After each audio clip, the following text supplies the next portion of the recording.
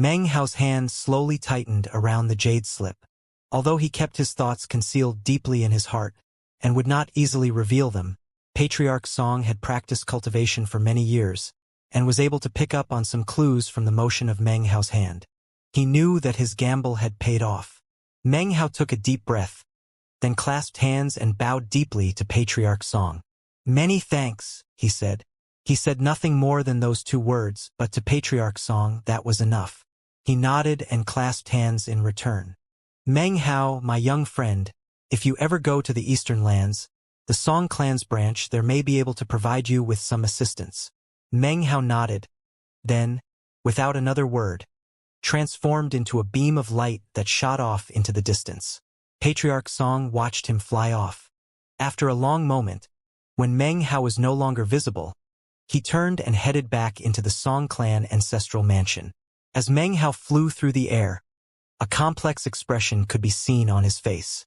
Images from his childhood appeared in his mind, which had not faded after the passing of years, but were clearer than ever. "Mom, Dad, just why? Why did you have to leave? Why did you leave me behind? Why? Why would you come to the Song clan and not tell me? You were obviously there. Why?" Meng Hao felt as if his heart was being stabbed with a knife. These questions had been buried in his heart for far too long, with no answers. The answers were in the Eastern lands. Finally, Meng Hao sighed and regained his composure. He was a powerful expert who had practiced cultivation for hundreds of years. The only thing that could cause him to lose control was the matter of his father and mother. "The Eastern lands," he thought. "It was always my dream to go there. That is where I must go." Decisiveness appeared in his eyes. He took a deep breath and then sped onward. As evening deepened, he shot forward at top speed. He had called upon the Song clan and visited the Violet Fate sect. Now, it was time to return to the Blood Demon sect and spend the rest of the 100 years with Su Qing. Even as he continued along, his gaze was suddenly drawn to something that was happening off in the distance. "So, it's him," he thought, surprised. Currently, he was in the border region between the Song clan and the Blood Demon sect. 50 kilometers or so from his current position, 3 streaks of light sped through the air. Clearly, there were 2 cultivators chasing a 3rd cultivator. The target was a middle-aged man who wore a blood-stained white robe. From the look on his face, he had experienced many things. He seemed exhausted, and even more so, full of grief. It was easy to see that once upon a time, he had been incredibly handsome. Now he looked old, but still carried himself with an extraordinary, heroic spirit. However, the years had not been kind to him, and he had undergone a baptism of ruthlessness. Now his life was one of pain. "Wang Tingfei, where do you think you can run to now? You used to be a top chosen of the Wang clan, but now you're nothing more than a stray dog. All you know how to do is run away. What are you running for? Come on, show us some of your skills from all those years ago. You used to be the pinnacle of arrogance. You chased me and my brother for years trying to kill us. Now we finally get to meet again, and you're running away. Ha ha ha." Of course he's running. There's no Wang clan in the southern domain anymore. It was wiped out in a single night. Wang Tingfei just got lucky and escaped death. Unfortunately for him, he ran into us here. Wang Tingfei, you're dead. The person being chased was none other than Wang Tingfei. The pursuers were 2 middle-aged cultivators with late core formation cultivation bases, only half a step away from the nascent soul stage. As for Wang Tingfei, he was also in the late core formation stage. However, he was clearly wounded, and could do nothing more than flee from his 2 opponents. His face was ashen, and filled with intense grief. Apparently, the words spoken by his pursuers stabbed deeply into his heart. After the Wang clan was destroyed, he had experienced far too many slanderous insults. He had once been chosen, but in the blink of an eye had turned into an outcast. Originally, he told himself that he could get used to this new situation, but every time he heard words such as those being hurled at him now, they hurt deeply.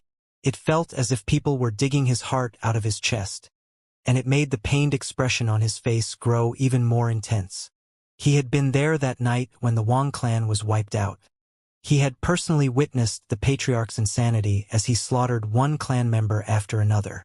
That night, it felt as if the sky had fallen. His father and mother died. His grandfather died. Everyone died one by one. As for himself, he had been consumed by terror and sorrow. And then, his older brother, the older brother who he had always wanted to surpass, struck him on the head with a palm. That palm swept through him like thunder, rendering him unconscious.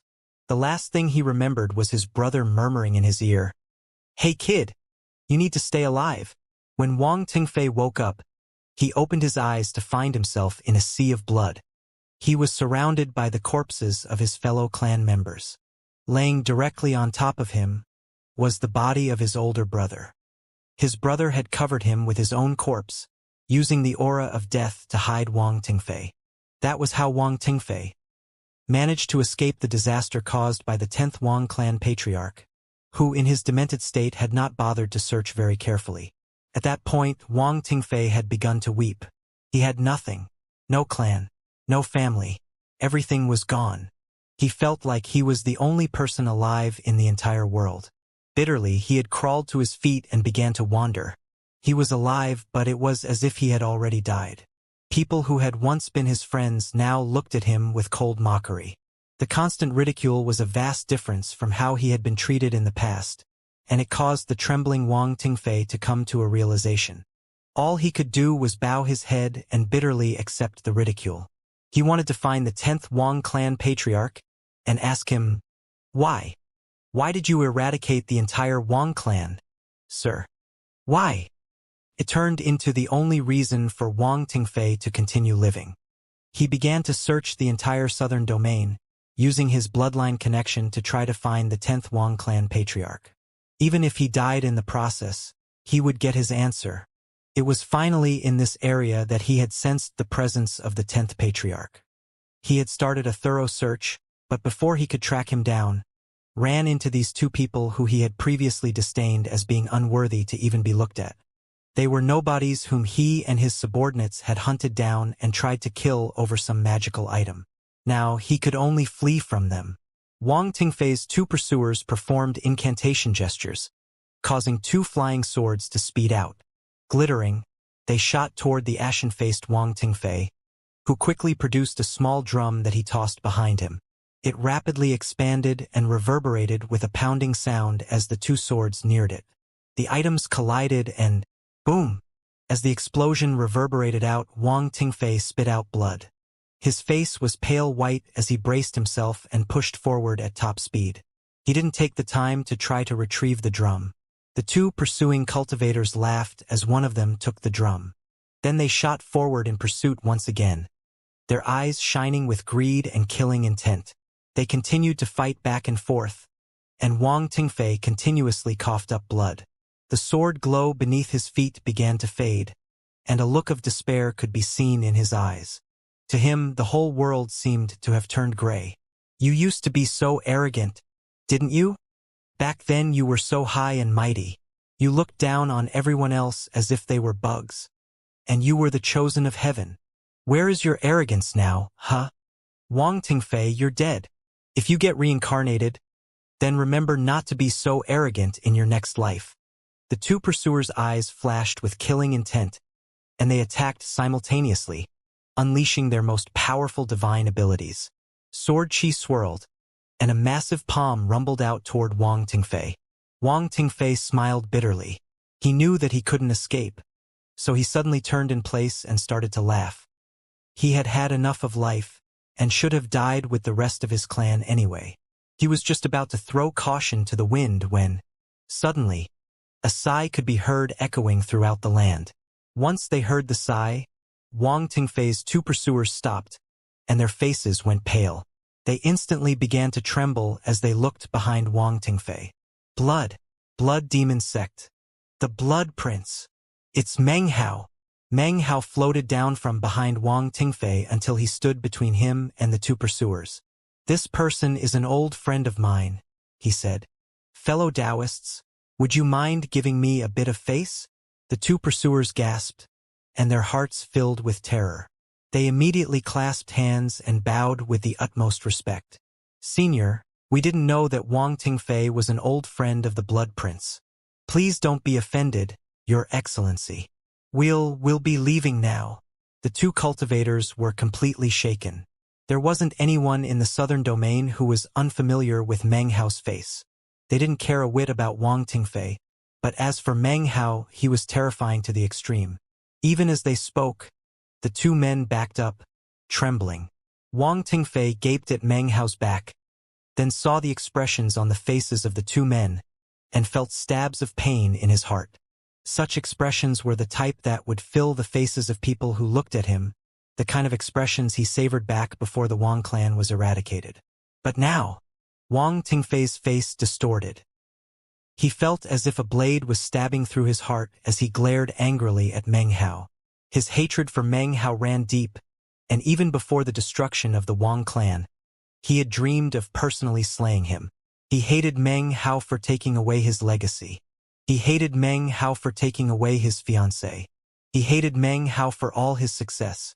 In Wang Tingfei's mind, everything that Meng Hao had achieved should have been his. In recent days, whenever he heard stories of Meng Hao, he felt like his heart was being crushed. He almost felt as if he would go insane. His hatred ran all the way to his very marrow. "I don't need your help," he cried out. "Kill me, all right? Just kill me. Kill me. I'm done with living, Meng Hao. You want to kill me? Fine. You don't have to pretend. Come on." Wang Tingfei's spirit is indomitable. "I'm standing right here. Come on. Kill me. You took away all my good fortune. You took away all my opportunities. You even took away my fiancé.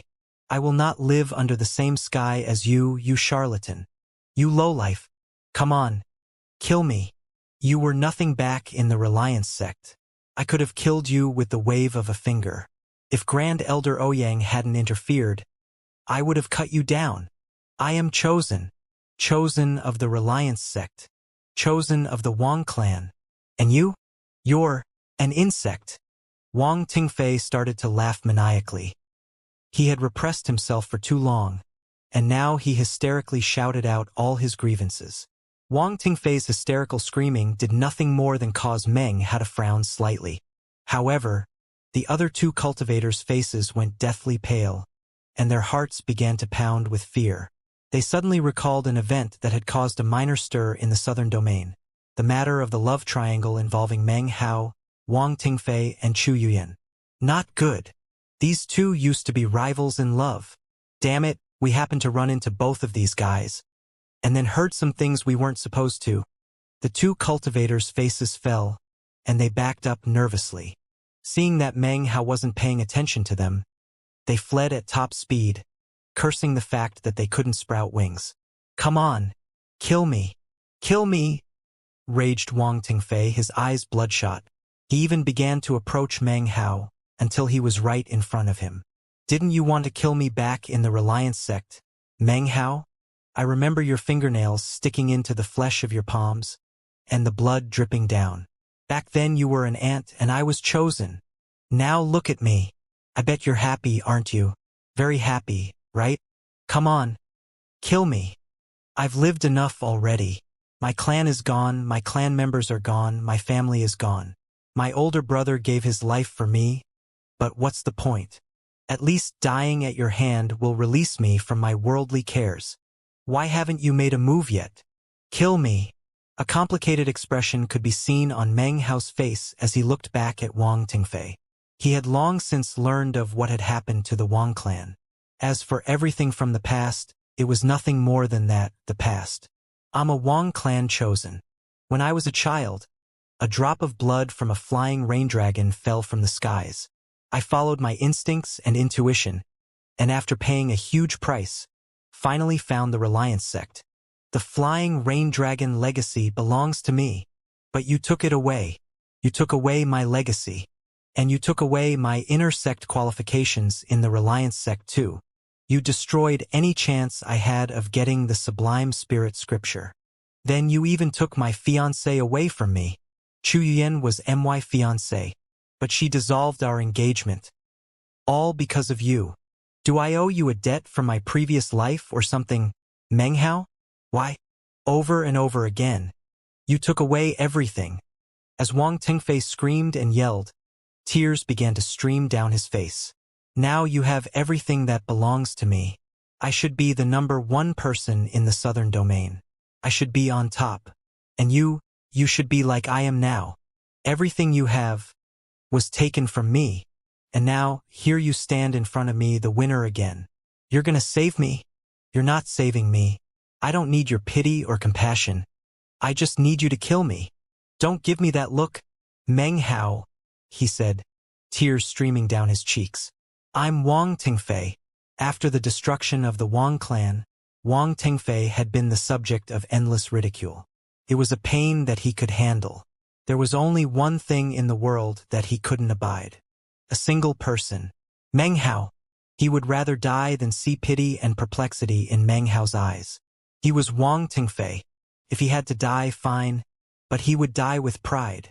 Meng Hao sighed, then shook his head. When he recalled everything that had happened between him and Wang Tingfei, he knew that he had acted a bit impulsively. He had been young and hot-headed, and now that he looked back, he realized that many of the things he had done were a bit excessive. For example, the matter with Chu Yuyan. Perhaps, if he hadn't deliberately sabotaged Wang Tingfei and Chu Yuyan, the two of them would still be together today, happy and content. At least they would be better off than they were now. Meng Hao didn't say anything. He produced a jade slip and imprinted it with some divine sense, then tossed it over to float in front of Wang Tingfei. Take this, he said softly. If you get into grave danger, it can save your life a single time. You and I are old friends. I truly hope that you can find your way. With that, he turned to leave. Wang Tingfei stared in shock at the jade slip hovering in front of him. Then he lifted his head up and began to laugh madly as more tears poured down his face. He didn't want goodwill from Meng Hao. He didn't want to be weak in front of the person he had once hated more than anyone in the world. After the destruction of the Wang clan, he had experienced many things, and had come to experience the hypocrisy of the world. Former good friends kicked him when he was down. Past companions avoided him as if he were a poisonous vermin. Such pain was something he could accept. If past enemies tried to kill him, at least he could self-detonate and end in common ruin with them. How could he ever have imagined that the person he hated the most would be the only person to treat him kindly after his fall from the top? He didn't want to accept it and could not accept it. His hysteria was a way to vent. His tears were an expression of sorrow. He waved his hand, sending the jade slip clattering to the ground. I'm Wang Tingfei. I don't need your sympathy. Meng Hao stopped and looked back, then sighed again. He was just about to leave when suddenly, he heard a long cry coming from within the nearby forest. The cry caused colors to flash through the sky and sent the clouds churning. A figure emerged from the trees who emanated an aura that exceeded the peak of Tao seeking. Ha ha ha! Immortal Ascension! Immortal Ascension! Ha ha ha! I will become immortal! It was a deranged old man with unkempt hair, tattered clothing, and filthy skin. Meng Hao's pupils constricted, and killing intent flickered in his eyes. His second true self suddenly materialized next to him and took a step forward.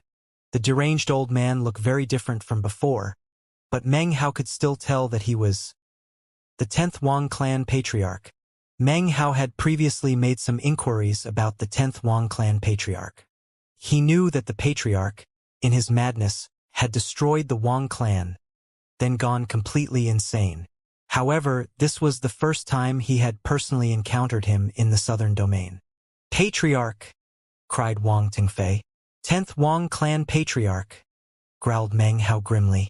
He raised his hand and pointed a finger, causing his second true self to shoot through the air toward the 10th Wang clan patriarch. Rumbling explosions filled the air as the two of them instantly began to fight. As for the 10th Wang clan patriarch, immortal chi swirled around him. His hair was completely disheveled, and his aged face was filled with a confused expression. Immortal Ascension.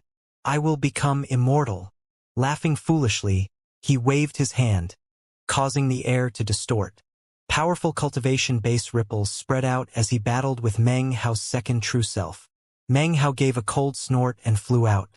He had a Tao-seeking fleshly body, as well as the lightning cauldron, which he produced as he closed in on the 10th Wang clan patriarch. Booms echoed out as Meng Hao and his second true self fought back and forth with the 10th Wang clan patriarch. The wind screamed, and the land quaked. Sever! Meng Hao's second true self let out a cry and sent the wooden time sword slashing out. Tens of thousands of years of time power swept out like a great river. However, the 10th Wang clan patriarch was no ordinary peak Tao-seeking cultivator. He had immortal chi and an immortal aura which he sent out to resist the time power. A boom echoed out, and the second true self fell back. The 10th Wang clan patriarch's face went pale, and all of a sudden, the confusion in his eyes began to be replaced with clarity. Meng Hao, he said, staring fixedly at Meng Hao. His voice was hoarse, and he spoke haltingly as he regained his senses. Patriarch! Shouted Wang Tingfei urgently, flying toward the 10th patriarch. Tang Fei, said the 10th patriarch, looking over at Wang Tingfei. Suddenly, his expression was one of extreme pain. He lifted his hands up to clutch at his head, and then let out a miserable shriek. Don't come near me! The Wang clan! I'm guilty, guilty. I killed everyone in the Wang clan. I killed everyone. All to become immortal. All for immortal ascension. Was it worth it? Was it worth it?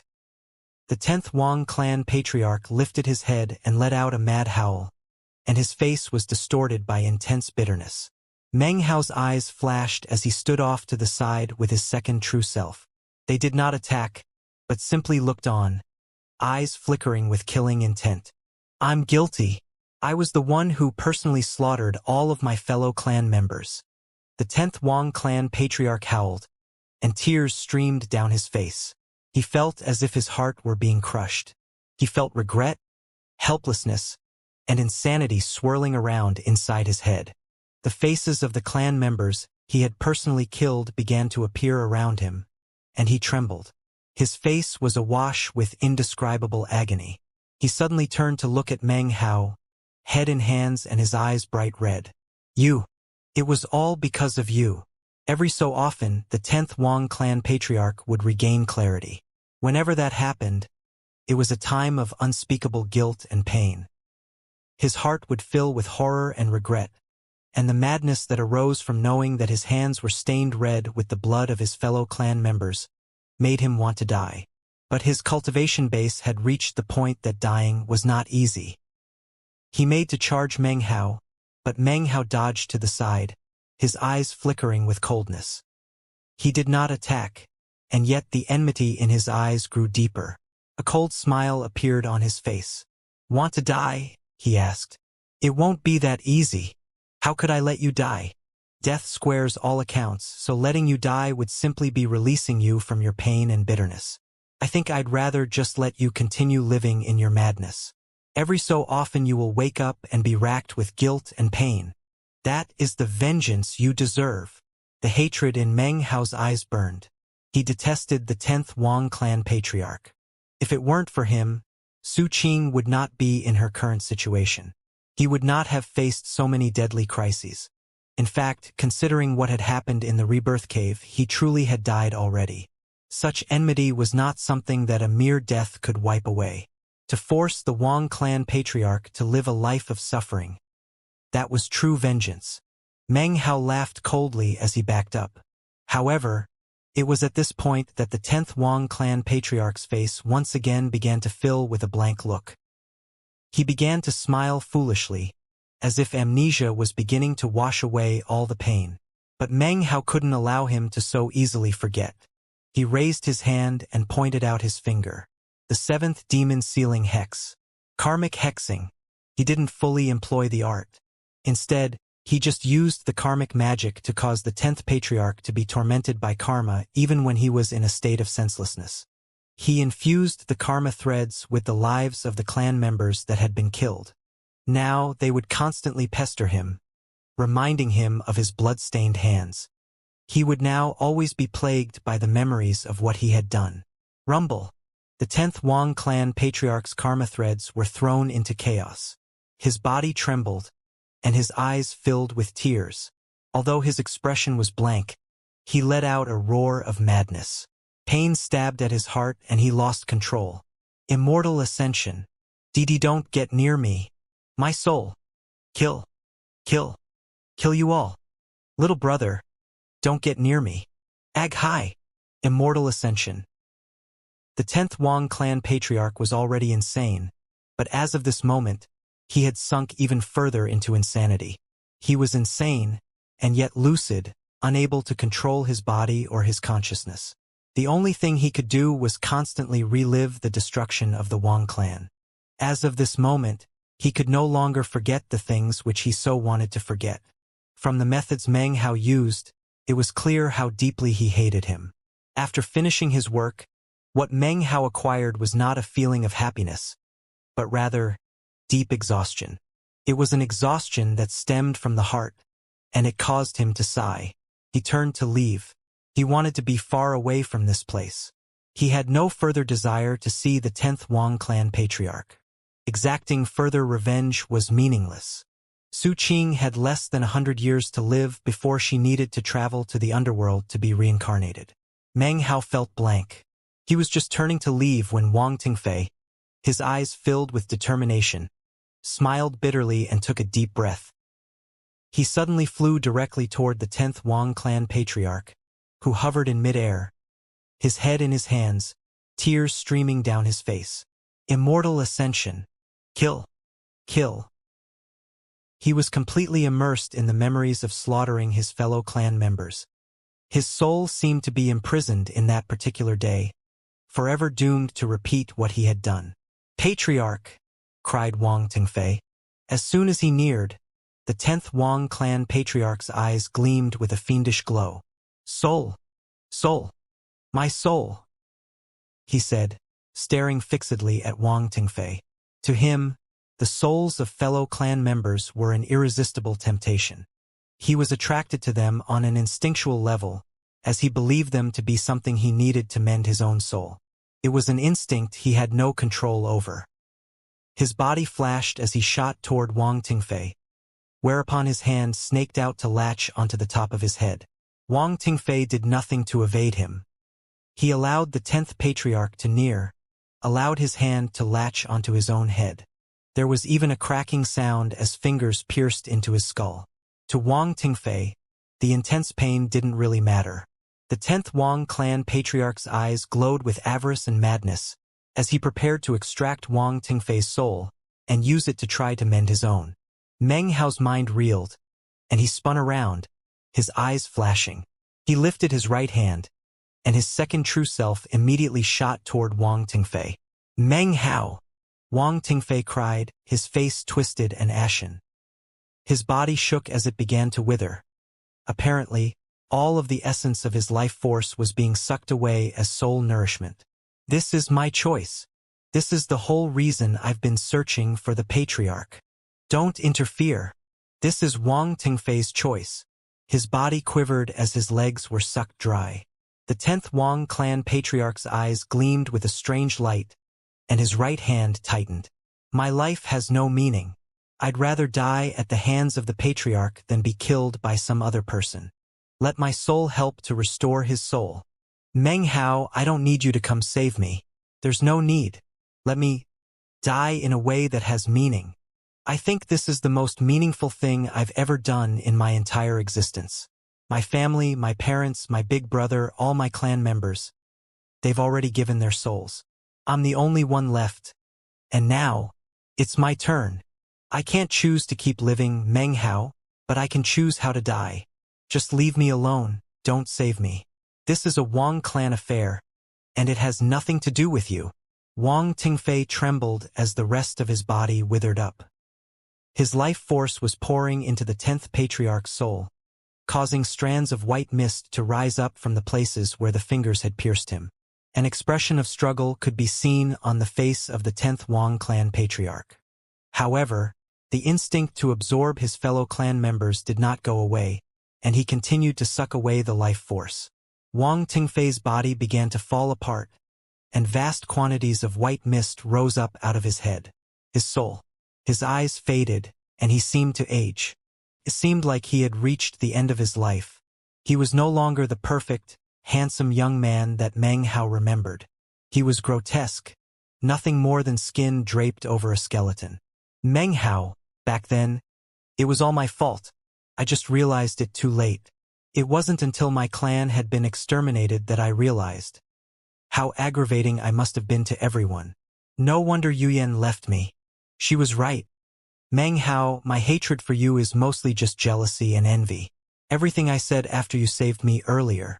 Actually, I just didn't want to admit that after everything changed for me, you were the only person who treated me better than before. Meng Hao. Wang Tingfei looked at Meng Hao, and he seemed reluctant to part with the world. The look in his eye was the same look of wild ambition that had existed before, and the same pride. Meng Hao, I have one last request. Can you please treat Chu Yuyan well? She's a good girl, and I don't deserve her. She might seem detached, but inside, she's very weak. Meng Hao, since you have my legacy and since you took my good fortune, well then, you must definitely keep on going. Reach the pinnacle. Leave planet South Heaven and climb to the highest heights. That's my dream. You must keep on going. Wang Tingfei chuckled as he realized that he didn't actually hate Meng Hao. Along with his laughter, he suddenly seemed to relax. Apparently, he was losing himself in the wonderful times of the past, in the perfect simplicity of the Reliance sect. He smiled, and then his head sagged and his life ended. His soul was completely extracted by the 10th Wang clan patriarch, who then placed it into his mouth. More tears streamed down the patriarch's face as he violently chomped down on the soul and then swallowed it. Then he lifted his head up and roared. Immortal Ascension! Immortal Ascension! Kill! Kill! Roaring, he barreled off into the distance, weeping and howling miserably. Meng Hao stood there agape. After it was all over, he closed his eyes for a long time. When he opened them, exhaustion could be seen. After seeing the determination in Wang Tingfei's eyes, he understood. Even if he and Wang Tingfei hadn't run into each other this day, once Wang Tingfei found the 10th Wang clan patriarch, he would still have done the exact same thing. Because the blood of the Wang clan coursed through his veins, the 10th Wang clan patriarch would still have pounced on him and instinctively sucked out his soul. Nobody could do anything to change that. As for Meng Hao, all he had done was force a bit of lucidity onto the patriarch, to ensure that he would eternally regret his actions. In the end, who was really at fault? Was it Meng Hao? He was also a victim.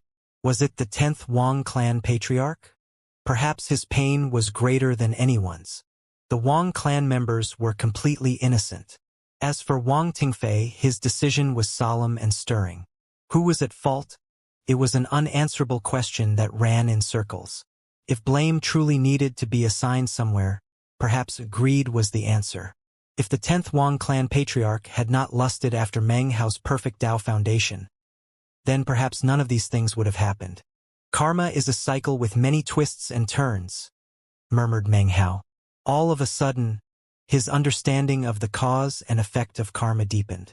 However, this understanding had come at a terrible price. Meng Hao sighed dejectedly, then slowly turned and made his way off into the distance. Wang Tingfei's final choice was something Meng Hao could never have predicted. As he flew through the air, he suddenly recalled the first time he saw Wang Tingfei back in the Reliance sect. He thought about their first battle and the flying raindragon legacy. Then there was the contest to get into the inner sect, as well as all the events that played out in the southern domain. Everything seemed to have occurred so long ago. Right now, Meng Hao knew. The most profound memory of Wang Tingfei would be the words he had spoken moments before he died, and the expression on his face. And that was Wang Tingfei, he murmured softly. He finally returned to the Blood Demon sect, exhausted, immersed in enlightenment regarding karma, and with hands stained red with blood. The first place he went was Blood Prince Gorge. He found Su Qing, and then wrapped his arms around her for a long, long time. He buried his head in her fragrant hair, and said nothing. Su Qing seemed to understand. She held him, softly patting his back in comfort. He felt tired out. First was the emotional tale of Chen Fan, and then the news about his mother. Finally, there was Wang Tingfei and the 10th Wang clan patriarch, and his understanding regarding the gravity of karma. Su Qing, I want to sleep, he said softly. Sleep then, she replied gently. I'll stay here with you. He closed his eyes. Su Qing held him. She sat down outside the log cabin in Blood Prince Gorge, and he lay across her legs and slept. She looked down at him and twirled a strand of his hair around her finger. The expression on her face was one of pity and deep love. Meng Hao slept for 2 days. When he finally opened his eyes, it was night. Up above in the darkness, the canopy of stars twinkled brightly, but they couldn't come close to matching the beauty of Su Qing's eyes. They were neither as warm and resplendent as her gaze, nor as soft and entrancing as her expression. Meng Hao looked into her eyes, and she looked back. Suddenly, something seemed to click inside Meng Hao's head. The deepest expression of love is simply to stay with someone, he murmured. He suddenly understood why elder brother Chen Fan chose to stand guard over that boulder instead of leaving to practice cultivation. To Chen Fan, simply staying with his beloved was an expression of love. Meng Hao also understood why Wang Tingfei chose to die. To him, it was more important to stay with his clan members and his patriarch. That was his expression of love. It didn't matter if you spoke of love for friends, love for family, or romantic love. The deepest expression of love was simply to stay with someone. You stay with me, I'll stay with you. That was love. For himself, the fact that Su Qing chose to stay with him made him realize what the meaning of love really was. Su Qing, he said, looking at her earnestly. Let's have a bonding ceremony. Let's get married. A tremor ran through Su Qing. Her eyelashes trembled and her heart began to pound. To any woman, a wedding is one of the most important occasions possible in life. Su Qing's cheeks flushed, but she didn't avoid Meng Hao's gaze. She looked back at him and then slowly nodded. Meng Hao's grand wedding. It only took a few days for news to spread from the Blood Demon sect throughout all the lands of the Southern Domain. Soon, every cultivator in the Southern Domain was talking about it. Within a period of 10 days, the whole continent was in an uproar. Meng Hao's name was now irrefutably famous and illustrious, like a grandiose rainbow, stretching to the far reaches of the sky. Blood Prince of the Blood Demon sect. Peak Dao-seeking clone. Formerly known as Grandmaster Pill Cauldron. Because of his various identities, Meng Hao's grand wedding became the focus of attention of all Southern Domain cultivators. In the past, there had never been a wedding that caused so much of a commotion, and likely, there would never be another like it in the future. The news was like a gale-force wind that swept across the Southern Domain, causing innumerable minds to tremble. Countless cultivators shook with the desire to be able to personally attend. In fact, those who did qualify to attend were the subject of intense admiration and envy. Did you hear?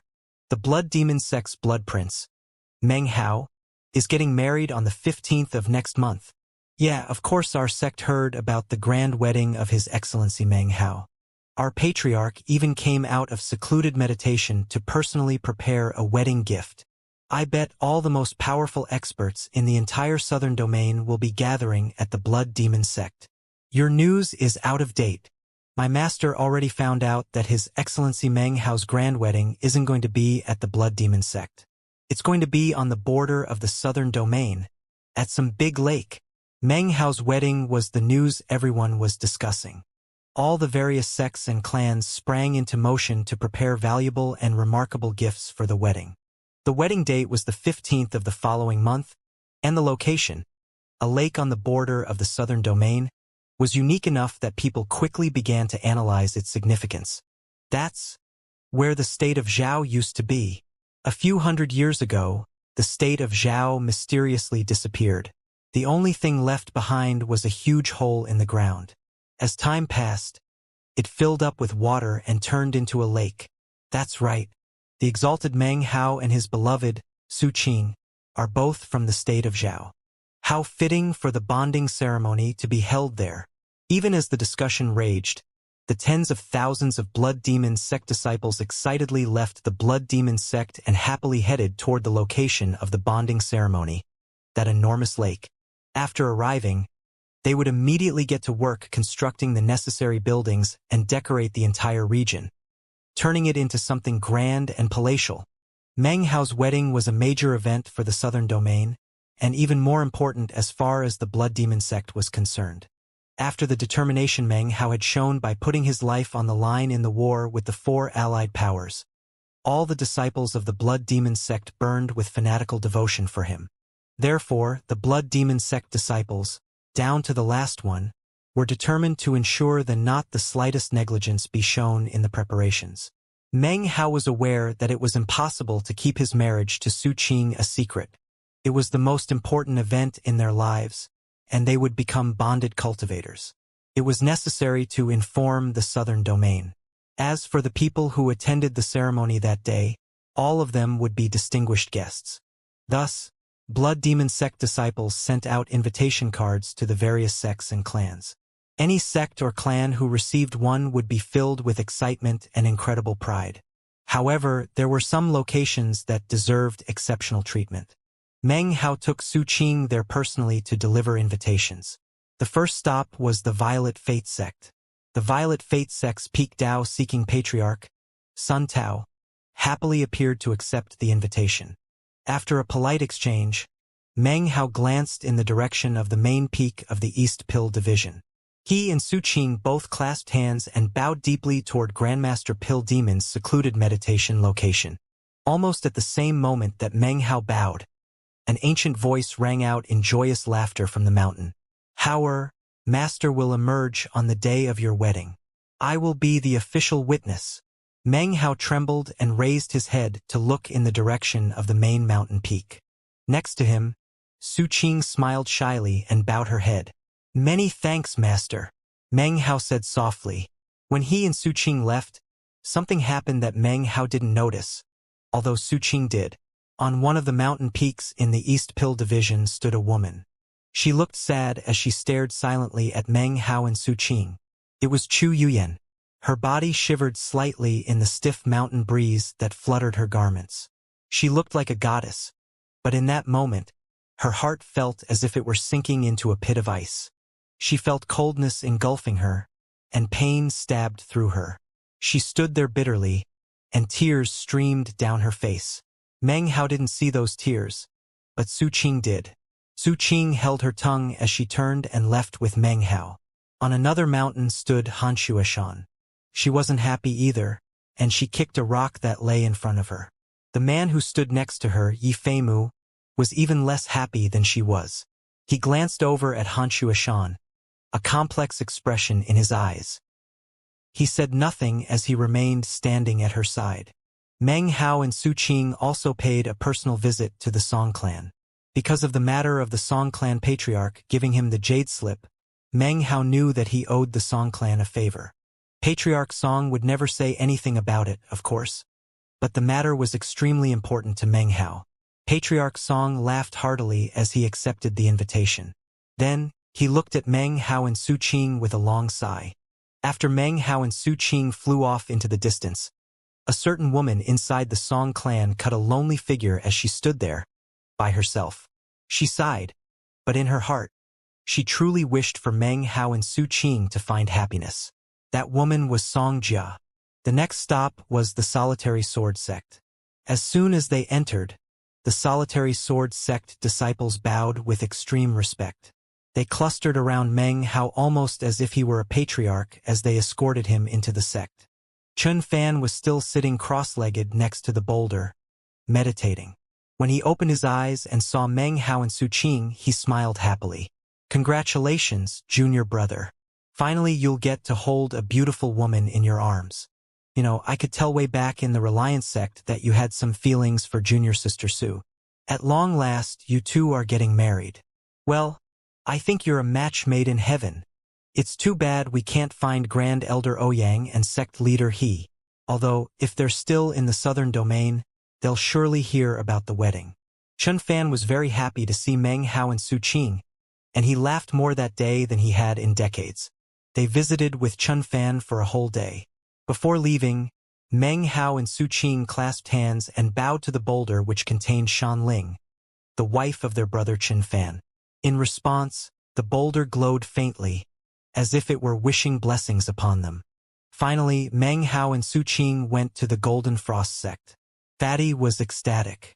Not only did he wink salaciously at Meng Hao, he had all of his more than 100 beloved companions come out in quite a flaunting display. The more than 100 women extended greetings in tittering, melodic whispers. Meng Hao had a strange expression on his face, and although Su Qing appeared to be smiling, she looked at Fatty with a gaze that showed that she was not amused. Fatty didn't notice, and proceeded to regally instruct Meng how to be more like himself and collect a few more beloved concubines. Li Fugawei, Su Qing interrupted coolly. Don't forget that it was me who brought you to the Reliance sect that year. Fatty was taken aback. Then he saw Meng Hao's awkward smile, suddenly shivered in realization, and then quickly changed the topic of conversation. They stayed at the Golden Frost sect for a night, and then left. They didn't return to the Blood Demon sect or the lake. Meng Hao took Su Qing to travel through the southern domain like mortals. They didn't fly, they walked, through mountains and past rivers. During the days they strolled along together, and at night they slept in each other's arms. They walked through deep mountain ranges and across vast plains, gracing them with the traces of their passage. Occasionally they would encounter people, all of whom would immediately clasp hands in greeting. Soon, word began to spread through the southern domain of the beatific sweethearts. During that month they traveled to many places. Su Qing laughed happily as she accompanied Meng Hao. Meng Hao stopped worrying about cultivation and the future. He focused on relaxing and enjoying Su Qing's company.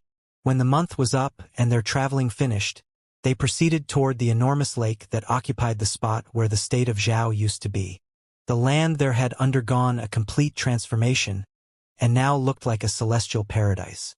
In the center of the lake, upon the rippling water, sat an island with jade buildings which had been ringed with ornamental statues and carvings. It was not excessively opulent, but held a great deal of charm. That was where they settled down to wait for the half-month until the day of the wedding. The sound of laughter rang out as tens of thousands of Blood Demon sect disciples bustled about in the area surrounding the lake, using magical techniques to completely change the entire area. Occasionally, the disciples would look over their shoulders toward an island in the middle of the lake, and their faces would fill with fanaticism and benediction. Soon, southern domain cultivators began to show up and gather in the area as they awaited the big day. Meanwhile, in the central region of the southern domain, in a very ordinary town, was a street food stall that sold noodles. Two old men would set up the shop in this particular location around this time every year. Their noodles were quite famous in the area. One of the old men had a stooped back, white hair, and a kindly expression. The other looked to be a bit younger, but still had quite a few gray hairs on his head. When he was younger, he had obviously been quite handsome. The two men would often lounge together and watch the sunset while smoking from long-stemmed pipes. They usually sat together in silence and didn't chat much. Day after day, year after year, that was how they spent their time. When they moved to this place, they were middle-aged, but as time went by, they had become old. On one particular evening, when the evening was being replaced by night and the twinkle of lamplight began to spread throughout the town, the stooped old man suddenly put his pipe down. "Should we go?" he asked, his voice hoarse. The other old man next to him also put down his pipe. "You were the one who took a liking to him all those years ago. You paid quite a heavy price for the kid without a word of complaint. Now he's famous. Probably couldn't be any more famous, actually. When the wedding day comes, maybe I could decide not to attend. But could you really stay away?" The stooped old man laughed and then stood up. "All right, it's settled.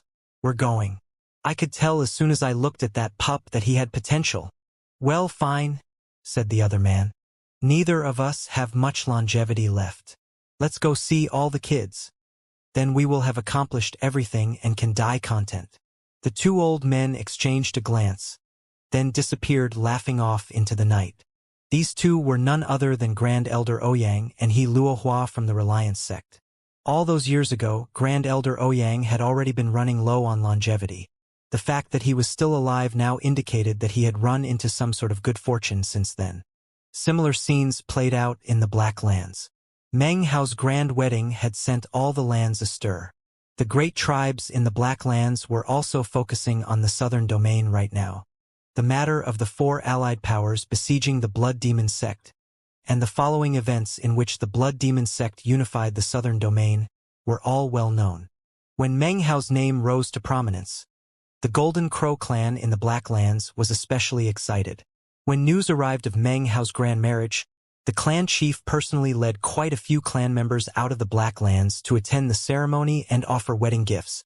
The other great tribes also did the same. Last but not least, the Church of the Golden Light called out their signature catchphrase as they ran toward the southern domain, surrounded by a swirling fog. Meanwhile, in the eastern lands, in the Fong clan ancestral mansion was a tall tower. It looked very similar to a Tower of Tang, although it was roughly 30 meters taller. It was 30 meters taller than each and every one of the other towers of Tang throughout the southern domain. Within the tower stood a man and a woman who were in the middle of a fierce argument. Tears streamed down the woman's face as she looked off in the direction of the southern domain. And Meng Hao. We left him before his 7th birthday. He faced grave danger so many times in the southern domain, and we didn't help him. We didn't even dare to get near him. I shouldn't have gone to see him at the Song clan, but he's my son. He's our son. His Dao Foundation was stolen in the Milky Way Sea, and I knew we couldn't go help him. But that didn't do anything to alleviate the stabbing pain in my heart. Then Su Qing gave up so much for him in the rebirth cave. I saw everything that happened. Everything. I like that girl. Now he's getting married, and I'm going. The woman looked over at the man, her eyes flashing with determination. The man was trembling, and sadness filled his eyes. His heart also felt stabs of pain. However, there was nothing he could do other than endure them, and place all of his hopes on what would happen in the future. Just wait a little bit longer, Lily too, the man murmured. He trembled, and gripped the column next to him until his knuckles turned white. Can't you just wait a bit longer? We suffered untold hardships to bring him here and give him a chance to live. Once he reaches Dao Seeking, then the danger will be past. Dao Seeking, that's all. Just a little more waiting.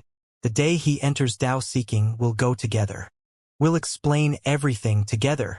Deep love could be seen in the man's eyes as he looked off into the distance. We can't make any mistakes, he continued. If we fail this time, Lily, the 4th life, the 7th year tribulation. Can you really bear such pain again? I'm his father, and he is our child. It was for him that both of us swore Dao oaths to guard the gate of South Heaven for 100,000 years, and not step foot out of South Heaven for that entire time. All of that was for this one chance. Just keep waiting. The man closed his eyes. For his son, he would gladly sacrifice his life, his everything. 7th year tribulation. More tears streamed down the woman's face as she recalled the bitter memories of the past. But so many years have already passed. Spirit severing stabilizes the soul, and Dao Seeking lays the blood to rest. The man murmured, and it was hard to tell whether he was talking to the woman or to himself. Every day before Dao Seeking is another day that the 7th year tribulation remains unneutralized. His body is already at Dao Seeking. All that remains is his cultivation base. Soon. The day will come soon. The wedding day approached. When the bonding ceremony was only 5 days away, more than 1 million cultivators had already amassed in the northern reaches, adjacent to the Milky Way Sea. Vicious beasts, wicked spirits, powerful experts. It all transformed into something like a cyclone that could sweep across everything in astonishing fashion. Dao-seeking patriarchs from various clans, tribes, and sects flew up into the air, 11 astonishing figures who then stared out at the Milky Way Sea, toward the southern domain which lay beyond the horizon. The chance for immortality lies in the southern domain. The southern domain has just faced incredible misfortune. They are at their weakest now, and could never imagine that our army would appear now. This is an incredibly rare opportunity. In this war, We will exterminate their Tao-seeking experts, slaughter their spirit-severing cultivators, eradicate all of their nascent soul disciples. As for core formation, they don't really matter. Shatter their foundation, cut off their chance for immortality, and then we can occupy the southern domain. We can gain enlightenment about immortal destiny, and we can become immortals. In this war, we, the allied forces of the northern reaches, with the help of the Resurrection Lily, will definitely seize control of everything. Strike fast and hard. Don't give the eastern lands a chance to interfere. These 11 Tao-seeking experts were all adorned in different attire. Some were covered in tattoos. Others were festooned in bone accoutrements that emanated black light. Some wore Taoist robes. However, all of them possessed incredible power. They hovered in midair looking out at the Milky Way Sea. Suddenly, an incredible roaring filled the air. There was no wind, but massive waves still rolled out across the sea. The Milky Way Sea's fourth ring, third ring, second ring, all of the areas in the entire sea outside of the inner ring, were covered with huge waves. The disciples of the three great sects in the third ring were completely astonished. The cultivators who lived on the various islands in the sea could hear the roaring, and were shocked. This was not the ordinary roar of the sea, but rather, was filled with a monstrous, murderous air. The water surged up, as if some colossal creature was attempting to rise up from the depths of the sea. As everyone looked around in astonishment, deep in the dark recesses of the second ring, a gargantuan resurrection lily was writhing like mad. This was the source of the roaring that filled the Milky Way Sea. Rumbling echoed out constantly as the gigantic resurrection lily suddenly began to grow, almost without limit. It only took the space of 10 or so breaths of time for massive tentacles, each 30 meters thick, to rise up from within the second ring. Seawater poured off of them as they shot up over the sea.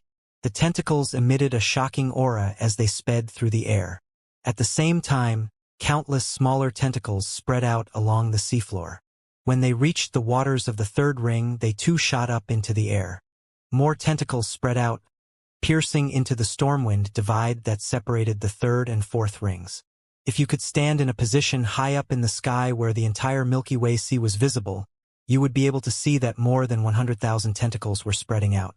It appeared as if a fearsome presence lurked beneath the waters. Of course, it was none other than the Resurrection Lily. The Resurrection Lily grew rapidly, growing larger until finally, to the astonishment of all the cultivators, it rose up completely from the water. The tentacles merged, braiding together. They formed a bridge.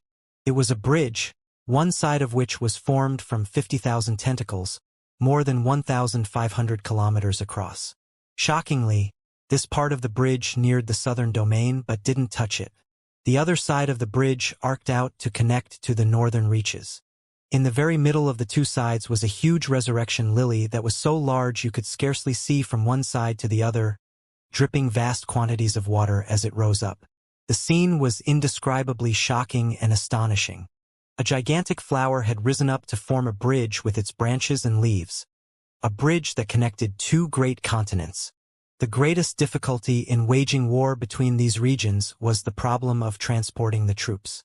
But now that problem had been solved, and the Great War could begin at any time. Rumbling filled the air as the Resurrection Lily Bridge appeared.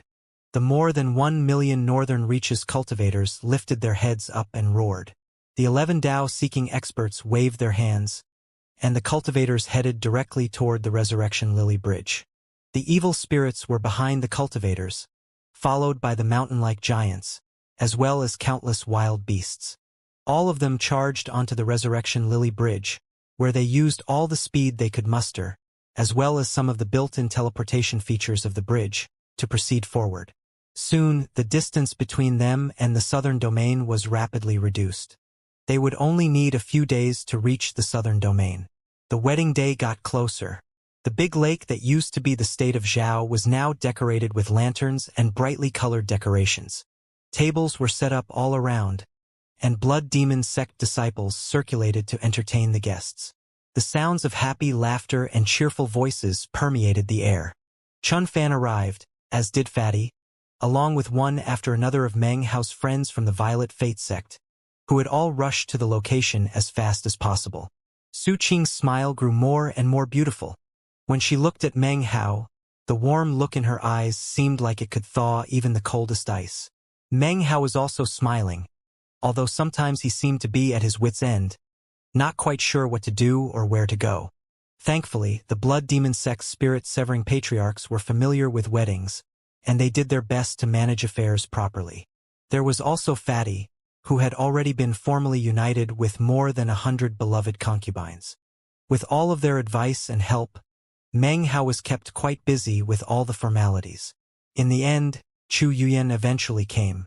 She arrived with a smile that seemed sincerely congratulatory. However, deep in her heart she felt frustration and disappointment. When Meng Hao ran into her, he opened his mouth to say something, but in the end all he could do was sigh. Su Qing pulled Chu Yuyan off to the side, where they began to confer quietly. Han Shuashan and Song Jia also came.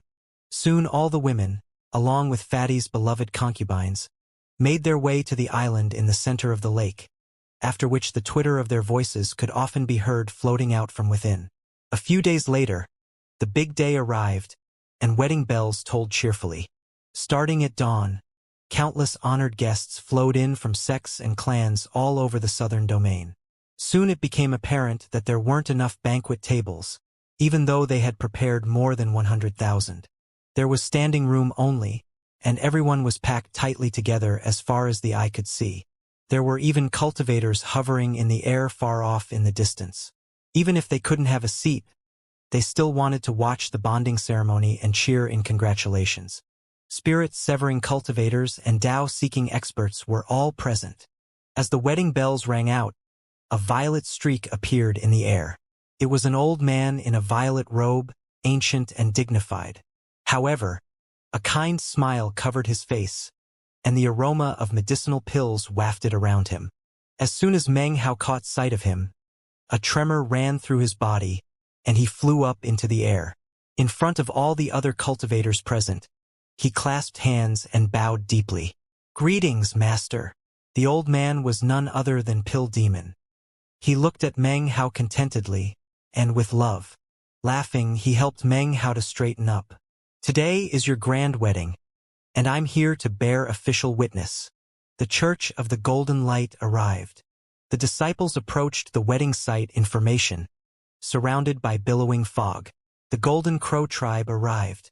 All sects and clans dispatched members to attend, to bear witness to the first grand wedding ceremony to occur in the southern domain in many years.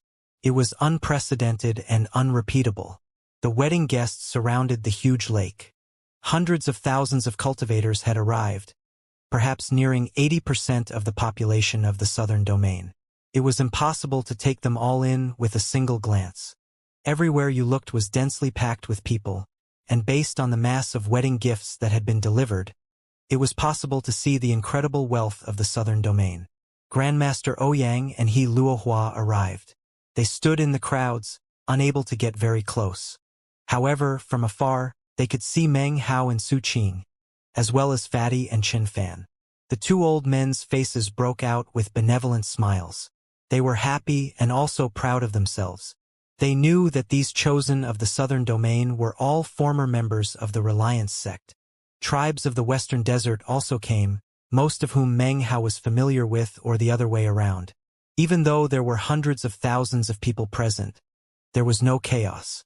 Fatty and the Blood Demon sect disciples kept everything orderly and yet also colorful and dramatic. The atmosphere was cheerful and happy. The sound of laughter and chatting filled the air. The powerful experts had gathered. This wedding was definitely one of the grandest and most important events to ever occur in the history of the southern domain. When she made her appearance, Su Qing was incredibly beautiful. She wore a red wedding gown, and Meng Hao stood next to her. All the onlookers began to cheer and call out blessings and well wishes. Congratulations to the exalted Meng Hao and goddess Su Qing on their marriage. Congratulations! May you live to a ripe old age in conjugal bliss and love each other for all time. Congratulations! The sound rolled out like waves in all directions. Meng Hao's heart was pounding. Even he couldn't stop himself from getting nervous. He also wore a long red robe, and his handsome features were filled with happiness. He held Su Qing's hand as they floated there in midair, the center of all attention. Meng Hao took a deep breath and squeezed Su Qing's hand. Ladies and gentlemen, fellow Taoists, many thanks to you for coming to witness my and Qing'er's bonding ceremony. With that, Meng Hao and Su Qing clasped hands to the crowds. Su Qing's face was flushed, and her heart thumped rapidly. At a time like this, any woman would feel the same. Moments like these are when women are the most beautiful, the most nervous, and the most excited. The entire southern domain had come to bear witness to Meng Hao and Su Qing's entrance into a binding agreement for life. Rumble. An incredibly loud sound filled the air as 10 spirit-severing experts suddenly flew up into the air. They unleashed spectacular divine abilities that, from a distance, transformed into 10 beautiful balls of flame.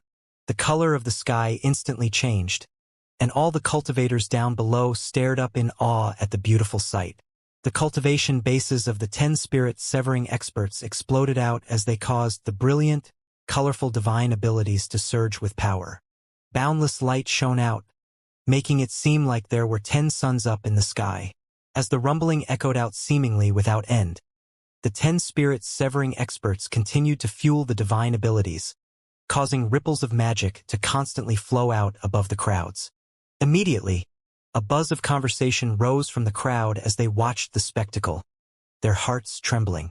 Heavens! He really does deserve to be the blood prince of the blood demon sect. Despite their status, 10 spirit-severing experts are willing to put on a performance by summoning fireballs. In all the southern domain, only Meng Hao could pull something like this off. When the day of my bonding ceremony comes, if I could get some core formation cultivators to do something similar, that would probably be the most incredible thing in my entire life. Anyone who was watching closely was able to see that this was just the beginning. The divine abilities of the 10 spirit-severing experts suddenly changed. Shockingly, the fireballs began to connect together to form a long dragon and a colorful phoenix. The dragon and the phoenix were auspicious symbols that could bring prosperity and good fortune. They swirled through the sky in astonishing fashion, looking extremely lifelike. Next, 1,000 nascent soul cultivators flew up, stabilized themselves in midair, then closed their eyes and summoned their life force fire to create 1,000 flickering candles. Candlelight illuminated heaven and earth, creating a resplendent and indescribably beautiful atmosphere. The display still wasn't over. After the appearance of the 1,000 nascent soul cultivators, 10,000 core formation cultivators flew out. They circled about in midair, unleashing magical techniques that seemed to create the outline of a staircase that stretched up into the sky. The staircase glittered like a magical treasure and was completely astonishing. The glittering light from the candles made it seem like even the heavens were participating in the wedding ceremony. The dragon and the phoenix crisscrossed through the air, occasionally letting out piercing cries. The atmosphere at the wedding ceremony seemed to have reached a pinnacle. Just when many people assumed that the pomp was over, 2 colorful beams of light shot into the air. They were 2 old men who, although they had blank expressions on their faces, immediately caught the attention of the crowds. They were the Golden Frost Sect Patriarch and the Thirdly Clan Patriarch. They were the peak Tao seeking left and right Dharma protectors of the Blood Demon Sect. As soon as they appeared in midair, they performed incantation gestures and then flicked their sleeves. Immediately, at the top of the seemingly never-ending staircase that rose up into the sky, the air began to twist and distort as it turned into an Immortal's temple palace. The Immortal's temple palace was enormous and dignified. Every tile that decorated its surface glowed like a magical treasure. This was an illusion summoned by the power of 2 peak Tao seeking eccentrics cultivation bases. If that were all there was to it, it might not have been a huge deal. However, in the instant that the temple palace appeared, a rainbow descended from up above the palace, causing its beauty to increase exponentially. It was then that cranes appeared, as well as innumerable other auspicious creatures. They flew gracefully through the air, calling out blessings. The entire scene was almost like a dream, Down below, the cultivators gasped. This was the first time a display like this, a show of such extravagance, had been witnessed in the southern domain. It was at this point that Patriarch Song laughed, and then said, "Young friend Meng Hao, please allow me to add a bit of cheer to your grand wedding." He lifted his arm and pointed up into the sky, immediately causing energy to surge out. Up above, a brilliant glow shot out in all directions. Countless motes of light appeared, each of which transformed into the image of an immortal goddess. In the blink of an eye, they appeared on the temple palace, on the rainbow, on the staircase, above the candle flames. In unison, they clasped hands and bowed deeply to Meng Hao and Su Qing. They acted like bridesmaids, and at that moment, the illusion up in the sky became even more realistic. That was because in each of the immortal goddess's hands could be seen a spirit fruit. All of the spirit fruits were real. This was the wedding gift of the Song clan. In the group from the Violet Fate sect, Peak Dao-seeking expert Sun Tao chuckled. All of a sudden, his voice rang out. "Young lord, allow me to add some cheer to your grand wedding as well." With that, he spit out a mouthful of qi, which shockingly transformed into a gigantic pill furnace that came to rest outside the temple palace. Wisps of medicinal smoke began to rise up out of the furnace, swirling around the area. Within the wisps of medicinal smoke were numerous imperial bodyguards wearing golden armor. In total, there were 10,000 bodyguards who spread out in the area, emanating shocking energy. All of them turned toward Meng Hao, stabbed their swords down in front of them, and then dropped to their knees to kowtow. The cultivators down below were almost in a frenzy. For Peak Dao-seeking experts had lent their hands to the affair, along with the magical images of the 10 spirit-severing experts, the burning candles of 1,000 nascent soul cultivators, and the treasure-like staircase of 10,000 core formation disciples. It was a scene that thoroughly astonished all of the cultivators down below. This is unheard of. Completely unheard of. Immortal goddesses as bridesmaids, immortal soldiers as groomsmen, an immortal's palace as the temple, a rainbow to add blessings, an auspicious dragon and phoenix summoned by spirit-severing cultivators, wedding candles provided by nascent soul cultivators, everything provided by cultivators. I'll never forget this bonding ceremony even after I die. How incredible to be able to see something like this. Everyone was in a huge stir. A kind smile appeared on Pill Demon's face as he stood next to the Immortal's palace, looking down at Meng Hao and Su Qing. Let the ceremonies begin. There is no need to be concerned too much with trifles. However, you must still climb the treasured staircase, pass the burning candles, and ascend to the Immortal's palace. Meng Hao took a deep breath and squeezed Su Qing's hand. It was trembling and a bit sweaty. They exchanged a glance, and could see both nervousness and warmth in each other's eyes. They smiled, and then flew forward to the staircase. The immortal goddesses bowed as they passed, and the immortal soldiers kowtowed. They ascended the stairs, past the candles and the circulating dragon and phoenix. Finally, they stepped onto the rainbow. The cranes and auspicious beasts clustered around them as they stood in front of the Immortal's palace temple. They turned, and from their vantage point they could look out to see the Milky Way Sea, and look down to see the hundreds of thousands of cultivators down below, all of whom were cheering and shouting. The sound of it echoed out in all directions, shaking heaven and earth. The sound of it even managed to make its way all the way to the Milky Way Sea. By this point, the bonding ceremony could be considered half-finished. The next part was the most critical part, the part where Pill Demon would begin to officiate. Pill Demon looked at Meng Hao and Su Qing, and then his voice boomed out, "It is my pleasure to announce." Down below, the crowds cheered wildly. However, before Pill Demon could finish, even as the crowds were cheering, Meng Hao's expression suddenly flickered. A sharp light appeared in his eyes as he looked out at the Milky Way Sea. Although it appeared to be normal, something had abruptly caused him to shake with fear. It was as if some shocking danger was lurking in the Milky Way Sea, as if an enormous gaping mouth full of teeth were approaching. In the same moment that Meng Hao looked out toward the Milky Way Sea, all of the Peak Dao-seeking experts felt similar trembling in their hearts. They too looked out toward the sea. Although everything looked normal, Meng Hao blinked his right eye 9 times and circulated the chi of Immortal shows the way. His view of the world blurred and then grew clear. Now he was able to see 2 different worlds. The first world was the normal Milky Way Sea. In the second world, the sea was in a fury, waves surging and roaring. An enormous, shocking bridge formed from a resurrection lily could be seen. On top of the bridge were hundreds of thousands of Northern Reaches cultivators, surging forward with towering murderous intent.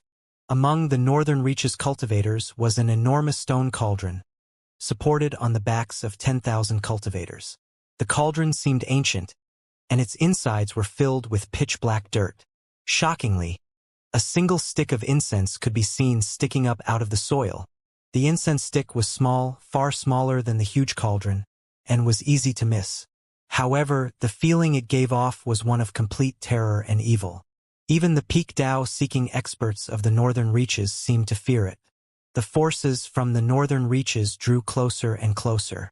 As of this moment, they had almost reached the lands of the Southern Domain.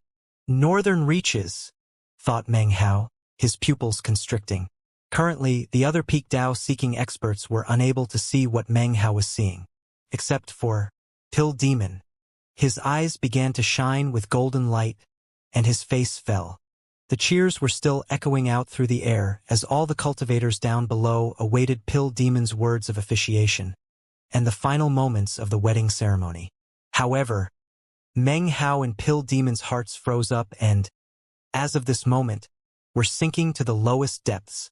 From the expression on Meng Hao's face, Su Qing could immediately sense that something was wrong. "What's wrong?" she asked, nervously gripping his hand. "The Northern Reaches are invading us," he said quietly, clasping her hand tightly. Although none of the cultivators below could hear what he said, the nearby peak Tao-seeking patriarchs' faces suddenly fell. "That's—" Pill Demon's eyes went wide as he looked at the enormous, shocking bridge that stretched out over the Milky Way Sea, as well as the enormous cauldron which drew nearer and nearer. Pill Demon's face flickered, worried that panic would ensue. He kept his voice low as he said, "Meng Hao, look closely. Do you see that stone cauldron with no decorations, filled with pitch-black soil? Is there an incense stick sticking out of the soil?" Even as Pill Demon spoke, the cheering cultivators down below suddenly grew quiet. Expressions of confusion appeared on their faces, and soon, everyone began to realize that Pill Demon was looking at the Milky Way Sea. In response to Pill Demon's question, Meng Hao blinked his eye 9 more times. Instantly, his view of the Milky Way Sea zoomed in, and he confirmed that there was indeed an incense stick in the black soil that filled the enormous cauldron. "Yes," he said, nodding his head. Pill Demon's face went ashen, and his pupils constricted. He immediately flew up into the air and called out in a loud voice, "Southern Domain cultivators, all of you must immediately unleash the power of your cultivation bases and interfere with the flow of spiritual energy of heaven and earth. Create a barrier immediately. Hurry! Patriarch Song, Apprentice Alchemist, and Meng Hao, come with me. Bring Patriarch Golden Frost and the Third Li Clan Patriarch. We must not under any circumstances allow that stone cauldron to touch the lands of the Southern Domain," roared Pill Demon as he shot toward the Milky Way Sea. "That is none other than Hellwither 9 Ruins incense, refined from the flesh and blood of a true immortal. It is the most malicious of curses. If it even touches the land, the curse will spread out to all cultivators born in the Southern Domain. Their fleshly bodies will wither, and their cultivation bases will decline.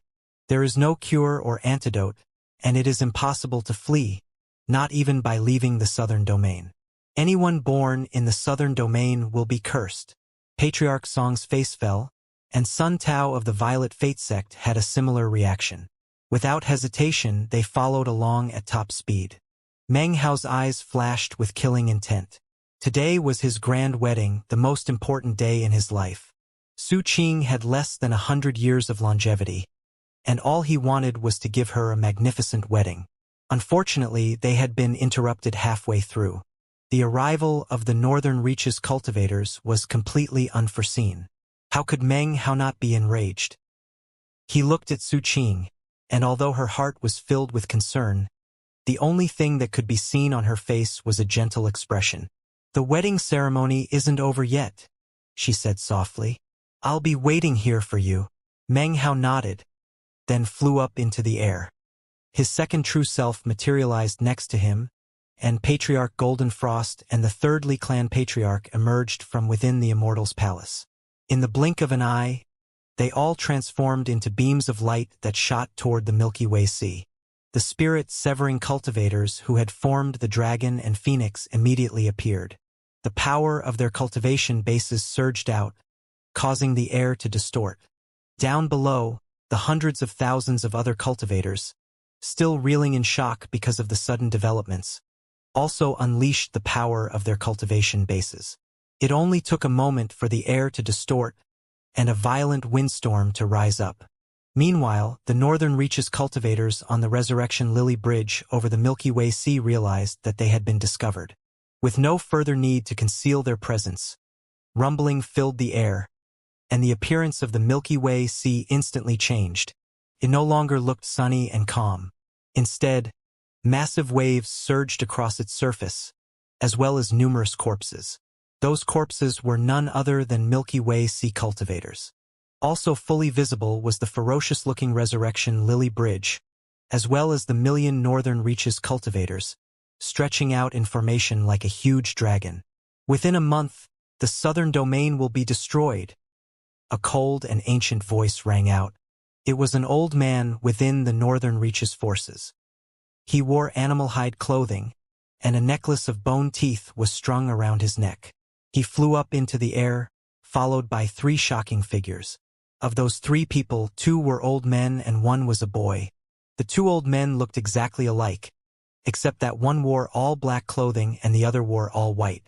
Astonishingly, their cultivation bases were at the peak of Tao seeking. As for the boy, he held a cinnabar fruit in his hand, which he would occasionally gnaw at.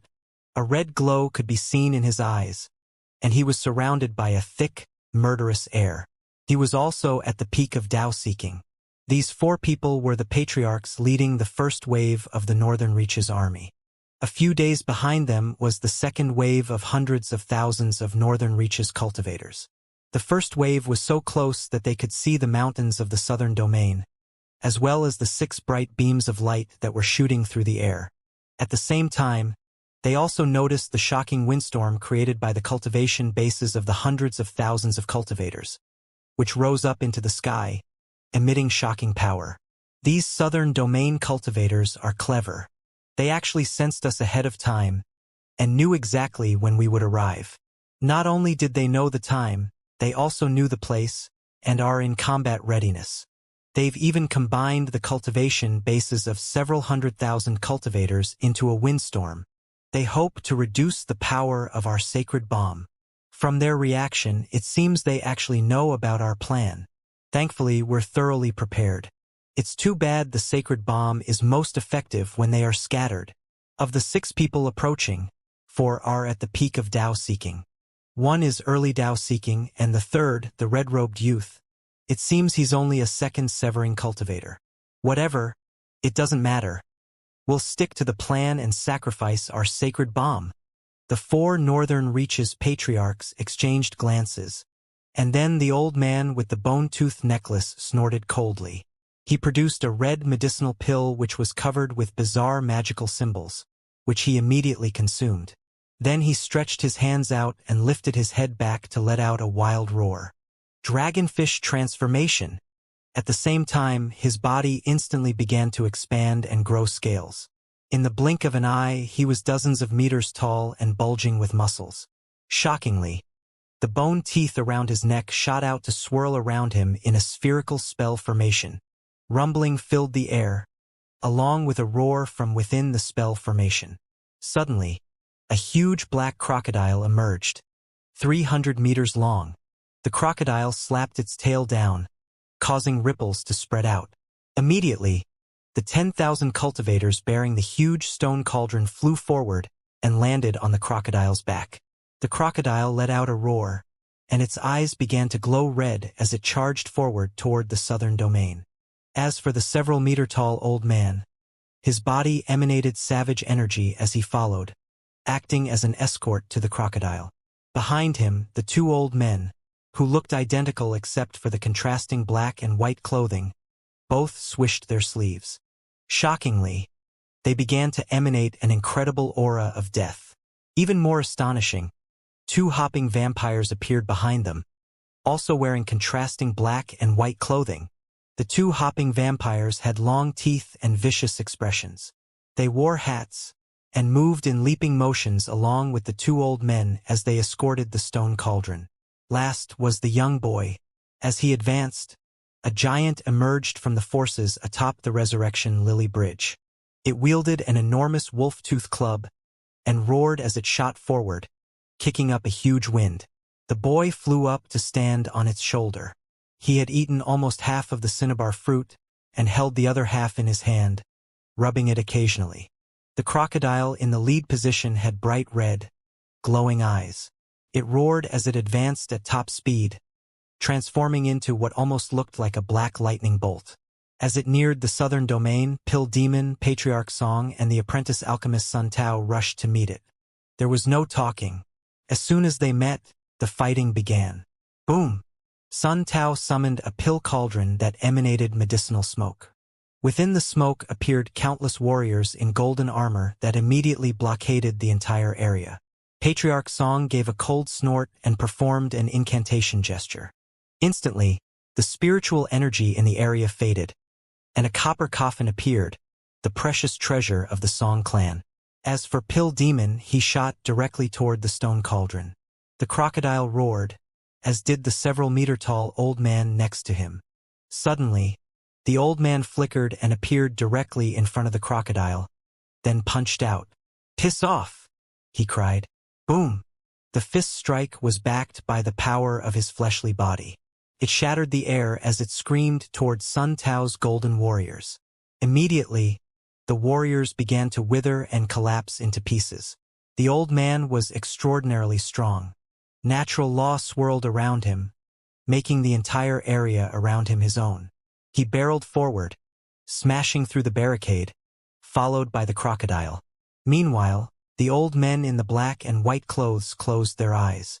Their bodies grew blurry, and astonishingly, they merged with the two hopping vampires behind them. The eyes of the hopping vampires suddenly began to glow with intelligence. As they leaped forward, their death aura rose up into the air, transforming into a vortex. Countless pale white arms then stretched out from within the vortex. One of the hopping vampires shot toward Patriarch Song. The other headed to block Pill Demon. The last to make a move were the boy and the mountain-like giant. The giant brandished its wolf-tooth club, and the boy pointed out, causing Sun Tao's face to fall. All of a sudden, a huge blister bulged out of the boy's forehead. It was bright red and looked exactly like a cinnabar fruit. A battle between peak Dao-seeking experts exploded out in the blink of an eye. Booms filled the air as Meng Hao approached, followed by his second true self and the left and right Dharma protectors. "Hower," said Pill Demon urgently. "Block that stone cauldron. Don't let it touch the ground." Having sized up the battle, Meng Hao's eyes flashed, and he shot like lightning toward the crocodile. The several-meter-tall old man in front of the crocodile had a fleshly body that could crush enemies like dried weeds. When he saw Meng Hao approaching, he completely ignored Meng Hao and focused on the three peak Dao-seeking cultivators next to him. "Screw OFFFFF!" roared the old man, punching out into the air. Boom! The old man's punch gave rise to an enormous vortex, the center of which was black, like a black hole. A terrifying gravitational force exploded out, distorting the air as it shot toward Patriarch Golden Frost. Patriarch Golden Frost's expression was blank, but he had a peak Dao-seeking cultivation base. He waved his hand, causing mist to billow out, which then formed together into a mist sword that shot toward the vortex. The Thirdly Clan Patriarch glided through the air, the glow of spell formations swirling beneath his feet. As he shot through the air, he left behind sealing marks that emanated powerful ripples. In the blink of an eye, he had circled completely around the old man and the crocodile, surrounding them with sealing spells. Meng Hao's second true self waved his right arm. His eyes glittered as the wooden time sword circled around him, and a river of time power swept out. He advanced, stepping through the air to appear right next to the crocodile, whereupon he reached his hand out toward the stone cauldron. As for Meng Hao, he slapped his bag of holding to produce the lightning cauldron, then cast a cold glance toward the old man in the animal skin garments, and waited for the right opportunity. The old man's face was vicious as he lifted his head up and roared. Again, he grew larger, and a mocking smile twisted the corners of his mouth. It was at this point that he actually self-detonated. This sudden and unexpected self-detonation of a peak Dao-seeking cultivator was something that nobody in the area could have predicted and prepared for. Such a gambit was something that was fundamentally inconceivable. And yet, it happened. As his fleshly body exploded, roaring filled the air, and shocking ripples surged out in all directions. All the natural law in the area was disturbed, and everything was locked down, making teleportation impossible. Patriarch Golden Frost and the Thirdly Clan Patriarch quickly fell back and used their full power to fight back against the power of the self-detonation. Meng Hao's second true self had no choice but to do the same and evade. As for the crocodile, it transformed into a black lightning bolt that shot forward at incredible speed toward the southern domain. In the blink of an eye, it was in midair, just about to slam into the ground. The stone cauldron on its back began to emanate black light. The black soil inside the cauldron began to squirm and writhe, and the incense stick began to spontaneously combust. Smoke swirled up, and the faces of all the southern domain cultivators fell. Pill Demon, Patriarch Song and Sun Tao of the Violet Fate sect all shot back toward it at high speed in an attempt to block it. The old men dressed in black and white laughed and flew forward in pursuit. As for the young boy who continuously stroked the cinnabar fruit, he also followed. In the blink of an eye, the entire group was above the southern domain, getting ready to attack. When Meng Hao saw the crocodile descending toward the ground, his hand shot up and he pointed forward. Eighth Demon Sealing Hex. Immediately, invisible demonic chi formed together. It wrapped around the crocodile, which suddenly stopped in place. It struggled to free itself, but before it could, a golden vortex appeared around it. Blood Demon Grand Magic. The golden vortex spun round and round, causing chi and blood, as well as cultivation base, to be sucked out of the crocodile. At the same time, Meng Hao shot forward at top speed. It only took a moment for him to close in on the stone cauldron, and then reach his hand out in preparation to grab it. "Looking to die?" said the two old men in black and white. With cold snorts, they descended upon Meng Hao, although Patriarch Song and Sun Tao immediately moved to intervene. The boy who stood on the giant's shoulder laughed coldly, tossed the remaining half of the cinnabar fruit off to the side, then flew into the air to charge toward Meng Hao. At this point, the left and right Dharma protectors immediately approached with all the speed they could manage. A truly chaotic battle was unfolding. Meng Hao was almost on top of the crocodile, and was just about to make contact with the cauldron when suddenly, his eyes widened. A strange feeling arose within him, something he could sense only because of his status as a demon sealer. It felt as if some terrifying crises were just at hand. It wasn't just him who felt it. His second true self also had a similar feeling, which Meng Hao could sense through their connection. It was at this point that a withered hand suddenly burst out from the soil inside the stone cauldron. The hand was clenched into a fist which punched out toward Meng Hao's grasping hand. An ancient voice echoed out from within the stone cauldron. "Measly spirit severing cultivator. Screw off." A huge boom exploded out. Meng Hao could sense an incredible power rushing toward him like floodwaters. Cracking sounds immediately sounded out from his body. If he didn't have a Dao-seeking fleshly body, this punch would have severely injured him. However, his eternal stratum immediately went to work healing him. Not only did he not fall back, his eyes began to radiate a murderous air. His right hand reached out and grabbed the withered fist, then wrenched at it violently. Boom! The soil in the stone cauldron exploded out as an old man wearing animal hide garments was jerked out by Meng Hao. When he appeared, the crocodile's body began to wither even faster. Part of its life force and cultivation base was being absorbed by Meng Hao, but the majority was being sucked up by the old man. As he absorbed the power, he rapidly returned to his previous several-meter-tall appearance. He wasn't dead after all. What had self-detonated was not his true self, but a clone. "Dao Spirit Pill!" exclaimed Pill Demon, his eyes widening. Dao Spirit Pills were rare in the lands of South Heaven. It was a type of ancient medicinal pill, few of which existed. When a Dao Spirit Pill fused into a cultivator's aura, it produced an incarnation which could not exist for a very long time, perhaps enough time for an incense stick to burn. The self-detonation had been caused by none other than the Dao Spirit Pill incarnation. As soon as the old man in animal skin clothing was wrenched out of the soil by Meng Hao, a look of shocked surprise could be seen in his eyes. However, the expression quickly turned into one of ferocity as he punched out with his left hand. Meng Hao's eyes glittered with coldness as he also punched out. A huge boom could be heard, and blood oozed out of the corners of Meng Hao's mouth. He shot backward through midair and then exploded. However, even as the blood and gore began to shoot out, they pulled back together to reform his body.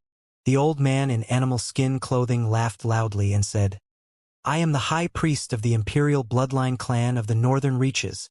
Fellow Taoists from the southern domain, you might be fast, but are you fast enough to stop this?" He reached out and grabbed the stone cauldron, hauled it up into the air, and then threw it toward the ground. The stone cauldron moved with incredible speed. In only a moment it was less than 1,000 meters from the ground. Patriarch Song, Sun Tao and the left and right Dharma protectors pursued as fast as they could. They wanted to teleport, but the self-detonation of the old man's clone had sent the area into chaos, making teleportation impossible. That was his plan all along, and it was working perfectly. The two men wearing black and white, as well as the young boy, did everything in their power to prevent the stone cauldron from being blocked. All they needed to do was delay for a few moments. Considering their opponents were of the same stage as them, that was no difficult task. When Meng Hao's body finished forming back together, his were eyes calm. His second true self neared, and they both flew out together. As the second true self unleashed a river of time power, Meng Hao produced the lightning cauldron and then pushed down on it, simultaneously looking at a boulder down on the ground. A boom rattled out from the lightning cauldron, and lightning crackled, causing everyone to look over. However, the instant in which they caught sight of Meng Hao, he vanished. In his place was an enormous boulder. At the same time, Meng Hao appeared in the previous location of the boulder, down on the ground. He then shot up into the air and grabbed hold of the stone cauldron. Impossible! The old man in animal skin clothing stared in disbelief. It wasn't just him. The old men in black and white clothing, as well as the young boy, all stared with wide eyes. They almost couldn't believe that a spirit-severing cultivator would be able to do something like this. Furthermore, the smoke from the incense stick swirled out and entered into Meng Hao's body to wither it. However, his eternal stratum completely suppressed that power. Meng Hao's eyes flickered with determination. He could not allow the thing to continue to burn, so he reached out with his right hand to extinguish it. However, even as he grabbed the burning head of the stick between his fingers and squeezed, an incredible power radiated out. Once the incense stick was ignited, it could not be put out. "Fine, I don't need to put it out," thought Meng Hao, his eyes radiating coldness. With that, he produced the lightning cauldron and then looked around. A moment later, his eyes came to rest on the crowds of northern reaches cultivators still above the Milky Way Sea. "New!" howled the northern reaches experts, turning to shoot toward Meng Hao. They were a bit too slow. The lightning cauldron rumbled, and lightning flashed. Meng Hao's body vanished, to be replaced by a confused-looking northern reaches cultivator. As for Meng Hao, he was now above the Milky Way Sea, in the middle of the crowds of northern reaches cultivators. He immediately tossed the stone cauldron down toward the cultivators on the bridge. His incredible speed made it impossible to obstruct his way. Rumbling sounded out as the cauldron descended and then exploded. Utilizing the force of the detonation, the incense stick burned all the way to the end, releasing boundless strands of gray smoke. The smoke seemed to be sentient and hungry for flesh and blood. It immediately began to search for nearby bodies, then started boring into the hundreds of thousands of Northern Reaches cultivators. Some of them even bored into the resurrection lily, causing some sections of the bridge to turn gray. Miserable shrieks could be heard as the horrified northern desert cultivators found smoke burrowing into them and withering their bodies before they could even step foot into the southern domain. Meng Hao heaved a sigh of relief, but the sense of danger he felt did not dissipate. Instead, it grew stronger to the point where his scalp was numb. "What's going on?" he thought, shooting up into the air as gray smoke swirled toward him. Suddenly, Meng Hao caught sight of something far off in the distance. It was a half-eaten cinnabar fruit, falling towards the ground. When he saw it, his eyes went wide. It was almost impossible to tell, but the cinnabar fruit was burning. If you looked closely, you could tell that hidden almost undetectably inside of the cinnabar fruit was an incense stick. Pill Demon also could sense that something wasn't quite right. The incense smoke that he saw was just like the Hellwither 9 Ruins incense that he remembered, but he still had the feeling that they had overlooked something. His face flickered as he looked around and then suddenly saw the cinnabar fruit that the Northern Reaches boy had casually tossed away. Not good. The cinnabar fruit itself didn't seem to be anything extraordinary.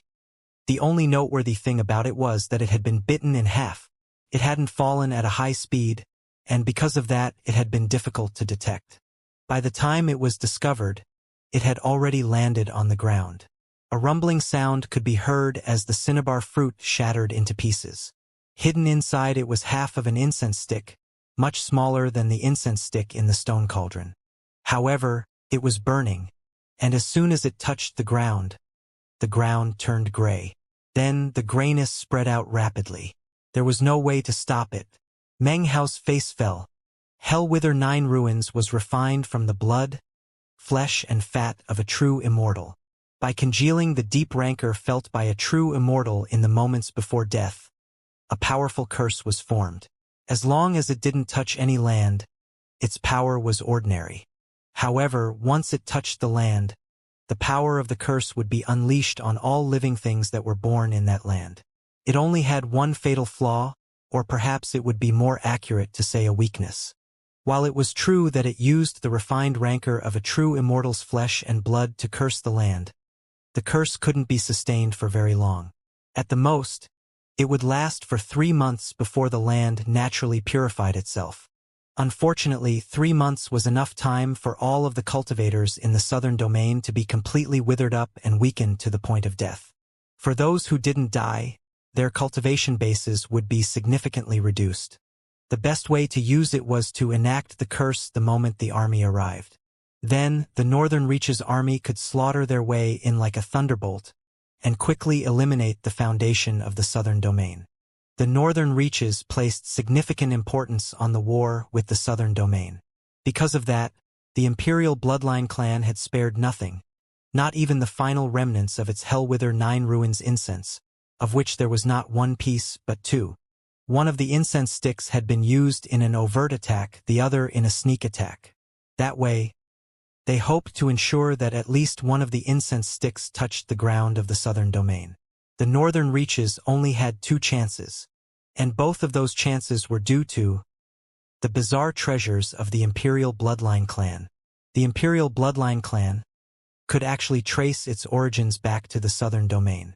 However, long ago, they were suppressed by Lord Ji when he unified the 4 great planets and became the Lord of the 9th Mountain. As for the Imperial Bloodline sect of the Northern Reaches, they were actually a branch of the Imperial Bloodline clan with the same bloodline. The only difference was that, instead of following the Imperial Bloodline's internal family hierarchy, its structure was set up in the form of a sect. Furthermore, they had sent out a big announcement to attract outsiders to join, and thus increase their overall power. Under normal circumstances, the Northern Reaches would not dare to use such a bizarre treasure right under the noses of the Ji clan in the eastern lands, not even with the southern domain in chaos. But now, the true immortality destiny had appeared. During this period of time, Whoever came out on top in the struggle for the immortality destiny would be able to achieve true immortal ascension. Using a special technique, the Imperial Bloodline clan was able to determine that the source of the immortality destiny was in the southern domain. That was why they attacked with such madness. By occupying the southern domain, they could control the source of the immortality destiny. Currently, miserable shrieks could be heard coming from the crowds on the Resurrection Lily Bridge. The first wave of hundreds of thousands of Northern Reaches cultivators screamed as their bodies were withered, and their cultivation bases dropped. They were sustaining significant losses before they even stepped foot into the southern domain. That caused the 4 Peak Dao-seeking leaders that had come with this first wave to go mad. Their hatred for Meng Hao instantly exploded to monstrous heights. However, the lands of the southern domain were still in imminent danger. In the blink of an eye, the grayness of the Hellwither 9 Ruins incense spread out rapidly, and it wouldn't take long for it to cover the entire southern domain.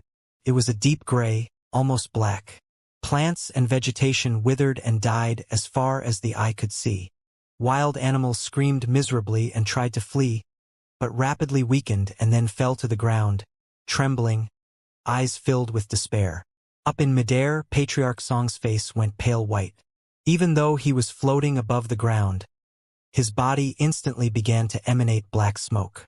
The same thing happened to Sun Tao, the Thirdly Clan Patriarch, and Patriarch Golden Frost.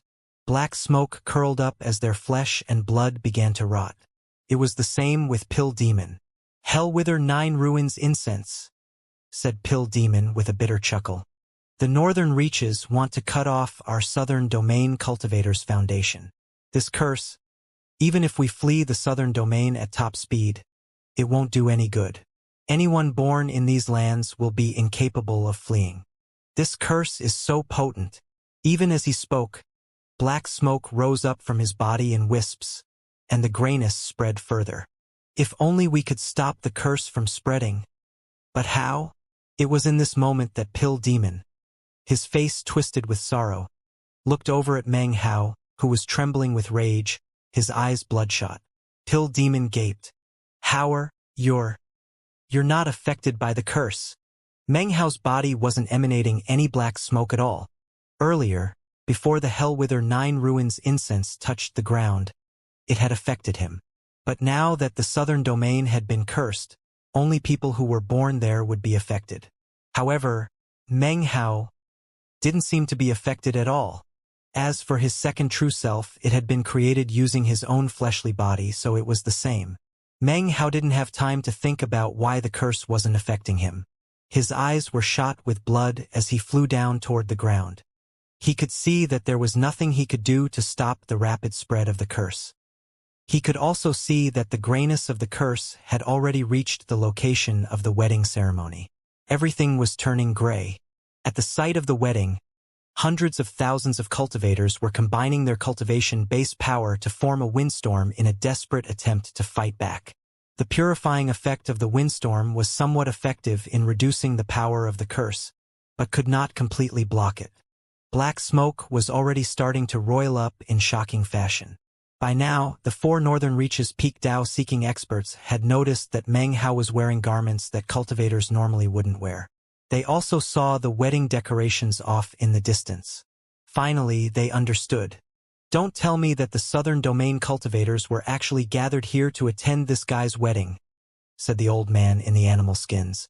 His eyes flashed with a bright light. The 2 men who looked like animated corpses smiled ruthlessly. Hundreds of thousands of cultivators gathered for a cultivator bonding ceremony, said one of them.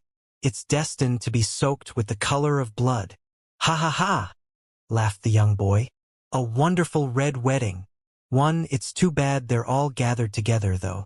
If they were scattered out across the land, the Hellwither 9 ruins could spread out with even greater impact.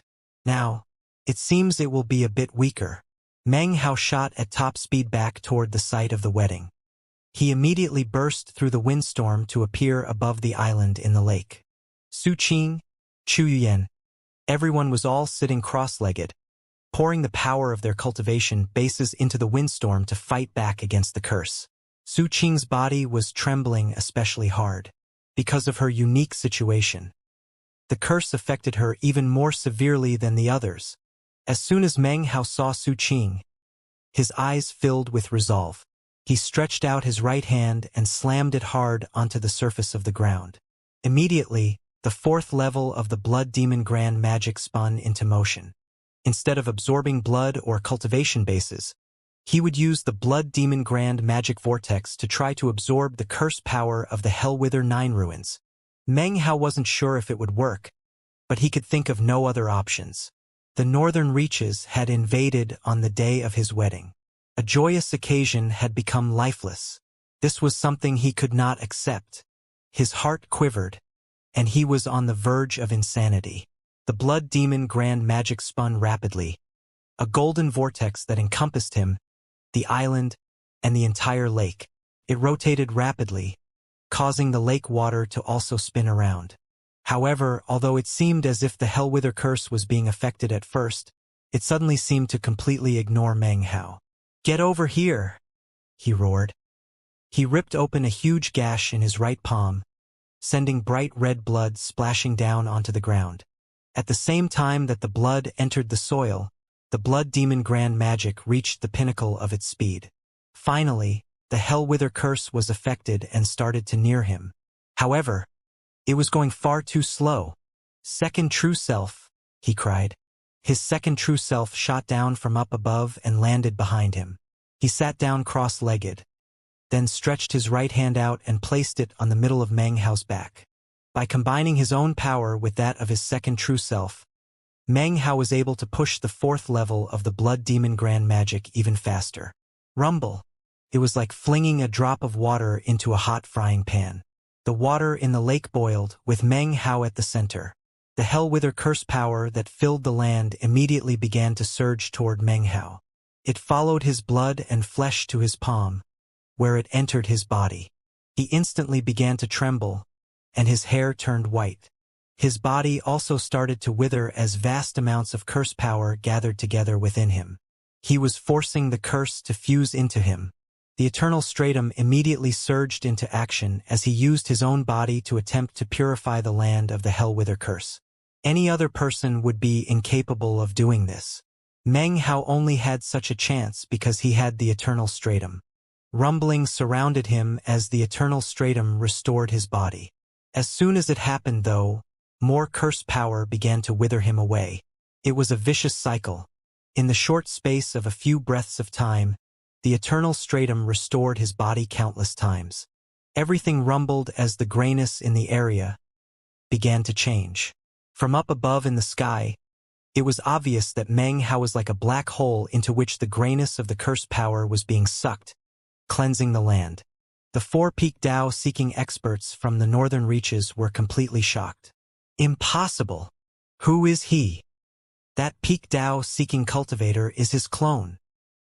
He was clearly not affected by the curse.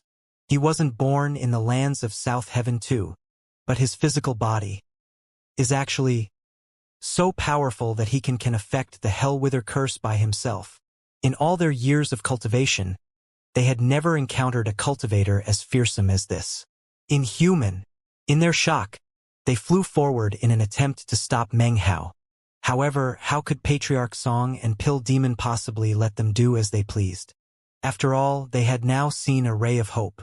Along with Sun Tao, Patriarch Golden Frost, and the Thirdly Clan Patriarch, they flew forward, using their full strength to block the way. Booms echoed out and the four northern reaches cultivators howled. However, they could do nothing to break through and had no way to interfere with Meng Hao. Meng Hao's body trembled visibly as it was continuously withered away and then restored. The severity of the pain was enough to cause all but the most strong-willed person to pass out. He gritted his teeth and continued on doggedly. However, then he looked over and saw Su Qing sitting there, shivering even more violently than before. "Too slow. I need to go faster." He pushed his left hand down onto the ground. Rumble! Curse power surged madly toward his two hands, furiously pouring into his body. The grayness of the land was gradually fading away. The ground quaked, and the gray color had faded by 10%. Up in midair, The 4 Northern Reaches Dao-seeking experts were in the midst of magical combat with Patriarch Song and the others. When they saw the color changing down below, they were astonished. 10%. Damn it! How could he be so inhuman? He used his own body as the vessel to absorb 10% of the curse power. Meng Hao trembled as the curse power filled him. His flesh and blood constantly withered, and his eternal stratum continuously restored him.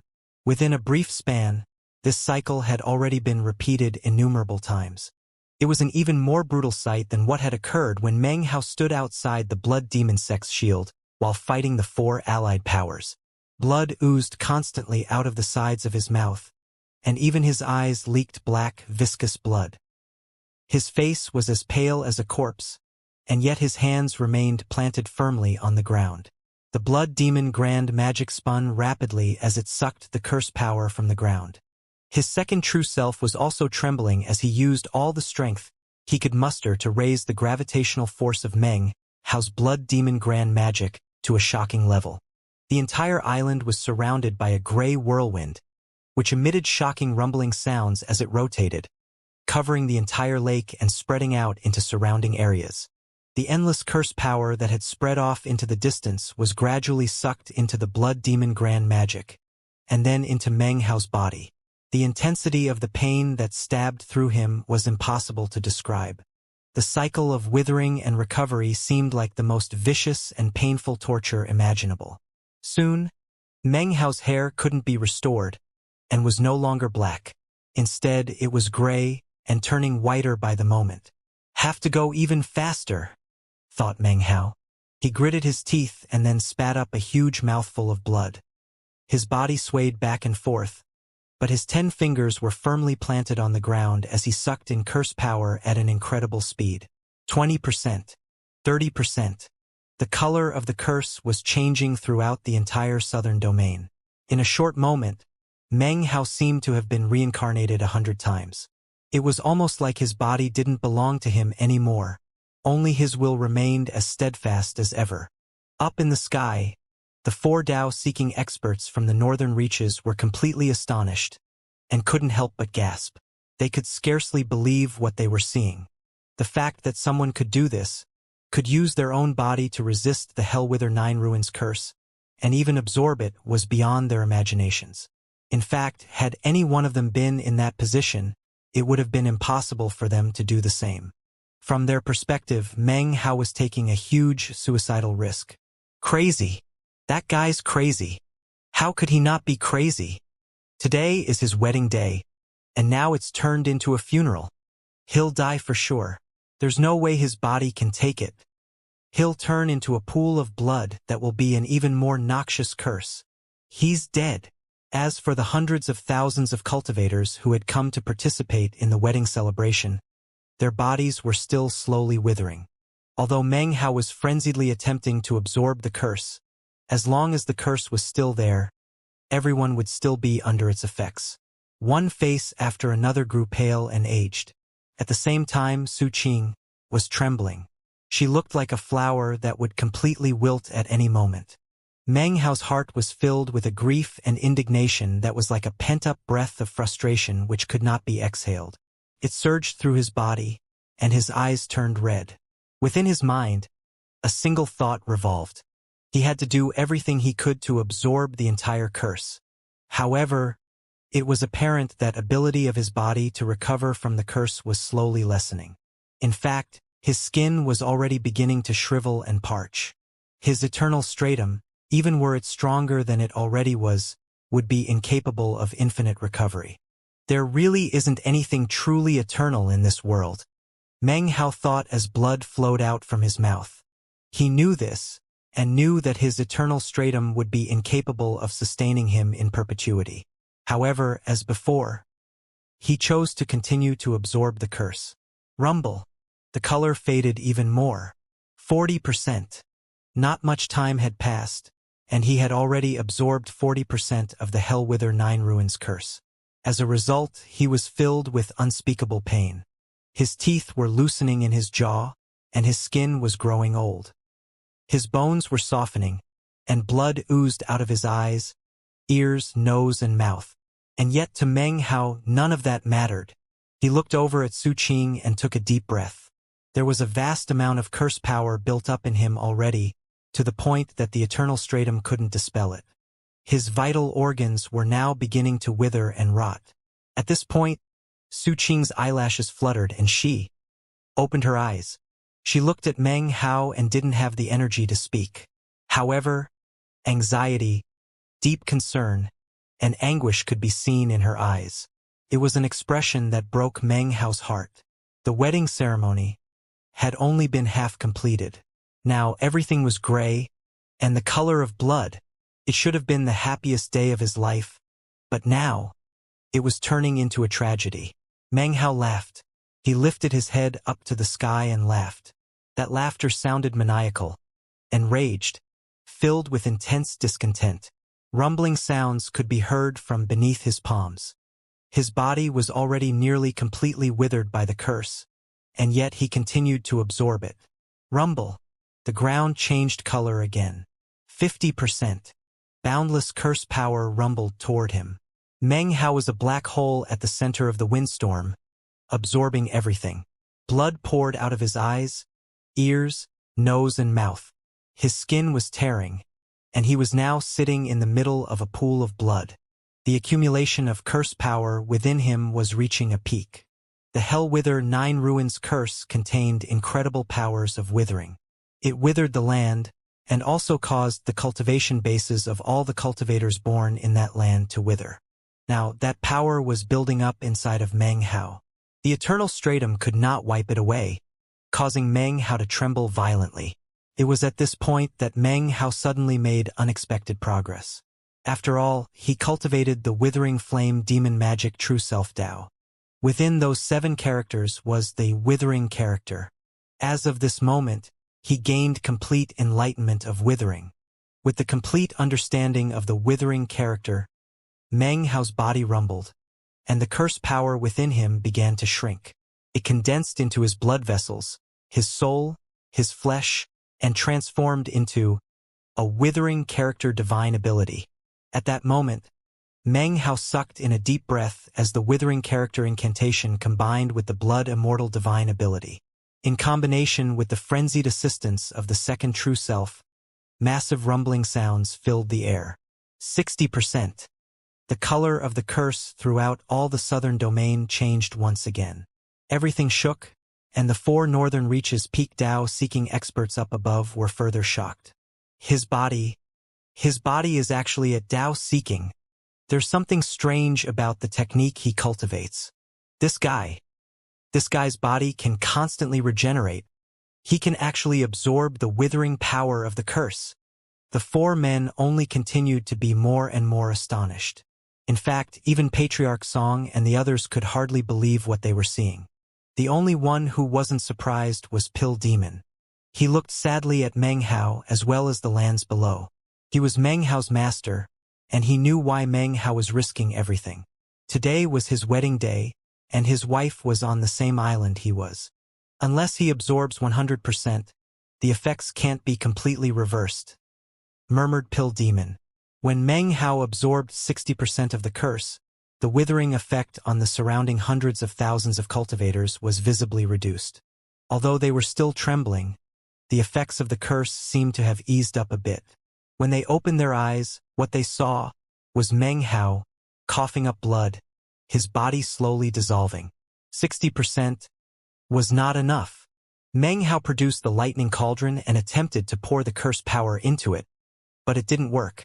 The lightning cauldron and the curse were 2 completely different things. He thought about using the wooden time swords to afflict the curse with the passage of time, but doing that would also affect the curse power in the bodies of the southern domain cultivators. Once the time power activated, it might end things, but it would also cause the destructive power of the curse to be inflicted faster. He thought of many other options, but none could resolve the problem. The only thing left to do was to continue to absorb the curse power. He once again sent the withering character incantation into operation. Once again the land rumbled and the color changed. 70%. The withering character incantation was reaching its limit. With 70% of the curse power absorbed, even it was incapable of absorbing more. Meng Hao had truly reached his limit. His eternal stratum was on the verge of fading away. His body couldn't handle any more withering from the curse. He was ancient now. Tears rolled down Su Qing's face. The 4-peak Dao-seeking cultivators from the northern reaches had already been completely shaken by Meng Hao. However, now they could see that he had reached his limit, and they heaved sighs of relief. It's over. He's reached his limit. He can't absorb any more. He absorbed 70% of the curse power and yet didn't die. The power of withering even seems to exist within him. As far as I can tell, this guy is the #1 figure in the entire southern domain. To destroy the southern domain, we must first destroy him. Damnation! There's only 30% of the curse power remaining. Back on the island, Meng Hao saw the tears on Su Qing's face, and it seemed as if the entire world went completely silent. He looked at her, and his life force ignited. His cultivation base exploded with power. The mark on his hand that had appeared in the past appeared once again. He raised his head up and laughed. It was a shrill laughter that echoed out. Meng Hao was burning everything he had in one mad, desperate attempt to absorb more curse power. No! Su Qing cried weakly, trembling. The moment she cried out was the same moment that Meng Hao made his final, crazed attempt. The ground trembled and the color changed again, growing more faded. 80%. After 80% of the curse power entered his body, Meng Hao attempted to absorb all the way to 90. But then, his body trembled and he coughed up a huge mouthful of blood. Some sort of massive power pushed back against his palms, and he was sent tumbling backward. Blood sprayed out. He was now incapable of absorbing any more curse power. Impossible, thought the 4 northern reaches peak Dao-seeking experts. Without Meng Hao to absorb it, the remaining 20% of the curse power suddenly exploded out to inundate the hundreds of thousands of cultivators. Their cultivation bases surged with all the power they could summon as they fought back. The result was, the curse power was reduced by another 10%. As of now, 90% of the curse power had been wiped away. Only 10% was left behind. That 10% seemed to erupt with unprecedented power. The hundreds of thousands of cultivators all coughed up blood. However, there was an intense, murderous look in the eyes of each and every one. To these cultivators, the remaining 10% of the curse power was no catastrophe. It was something they could bear. Furthermore, there was little weakening to their cultivation bases. One by one, they stood up, and in their eyes was monstrous killing intent. In that moment, wild colors flashed in the sky, and the clouds churned. The 4-peak Dao-seeking experts from the northern reaches felt their scalps going numb. They were completely shaken. It was only Su Qing, still clothed in her red wedding dress, who coughed up blood and continued to grow weaker. Because of her body's unique situation, even the 10% of the curse power that remained could be fatal to her. She suddenly began to topple over. Meng Hao, around whom swirled black wisps of death aura, immediately lurched forward and caught her in his arms. Filled with grief and rage, he carried her off into the distance, far from the raging war that was about to erupt. He had saved the entire southern domain, but couldn't save his wife. In his insanity, Meng Hao began to laugh with grief. Laughter that sounded like weeping echoed out across the lands. An incredible silence suddenly filled the entire battlefield. After that, killing intent exploded up into the heavens. Kill them! Hundreds of thousands of cultivators charged madly toward the Milky Way Sea, towards the hundreds of thousands of withering northern reaches cultivators. The war had begun. Meng Hao left, and yet, not a single southern domain cultivator felt even the slightest bit upset because of that. They had attended Meng Hao and Su Qing's wedding, as well as the invasion of the northern reaches. They had also experienced the Hellwither 9 Ruins curse. The only thing they felt regarding Meng Hao was sorrow, as well as hope that he would eventually have the strength to continue on. A huge massacre unfolded on the border of the southern domain. Meng Hao held Su Qing. Both were still wearing their red wedding garments. He held her in his arms, and she leaned up against his chest. A dark aura surrounded Meng Hao, and his body was incredibly withered. Tears filled his eyes, and his heart was torn to pieces. He felt as if he was being continuously stabbed with countless sharp blades. A black aura also appeared on the withered Su Qing. She had already died once, and although her body had been restored, it was only meant to survive for 100 years. The remaining 10% power of the curse might not affect others very much, but to Su Qing, well, it was something her body couldn't handle. The remaining 10% of the curse power was like exponential time power. Within only a few days, she would live out an entire lifetime. Su Qing suddenly forced her eyes open to look at her husband as he held her. He was the most dear and important person in her entire life. Her voice weak, she said, "I want to go back to the valley." She didn't want Meng Hao to be unhappy, nor did she want to see him hurt even the smallest bit. She wanted to be happy with him forever, with no pain and no sadness. No matter what, as long as you are safe and sound, then I'm content. "All right, let's go back," said Meng Hao with a nod. His heart trembled as he looked at her. He didn't want his grief to affect her, so a warm smile appeared on his face. Except, it was a smile that was filled with silent tears. "You did the right thing," she murmured. "They came to attend our wedding, and we shouldn't let the guests be harmed. We owe them now. In the future, if I'm not here, make sure to pay everyone back." With that, she sunk into his chest exhaustedly and closed her eyes. When she closed her eyes, Meng Hao stopped in place. After sensing that she was simply unconscious, he felt that he could finally unleash his grief. He looked up into the sky, and tears began to pour out. He didn't want to alarm Su Qing, so he held her very gently as they proceeded off into the distance. They passed over mountains and lands until they reached the Blood Demon sect, Blood Prince Gorge, and their log cabin. He went to seek advice from Patriarch Blood Demon, but the Immortal's cave was sealed with a blood-colored shield, preventing him from entering. Patriarch Blood Demon was asleep and incapable of awakening. Back in the valley, Meng Hao held Su Qing, and his heart ached. Straightening her hair, he softly said, "We agreed to spend 100 years together. After that you would be reincarnated, and I would go find you." Su Qing opened her eyes and smiled at him. What she didn't see was that when he stroked his hand through her hair, it was filled with withered strands of hair that had fallen out. Meng Hao saw and he trembled. He quickly clenched his fingers, causing the hairs to vanish. Su Qing's face was pale. Her hair, like her life, was withering away. Her face was also slowly changing. She was no longer young and beautiful. Wrinkles were spreading out across her face. The flow of time affected her body in a way that made it seem as if many years had elapsed. As Meng Hao watched her pretty features growing older, he felt as if he didn't have a heart anymore. All he had was a feeling of emptiness, as if a painful black hole existed within his chest. Su Qing looked at the night sky and the twinkling stars. Her voice soft, she murmured, "I wish we could go back in time to the Reliance sect.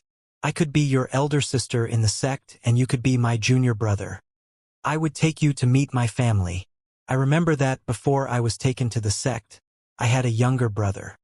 I wish I could be with you forever." She was growing weaker. She closed her eyes and slept.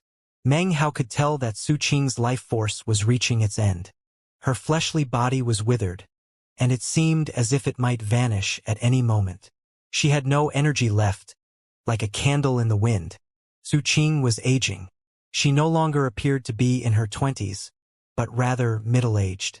However, to Meng Hao, she would eternally be that beautiful young woman to whom he had once given a cosmetic cultivation pill. "I won't let you wither away," he said softly. "We agreed to spend 100 years together, and we will." Eyes filling with a flame of unprecedented decisiveness, he reached down to stroke her cheek. After a long moment, he closed his eyes briefly, then reopened them and extended his right index finger. From the look of it, it was now the only part of his body that hadn't been affected by the withering. That was because it contained what little remained of his eternal stratum. He carefully sliced a cut into his finger and slowly squeezed out a few drops of blood onto Su Qing's lips, blood which contained his eternal stratum. Her lips turned the color of blood, and it almost seemed they were the only part of her body that had any color. It formed a stark contrast to her ashen skin. As the blood seeped into her mouth, her face suddenly wasn't old anymore. Meng Hao, on the other hand, trembled, and his body withered up a bit more. His eternal stratum was now weakened, but in his heart, he felt hope. However, after 3 days passed, Meng Hao realized that his eternal stratum could not prevent Su Qing from withering. Finally, he started laughing bitterly. Su Qing's hair was now mostly white, and her face looked middle-aged. She was skinny, and no longer beautiful like she used to be. However, the warmth in her eyes, and the curve of her smile, were things that Meng Hao would never forget. Finally, she smiled and prevented Meng Hao from using any more of his eternal stratum blood. It hurt her heart to see him doing such a thing, even more so than the thought of her imminent death. "Just stay with me," she said, "until the end. Take me to be reincarnated.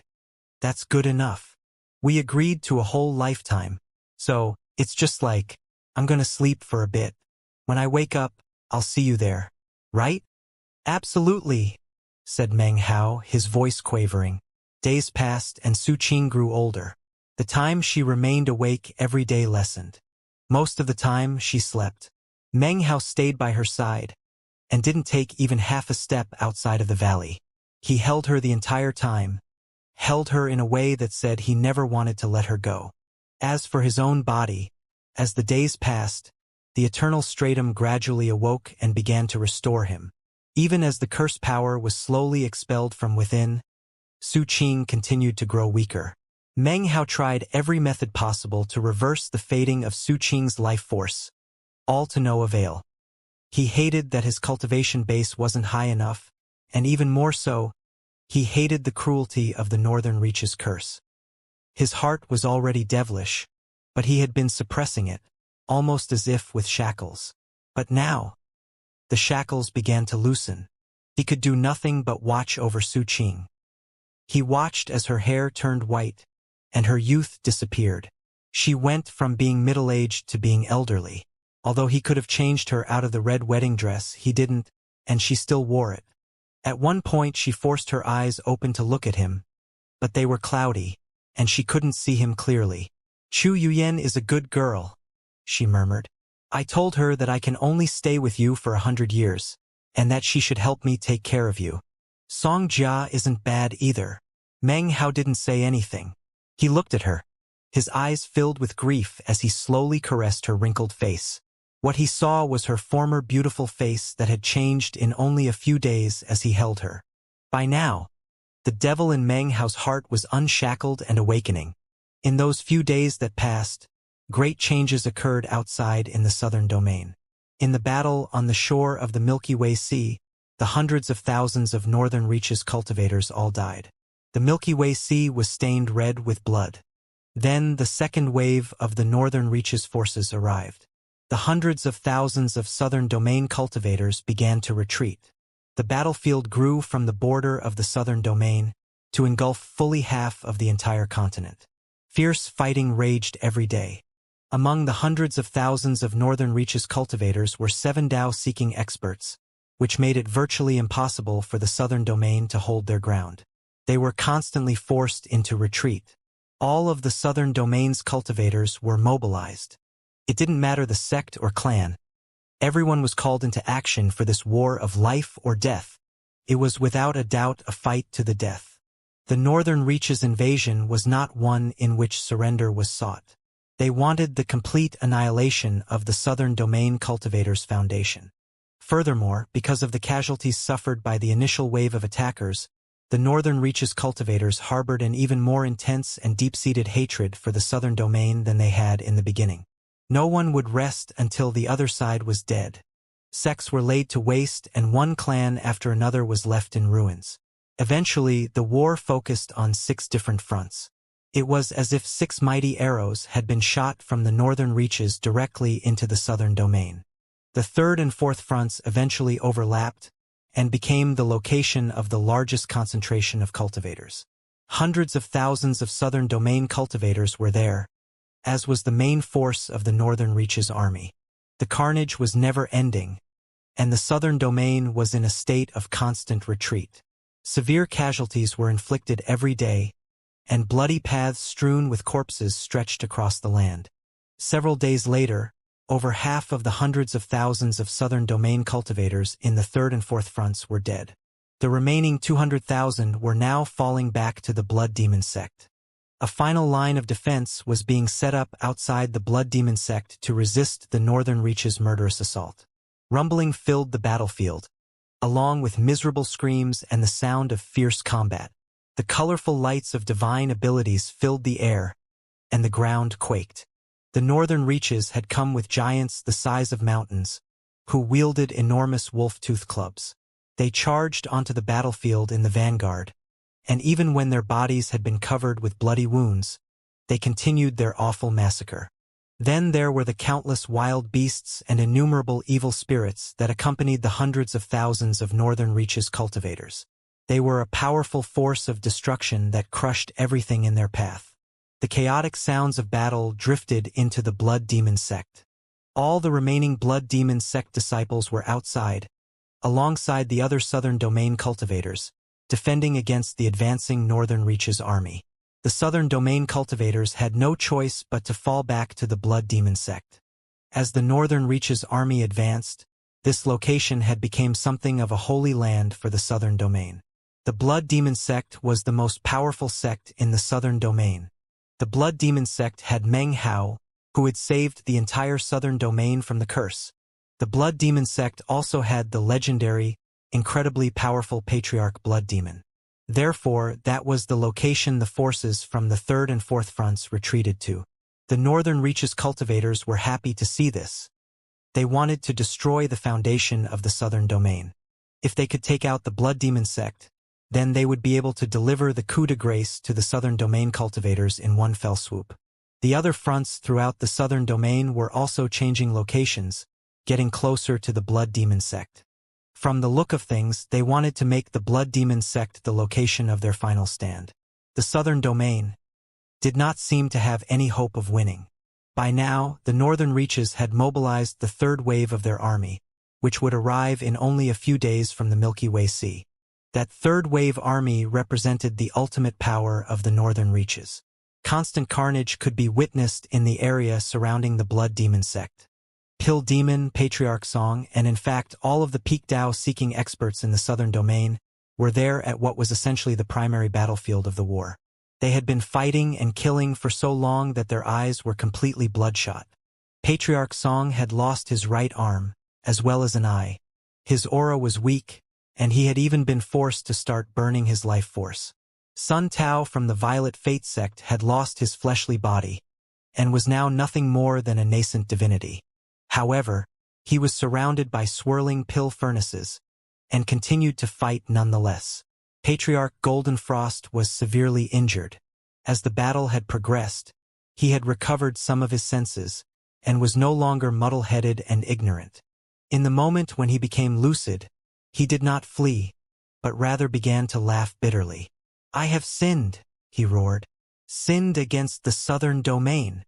With that, he began to fight even more frenziedly than before.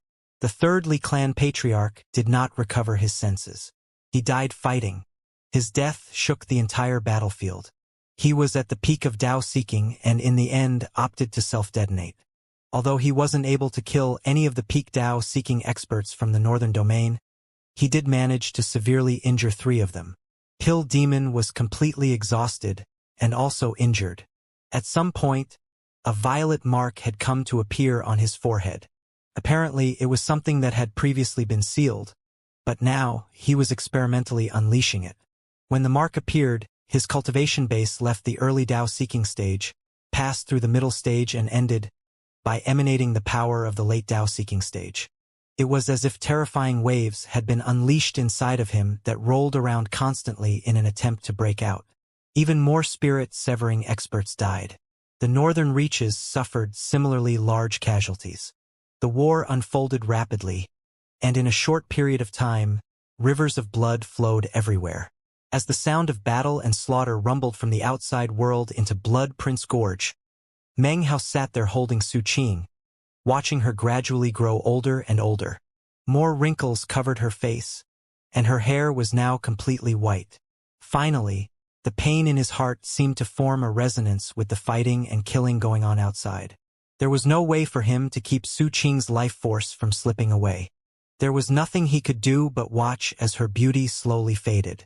There was no sparkle or reflection in her cloudy eyes when she opened them. Her whole world had become blurry.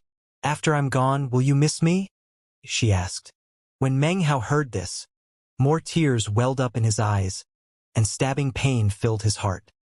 He held her tight, and his tears dropped down onto her face. "Don't cry," she murmured, using what scant energy she had left to raise a withered hand and try to wipe his face dry. "I'm happy. Happy that I ran into you that day on Mount Daqing. I hope that after I'm reincarnated and then regain my memories, it will be on another Mount Daqing with you." "Meng Hao, I've been dreaming a lot recently. I always dream that we are back on Mount Daqing or in the Reliance sect." As she spoke, the flame of her life force began to slowly fade away. By now, she was fully conscious. Clearly, this was the last bit of lucidity she would experience before death, the last burst of life force.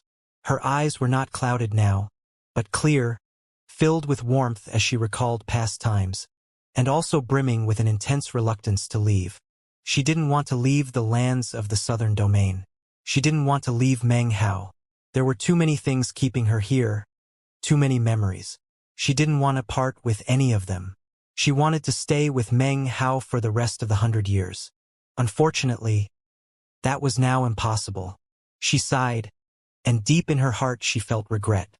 Regret that the wedding ceremony was only half completed.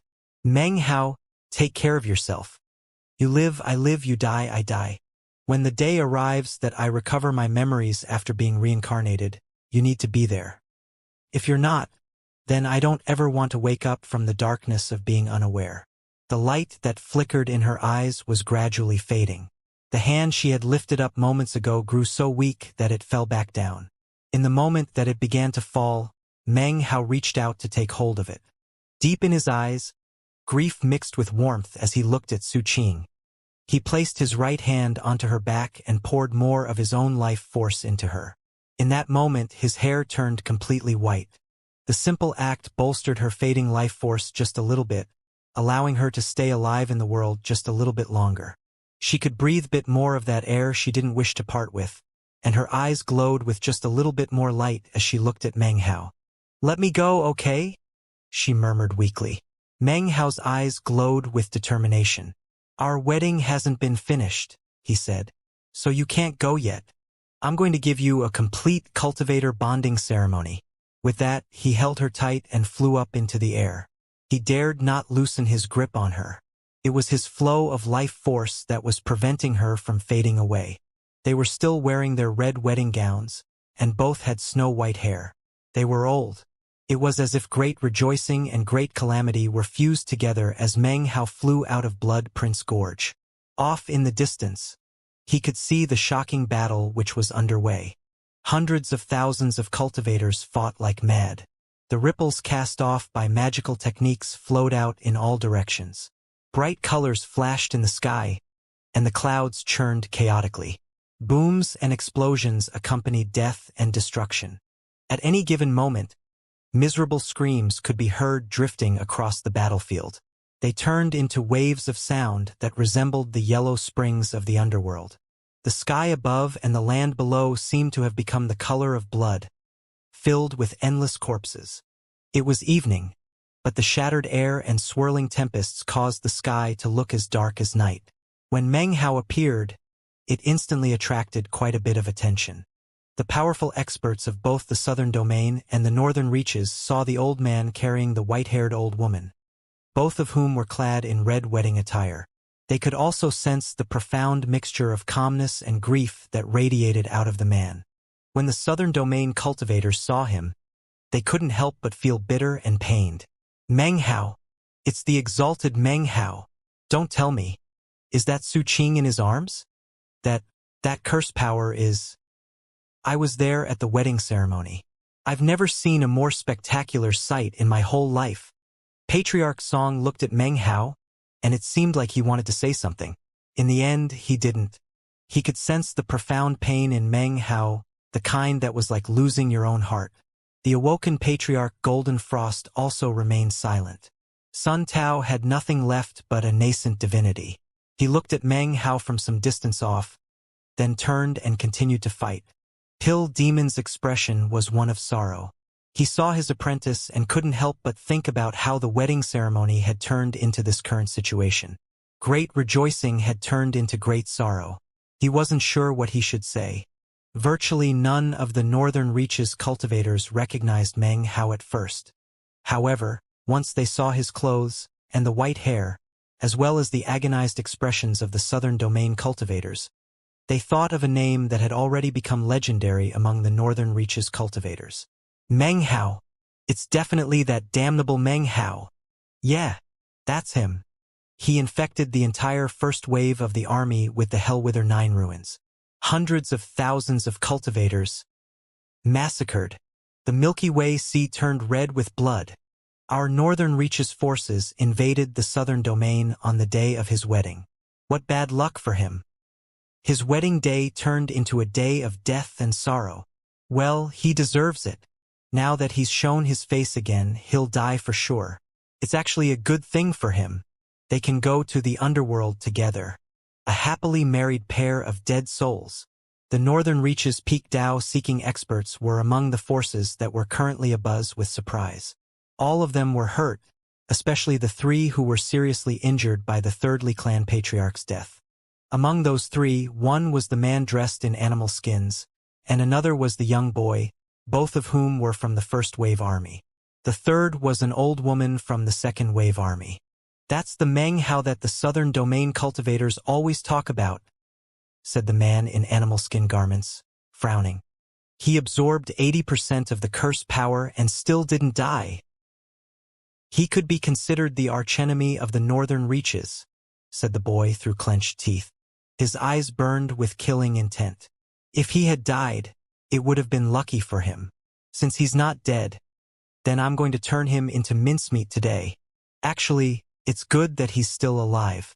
Let him wallow in the feeling of withering up with his beloved on his wedding day.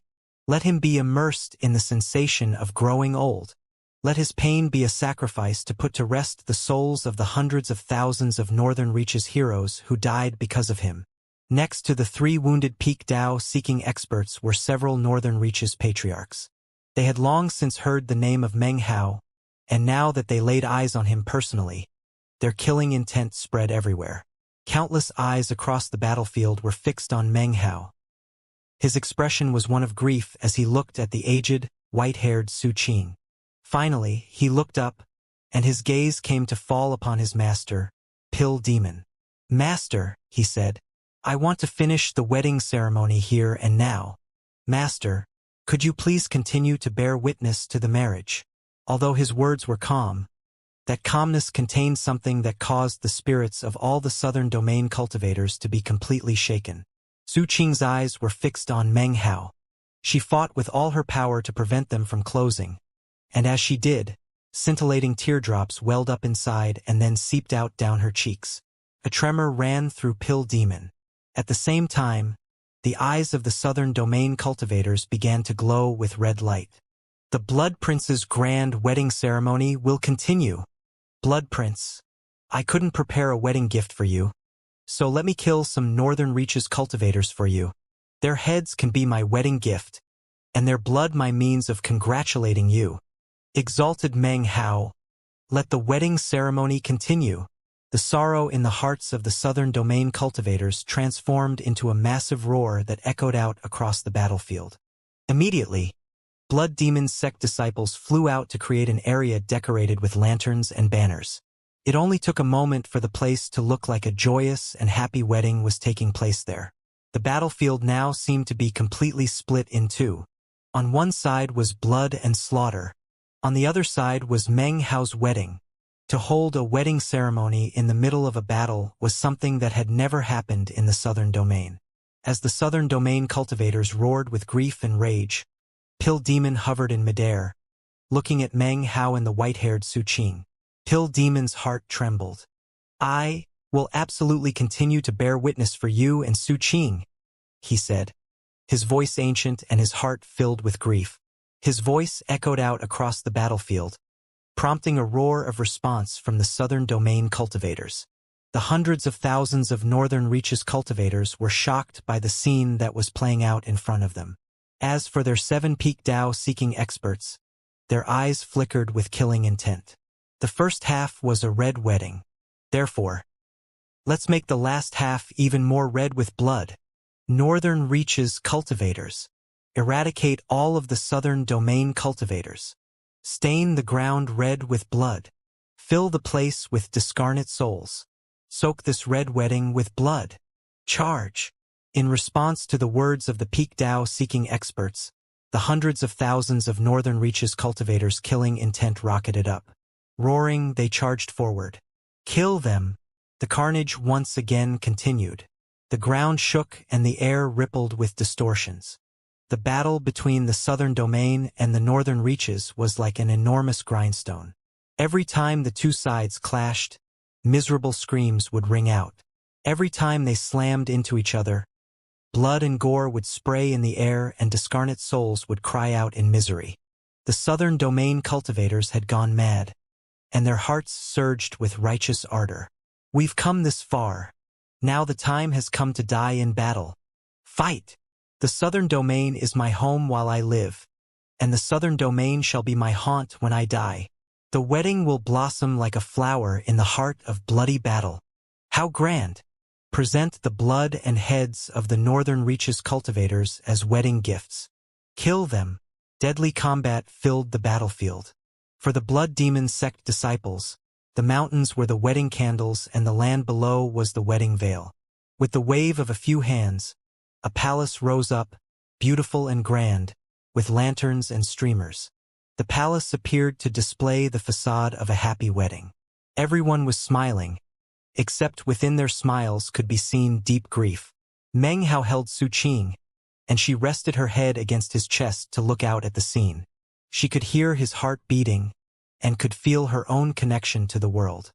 She looked up at Meng Hao as if she were trying to burn his image into her very soul in such a way that reincarnation would be incapable of wiping it away. The river of forgetfulness would be incapable of washing it clean, and not even the tea of old Lady Meng could make her forget. Popping sounds could be heard as magical techniques, and divine abilities were employed to create what looked like fireworks. Beautiful colors filled the land and sky. The sight was beautiful to behold. The new bride and groom were a huge contrast to the battle around them. Meng Hao's white hair floated around him as he held Su Qing in his arms and poured life force into her. Su Qing's hair was also white, and her face was covered with wrinkles. However, it also seemed to glow with a certain purity and holiness. Even as an old woman, she could continue to smile despite the fact that her beauty had faded away. Meng Hao was also smiling, and yet, the grief in his heart continued to grow more and more profound. As of now, the only thing he could do was look deeply into her eyes.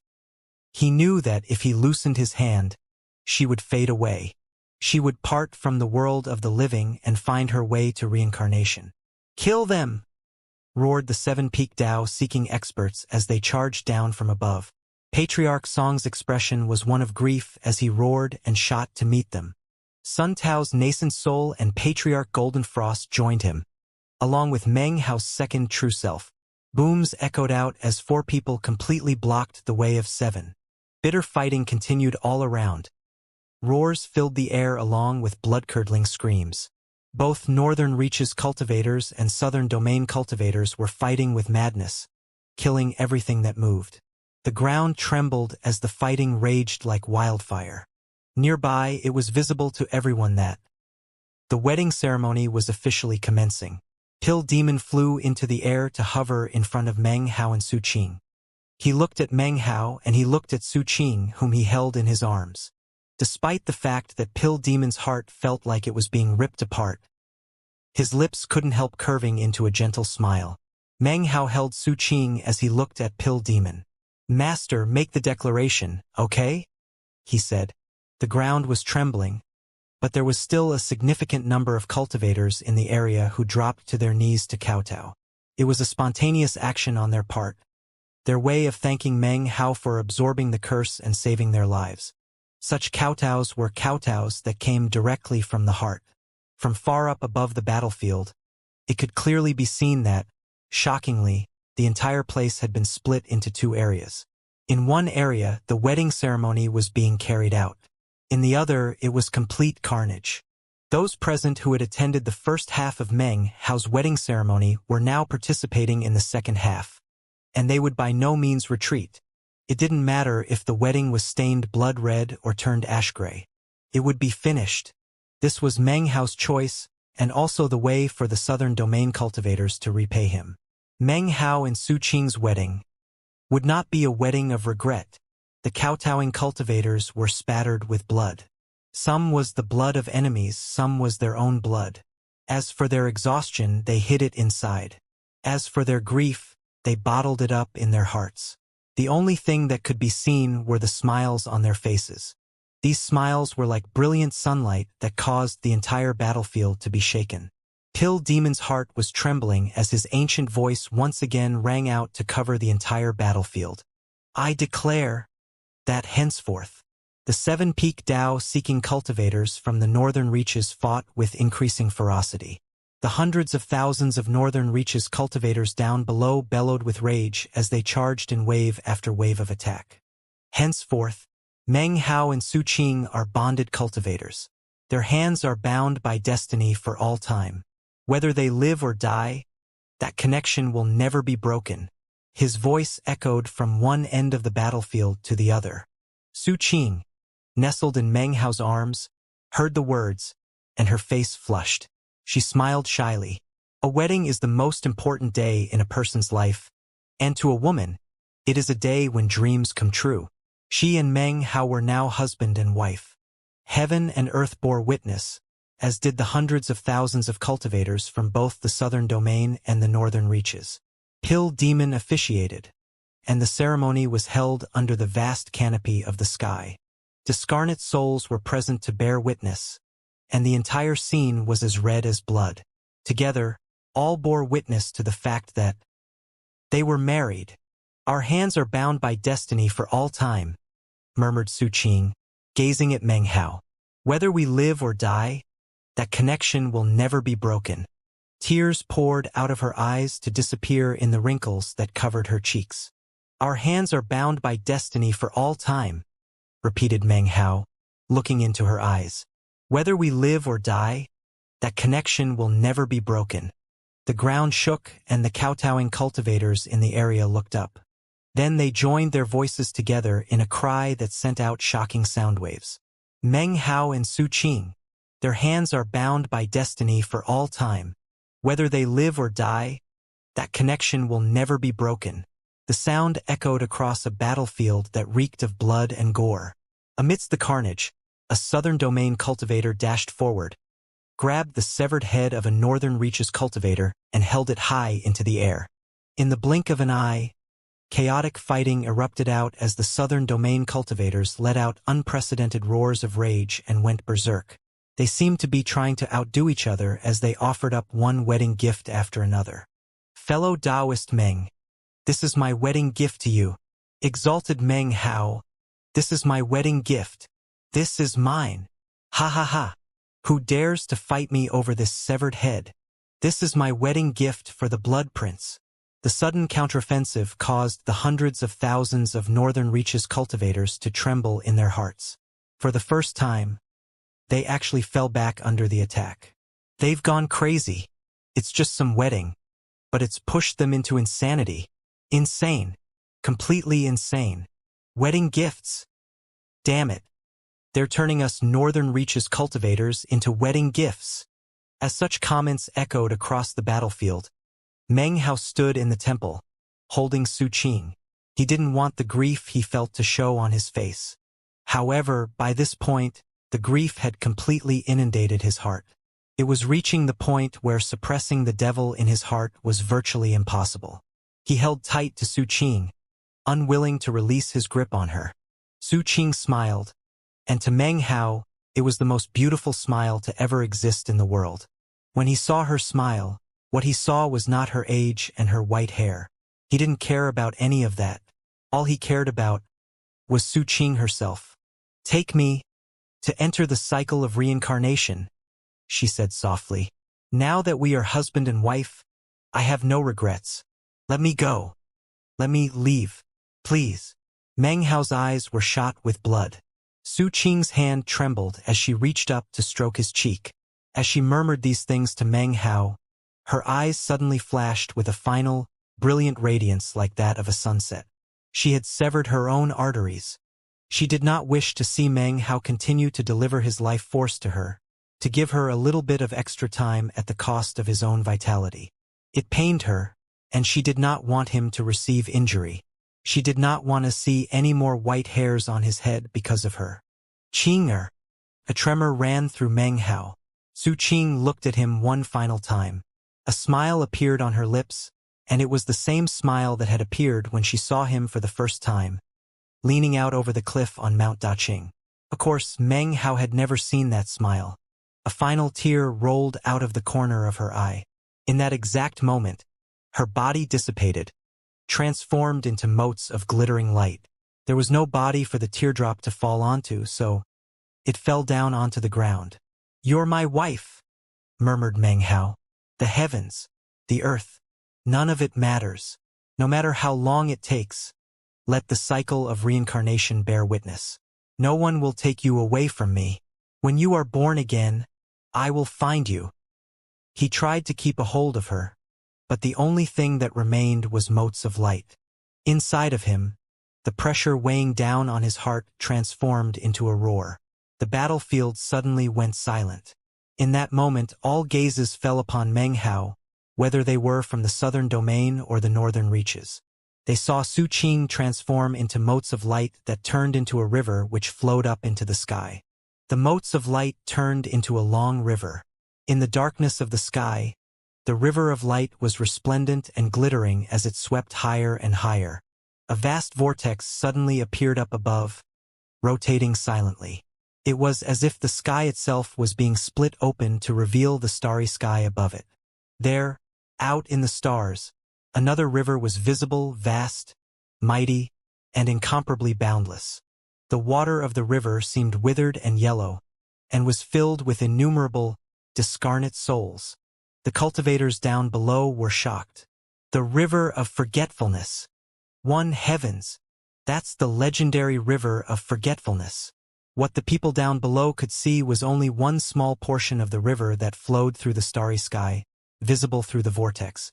Su Qing, now a collection of light motes, was just about to flow through vortex and merge into the river of forgetfulness, then be swept away to the underworld of the fourth mountain.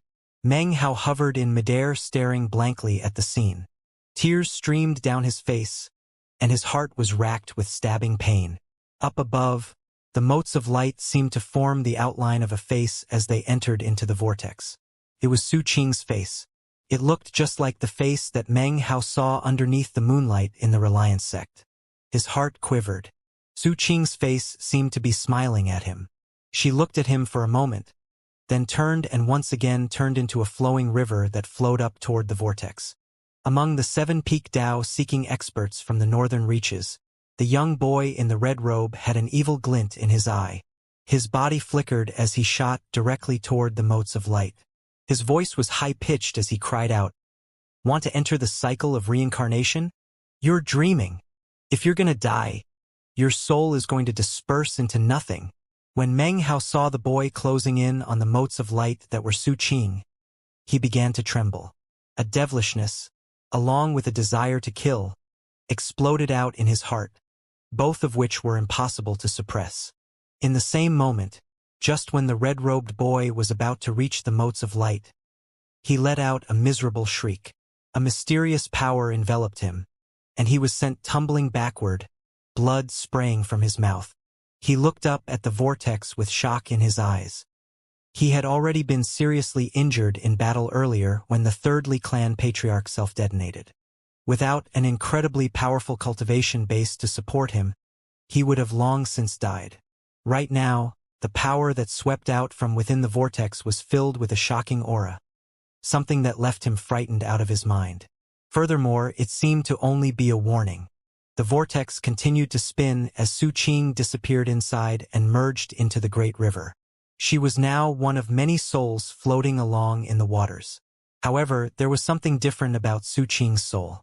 She had a red glow surrounding her, protecting her, making it so that none of the other discarnate souls could even get near her. All was quiet around her, as she drifted in the river water, far off into the distance. The vortex vanished, and the sky returned to its normal state. Meng Hao was silent. The temple vanished, and the candles were extinguished. The lantern and banners transformed into ash, and the happy atmosphere disappeared. The only thing that remained was a battlefield. Meng Hao slowly descended to the ground. He looked down at his hands, and for a moment it almost felt as if he were still holding Su Qing. Except, she was no more. Gone, he murmured, his voice hoarse. We made an agreement to spend 100 years together. But now you're gone. His face twisted, and his white hair began to rise up as an intense murderous aura rose up. The murderous aura grew more intense. In the blink of an eye, it was an inferno, a black mist that roiled around him.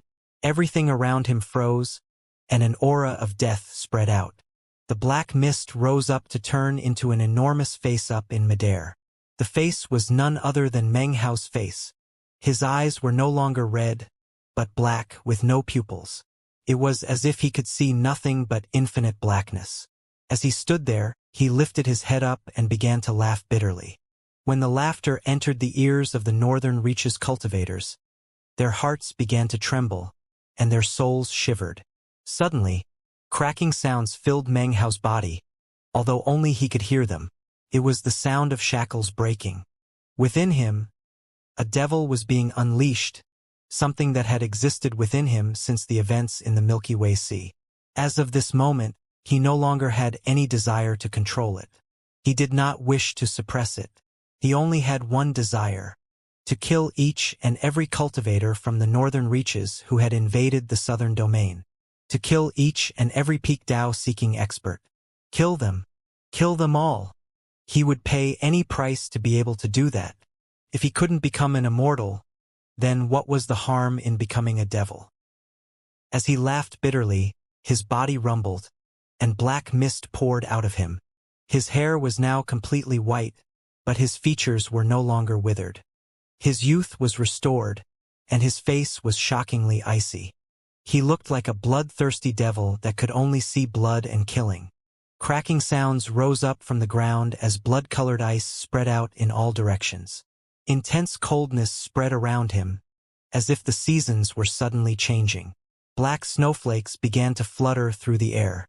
Meng Hao had thoroughly unleashed the devil within him, and he had removed any suppression of his desire to slaughter. He was now completely grim and cold, not just to his enemies, but even to himself. His wedding day had been turned into a tragedy, and the only thing he could do now was become a devil. In the instant that his inner devil was unleashed, the blood demon grand magic finally began to move away from the 4th level toward the 5th. Meng Hao's gaze looked out into the sky toward the red-robed boy. You, he said, you shall die. Instantly, his second true self looked over with flickering eyes. At the same time, Meng Hao vanished, then shockingly, reappeared up in midair. His body was wreathed in seething black mist and devil flames. Along with his second true self, he shot toward the red-robed boy. Your clone is pretty tough, said the boy with a snort. But your true self? Screw off. In unison with his words, the fighting on the battlefield broke out once again. Whether it was the peak Dao seeking experts up above or the madness of the close-quarter combat of the southern domain and northern reaches down below, the battling was intense. This was far beyond the fighting which had taken place outside of the Blood Demon sect in the initial war. Meng Hao's second true self shot toward the red-robed boy at high speed. As soon as they met, Winds blasted out and lightning boomed. Explosion after explosion rang out as, within a short period of time, they exchanged thousands of moves. As for Meng Hao, as soon as he flew out, the old man in animal hide clothing moved to intercept him. Grinning viciously, he punched out violently toward Meng Hao. "Your beloved is dead. What's the point in continuing to live? Why don't you go join her?" As the fist descended toward him, Meng Hao looked at it coldly. He lifted his right hand, and the lightning cauldron appeared, causing the old man's face to instantly flicker. It was then that lightning poured out from within the cauldron to surround Meng Hao. Brilliant light was cast out onto the battlefield, and then he suddenly vanished. So did the old man.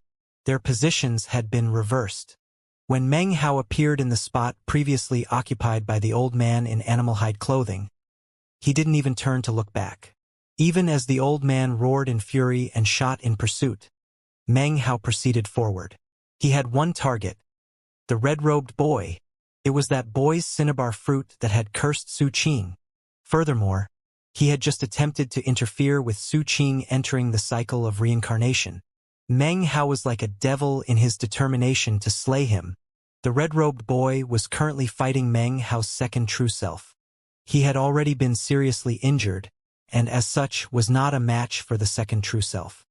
He continued to fall back in retreat, his eyes bloodshot as he attacked with reckless abandon. When he saw Meng Hao bearing down on him, he pointed out with a finger. "Trying to get yourself killed on purpose. Fine. I'll kill your true self." In the instant that the boy pointed out, Meng Hao used the lightning cauldron again. There was a flicker and he switched places with his second true self. A boom rang out as his second true self appeared in the spot he had just occupied. As for Meng Hao, he was now closer to the boy than anyone else on the battlefield. Meng Hao's use of the lightning cauldron had reached the acme of perfection. The red-robed boy's mind trembled. His finger attack just now was incapable of doing anything to Meng Hao's second true self. He jerked around and was about to make a deadly attack against Meng Hao, when suddenly, Meng Hao waved his hand. Shockingly, a magical symbol appeared in his hand. It was a single character: Wither. This was the withering character incantation which had appeared after he absorbed 80% of the curse power. The incantation could be used as a divine ability that could be continuously maintained for a long period of time. As Meng Hao's cultivation base grew higher, the withering power of the magic would grow more consummate, its might more and more terrifying. However, he could also focus its energies into a single instant attack. This would deplete the magical symbol and cause it to dim, requiring it to recharge and absorb more withering energy before it could be used again. "I haven't personally killed a peak Dao-seeking cultivator before," said Meng Hao quietly. "You're going to be the first. The pain that my wife felt before she died is now something that you will have the pleasure of experiencing." Meng Hao's voice was calm in a way that caused the red-robed boy's heart to pound. A profound sense of deadly crisis appeared inside of him. The withering character caused the red-robed boy to begin to pant. His scalp went numb, and he instantly tried to flee. At the same time, Meng Hao, his eyes cold, coolly said, "Withering character blast." As soon as the words left his mouth, blinding gray light shot out from the palm of his hand. It immediately filled the sky, causing the hundreds of thousands of cultivators down below to look up in astonishment. They could sense the withering curse power exploding out up above. The old man in animal hide clothing gasped, then immediately began to back up. "No!" screamed the red-robed youth. Cultivation base power exploded out, and he produced massive quantities of magical items to try to fight back against the power of his own Hellwither 9 Ruins curse. However, no matter what he did, when it came to the explosive withering power, he was like a praying mantis trying to block an army. In the blink of an eye, he was inundated by the grayness. The only thing that remained behind was a blood-curdling scream that echoed out across the land. The withering character incantation had absorbed 80% of the Hellwither 9 Ruins curse power. It was the most powerful magical symbol he possessed, and when its power erupted with the curse, it could slay the peak of Dao seeking. Meng Hao was well aware of this fact. However, it would only work once, after which the magical symbol would grow dark. Meng Hao had decided to use that one sure kill on the red-robed boy. Grayness filled the world, and the red-robed boy screamed miserably. Everyone could hear it, and they were completely shaken and astonished. It was just possible to see the red-robed boy within the grayness of the curse. His robes were in tatters. His hair was white and falling out of his head. His skin dried up. His flesh, blood, bones, organs and soul were all withering away. Seeing the boy screaming miserably, Meng Hao calmly asked, "Does it hurt?" Qing'er didn't want me to see her pain over these past few days. She endured it. Can you imagine how a fragile girl like her was able to endure such shocking pain? Everyone on the battlefield could hear his words, and it caused an intense coldness to well up in their hearts. I've also experienced such pain. Meng Hao continued slowly. Now it's your turn. The boy's horrible shrieks grew even more intense. His entire body shook, and he even tried to detonate his nascent divinity, but was incapable. His nascent divinity had already become withered, just like his soul. During that short moment, he experienced indescribable pain. His teeth fell out, and soon he didn't even have the energy to scream. Eventually, he was nothing more than a pool of yellowish liquid. He had been withered to death. After he died, the gray curse power up in the sky flew back to Meng Hao's palm. It transformed once again into the withering character. However, the magical symbol was not as resplendent as before. It was now dimmer by half. Half of the curse power remained after killing the red-robed boy. From this, the terrifying power of the curse could be seen. By this point, the battlefield was utterly silent. Even the battle between Patriarch Song and the other Peak Dao-seeking experts had stopped, and they were looking on, dumbfounded. After a brief moment of silence, the Northern Reaches cultivators burst out into an uproar. The Patriarch of the Coffin Altar Sect just died? The Patriarch of the Coffin Altar Sect was at the peak of Dao-seeking. He just perished. At the same time, the Southern Domain cultivators were enlivened, and seemed to have been rejuvenated, resuming their furious attacks with increased strength. Once again, the fighting broke out down below. As for the Northern Reaches Peak Dao-seeking experts, they were inwardly shaken. This was the first time since the invasion had begun that a Peak Dao-seeking cultivator had died. The old man in the animal hide clothing had eyes shot with blood. The red-robed boy had been one of his closest friends. With an enraged roar, he shot toward Meng Hao. Off to the side were the two old men who looked completely identical except for their contrasting black and white robes. They joined the old man in charging Meng Hao. The second true self's eyes glittered as he moved to intercept them. Booms rang out as he began a tremendous fight with the black and white twins. The old man in the animal hide clothing was going berserk. He spit blood out of his mouth and performed a double-handed incantation, causing all of his skin to suddenly change color. It rapidly became blue, and his speed increased dramatically. He skirted the second true self to head directly toward Meng Hao, toward whom he extended a powerful punch. Die! Meng Hao was quite close. His face was pale, and blood was oozing out of his mouth. This was the first time he had used only his own power, and not that of his second true self, to attack and kill a Peak Dao-seeking cultivator. As the man in the animal hide clothing closed in, Meng Hao extended his right hand down toward the ground. Immediately a huge vortex appeared within the Northern Reaches army. The vortex was no longer golden, but black. It looked like a huge mouth, ready to consume everything. Immediately, miserable screams could be heard from the Northern Reaches cultivators caught inside. They rapidly withered, and their cultivation bases flowed out through their mouths and noses. Even their souls were shaken, and appeared to be on the verge of being sucked out. Rumble! Shockingly, 7 such vortexes appeared all over the battlefield. 7 huge vortexes enveloped nearly 30,000 Northern Reaches cultivators, extracting power from their blood and flesh, which shot up toward Meng Hao infused into his body. It was the same with their cultivation-based power. Meng Hao closed his eyes, and when he did, his cultivation base shot up. Suddenly, he transformed into what looked like a shooting star that sped directly toward the attacking old man. As he flew through the air, his eyes snapped open. The black mist face above him suddenly formed into the shocking shape of an enormous palm that slammed into the old man. A shocking boom filled the air. The old man tumbled backward in shock, blood spurting out of his mouth. At the same time, the miserable screams continued to echo out from down below. Quite a few within the vortexes had already withered and died.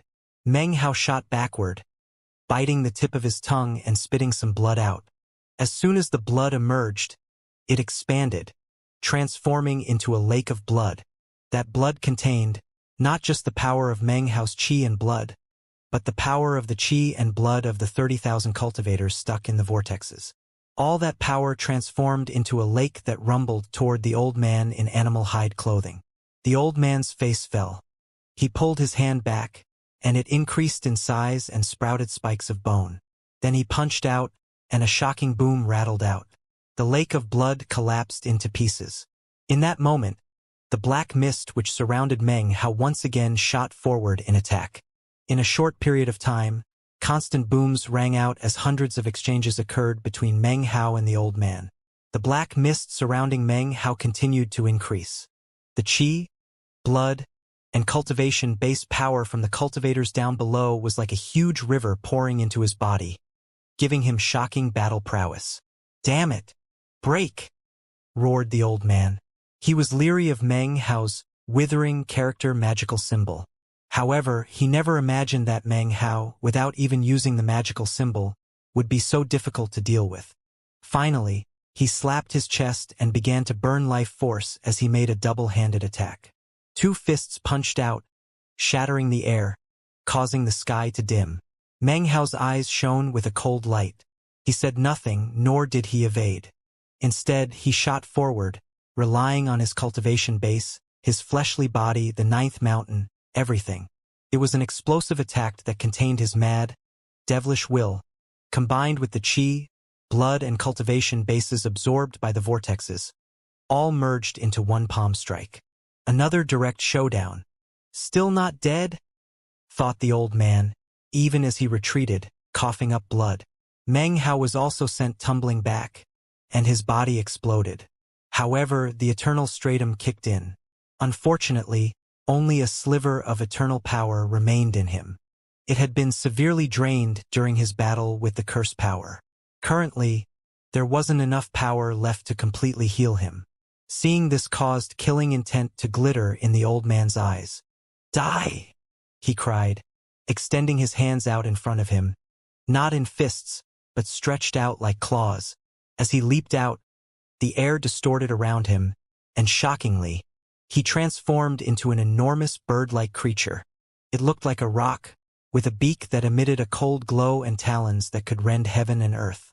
He shot toward Meng Hao with such incredible speed that he was nothing more than a streak flashing through the air. A fiendish wind buffeted Meng Hao's face as he lifted his right hand up to reveal the lightning cauldron. The cauldron began to flicker, and Meng Hao looked down at a Northern Reach's nascent soul cultivator down below. Suddenly, Meng Hao vanished. The savage nascent soul cultivator then appeared in the spot Meng Hao had just occupied, and Meng Hao was now where he had been down below. Form displacement transposition. The nascent soul cultivator saw bright colors flash across his eyes, and then suddenly he was up in midair. He couldn't help but be shocked. Moments ago, he had been preparing to plunge his hand through the chest of a southern domain cultivator. Now he was floating up in the air. Suddenly, an intense sense of deadly crises surged through him as he saw a vicious rock flying toward him at indescribable speed. It was impossible for him to dodge, and even his nascent soul was scared so witless that it seemed as if it would crumble to pieces. Boom! The rock smashed into him, sending blood spattering out in all directions. A roar of rage filled the sky as the rock turned blurry and the old man reappeared. He glared down at the ground, his eyes flaring with killing intent. "Meng Hao!" he raged. Once again, he transformed into a rock that shot toward the ground amidst a gale-force wind. Down below, Meng Hao stood in the midst of a huge force of shocked Northern Reaches cultivators. among whom he had seemed to just randomly appear. Before any of them could react, he gestured down toward the ground. Blood Demon Grand Magic. Rumble. An enormous vortex appeared with Meng Hao in the center. It instantly enveloped several thousand people. As for the southern domain cultivators it caught up, they felt a gentle force pick them up and eject them from the vortex. Meng Hao remained within the vortex, his white hair swirling around. Once again he gestured downward, and his eyes were filled with calm coldness. Qi and blood. Rumbling could be heard as the northern reaches cultivators within the vortex began to shriek miserably, and visibly wither at a rapid rate, regardless of the level of their cultivation bases. Huge quantities of qi and blood power poured into Meng Hao. His body grew stronger, and his internal injuries were healed significantly because of the borrowed power. Spirit meridians, he said. Rumble. More miserable shrieks could be heard from the thousands stuck in the vortex. They were little more than skin and bones now that their qi and blood had been removed. The only thing they had left, their cultivation bases, transformed into white smoke that began to ooze out of their eyes, nose, mouth and ears. Their eyes bulged and their faces began to grow blank. They were completely paralyzed, and the only thing they were capable of doing was trembling and screaming. Their cultivation bases flew out to be absorbed by Meng Hao, causing his own cultivation base to rise. His wounds were also healed even further. By this time, the old man in the shape of a rock was now bearing down on him, roaring with killing intent. Soul, said Meng Hao, yelling out the final word. He would break through to the 5th level of the Blood Demon Grand Magic. Once he did, he would be able to control something that even his second true self couldn't control, something special that had been created for him by Patriarch Blood Demon. A false immortal puppet. The soul character had been uttered. At that moment, the northern reaches cultivators stuck in the vortex around Meng Hao let out the last miserable shrieks that they would ever utter. Their bodies were withered dry, their cultivation bases vanished. Now they felt an intense pain enveloping them like floodwaters. Everything went black in their eyes, and the world disappeared. Their lives were no more. Numerous wailing, struggling souls emerged from their eyes, ears, nose, and mouth. Each and every cultivator's back was arched, their face sunken, and their eyes gray. Their mouths were stuck open stiffly. Their souls emerged and then fused into the vortex, becoming a cyclone of souls. Anyone who could see the spectacle was flabbergasted. Demonic magic. That's demonic magic. Such a sinister divine ability has got to be demon magic. The northern reaches cultivators in the area were trembling, and their hearts were filled with terror.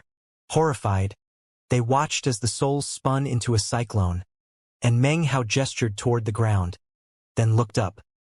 His white hair floated around him, and his eyes glowed with a cold ruthlessness. His face was also as pale as death, making his overall appearance like that of a devilish god. The souls of the slain around him looked like slaves that were incapable of escaping him. Up in the sky, the old man who was in rock form gasped, completely shaken by what he was seeing.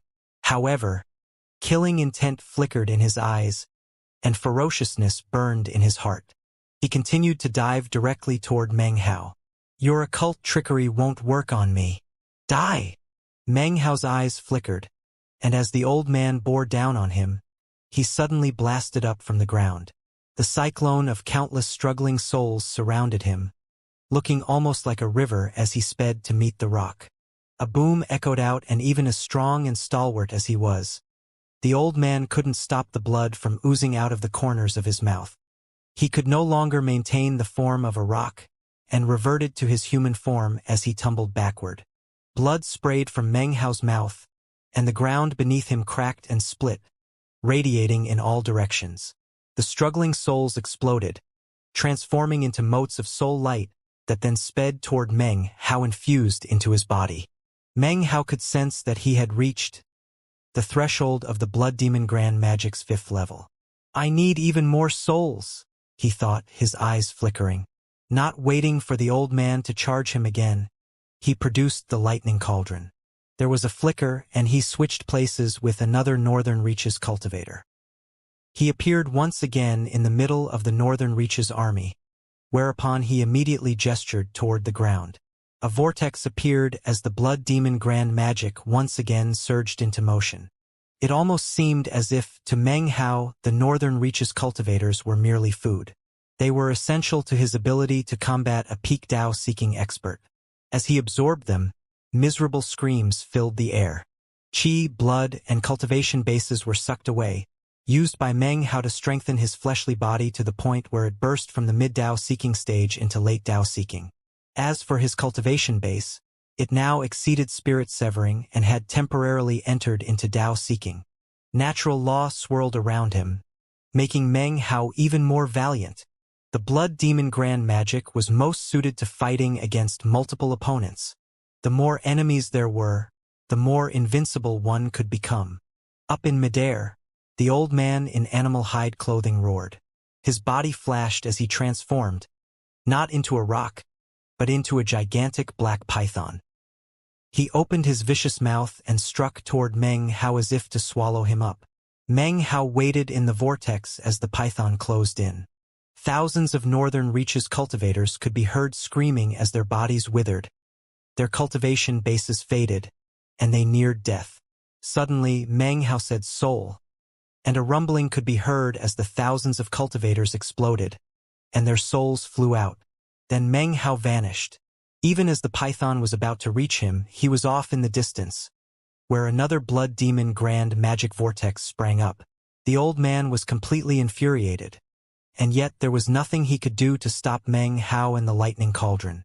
The agile teleportation-like ability made it incredibly difficult to pin Meng Hao down, and left him shocked in his heart. Damn it! Meng Hao, I dare you to fight me one-on-one. Killing intent flickered in the old man's eyes. This time, he didn't pursue Meng Hao, but instead flew toward the Southern Domain's army of cultivators. If you won't come out and fight, then I'll just start killing some Southern Domain cultivators. Meng Hao stopped in place, then waved his right hand.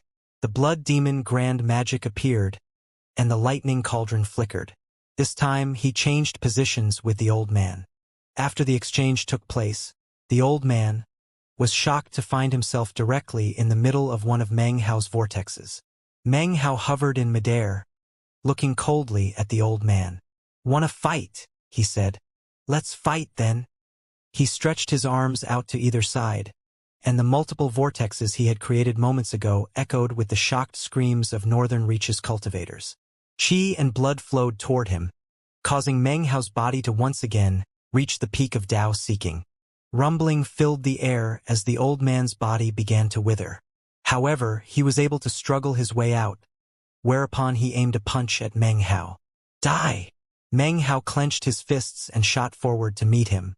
The two of them flashed back and forth over 100 times, causing booms to rattle everything in the area. Finally, the old man's eyes flashed with a bright light.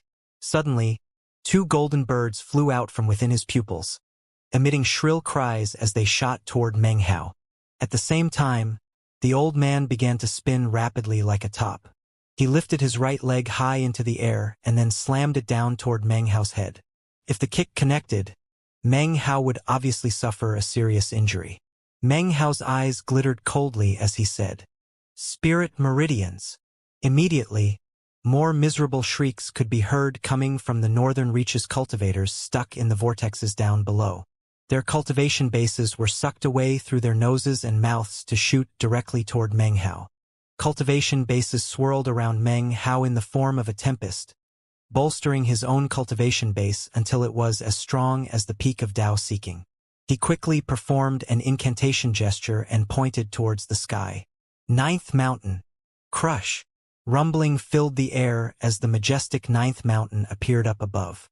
It was huge, almost like a real mountain, and the natural law that swirled around it stirred the sky and caused the land to shake. Massive pressure crushed down on the old man. The old man lifted his head up and roared. His body expanded rapidly as he turned into a mountain-like giant.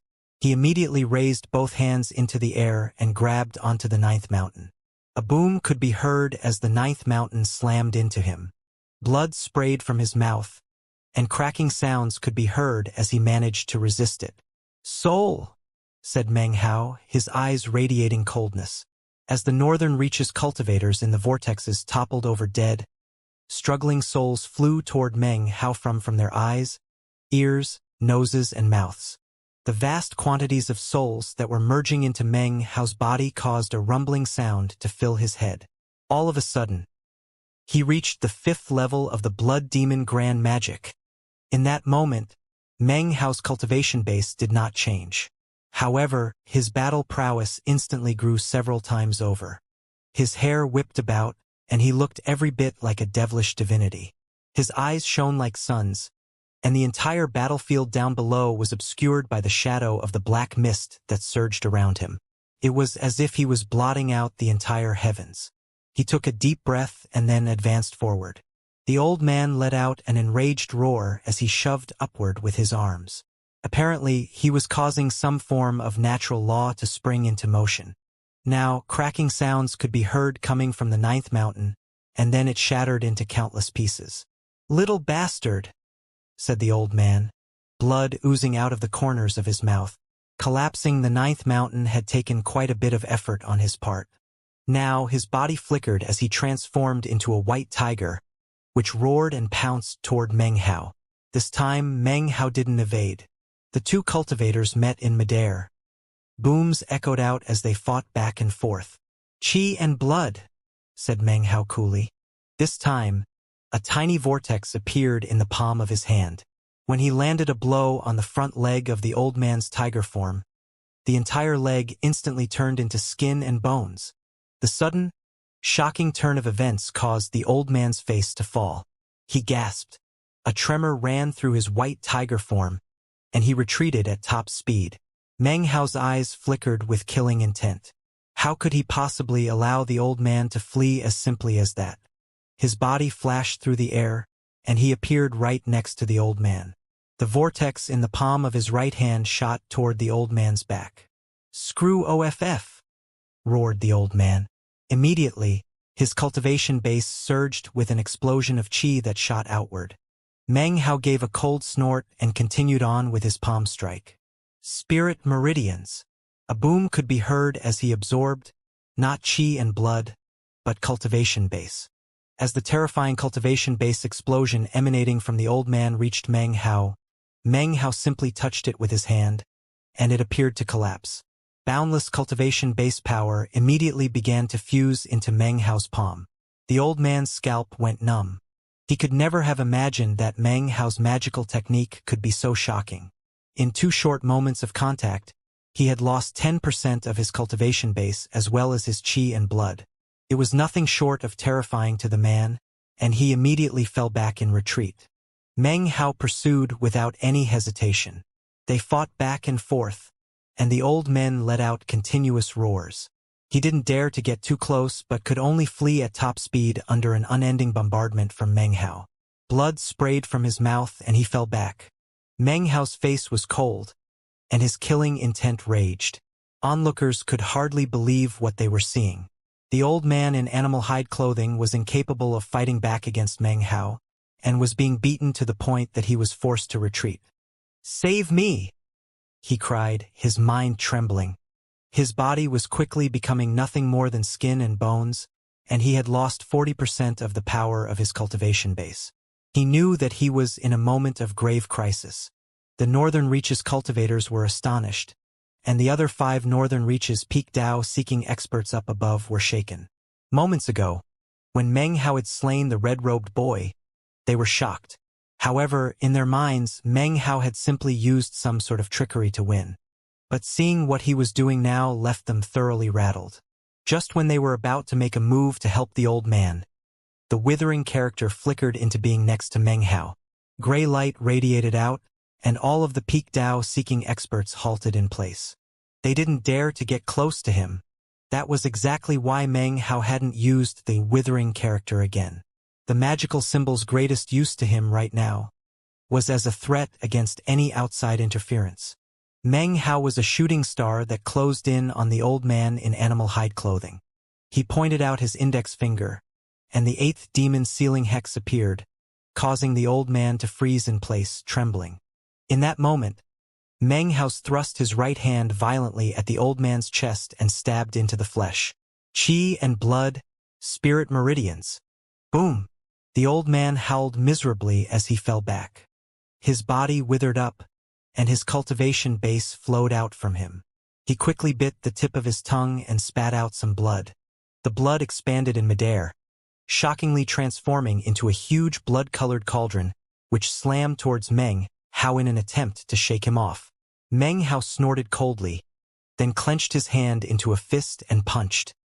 He landed a blow onto the cauldron that was backed by his qi and blood, the energy of tens of thousands of cultivators, and even the power of the old man himself. A huge boom echoed out over the battlefield. The cauldron immediately shattered into pieces. As Meng Hao's fist passed through the remnants, it transformed into a palm, and then a claw which latched onto the old man's face. Rumbling filled the air as qi, blood, and spirit meridians were rapidly sucked out of the old man's body. The old man screamed in pain and shoved his hands out toward Meng Hao. In response, Meng Hao vanished, then reappeared behind the man. He slapped his hand down onto the man's back. "Save me!" cried the old man. The sense of deadly crisis he felt caused his mind to reel. "No one can save you now," responded Meng Hao, his voice icy cold. However, it was at this moment that a leaf suddenly appeared. Not just one leaf, but many, emanating scintillating glows as they descended from above. An aura also appeared that Meng Hao was very familiar with. The voice of a woman then echoed out coldly across the battlefield. "What if I save him?" Leaves fluttered down over the lands of the southern domain. The innumerable leaves began to spin, then rapidly formed together into the shape of a woman. She wore a colorful gown and exuded a palpable, exotic allure that would attract anyone who looked at her. However, this was no girl. It was a woman. It was the mother of the resurrection lily, the dawn immortal. She stretched out her right hand and pointed toward Meng Hao. Numerous branches suddenly appeared around him. They expanded rapidly and then grew together, transforming into a cage that threatened to completely seal Meng Hao up. "You showed up at the battle of the Blood Demon sect, and now you show up again here. Screw off." Killing intent flashed in Meng Hao's eyes as his cultivation base exploded with power. It transformed into a cyclone that thrashed about in all directions, smashing a hole in the cage of branches. Meng Hao instantly shot out from within, and immediately headed in the old man's direction. The Dawn Immortal laughed coldly and waved her right hand. Shockingly, a seven-colored leaf appeared, which shone with prismatic light as it sped toward Meng Hao. Meng Hao's mind trembled, and yet he didn't slow down in his pursuit of the weakened old man. He caught up in a short moment, and then reached out his hand to push down onto the top of the old man's head. "Soul," he said calmly. The old man immediately let out a shriek of pain. His body trembled, his mouth opened wide, and his eyes bulged. His soul began to seep out through his nose and mouth in many delicate strands that were quickly absorbed by Meng Hao. "Looking to die?" said the Dawn Immortal, her eyes flickering with killing intent. The seven-colored leaf picked up speed as it closed in on Meng Hao. In the blink of an eye, it was about to hit him. Meng Hao took the old man and violently tossed him forward to slam into the leaf. A boom echoed out, and the old man's body exploded. He was dead in body and spirit. As for Meng Hao, he retreated immediately, his face somewhat pale. Having absorbed the old man's complete cultivation base, as well as all of his qi and blood, plus his soul, he was now filled with indescribable energy. Resisting the leaf attack caused him to retreat, but did not injure him. Now that the leaf was heading toward him for a second attack, his eyes flashed with killing intent. The lightning cauldron appeared, and a flash of electricity could be seen. In that moment, he switched places with one of the Peak Dao-seeking experts who was fighting Pill Demon and the others, the old woman. In response to the form displacement transposition, the old woman's face fell. The seven-colored leaf ground to a halt, then changed directions and shot after Meng Hao. By this point, Meng Hao was next to Patriarch Song. with whom he joined forces to launch an attack against the white-robed hopping vampire that was a Northern Reaches peak Dao-seeking expert. A boom could be heard, and the white-robed old man coughed up a mouthful of blood. Even as he fell back, the seven-colored leaf neared. The flash of electricity surrounded Meng Hao, and he then appeared in the middle of the Northern Reaches army down below. Blood demon grand magic vortexes instantly appeared, enveloping thousands. Qi, blood, spirit meridians, and souls were all absorbed, and miserable screams rang out. Then Meng Hao vanished again. Meng Hao had long since completely mastered the use of the lightning cauldron. The peak Dao-seeking experts in Midair were shocked. Damn it! What kind of magical item is that lightning cauldron? This Meng Hao is too hard to pin down. Meng Hao's actions in the battle were strange and mysterious. He attacked with ruthless viciousness that left them thoroughly shaken. By now, Meng Hao was an archenemy in their minds. He was such a threat that they knew he needed to be eliminated immediately. "I'll deal with him," said the Dawn Immortal coolly. Her eyes flashed with seven-colored light that bathed the entire area, apparently in an attempt to seal it. "That toy of yours is quite mysterious," she said a moment later. "I can't completely seal it, but what I can do is slow down the transpositioning speed. Go ahead and try it out now." Then, she began to advance on Meng Hao. As she neared, an intense pressure weighed down on everything. Furthermore, a vicious, seven-colored resurrection lily appeared behind her. The flower swayed back and forth, obviously immaculately beautiful, and yet at the same time, boundlessly evil. Meng Hao's expression was calm, and did not reveal the slightest shift in emotions. He put away the lightning cauldron and then pulled out a blood-colored puppet the size of a hand. The puppet flew out from Meng Hao's hand and then began to grow.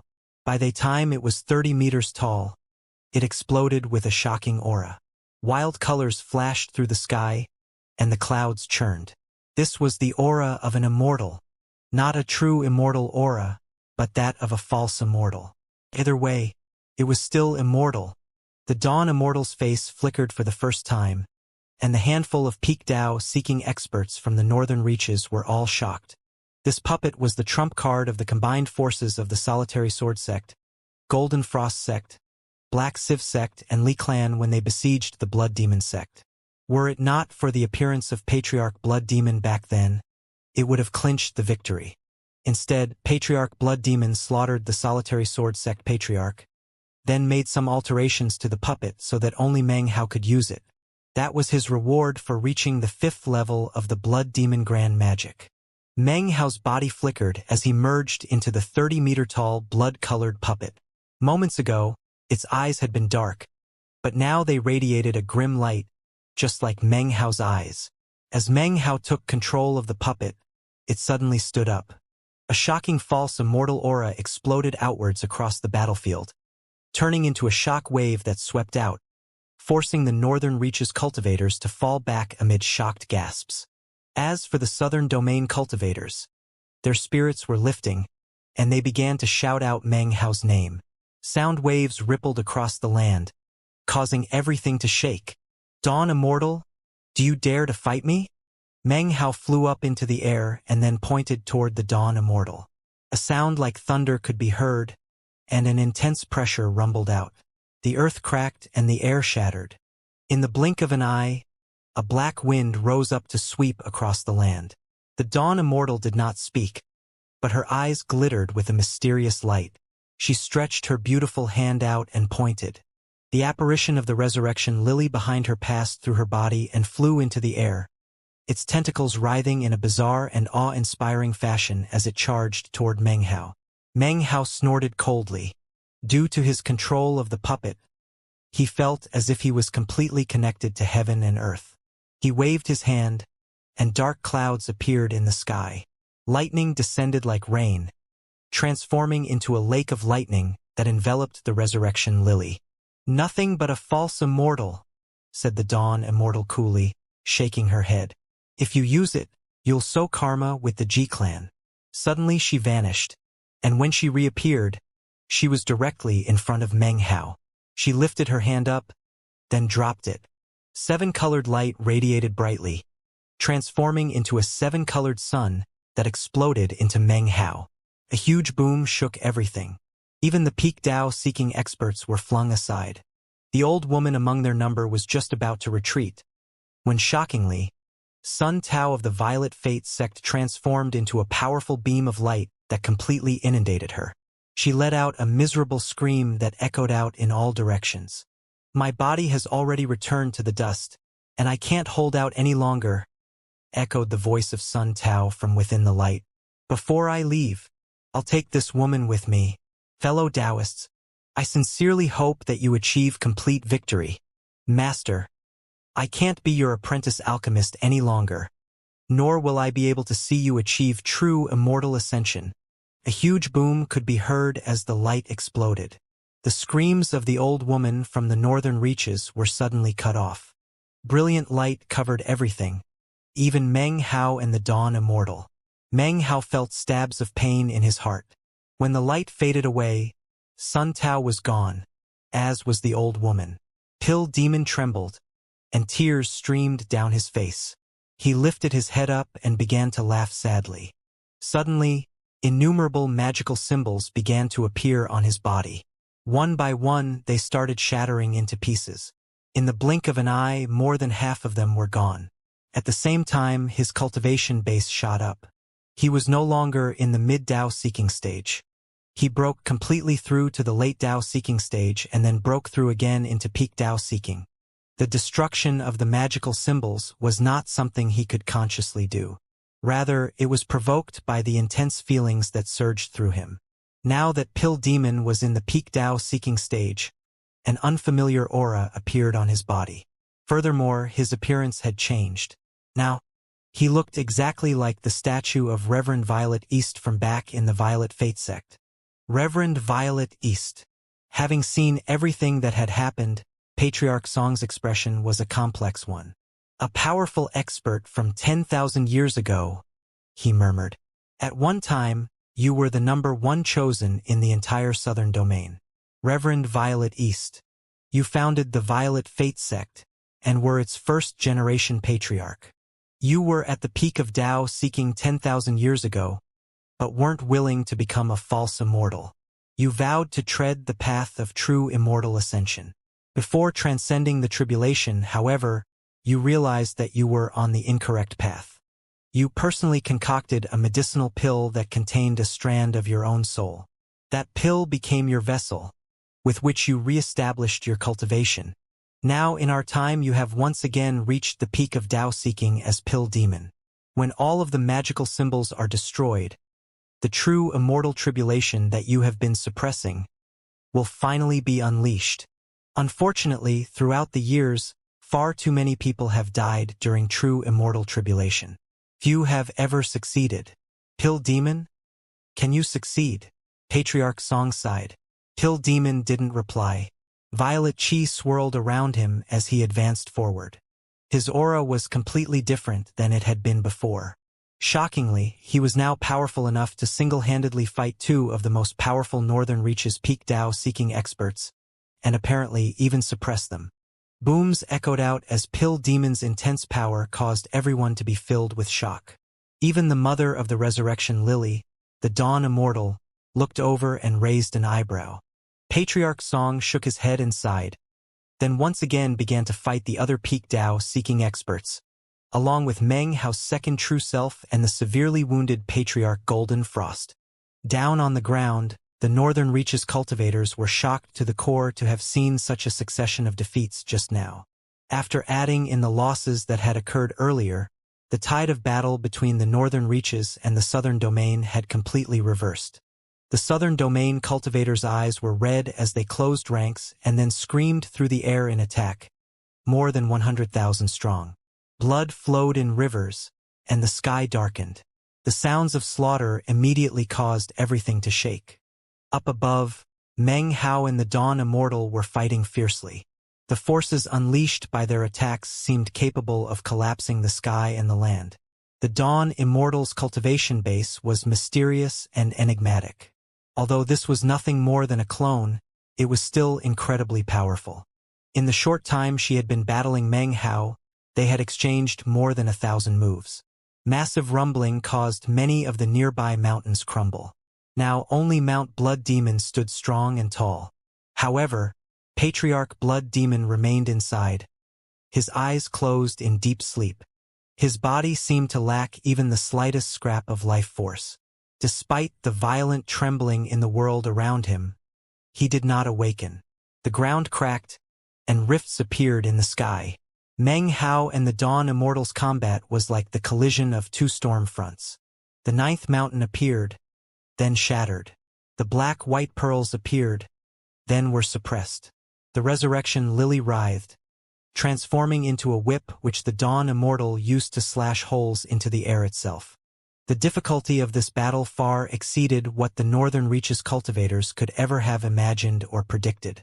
Meng Hao's appearance on the battlefield had completely turned the battle around. First was the death of the red-robed boy, and then the old man in animal hide clothing perished. The pinnacle of the Northern Reaches fighting forces had been reduced by 30%. That was something that could determine victory or defeat in a battle. Then the Dawn Immortal appeared, and she seemed to be capable of getting control of the situation. But, contrary to what everyone would have expected, Meng Hao pulled out a false immortal puppet. With the body of a false immortal puppet, he was now engaged in a duel with the Dawn Immortal that cast the sky and land into complete shadow. In addition, Pill Demon awakened, unleashing peak Tao-seeking power. Now, the Northern Reaches cultivators were getting quite anxious. At the moment, it seemed that securing victory was no easy task. Rumbling echoed out and Meng Hao spit up blood. Popping sounds could be heard as cracks spread out through his puppet body. Up ahead, the Dawn Immortal was frowning. The false immortal puppet was forcing her to use all the power she could muster. Even more shocking was Meng Hao's Blood Demon Grand Magic, which continuously popped up around the Dawn Immortal. The more he used it in battle, the stronger he got. It was extremely difficult to deal with. The Dawn Immortal's true self was in the Milky Way Sea and could not leave, which meant that the battle was now in a deadlock. Of course, the fact that there was a deadlock was a good thing for the Northern Reaches cultivators. This group here was the main force of the second wave of invaders. Currently, there were 4 other armies in other parts of the southern domain, stabbing toward the Blood Demon sect like sharp arrows. It would only be a matter of time before they arrived. Although those armies did not contain any peak Tao-seeking experts, only spirit-severing leaders, their combined forces numbered over 100,000. Once they arrived, they would be a critical factor in ending the deadlock. Most important of all, the hundreds of thousands of Northern Reaches cultivators were only the second wave of the Northern Reaches Expeditionary Army. Currently, the third wave of 1 million cultivators was making its way across the Resurrection Lily Bridge. The third wave was en route in battle formation, and once they arrived in the southern domain, they would add 4 peak Tao-seeking experts to the battle. Furthermore, they were not just any peak Tao-seeking experts, they were the 4 most powerful patriarchs in the entire Northern Reaches. Among their number was the Imperial Bloodline Clan Chief, whose cultivation base was monstrous. He was capable of battling false immortals. Once they reached the southern domain, victory would be assured. This was something all the Northern Reaches cultivators were aware of, and the southern domain cultivators could conclude via speculation. All of the peak Tao-seeking cultivators in Midair were also aware of these facts. There was nothing the southern domain could do about it. If things went on too much longer, great tribulation would fall upon the southern domain, unless they could quickly overcome this second wave of Northern Reaches cultivators before the third wave arrived. Perhaps that would buy them enough time to set up some spell formations, as well as get some much-needed rest.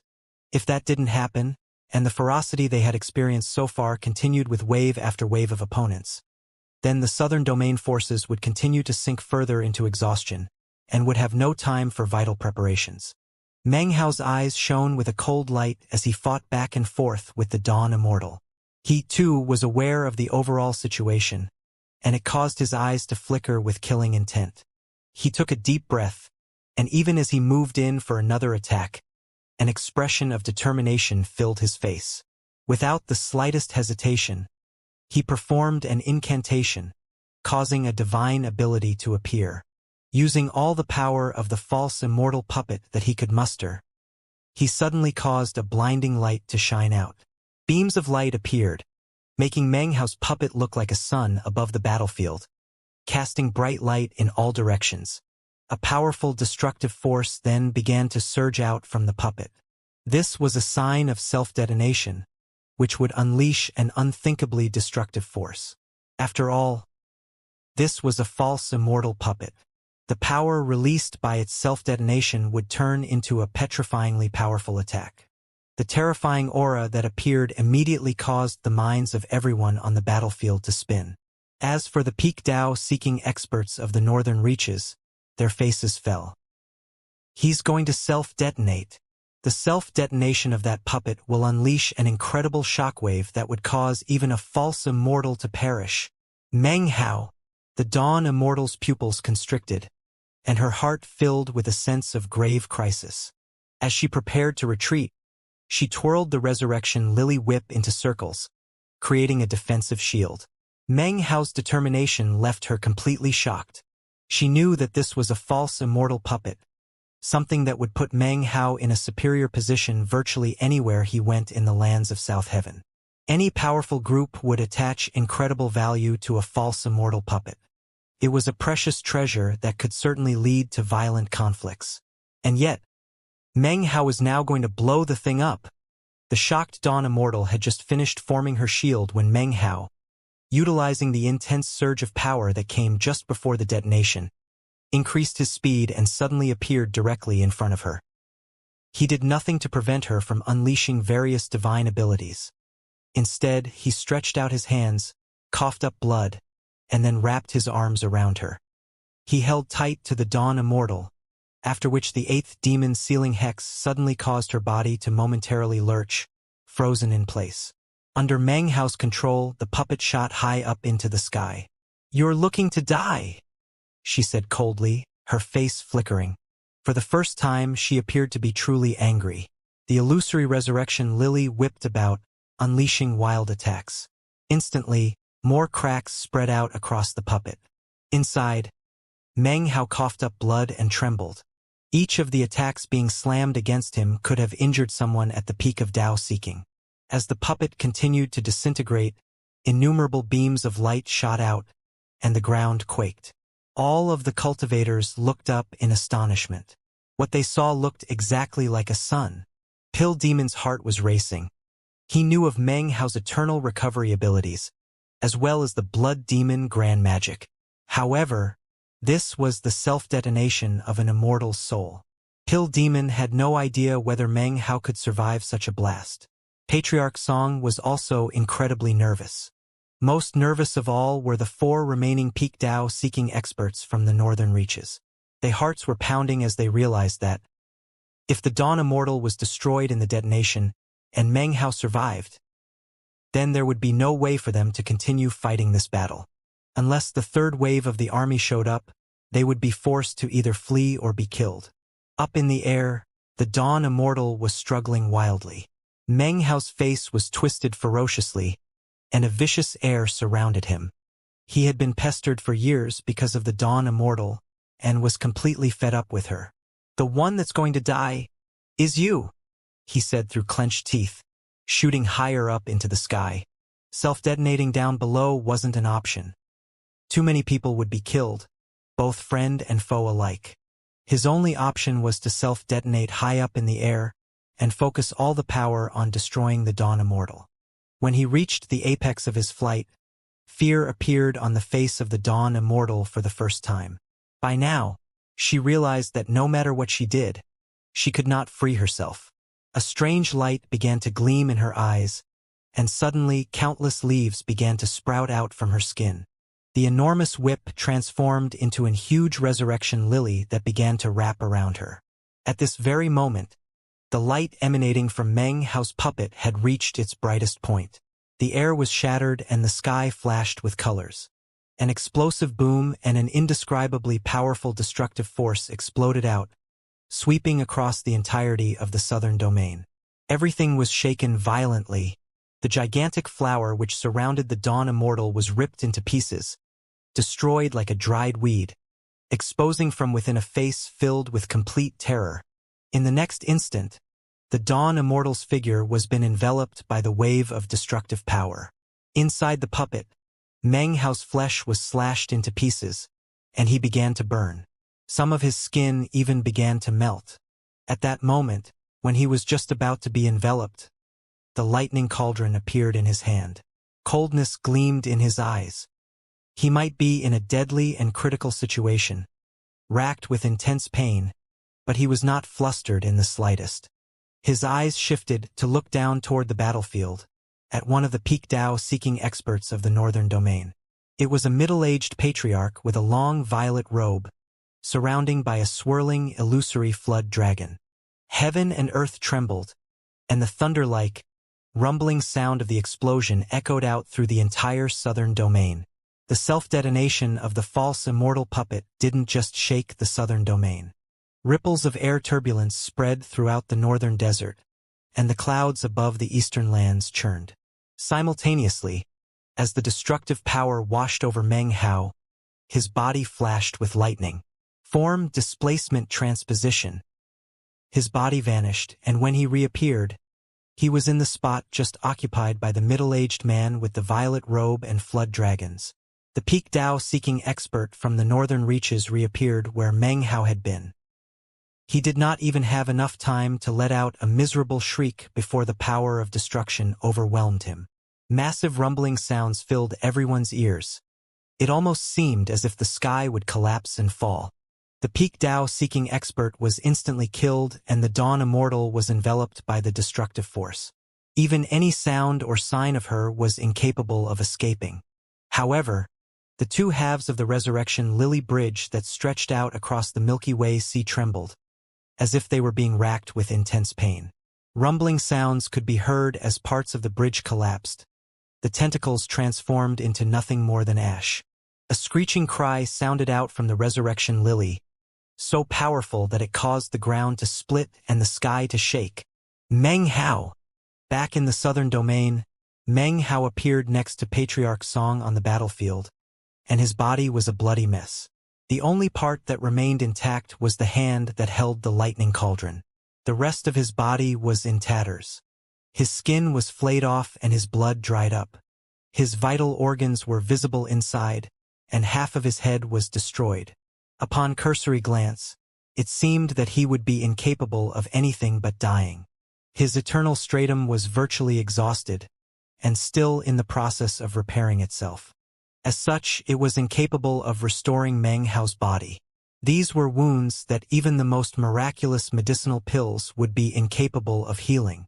Immense amounts of destructive force had battered Meng Hao. The fact that he didn't die in the blast was actually pure luck. Were it not for the heaven-defying lightning cauldron, Meng Hao would most assuredly have been destroyed. Even still, when he reappeared, the remaining three peak Dao-seeking experts from the northern desert gasped and unconsciously fell back. They didn't dare to try to take the chance to make a move. Meng Hao's initial savagery and ruthlessness, his fearsome act of self-detonation, the slaughtering of the Dawn Immortal's clone, the casual slaying of the peak Dao-seeking expert, all of these things ensured that his fearsome name struck terror into the hearts of anyone and everyone. A buzz of conversation rose up from the more than 100,000 cultivators from the northern reaches. He's still not dead. Look at how mangled his body is. And yet, he's still alive. Pill Demon rushed over with medicinal pills, while Patriarch Song and Patriarch Golden Frost immediately sped to Meng Hao's side to stand guard. "Hower," said Pill Demon with great urgency. As for Meng Hao's second true self, he sagged listlessly and darkened. After all, if Meng Hao died, then he would most certainly also die. Meng Hao couldn't speak. His eyes were blank and his expression looked confused. An aura of death swirled around him, as if he might pass away completely at any moment. He only had one tiny scrap of consciousness remaining. He looked down toward the ground at the astonished northern reaches cultivators. Then the lightning cauldron flickered, and he vanished. When he reappeared, he had switched places with one of the northern reaches cultivators.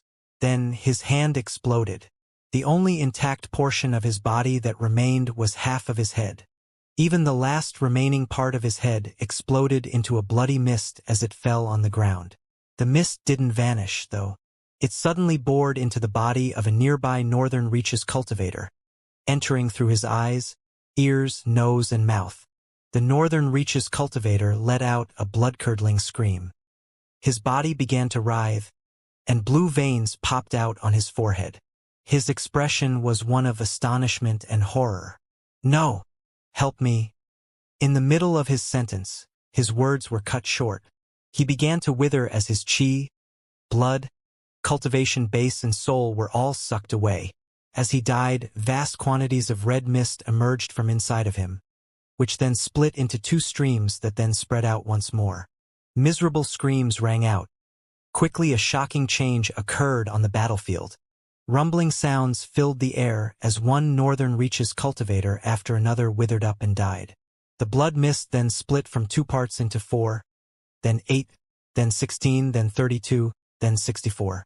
In the end, hundreds of streams of blood mist spread out, boring into hundreds of bodies, sucking away their chi, blood, cultivation base, and soul. Then, the mist spread out again. All it took was the blink of an eye for thousands of streams of red mist to be visible. It was evil, devilish, and seemed to be sentient as it spread out, avoiding all southern domain cultivators and seeking only northern reaches cultivators to destroy. Up in midair were the 3 peak Tao-seeking patriarchs from the northern desert. There were the 2 identical old men who wore black and white clothing and looked like hopping vampires. The other bore the semblance of a young man, around whom swirled mysterious magical symbols. From the look of it, each one of those magical symbols contained some type of weapon, just ready to be unleashed. All 3 of them looked at what was happening with complete shock. After exchanging glances, they didn't hesitate any longer. Employing all the speed they could muster, they fled off into the distance. How could they possibly dare to continue the fight? The Dawn Immortal was dead. Of the 7 peak Tao-seeking experts, 4 were gone, 3 of them slain by Meng Hao. Furthermore, it seemed apparent that Meng Hao still wasn't dead. There was no way they could possibly dare to stay behind. Besides, Pill Demon was now at the peak of Tao-seeking, as were Patriarch Golden Frost and Patriarch Song. Those 3 alone were enough to cause problems, and that was not to mention Meng Hao's second true self. He might seem weak, but if Meng Hao recovered, he would be yet another powerful enemy. There was simply no way to continue to fight. The death of the Dawn Immortal's clone had sealed the fate of the Northern Reaches' second army. The remaining 3 peak Tao-seeking experts fled, shivering in fear. Their only hope was to rendezvous with the Third Wave Army. Only then would they possibly dare to reappear and face Meng Hao. It wasn't that it didn't occur to them to seize this opportunity to try to kill Meng Hao once and for all. Rather, the risk was too great.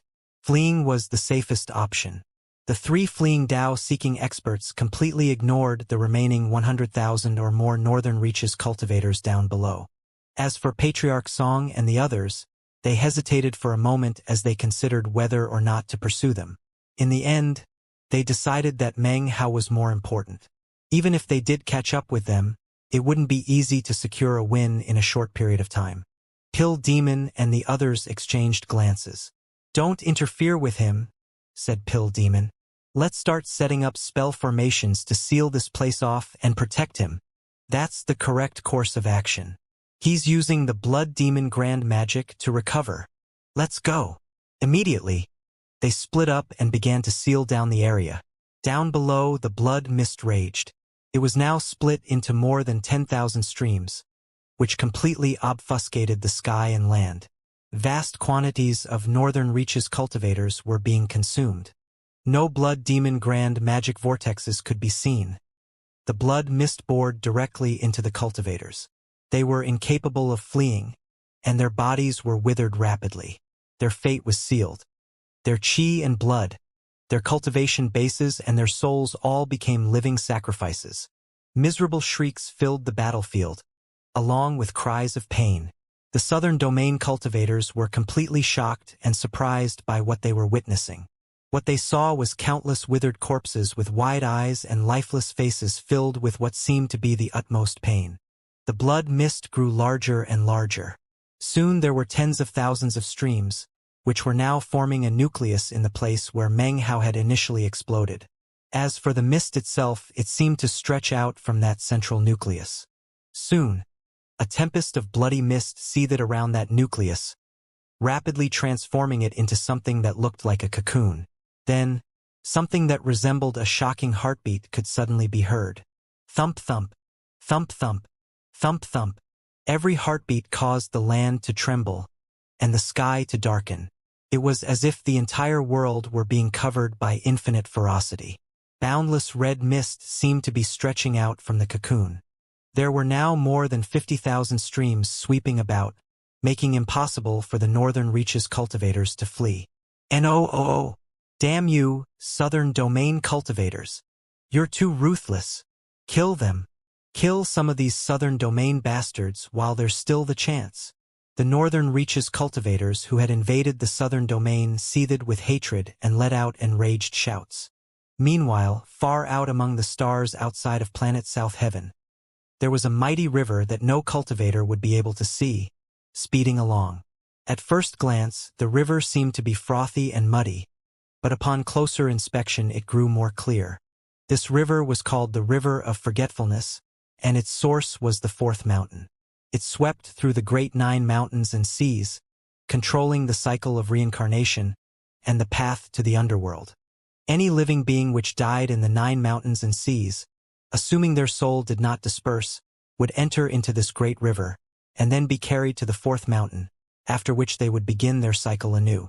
There appeared to be endless souls within the great river, most of whom looked around wide-eyed, moaning and screaming. Many struggled to escape the river water, including powerful beasts and mighty cultivators. Of the numerous fierce beasts in the river, one was a pangolin who was covered with long spikes. It was fully 3,000 meters long, and was currently roaring in rage.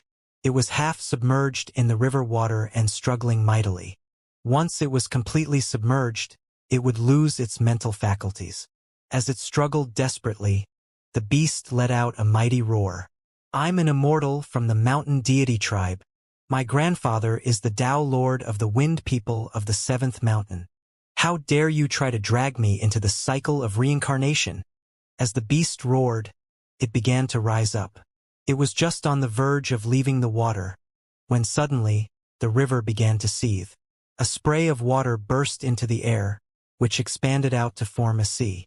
A rumbling sound could be heard as the beast was submerged. A miserable shriek rang out through the void as the gigantic creature was smashed, transforming into countless discarnate souls that merged into the river water. The scene caused all the surrounding beast souls to tremble with fear and astonishment, even terror. Off in the distance, an old man sat upright, floating above the surface of the water, surrounded by the melodious music of a great Tao. Every bit of his soul radiated immortality, and his body shone with radiant light that spread out in all directions over the vast river. He seemed like a preeminent immortal, towering over the river of forgetfulness. He ignored the water, which seemed incapable of fazing him in the least. I am an almighty Tao Lord of the 6th mountain. My longevity might have ended, but in the past, the longevity of Tao Lords in the 9 mountains and seas was unlimited. Now, under what authority are you dragging me into the cycle of reincarnation? 4th mountain. The old man suddenly looked up, and his eyes seemed like 2 suns. Any souls that he looked at immediately began to scream and dissipate. The old man slapped his hand down onto the surface of the water and then began to fly upward. His hand flashed in an incantation gesture, and then a rift tore open in the starry sky, which he prepared to enter. However, it was at this point that a black fish suddenly splashed out of the water. It had sharp teeth and looked incredibly ferocious. As soon as it appeared, black rays of light began to shine out from it, making it look like a black sun. It only took a moment for it to appear in front of the old man. An indescribable pressure exploded off of it. You're an underworld fish, said the old man, his face paling. There's an underworld judge of the 4th mountain who is an underworld fish. You're his clone. Just when the old man prepared to fight back, the underworld fish flickered and then stabbed into the old man's forehead. The old man shook, and then his body began to dissipate. Even as he began to fade away, the old man's eyes suddenly flickered with a glow of determination. I might be dying, but you underworld people must be dreaming if you think I'll go down without a fight. My Tao manifested the music of a great Tao. Dead souls of the river, if you have any reluctance at all to part with the living world, then awaken. Listen to the call beckoning you to stay in the world of men. Break free, return, and exist as undead. With that, he lifted his head back and laughed loudly. His body collapsed, but the sound of his voice rolled out through the river of forgetfulness, which stretched out further than the eye could see. The old man died, but the music of his great Tao echoed out over the discarnate souls within the river of forgetfulness. They trembled, and were then unable to control themselves as they flew up into the air. They transformed into a tempest of souls which shot madly toward the rift out in the void. Let's go home. Flee this place and return home. Rumbling could be heard as the countless souls whistled through the air. On the surface of the river water lay a woman surrounded by a blood-colored light. She also flew up into the air to join the other souls in the tempest. The underworld fish next to the rift looked coldly at the souls. You people are already dead, the underworld fish said coolly. If you want your souls dispersed as well, then as an underworld judge, I can accommodate. All souls in the river of forgetfulness will have no trial. Your sentence is to be refused entry into the cycle of reincarnation. Your souls will be exterminated immediately and melted into the river of forgetfulness, where they shall remain for all eternity. A black glow emanated out from the fish, transforming into a dermic decree that spread out in all directions. In the blink of an eye, the entire area was covered with a black glow. Any soul who touched it screamed and then faded away, having been instantly eradicated. I don't want to die. Ah, soul dispersion. I refuse to submit. My life was ended, and now I get no second life. I can't accept this. It took only a moment for all the souls above the river to fade away, with the exception of the woman's soul. The black light was blocked by the red glow that surrounded her. The black underworld fish looked over with glinting eyes that suddenly went wide. The woman was none other than Su Qing's soul. So you already have a dermic decree attached to you, directing you into reincarnation? The fish hesitated for a moment. Generally speaking, souls with dermic decrees had incredible backstories. The fish couldn't help but look more closely at Su Qing. After further examination, a look of surprise gleamed in the fish's eyes. This woman has a Tao root, and it just sprouted? I've never heard of something like this before. I've been looking for a new slave girl. This one will do just fine. Suddenly, black light appeared in front of the fish, which then transformed into a huge hand covered with fish scales. It reached out toward Su Qing to grab her. However, as soon as it made contact with the red glow, shocking ripples flowed out. The hand trembled, then shattered into pieces, leaving the underworld fish astonished. It only took a moment for a bright glow to appear in its eyes. Interesting. This woman with the dermic decree must be some shocking, almighty figure. Now that she's died, she's weak and exhausted. If I can suppress her here in the river of forgetfulness, then there won't be any chance of her coming back to look for me later. The underworld fish's body flickered, and the river of forgetfulness began to crash with enormous waves. The waves surged, merging together hundreds of thousands of them. The red glow fought back against the waves, but was eventually incapable of resisting the mysterious power of the river of forgetfulness. After some time passed, the glow began to fade. When it completely dissipated, the underworld fish laughed loudly and then summoned the black hand to once more reach out and grab at Su Qing. I'll bless you with some good fortune. Wipe your memories and sever your path to mortality. You won't be going into the cycle of reincarnation. From now on, you're going to be the slave girl of an underworld judge.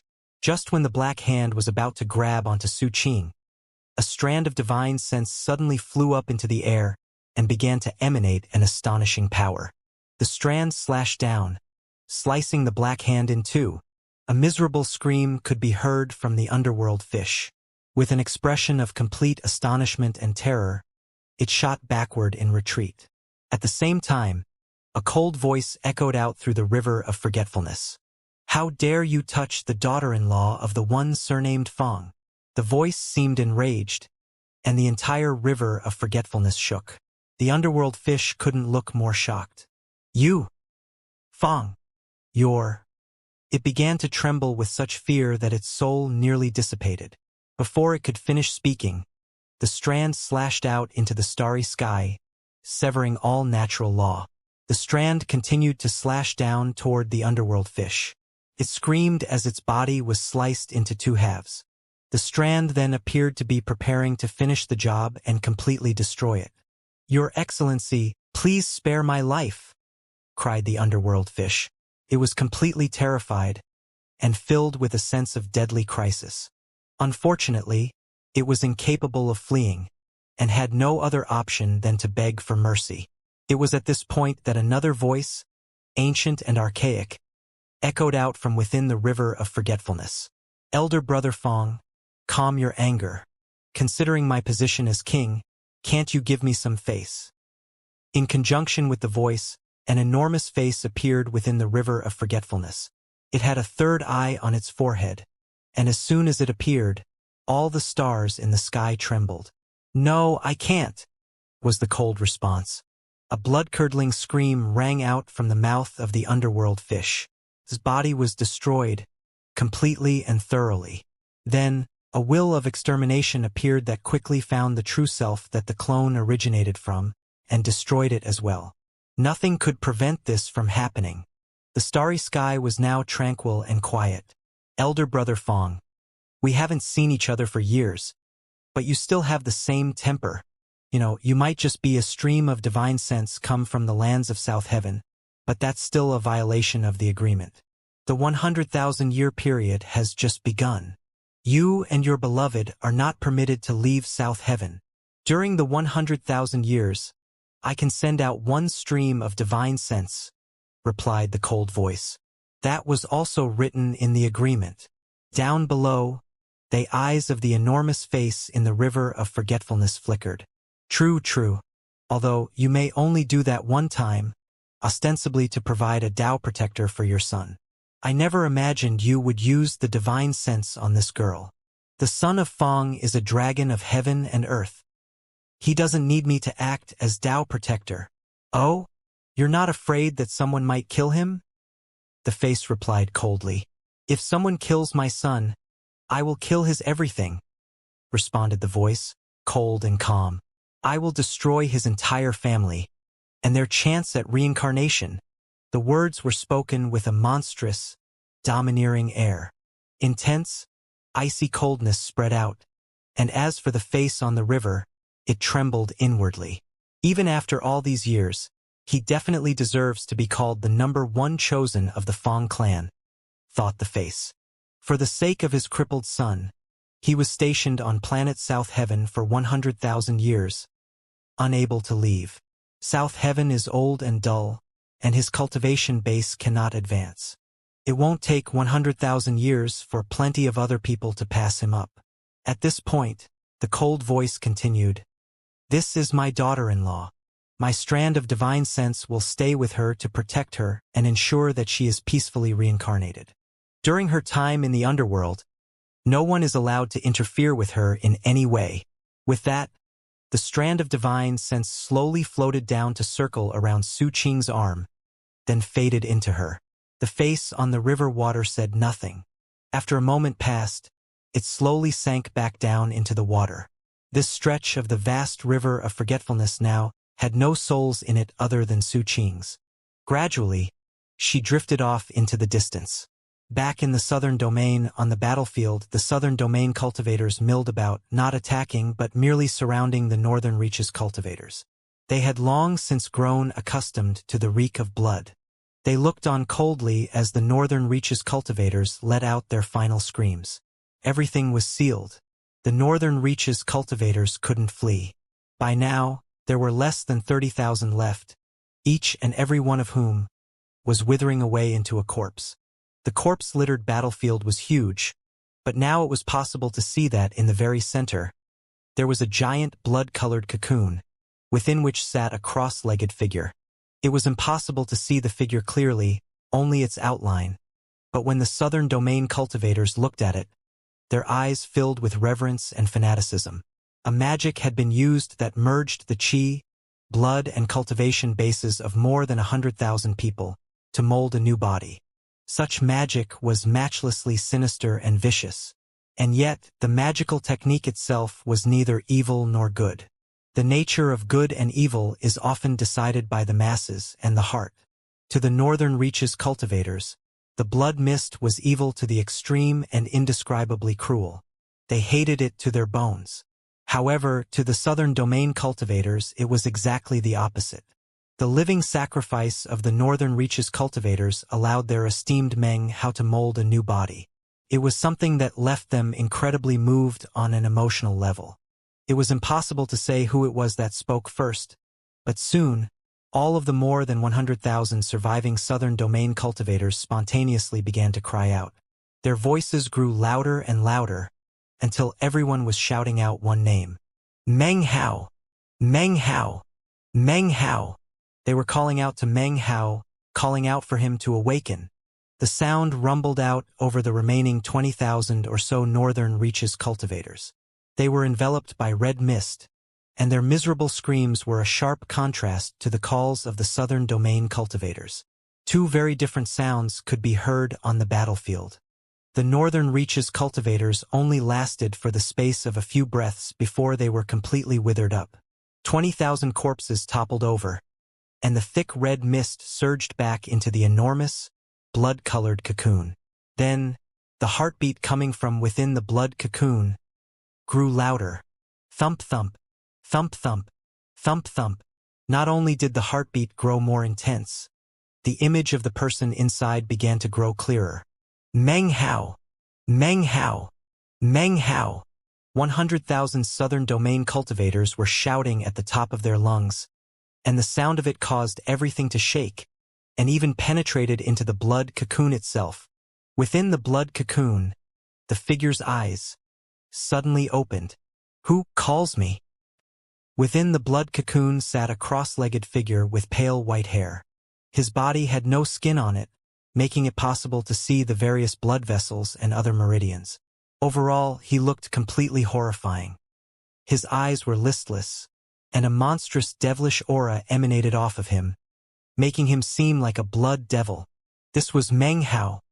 He had absorbed the chi, blood, and cultivation bases of more than 100,000 cultivators, as well as their souls.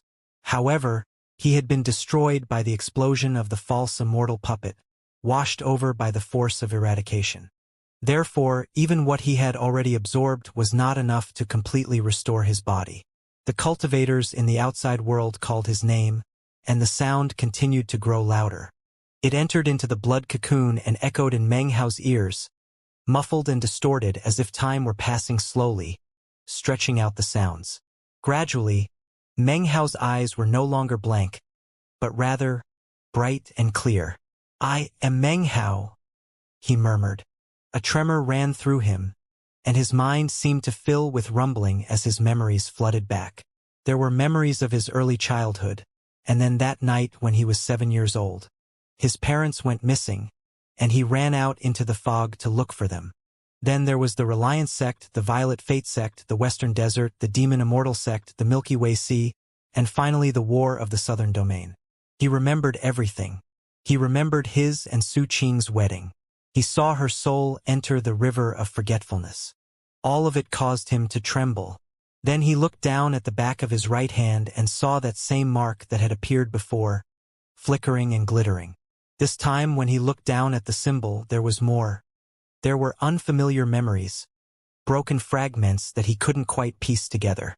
Within those fragments were memories from before when he was 7. However, the setting was unfamiliar. It was not the state of Zhao but some other place.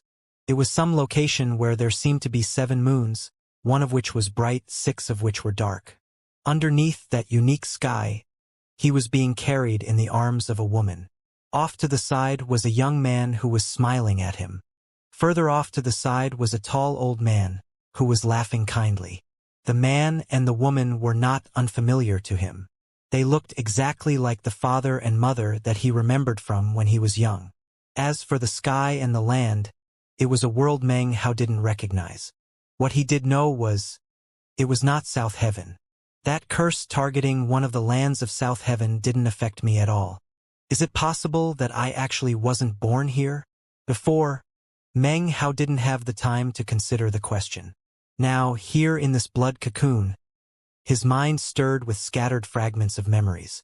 After some time passed, the mark on Meng Hao's hand faded. He looked up and heard the voices calling to him from the outside. Slowly, he rose to his feet. The blood cocoon exploded, transforming into a shocking, blood-colored whirlwind.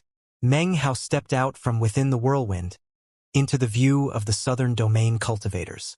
What they saw was a Meng Hao with white hair and ferocious features. His body had no skin, making him even more terrifying. However, they continued to call his name. Meng Hao! Meng Hao! Meng Hao! Pill Demon, Patriarch Song, and Patriarch Golden Frost sped over to appear at Meng Hao's side. Meng Hao's second true self was also recovered, and appeared off in the distance. Hower, said Pill Demon. Seeing Meng Hao's current condition pained him in his heart. Meng Hao clasped hands in greeting, then softly said, Master, I'm fine. These are merely the excesses of the 6th level of the Blood Demon Grand Magic. The 6th level of the Blood Demon Grand Magic, Patriarch Song exclaimed with a gasp.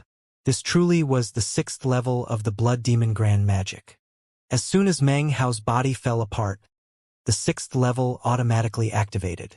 It seemed that, in order to truly enter the 6th level, it required all the blood in the body to dissipate.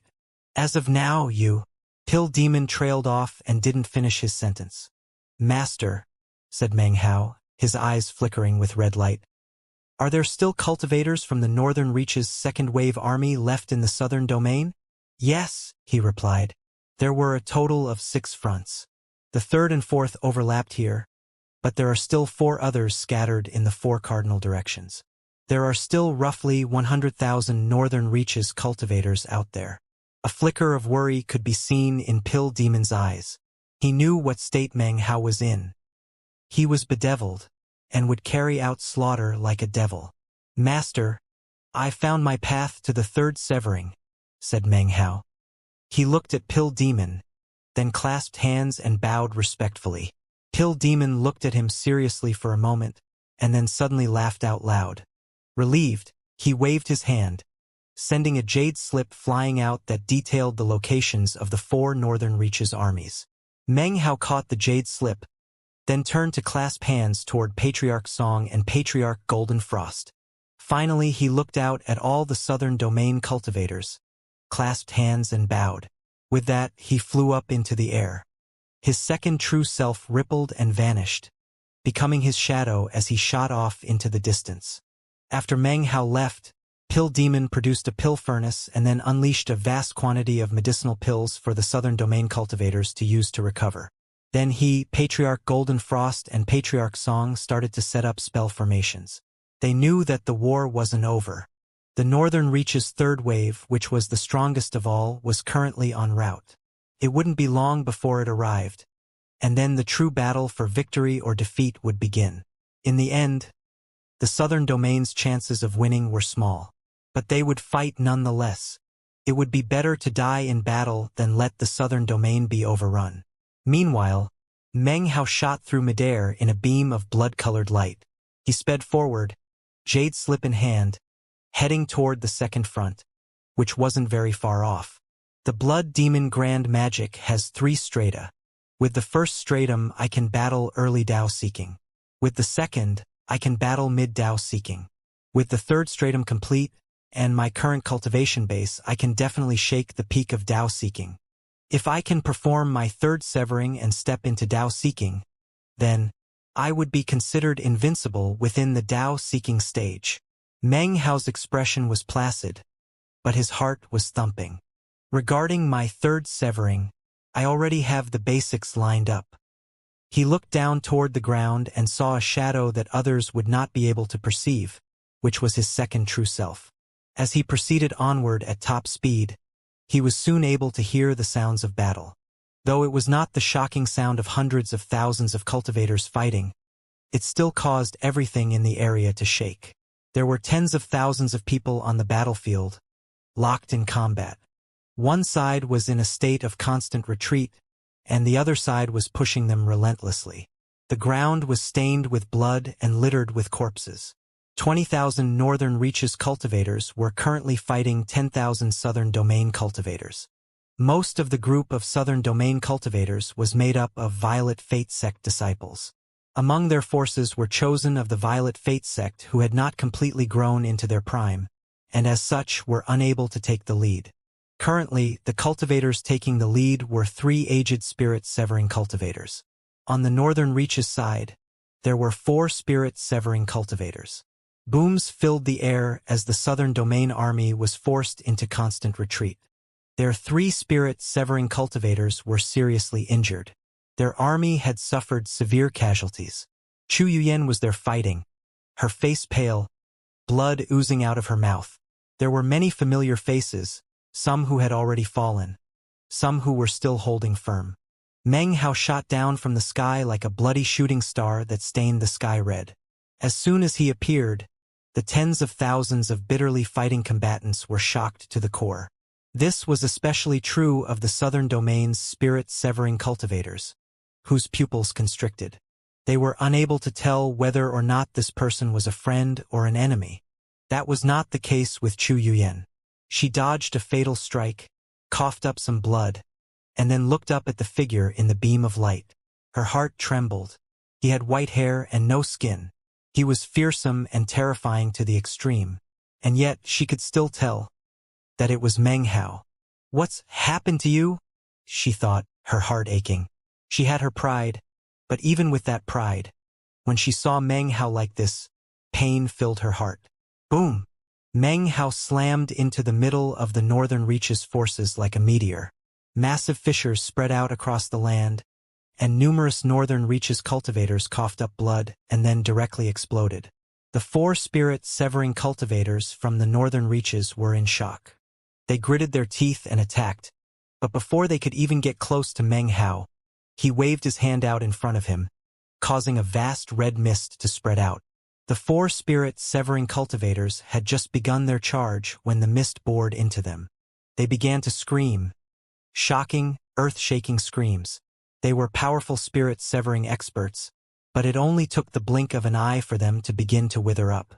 Qi, blood, cultivation bases, souls, all were extracted. As the mist spread out, anyone caught in it became a desiccated corpse that toppled to the ground. The sight of it shocked all of the Northern Reaches cultivators. More miserable shrieks rang out as the red mist continued to spread. Moments ago, the Northern Reaches cultivators' faces had been covered with malevolent, murderous expressions. Now they were trembling in terror. Their bodies withered up, their cultivation bases vanished, their souls were wrenched out. Soon, the entire battlefield was filled with the sounds of screaming. The Violet Fate sect disciples backed up, their faces ashen. The scene which was playing out in front of them left them stunned, with looks of horror on their faces. Who is that?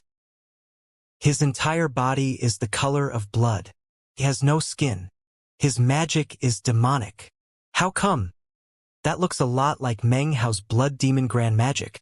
Chu Yuyen looked at Meng Hao in the middle of the Northern Reaches cultivators, and it felt like she was looking at a blood devil. Her heart ached as she realized that Meng Hao also had an air of sorrow to him. Rumbling filled the air. The 20,000 Northern Reaches cultivators around Meng Hao screamed miserably as, one by one, they became desiccated corpses. Eventually, the red mist returned to Meng Hao. Cracking sounds could be heard from inside of him. His previously skinless body now had some skin on it. His qi and blood were more vigorous, and up above in the sky, thunder rumbled. Meng Hao! Meng Hao! It really is Meng Hao! I couldn't tell before, but now that there's some skin on him, you can tell? It's Meng Hao. How come he looks so different? The Violet Faith sect disciples were shocked. However, even as their voices rose, Meng Hao leaped up into the air. He looked down at the crowds, and his gaze lingered for a moment on Chu Yuyan. As he turned to leave, his voice rang out. Go meet up with the others at the Blood Demon sect. In the same moment that Meng Hao left the second front in the southern domain, a man and a woman stood in a monolithic tower of Tang in the eastern lands, just as they had been standing there the entire time, looking toward the southern domain. Soon. He's going to break through soon, the man said softly. Once he does, once he reaches Dao seeking, we can go to him. We can tell him the truth about everything. Before he reaches Dao seeking, we cannot interfere with his karma. We have to be extremely careful even with things tangentially related to him. If any accidents happen, this lifetime will have been a failure. I don't want to see him go through any more suffering. As he spoke, a love shone in his eyes that seemed capable of melting even the coldest ice. The woman standing next to him had tears in her eyes as she stared off toward the southern domain. She could see Meng Hao, and his current skinless visage caused her heart to quiver. But he's just a child, she said, and the tears began to flow down her cheeks. Almost as soon as the words left her mouth, her expression suddenly changed.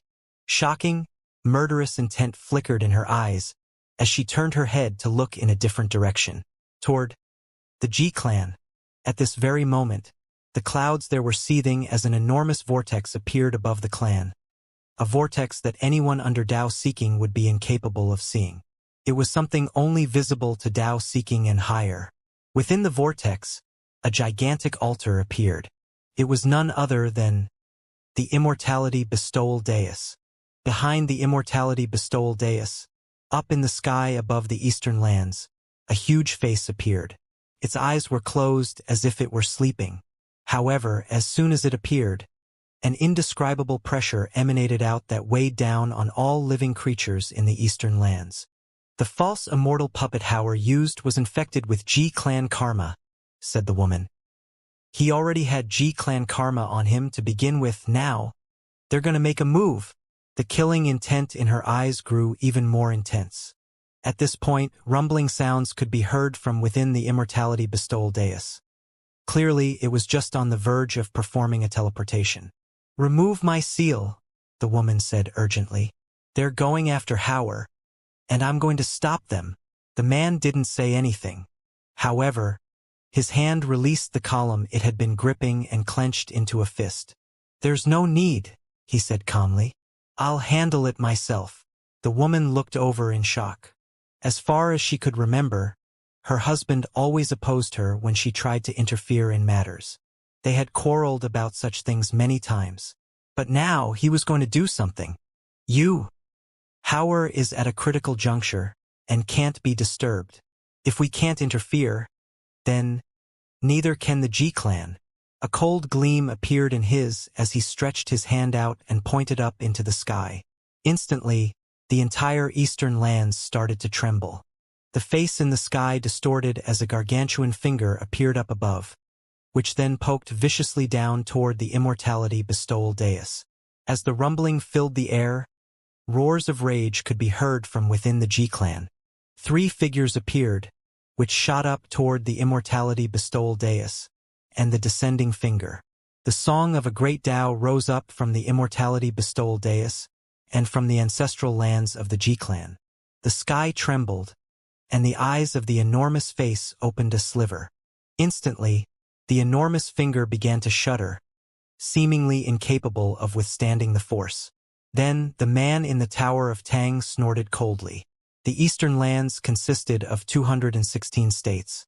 The northern reaches had 113. The southern domain 219. The western desert had none, and was also the only region that had no towers of Tang. In the lands of South Heaven, there were a total of 548 towers of Tang. Currently, roughly a third of those towers of Tang began to emit bright light. Brilliant beams shot up into the air, which sped toward the Tower of Tang in the eastern lands, where they formed into the shape of a sword. It seemed to be a simple, ordinary iron sword. There was nothing resplendent about it whatsoever. However, as soon as it appeared, wild colors flashed throughout the sky, and planet South Heaven quaked. Immediately, the sword slashed out with such speed that it was impossible to even see. It cut through the immortality bestowal dais, rending a huge gash and causing the altar to fall down toward the ground. This dais wanted to seal my son. It shall remain fallen for 10,000 years. Then the sword slashed a second time, toward the 3 incoming figures from the G-clan. They could do absolutely nothing to block it, and disappeared in a haze of blood. The sword continued to slash downward into the G-clan ancestral mansion. A massive gorge was hewn out through multiple layers of the mansion as the sword headed toward the same location where the man's wife had been stopped the last time she had gone to that place. Sitting at the top of a tall staircase was a young man. The young man's face flickered, and he immediately roared and counterattacked with all the power he could muster. A boom rattled out, and blood sprayed from his mouth as both of his arms were severed. They flew up into the air and spontaneously combusted, gone for all eternity. Your clan wishes to infect my son's karma? You're nothing but a puny peak immortal realm Tao Lord who hasn't even opened the great door to the ancient realm, and yet you dared to chide my wife? I'm severing your arms. Furthermore, you'll never reach the ancient realm in this lifetime. The sword slashed a third time, toward the face up in the sky. Massive amounts of sword chi billowed out, and a huge rift was opened up in the sky. The face vanished. If your honored clan chief were here, I would obviously be no match for him. But the trifling strand of divine will that has become the heavens of South Heaven is not enough to keep me under its thumb. You listen to me, G-clan. I Fong have a family with 4 people in it. We've only been in the lands of South Heaven for a few hundred years, and have done nothing to interfere with your operations here. But starting today, I will fully assume my status as the prison warden of the 9th mountain. Henceforth, the G-clan will keep itself in line. If you harbor even the slightest ill intentions, well, let me remind you that you're nothing more than an offshoot of the G-clan. Besides, even if you were the main branch, I've lost count of how many people I've killed from there. The G-clan instantly fell silent. It was at this point that the woman's proud voice could be heard from within the Tower of Tang. Listen up, you people. When my Hauer returns, you little twerps who owe him spirit stones had better pay them back or else. Her way of handling things was somewhat reminiscent of Meng Hao. Everyone in the G-clan was trembling. The chosen, the array disciples, even Ji Xiaoxiao, all felt their scalps go numb. At first, they weren't sure who these voices were talking about, but once they heard mention of the debts of spirit stones, all of the chosen who had been to the demon immortal sect shivered and recalled the same person, that oft-remembered bastard who had conned them out of who knew how much, and had left them gnashing their teeth. Deep in the G-clan, the young man who had lost his arms sat silently on an altar. A complex expression filled his face, and after a long moment, he sighed. He sealed himself here for 100,000 years, and is unable to leave South Heaven. He even became the 9th mountain prison warden, all to give his son a slim chance at life. And it turns out that little kid down there is his son.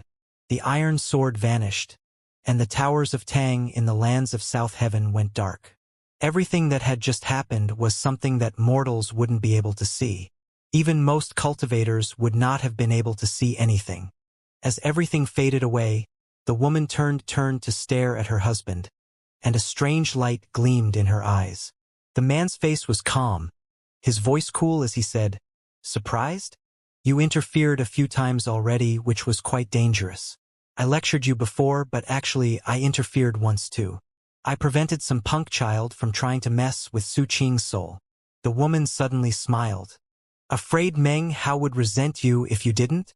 When Su Qing left the lands of South Heaven and entered the river of forgetfulness, I was then truly free to act," he continued. "She is his beloved, which makes her our daughter-in-law. That strand of divine sense will protect her in her reincarnation, all the way until we meet her in person. As for Hauer, I have faith that he is a dragon among men. He's not some spoiled brat that needs to cower under the protection of his father and mother. We must stay here on planet South Heaven for 100,000 years. That was the agreement. An oath. We can't leave, yet neither can we force him stay with us here for those 100,000 years. His path lies much further off in the distance. In this lifetime, he relied only on himself to get as far as he has, and we can be proud of how far he's risen.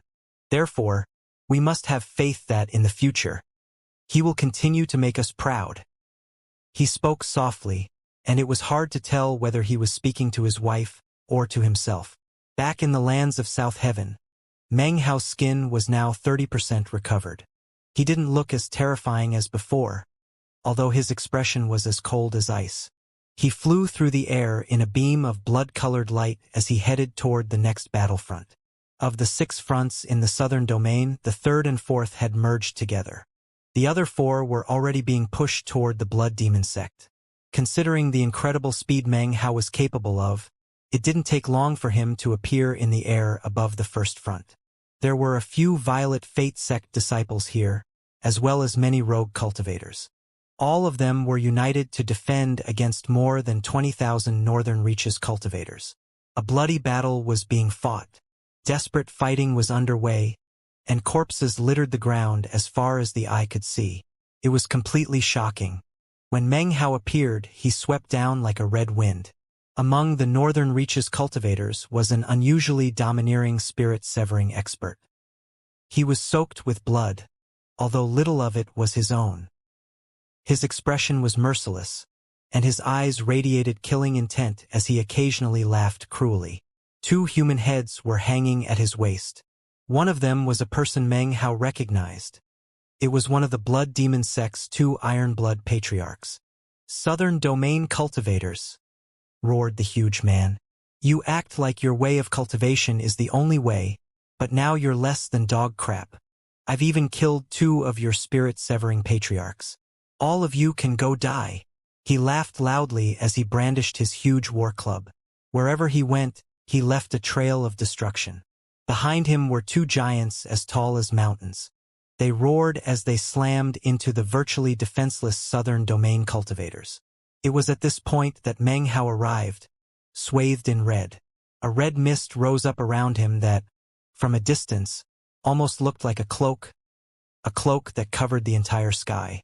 Meng Hao exuded the air of a paragon. The burly spirit-severing cultivator saw him, and his expression flickered.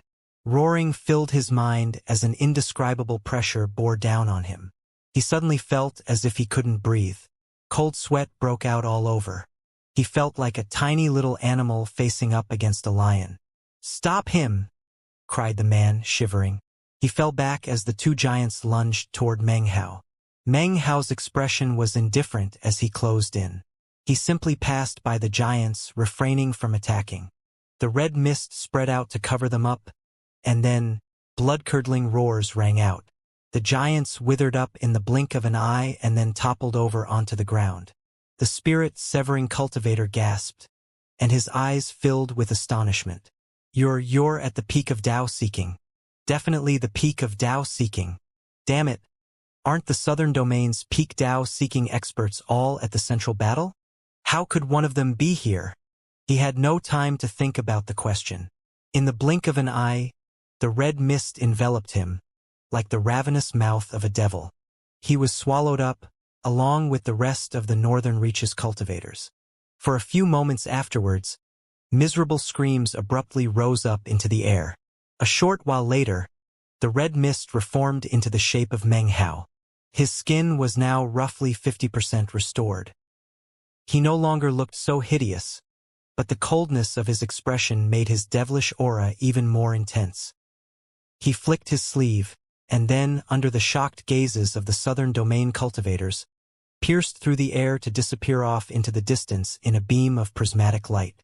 Of the 6 fronts, hostilities had now ceased on 4, and only 2 remained. Meng Hao flew as fast as possible. The air shattered around him and lightning crackled as he sped across the land. Soon he appeared at the 5th front. Few Southern Domain cultivators remained on this front, only a few thousand. In contrast, there were more than 10,000 Northern Reaches cultivators, battling fiercely, pushing the Southern Domain force back in constant retreat. Shockingly, Fatty was there in the crowd, spattered with blood, his expression fierce. Although his cultivation base was not incredibly high, he abounded with magical items. Furthermore, as the Golden Prince of the Golden Frost sect, he was constantly guarded by other members of the sect. Even so, currently facing a dangerous situation, after coughing up some blood, he leaped out, and raged, and bit a chunk out of the enemy's flesh. When Fatty bit things, it didn't matter if it was flesh, bone, or magical items. Everything would be crushed and ripped. It was an incredibly fierce and cruel sight. The Northern Reach's forces who pursued Fatty were covered in wounds that appeared to be bite marks. Damn it! Is this a person or a wild beast? How can he have such sharp teeth? What technique does he cultivate? Slay him and pry his teeth out. I'm positive that you can refine them into a shocking magical item. Their killing intent seethed, and the glow of magical items swirled around their bodies as they gave chase to Fatty. Bring it on, roared Fatty. Grandpa Fatty's gonna bite you to death. The fighting raged, and the southern domain cultivators fell back again. The Northern Reach's army advanced with unbridled frenzy, and from the look of the situation, it seemed that the southern domain cultivators would soon be completely wiped out. Fatty's eyes had long since been shot with blood. Off to the side, one of his beloved concubines received an injury, causing him to leap to her aid. He pulled her back and then lunged out, snapping his teeth at the arm of a Northern Reach's cultivator who was about to land a palm strike on her. The Northern Reach's cultivator immediately fell back, scalp numb. Although Fatty only ended up biting air, the sound it emitted was completely shocking. Damn it! Cried the Northern Reach's cultivator. Shamed into rage, he waved his arm, causing a lump of bronze to appear. He tossed it out in front of him, whereupon it exploded with a bluish light that was apparently sentient. It immediately shot toward Fatty as if to consume him. Fatty's face fell, and a sensation of deadly crisis washed over him. He shot backward at high speed, pursued by the blue light. Just when the light was about to slam into Fatty, a cold snort echoed out across the land. It was a mere sound, but it instantly caused the Northern Reach's cultivators' bodies to tremble. There were some who coughed up blood and felt their minds reeling unstably. The cultivator who was after Fatty suddenly went pale in the face. Blood sprayed from his mouth, and he turned his head in astonishment. What he saw was a blinding red light filling the sky. The following moment, a hand stretched out from behind Fatty, grabbed his shoulder and pulled him back. It was then that Meng Hao appeared. Meng Hao! Cried Fatty exuberantly. Immediately, the spirits of the surrounding southern domain cultivators lifted. The exalted Meng Hao has arrived. We're saved. Meng Hao is here. The Northern Reach's cultivators had all heard of Meng Hao. They knew that he was the one who had wiped out the first wave army. When they heard his name, many of them gasped and subconsciously backed up. Someone who could wipe out an army of 100,000 cultivators was clearly an astonishing figure, no matter how he accomplished the task. As soon as Meng Hao appeared, his energy transformed into an oppressive air that sent the minds of the Northern Reach's cultivators spinning.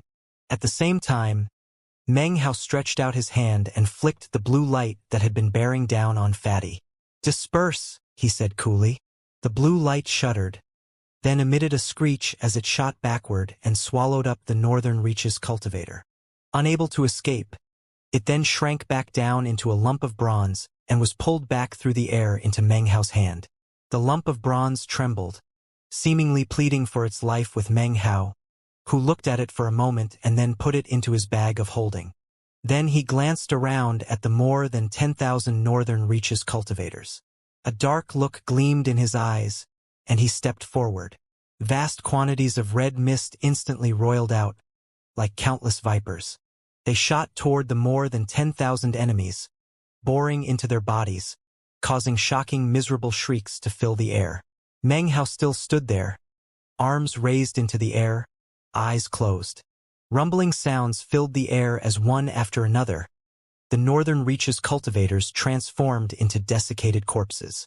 Red mist poured out from their eyes, ears, noses, and mouths, which then flowed back to Meng Hao. His skin grew rapidly, and in the time it takes half an incense stick to burn, the screams faded away. The corpses toppled over, and Meng Hao opened his eyes. His skin was now over 70% restored. His white hair floated around him, and he emanated a fiendish air that caused the southern domain cultivators to feel both anxious and shocked. The 6th level of the blood demon grand magic, soon, murmured Meng Hao. Eyes gleaming with cruelty, he turned to look at the southern domain cultivators. When his gaze fell upon Fatty, he smiled. Yet, the smile caused Fatty to inhale sharply. "You," he said hesitantly. Meng Hao didn't respond. He turned and shot up into the air, preparing to head to the final front. That was where he would complete the 6th level of the blood demon grand magic. Fatty looked at Meng Hao flying up into the air, and couldn't hold back from shouting out, "You're not Meng Hao! Who are you?" When Meng Hao had appeared, he had been filled with joy. But after a moment, he had realized that there was something unfamiliar about him. There was a coldness that hadn't been there before. Fatty suddenly got the feeling that this person was not the Meng Hao that he remembered from the past. He was different, very different. It was the same feeling Chu Yuyan had experienced, except that with Fatty, it was even stronger.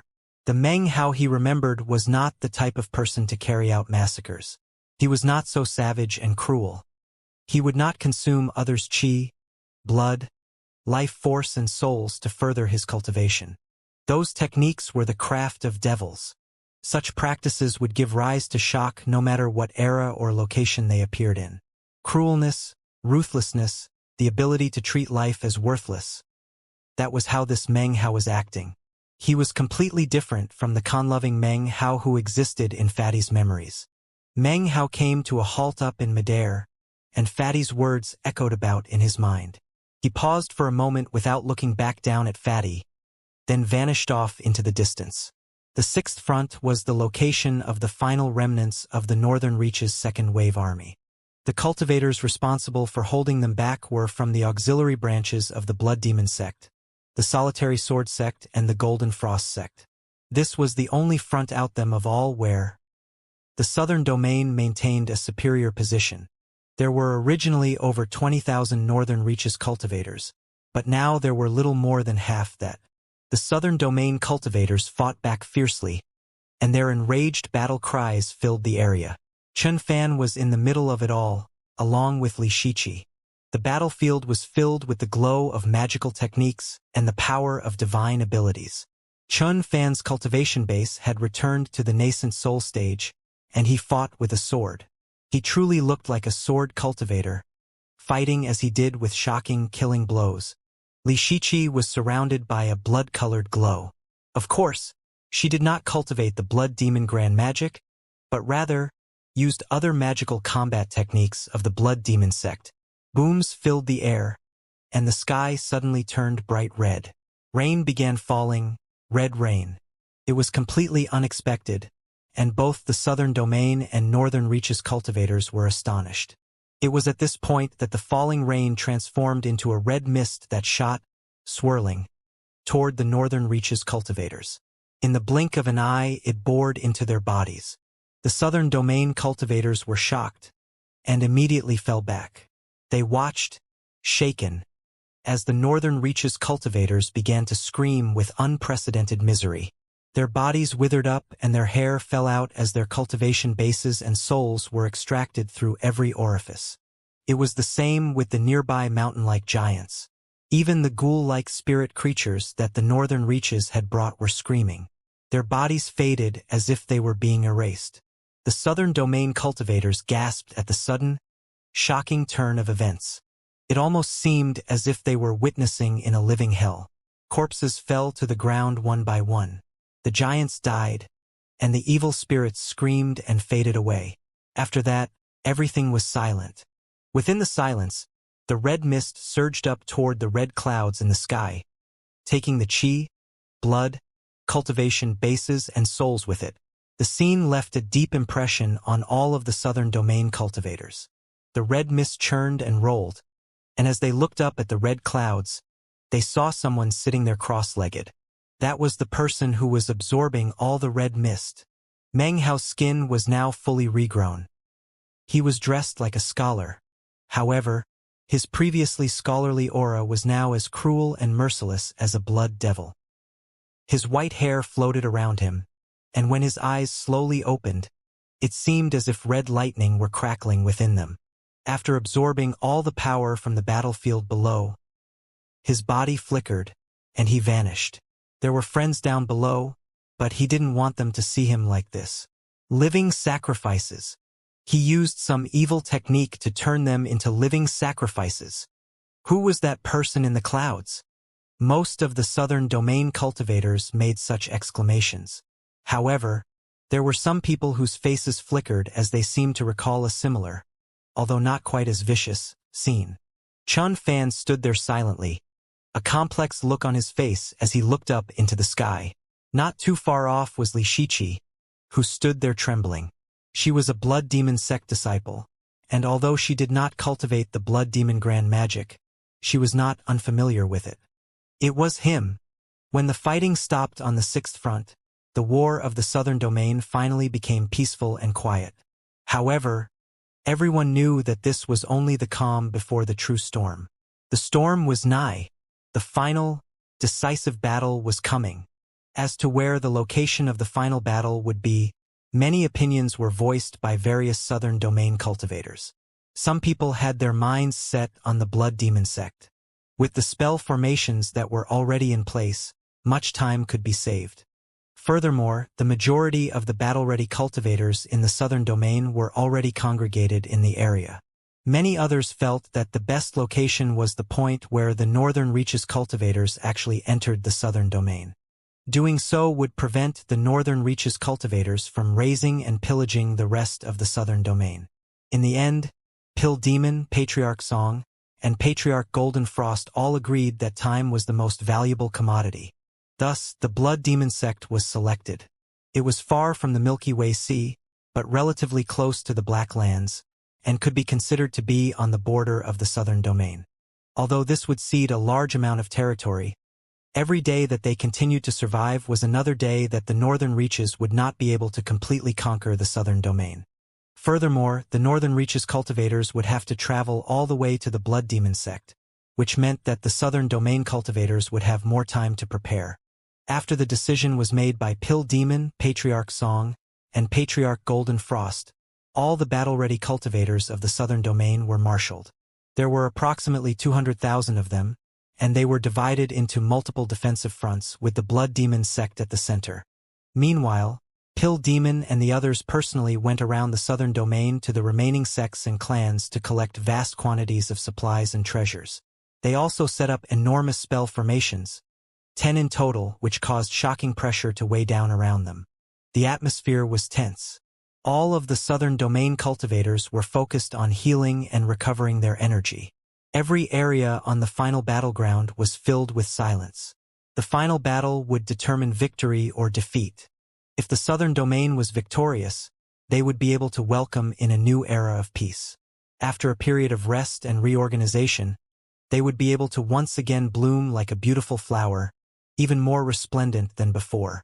However, if they were defeated, the southern domain would essentially become part of the northern reaches. Their core Taoist teachings and doctrines would be wrenched away. Their cultivators would be exterminated and the foundation of the southern domain would be lost. They would be ruled by the northern reaches, and years later, perhaps no one would even remember the formerly glorious southern domain. This was the battle for everything. They would live or die. There was no option for surrender. A few days earlier, Meng Hao had returned to the Blood Demon sect, where the final battle would soon take place. He went back to the same location where he had held Su Qing and watched the sunrises and sunsets. Except now there weren't two shadows falling on the ground. There was only his own. His white hair fluttered in the wind, and his blood-red robe swayed. His face was pale white, morbid and seemingly devoid of blood. It was a sharp contrast to the redness of his robe. However, his eyes radiated darkness. Anyone who looked at him could sense a pulsing feeling, as if his body contained a terrifying qi and blood power. Also barely visible were over 100,000 shrieking souls that swirled around him. They seemed to spread out endlessly, and their howls were astonishing. Apparently, these were the people Meng Hao had consumed and destroyed. They were shackled to him for all eternity, unable to enter the cycle of reincarnation. "Qing'er," he murmured, "are you doing well?" His eyes were cold, and contained a trace of loneliness that made his aura seem even more desolate.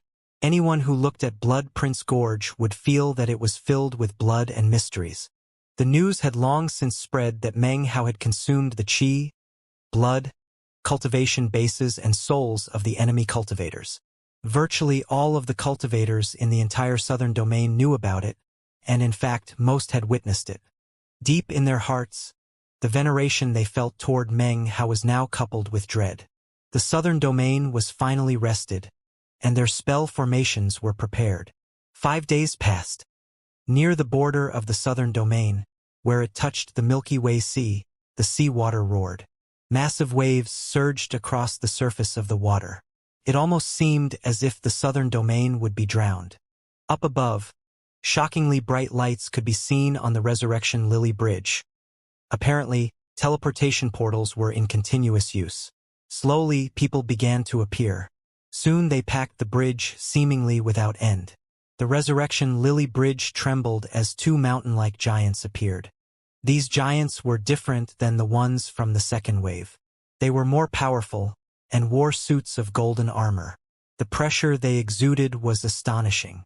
Shockingly, these giants were not comparable to the spirit-severing stage but rather Tao-seeking. It was only early Tao-seeking, but considering their enormous frames, they could clearly crush any cultivator within the same stage. Furthermore, they wore armor, and had enormous greatswords strapped to their backs, making them even more fearsome. Behind the 2 giants was a monstrous, sinister death aura that took the form of an emerald-colored mist. In the region near the mist, numerous dead sea creatures could be seen floating on the surface of the water. Inside of the mist were 3 10,000-year-old wraiths. The wraiths all emanated an air similar to Tao-seeking as they swirled about within the mist, shrieking and howling. In addition to these, there were hundreds of thousands of Northern Reaches cultivators that composed the main military force. They were packed in tight formation atop the Resurrection Lily Bridge, and anyone who saw them would surely gasp in shock. However, what was most eye-catching was what could be seen in the very rear position of the army. It was a gigantic iron cage, fully 300 meters tall. It was being pulled forward by countless iron chains, and sitting inside was a monkey that had bright red eyes. It was covered with numerous magical symbols, and sat motionless in the cage, breathing heavily. In the vanguard position of the army were 3 people that emanated shocking auras. They hovered in midair, looking coldly out at the southern domain. In the center position among the 3 was an old man with red hair and a ruddy face. He wore a white robe, and a mysterious pressure emanated off of him. He was surrounded by countless bolts of lightning that formed together to make what appeared to be true dragons. If you continued to watch, you would see the true dragons swirl together to form something entirely different. A miniature cauldron. Were Meng Hao here, he would instantly be able to tell that this cauldron closely resembled his own lightning cauldron. However, on this cauldron was engraved a dragon with lightning bolts curling around it. The old man hovered there, clearly emanating the power of peak Tao seeking. And yet, the feeling of his aura was somewhat similar to that of Meng Hao's false immortal puppet. Yet again, further examination would reveal that his aura was even more ancient and archaic. He seemed to possess an aura that was somewhere between a true immortal and a false immortal. This old man was the most powerful person in the entire northern reaches, the clan chief of the Imperial Bloodline clan. On either side of him stood a man and a woman. The man was gentle and effeminate, with phoenix-like eyes and a frame as lithe as the wind. However, within his eyes could be seen what appeared to be the cross-legged image of 2 immortal divinities, reciting scriptures. A mere glance at the man would show that he was completely beyond the ordinary. He was also at the peak of Tao seeking, with a strange air similar and yet different to that of a false immortal. The woman, on the other hand, was by no means beautiful. She had a black birthmark on a face that was twisted and uncouth. Furthermore, her body was neither elegant nor appealing, and she was extremely obese. Wrapped around her neck was a crimson snake that occasionally flicked its forked tongue out. Its eyes were grim, and if you looked closely, you would see that the snake did not actually have a physical body. Shockingly, it was actually composed of countless discarnate souls. This was the third-wave army of cultivators from the northern reaches, the final wave, and also the most powerful. As soon as they arrived at the border of the southern domain, 3 beams of light emanating the power of peak Tao seeking shot toward them. They were the 3 northern reaches patriarchs that had been frightened off by Meng Hao. When they joined the force, it increased the number of peak Tao seeking experts in the third wave to 6. In addition, there were the 2 giants and 3 wraiths. This army of northern reaches cultivators was incredibly powerful. The 3 newcomers did not say anything. They produced jade slips which they tossed out to the Imperial Bloodline clan chief and the others, who examined them closely for a few moments. Although their expressions did not change, serious looks could be seen in their eyes. The 6 cultivators exchanged glances and then began to transmit a conversation. Meng Hao, I've already received your earlier reports about him. It seems this Meng Hao is the greatest hindrance to our northern reaches invasion of the southern domain. He has a peak Tao-seeking clone, and his true self can absorb life force, qi, blood, cultivation bases, and souls. We must eliminate him. Without him, the southern domain is ripe for the picking. After a moment, their flickering gazes came to rest on the Imperial Bloodline clan chief. Lightning danced around him, and his closed eyes suddenly snapped open. He spoke for the first time, and his hoarse voice was filled with strange power. To deal with him, I approve the use of the ancestral statuary. The other 5 nodded in response. There was no further discussion. Moments later, the third wave army marched off of the Resurrection Lily Bridge and into the southern domain. In that instant, the killing intent of the northern reaches cultivators exploded out. The sky darkened as they shot through the air like a black cloud. The Imperial Bloodline clan chief looked off into the distance. Lightning danced around him as he snorted coldly and then stretched his hand out and pointed upward. Immediately, a bolt of lightning shot up into the sky. The air distorted, and then a fist-sized, translucent eyeball appeared up above. The lightning smashed into it, blasting it to pieces. "The southern domain knows we've arrived," said the old man. "Push forward at top speed. We will finish this war in one swift blow." In response, the northern reaches cultivators roared and surged forward at incredible speed. Colors flashed in the sky, and the wind screamed. Down below, the earth quaked under their killing intent. Outside the Blood Demon sect, Patriarch Song's face flickered as he opened his eyes. "They've arrived," he said. "There is an old man with lightning surrounding him, most likely the most powerful person in the northern reaches, the clan chief of the Imperial Bloodline clan. His cultivation base is astonishing. He noticed my arcane scrying eye. They will be here in 3 days at the latest." Kill Demon and Patriarch Golden Frost exchanged glances. Seeing the profound gleam in each other's eyes, they suppressed their anxiety and rose to their feet. "Spread the word. The final battle is about to begin." 10 successive spell formations protected the Blood Demon sect. When the 200,000 southern domain cultivators inside heard Pill Demon's proclamation, they opened their eyes from meditation. Their eyes were still bloodshot. Their righteous ardor had by no means evaporated. Although they had been able to rest for a few days, their minds were like taut bowstrings that had not relaxed in the least. Everyone was waiting for the final battle to begin. Now the moment was upon them. No one spoke. The sound of their breathing formed a thunderous, reverberating echo. Each and every cultivator exuded a murderous air. All of it mixed together into a shocking aura that caused everything to tremble. In this battle, there would be nowhere to retreat to. In this battle, the ultimate frenzy of the southern domain would be unleashed. In this battle, defeat meant death, and victory meant a chance for life. No one was confident that they would be alive after the battle was over. Not even Patriarch Song and the other powerful experts had such faith. However, in a battle of this scale, between two major territories and hundreds of thousands of cultivators, anything was possible. They sat there taciturn. Many removed jade slips from their robes and inscribed them with their most consummate and powerful abilities, then applied blood curses to ensure that anyone who studied such arts in the future would be forced to view the Northern Reaches cultivators as their ultimate archenemies. Some people produced magical treasures or other arcane heirlooms that represented important memories. They held them in their hands and stared at them, murmuring. They appeared to be making their farewells. Meng Hao sat motionless in Blood Prince Gorge. During these days of rest, he did not practice cultivation. As for the Blood Demon Grand Magic, it was not fully complete. He still lacked some souls harvested from battle. He sat there in the same spot where he had held Su Qin, his mind a blank. It almost seemed as if his aura had vanished. Time passed. On the evening of the second day since Pill Demon's proclamation, the southern domain cultivator's breathing had grown even louder and hoarser. It sounded like muffled thunder, echoing about. As before, no one spoke. Finally, a black streak appeared far off on the horizon.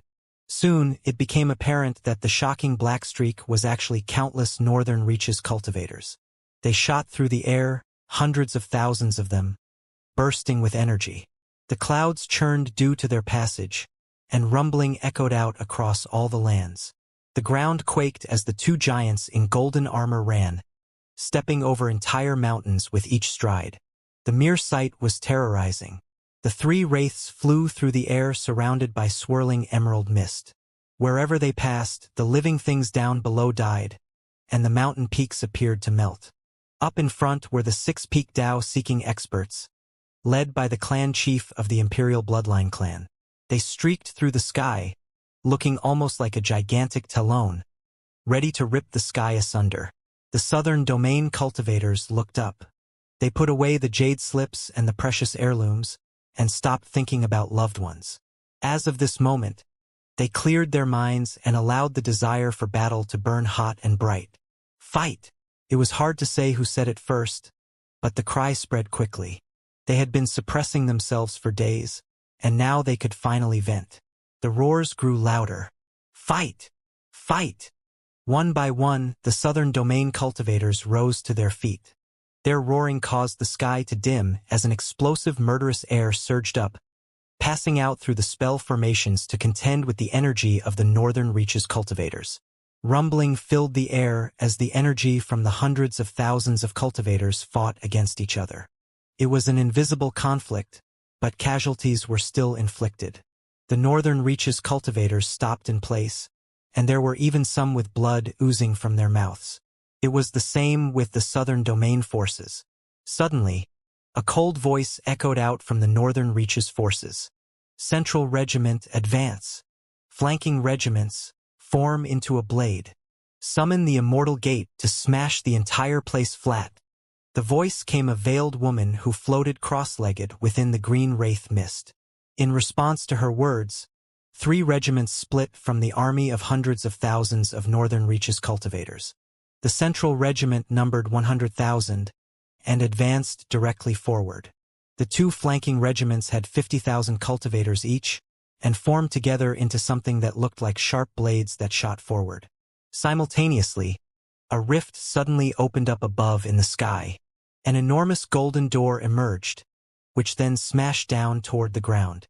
The 2 mountain-like giants in golden armor leapt forward, howling as they stretched their arms out to catch the enormous golden door, which they then hefted on their shoulders. The door slowly opened to reveal a void of primal chaos, within which was a giant, green tree. The tree slowly began to emerge from the door, and an ancient, archaic aura spread out to fill the land. It was shocking to the extreme. "Activate the formations," said Patriarch Song. Rumbling could be heard as the 10 spell formations began to rotate. Innumerable illusory spirit swords flew out, blotting out the sky as they shot toward the Northern Reaches cultivators. "Break that formation," the woman in the green mist said indifferently. Instantly, the 2 giants with the door on their shoulders began to run toward the southern domain's spell formations. More of the enormous tree had emerged from the door, roughly 300 meters worth. The two giants possessed extraordinary strength and were incapable of being obstructed. In the blink of an eye, they were right on top of the Southern Domain Cultivator's 10th spell formation, which they struck with the gigantic tree. A boom rang out, and cracking sounds could be heard. The 10th spell formation was completely incapable of withstanding the attack, and shattered into pieces. Inside the spell formation perimeter, Patriarch Song's and Patriarch Golden Frost's faces fell. "What is that?"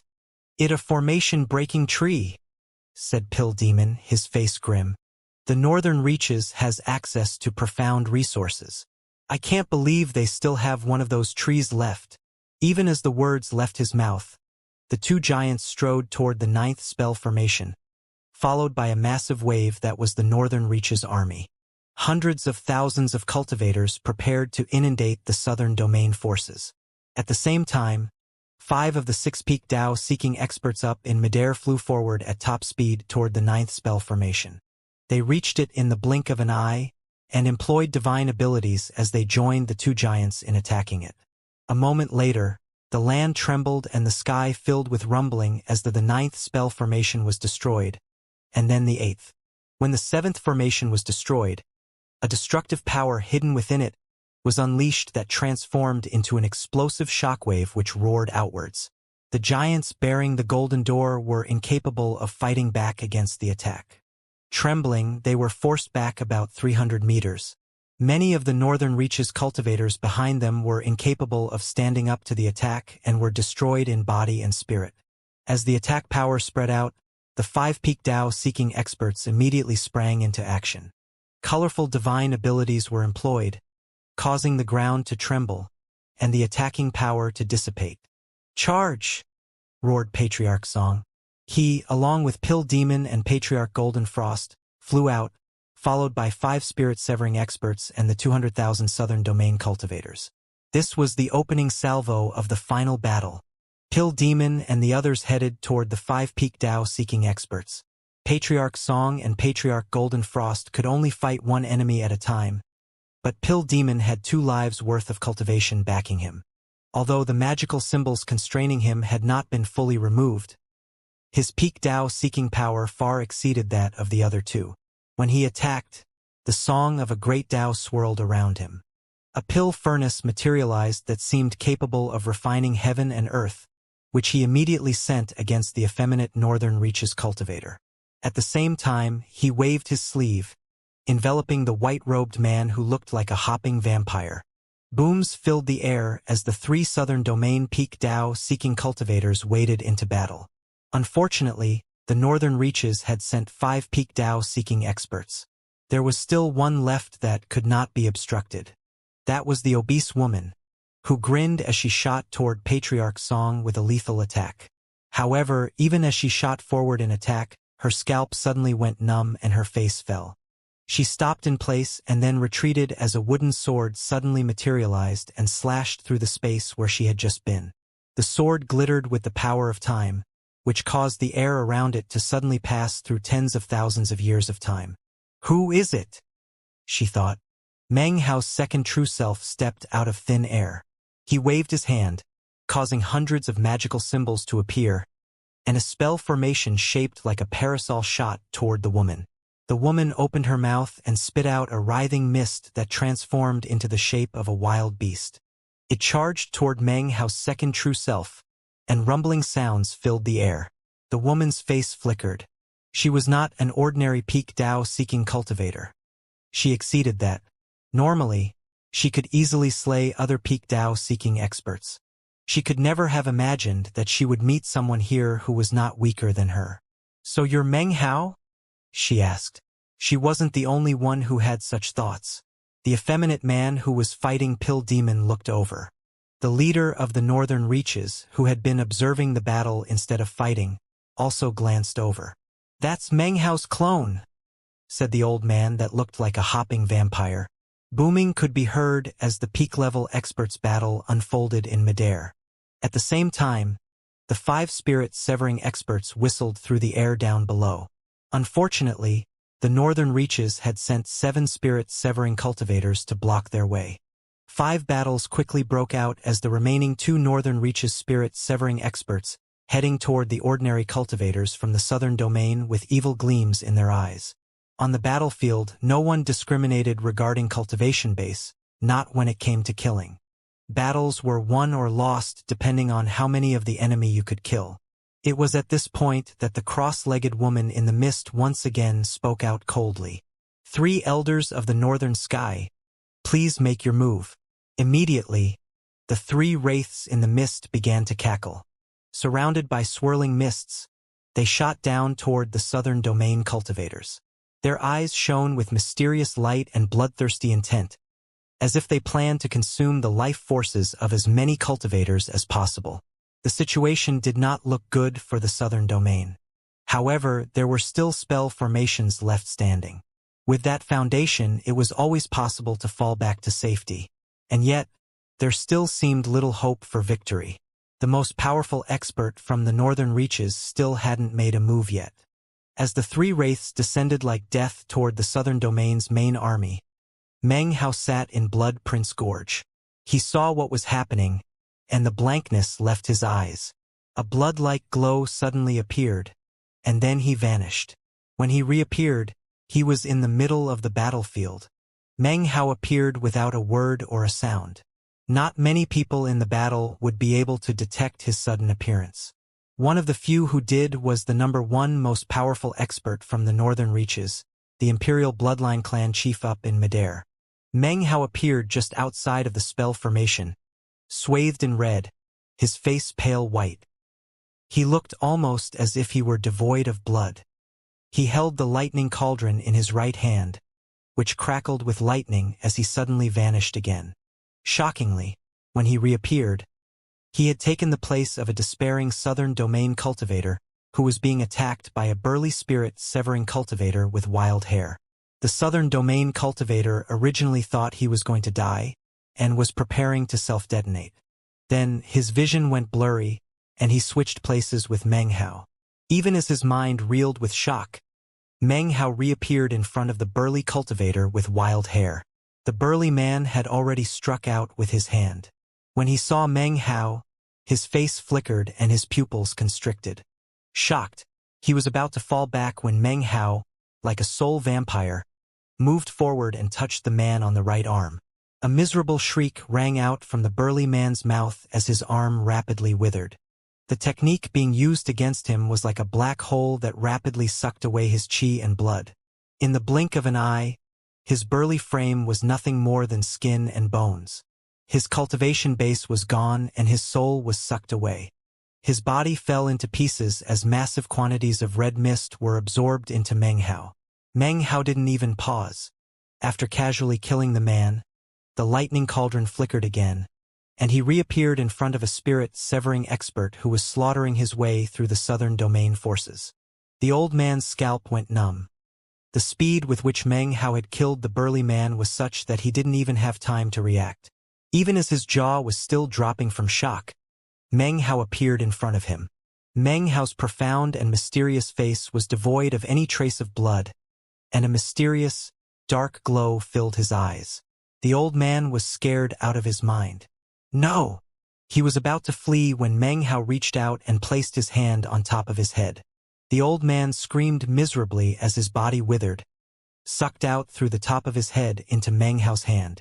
All of this happened in the time it takes a spark to fly off of a piece of flint. Meng Hao had just appeared, and already 2 people had been slaughtered. The speed with which it happened caused all the onlookers to be taken aback. Starting with the handful of people who Meng Hao had just saved, the southern domain cultivators began to chant his name. Exalted Meng Hao! Exalted Meng Hao! Exalted Meng Hao! The combined voices of all the southern domain cultivators turned into a massive sound wave that rolled out. Meng Hao stood there, his blood-red robe fluttering, his white hair floating around him, his energy surging. Up in midair, the northern reaches number 1 most powerful expert, the Imperial Bloodline clan chief, looked down with wide eyes. That kid is seeking death, he said. Without hesitation, He transformed into a lightning rock surrounded by crackling electricity that shot toward Meng Hao in a deadly attack. Meng Hao's expression was as cold as ever as he caused the lightning cauldron to flicker, and he vanished yet again. In another location on the battlefield was one of the three wraiths, which vaguely resembled an old woman.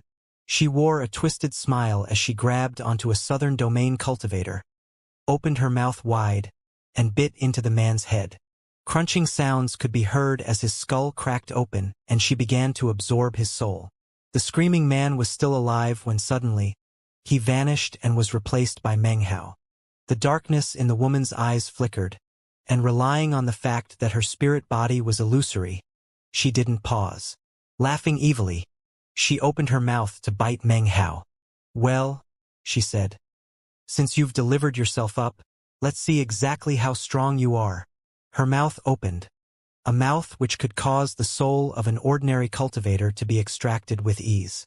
Meng Hao's expression was cold as the mouth neared him. It was at this point that he opened his own mouth and began to inhale. As he inhaled, the woman's body began to tremble. An indescribable sense of deadly crisis rose up in her, and she screamed.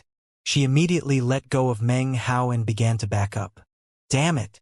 Are you even a cultivator? How could it be that you practice ghost magic?" Before the old woman could back up very far, Meng Hao inhaled even deeper, and her body collapsed. It transformed into countless motes of sparkling light which shot into Meng Hao's mouth. It was possible to see the image of the woman in one of those motes of light. She was screaming as Meng Hao swallowed her down. His face darkened for a moment, then returned to its previous pale white, shrouded by a head of billowing white hair. Nearby, the other two wraiths were already flying away in retreat, thoroughly horrified. Behind Meng Hao, the Imperial Bloodline clan chief descended, roaring. He moved with incredible speed, and in the blink of an eye was almost upon Meng Hao. Meng Hao's eyes glinted with coldness. He suddenly turned, then shot up into the air, spinning rapidly. A droning sound could be heard as he smashed directly into the lightning rock. Boom! The deafening roar that rippled out shocked even the peak Dao-seeking experts fighting in midair. Even as the lightning rock collapsed, an ancient-looking hand emerged and punched down toward Meng Hao. Meng Hao was sent tumbling backward, blood spraying from his mouth. As he fell back, the lightning cauldron flickered, and he switched places with a Northern Reaches cultivator off in the distance. Now he was directly in the path of one of the fleeing wraiths. Shockingly, everything that was happening was exactly as Meng Hao had planned it. The instant he appeared, he leaped forward without the slightest hesitation. His right hand flickered in an incantation gesture. Then he waved his hand, and his body began to emanate red mist. The mist transformed into a cyclone that headed straight for the wraith. The wraith's face fell and it let out a high-pitched shriek as it sped backward. Such action was useless, however. The cyclone swallowed it up instantly, whereupon it was shredded to pieces, destroyed both in form and spirit. As Meng Hao absorbed it, he could tell that the blood demon grand magic was becoming more refined. "Just need a little bit more," he thought, his eyes flashing with red. The final wraith was now completely and truly scared to death. After sweeping across the Northern Reaches for years, he had finally been captured and transformed into a wraith. In the past he had been a powerful expert, but was then forced to consume souls as a form of cultivation. To him, feasting on human flesh to bolster his spirit was the natural order of things. However, this was the first time he had encountered a terrifying existence that could consume ghosts and wraiths like himself. The wraith flew backward in complete astonishment, merging back into the green mist that hovered in midair, not daring to emerge again. Up above, the two mountain-like giants with the golden door on their shoulders, and the huge tree, were now once again bombarding the southern domain's spell formations. The sixth spell formation collapsed into pieces, and the fifth formation started crumbling. Down below, the number one expert of the Northern Reaches, the Imperial Bloodline clan chief, was once again in human form, his body surrounded by crackling lightning that formed his own lightning cauldron. He suddenly lifted his hand and waved his finger toward Meng Hao. A lightning bolt immediately shot out from his lightning cauldron. It was black and looked like a dragon as it sped through the air. At the same time, the old man changed shape again, transforming into a 300-meter-long dragon. This was no ordinary dragon. This was a lightning dragon. Primordial lightning dragon transformation, cried the old man, his voice thrumming with what seemed like the power of heaven. A savage and archaic aura rose up from his body as the incarnated primordial lightning dragon charged toward Meng Hao. Unfortunately for the old man, this was not a true primordial lightning dragon, but merely the shape of one. Even still, it was shockingly powerful. For the first time, Meng Hao's face flickered. This old man was the most powerful person he had ever encountered other than the Dawn Immortal.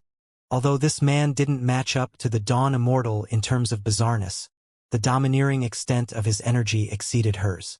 That was especially true of this primordial lightning dragon incarnation, which clearly emanated a feeling of an archaic time. It seemed monstrously aggressive, as if anything which stood up against it could be crushed like dried twigs. What kind of dragon is that? Thought Meng Hao, his eyes flickering as he backed up. That cauldron in his hand just now looked very similar to my lightning cauldron. Suddenly he vanished, switching places with a Northern Reaches cultivator off in the distance. As soon as the Northern Reaches cultivator appeared where Meng Hao had been, he was ripped to shreds by lightning. "You can't flee!" roared the old man in primordial lightning dragon form. "There's nobody who can even lift a finger against the primordial lightning dragon." Lightning transformation. His speed suddenly increased explosively by several fold. He was clearly not going to allow Meng Hao to have another chance to flee with his lightning cauldron. "I don't plan to flee," said Meng Hao, his eyes glittering. "As for this lightning dragon, I'll show you what happens when I lift a finger." As the primordial lightning dragon bore down on him, Meng Hao raised both hands into the air. A vortex appeared, which was Meng Hao himself. As it pushed outward, the countless struggling souls which surrounded him screamed bitterly. Hundreds of thousands of them were under his control. They flew like raindrops, merging together into the shape of a gigantic head. This head was the color of blood, and had a horn sticking out of its forehead. It was none other than the head of a blood demon. Before the two divine abilities could slam into each other, a miserable cry rang out from the sky up above. Over the past days, Patriarch Golden Frost's wounds had remained unstable, despite the medicinal pills provided by Pill Demon. Currently, he was in full retreat up in the air, a look of madness in his eyes. "My longevity was already reaching its end," he said. "I'm going to die soon anyway. The only reason I didn't die in previous battles was because the Li Clan Patriarch saved me. And now, if I'm going to lose my life, dying as part of the Southern Domain struggle means my death is not in vain." He roared, and suddenly his body burst into flames as he unleashed the flame of his life force. In the blink of an eye, he was temporarily at his ultimate peak. His legs had burned away, and his body began to dissipate. Apparently, he was using every aspect of his life force to transform into the final sword form of his entire life, a forbidden sword art. Golden Frost Immortal Slaying, a power capable of devastating heaven and earth rumbled forward. The golden glow of the sword rose into the heavens, and it only took a moment for it to reach the black-robed old man who looked like a hopping vampire. He was incapable of evading, and after the sword passed by, his head toppled down toward the ground. Patriarch Golden Frost, having unleashed this final sword form, completely faded away. His soul was dissipating, and would be incapable of entering the cycle of reincarnation. Patriarch! Down below, the Golden Frost sect disciples among the Southern Domain cultivators were all filled with grief and anger. If there was one mistake I could take back, it would be joining the Solitary Sword sect to go to war with the Blood Demon sect. It's the biggest error I made in my entire life. Hundreds of thousands of cultivators were pointlessly sacrificed in that war, and fellow Taoist Blood Demon was injured so badly that he cannot awaken. Were that not the case, the puny Northern Reaches would never be so arrogant as to dare to invade the Southern Domain. Regret could be seen in Patriarch Golden Frost's eyes. Finally, he turned into nothing more than dust, and vanished from the lands of the southern domain. Of the powerful experts of the four powers that had waged war against the Blood Demon sect, the Solitary Sword sect Patriarch had perished in battle, as had the Black Civ sect Patriarch. Now, Patriarch Golden Frost transformed his life force into a sword, which slaughtered a northern reaches cultivator and then became ash in the wind. As far as he was concerned, if the war with the Blood Demon sect hadn't occurred, the southern domain would currently be much stronger. Even if the northern reaches did have 11 peak Dao-seeking experts, they still wouldn't have dared to send troops into the southern domain. After all, the 5 great sects and 3 great clans had deep Dao reserves. Although they only had 8 peak Dao-seeking cultivators, they did have several other Dao-seeking experts. When you added in the precious treasures of the various sects and clans, it would have been more than enough to make the northern reaches cultivators pay a heavy price for any incursion. But now, all of that was mere wishful thinking. "Patriarch!" cried the Golden Frost sect cultivators down below. Their minds were filled with grief as they watched their Patriarch fade away. As for Patriarch Golden Frost, in his mind, he was atoning for his sins committed in the past. Now there were only 5 peak Dao-seeking experts among the northern reaches forces. Unfortunately, the southern domain cultivators now only had the increasingly weakened Patriarch Song and Pill Demon, and then Meng Hao's second true self. It was the 3 of them versus 4 peak Dao-seeking opponents. Rumbling filled the air, and the fierce fighting continued down below. Heaven and earth were wreathed in shadow, and the clouds churned. Miserable howls drifted through the air, as did the boom of magical techniques. In the final moments before death, some people chose to self-detonate. All of this transformed into something like a funeral dirge that echoed like thunder throughout all creation. Rivers of blood flowed wide and deep. Down below, the number 1 most powerful person in the northern reaches, the Imperial Bloodline clan chief, had transformed into the shape of a primordial lightning dragon. Lightning crackled out from his body, seemingly connecting all the way up to the sky. The power it contained as he shot toward Meng Hao was indescribable. Meng Hao had rotated the Blood Demon Grand Magic to the pinnacle of its speed. Hundreds of thousands of enslaved souls, incapable of entering the cycle of reincarnation, had merged together to form a blood demon's head, with its vicious horn. The head was huge, and anyone who saw it couldn't help but be astonished. This was a duel between a primordial lightning dragon and a blood demon. This was a battle that could possibly have actually occurred countless years in the past. Now it was occurring again. The primordial lightning dragon and the blood demon were once again locked in deadly combat. In the blink of an eye, the primordial lightning dragon and the blood demon slammed into each other.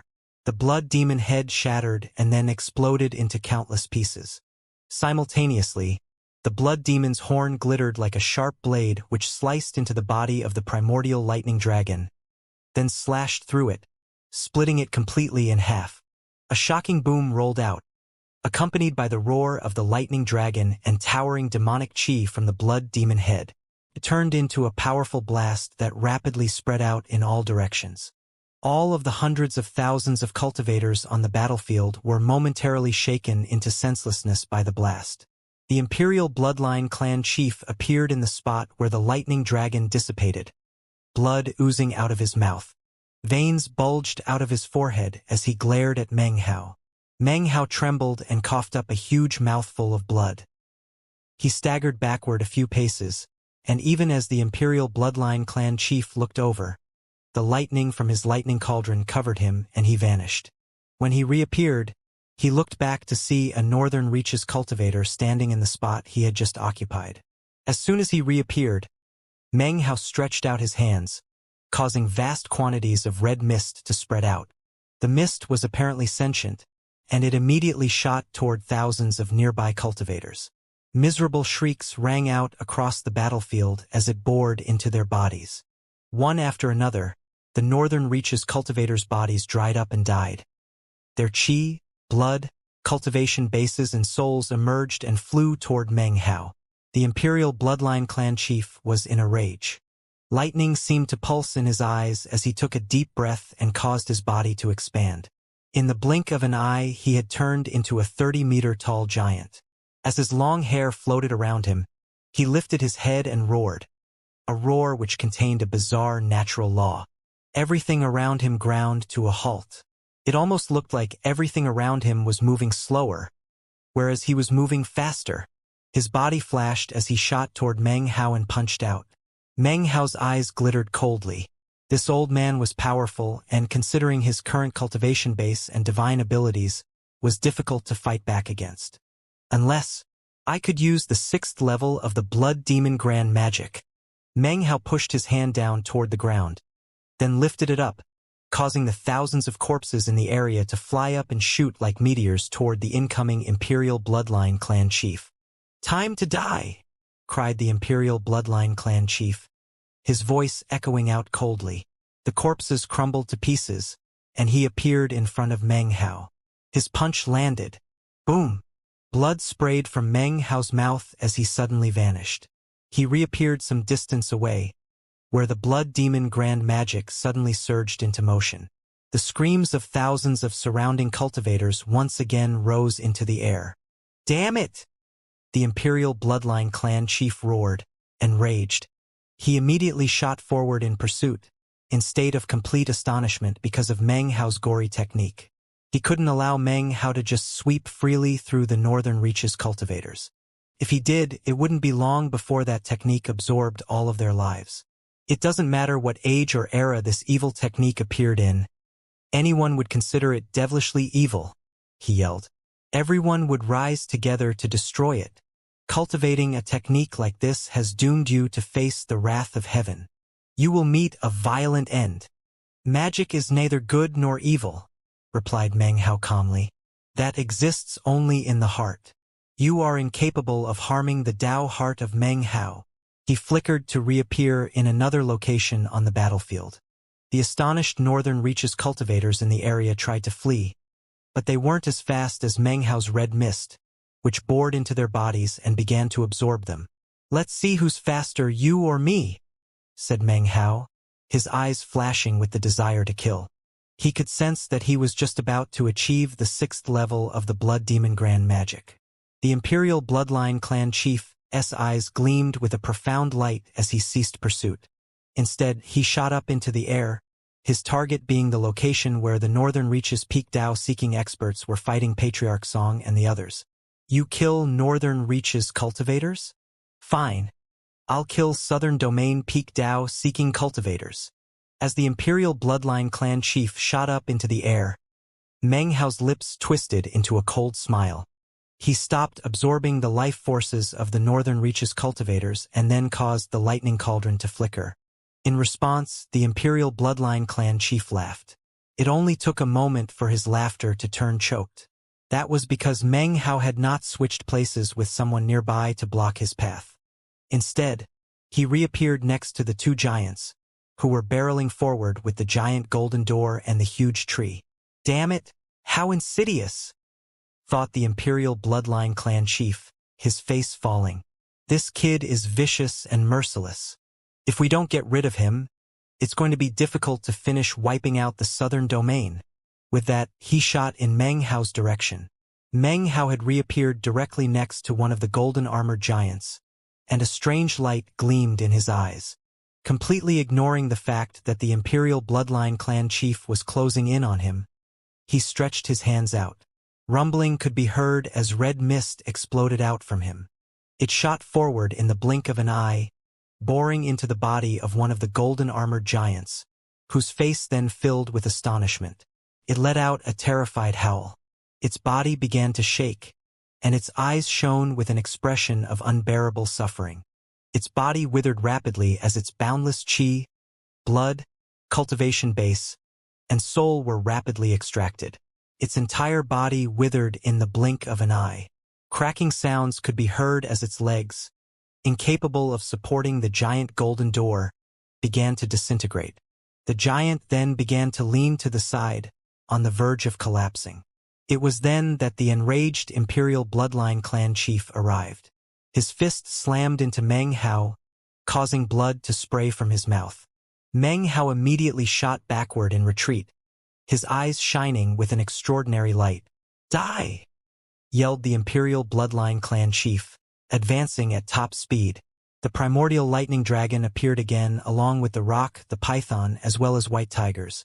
The energy being unleashed was astonishing, and it all combined into a single punch. Just when the punch was about to slam into Meng Hao, the withered giant in the golden armor couldn't hold on any longer. Its life force vanished, and its corpse slammed into the ground. Massive amounts of red mist glittered brightly with the power it had absorbed. The brilliance of the glow far exceeded that shown when Meng Hao had absorbed countless tens of thousands of Northern Reaches cultivators. As the red mist fused back into his body, he began to tremble. The energy in his body was completely recovered, and the blood demon grand magic, all of a sudden reached the 6th level. His energy was now vastly different than it had been moments before. Instantly, a blood-colored tempest sprang up around him, stretching up high into the sky. Within him, the blood demon grand magic was rotating at the pinnacle of speed. Meng Hao raised his hand in a palm strike that surged directly toward the incoming Imperial Bloodline clan chief. A vortex appeared around the palm. At first it was only 3 meters across, but it rapidly expanded to 300 meters. It looked like a huge mouth, biting voraciously toward the Imperial Bloodline clan chief. For the first time, the Imperial Bloodline clan chief felt a sense of deadly crisis. He immediately put all the power he could muster into his own strike. A shocking, thunderous boom echoed out. The Imperial Bloodline clan chief was consumed by the vortex. A moment later, an enraged roar could be heard, and the vortex collapsed. From within, a blood-soaked figure flew out. It was the Imperial Bloodline clan chief. He was severely wounded, with blood spurting out of various wounds. An expression of astonishment could be seen on his face as he realized that 20% of his power had been withered away in the brief moment that had just passed. The collapsed vortex immediately flowed back into Meng Hao. A tremor ran through him as his fleshly body grew even more powerful. In fact, even a bit of immortal will could be detected. His cultivation base also surged with rumbling power. He hovered in midair, the blood-colored tempest raging around him, the lightning cauldron crackling with electricity, his hair whipping around. He looked like a paragon. He glanced down coldly at the Imperial Bloodline clan chief, and the aura of a paragon grew even more intense. Colors flashed in the sky and the wind screamed. The hundreds of thousands of cultivators on the ground, even the peak Dao-seeking experts locked in combat up above, were all completely shocked. Meng Hao looked like a blazing sun, rising up with infinite splendor. The #1 most powerful expert in the Northern Reaches, the Imperial Bloodline clan chief, stared at Meng Hao with wide eyes. Earlier, Meng Hao had been pestering him, but now, the feeling he gave off was like that of some primordial wild beast. His gaze, his aura, the blood-colored tempest, all caused the Imperial Bloodline clan chief to feel incredibly shocked. His expression was grave as Meng Hao walked forward, eyes glowing with coldness. It only took him a moment to reach the Imperial Bloodline clan chief, after which he waved his hand, causing a blood-colored light to spread out. In the blink of an eye, the two of them had exchanged dozens of blows. Booms echoed out. Around them, the fierce fighting continued, and up above, the battle of the peak Dao-seeking experts continued. Originally, the southern domain had been in the weaker position, but now that Meng Hao had risen up with his blood demon and the 6th level of the blood demon grand magic, everything had been turned around. If Meng Hao could just kill the Imperial Bloodline clan chief, then the southern domain would probably have a chance to eke out a victory. The morale of the southern domain cultivators surged, and they lashed out with increasingly vicious attacks. Outside of the spell formations, one of the golden armored giants had been killed, and the other stood there trembling, completely terrified of Meng Hao. The huge golden door, having lost one of the giants that had been supporting it, was now tilting awkwardly to the side. The giant watched in horror as Meng Hao fought the Imperial Bloodline clan chief, and its scalp began to grow numb. Finally, it threw the huge door down and turned to flee. After all, it was not a cultivator, but rather a giant descended from an ancient bloodline. The thought of fighting Meng Hao struck terror into its heart. However, in the same instant that it turned to flee, the cold, detached woman who floated in the churning green mist looked over with flashing eyes. Her beautiful hand stretched out and pointed at the giant. Fleeing before the battle is finished? I'll exterminate your bloodline to the 9th degree of kinship. Immediately, the giant began trembling, and a sealing mark appeared on its forehead.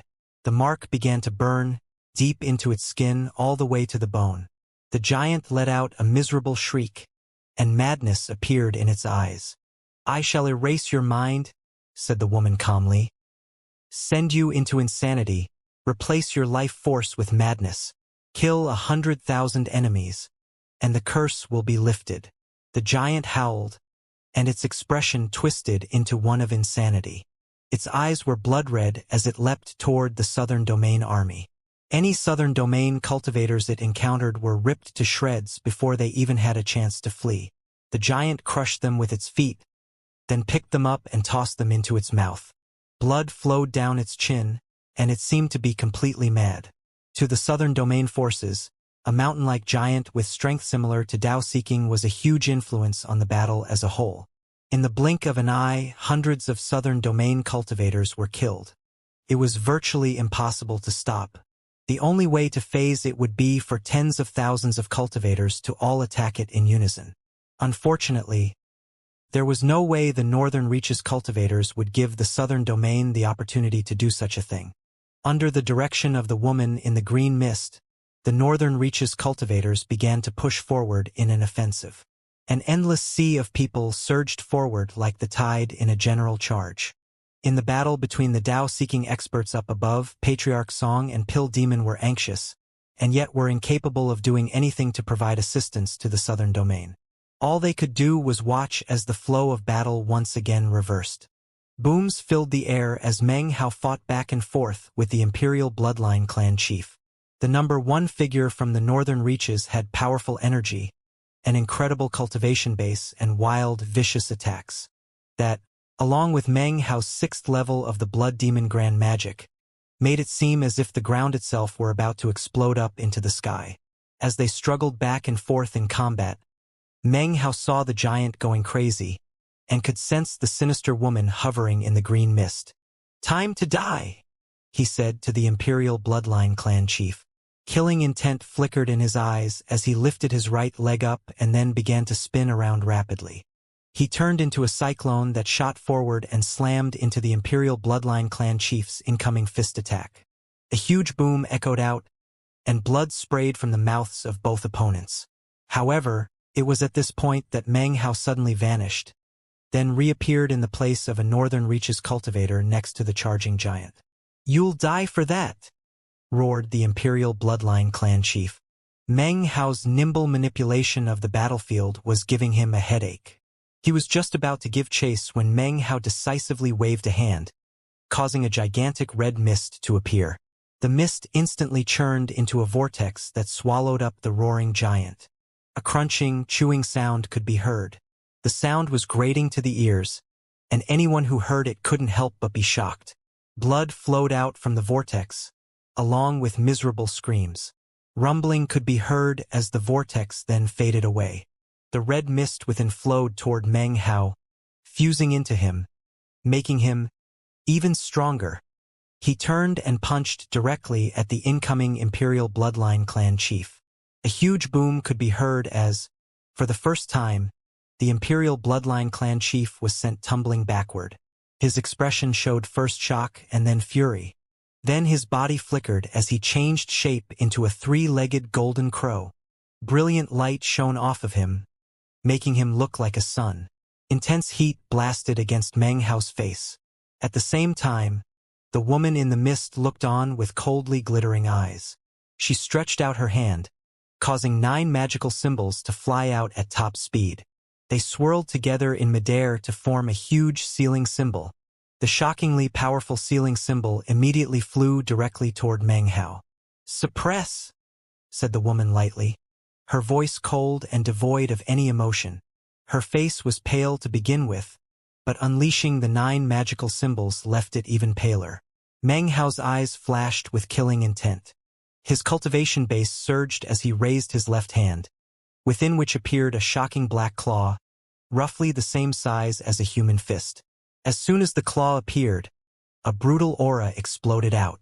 At the same time, something that resembled the shriek of a cat echoed out, causing everything to shake.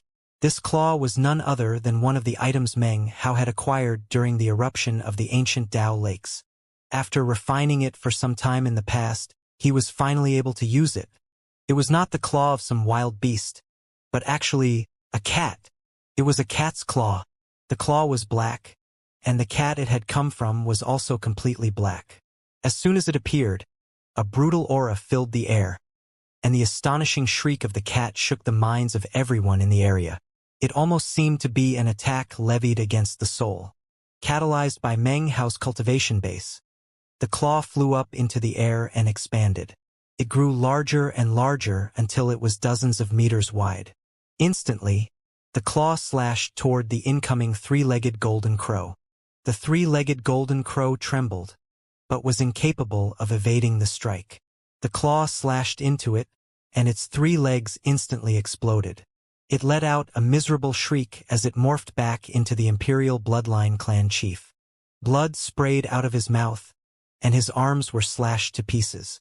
He shot back in astonishment, simultaneously using a magical technique to instantly regrow his lost arms. His face was ashen and his voice weak as he said, "Nine Hells Burial Cat."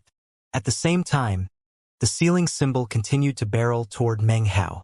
He looked up at it, and the blood demon grand magic vortex rumbled up around him, transforming into a tempest, and then a blood demon head. Its expression was savage as it shot toward the ceiling symbol, surging with a shocking energy that seemed capable of ripping everything apart. "Disperse," said Meng Hao, his voice echoing out. The huge ceiling symbol shuddered, then began to split apart. Cracking sounds could be heard, and then it exploded, transforming once again into 9 magical symbols. 3 of them were now dark, and gradually faded away. The other 6 flew back to the woman in the mist. Then, Meng Hao began to slaughter his way toward the woman. "Your turn to be suppressed," he said. "Ninth mountain," he pointed out with his index finger, and everything shook. The 9th mountain appeared, followed by the blood demon grand magic, which fused into it, turning it bright red. It then shot directly toward the woman in the mist. As it descended, a huge fissure opened up in the ground below, which consumed no small amount of Northern Reach's cultivators. The woman's face flickered, and she suddenly reached out and grabbed the remaining trembling wraith, then hurled it up into the air. The wraith transformed into a shooting star which shot toward the 9th mountain. At the same time, the woman performed an incantation gesture, which caused her 6 remaining magical symbols to fly up at top speed and form a halo that joined the wraith as it slammed into the 9th mountain. Boom! Shockingly, the descending power of the 9th mountain seemed to have been obstructed. "Black-white pearls," Meng Hao said coolly. A black and white mist appeared around the 9th mountain, which then turned into 2 pearls. As they rotated around the 9th mountain, a rumbling could be heard, and the mountain began to descend once more. The wraith was shattered into pieces, and the halo exploded in a brilliant flash of colors. They were incapable of blocking the 9th mountain as it continued to descend toward the shocked woman. Colors flashed in the sky and rumbling filled the air. The green mist was blasted to bits. The woman, as well as quite a few of the Northern Reach's cultivators in the area, were all completely crushed under the mountain. As of this moment, there was a new mountain in the land. Everyone in the area was shocked, including the Imperial Bloodline clan chief. His eyes were shot with blood.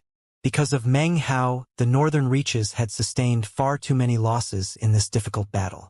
Originally, victory had been a certain thing for the Northern Reaches, but now, all because of Meng Hao, the tide had turned. If they couldn't handle Meng Hao, then the Northern Reaches would lose. Having reached this conclusion, the Imperial Bloodline clan chief's eyes flickered with determination. Originally, he wanted to avoid using the ancestral statuary, as it would waste a significant amount of chi reserves. That was why he had first attempted to handle Meng Hao himself. Now he could see that he had made a mistake.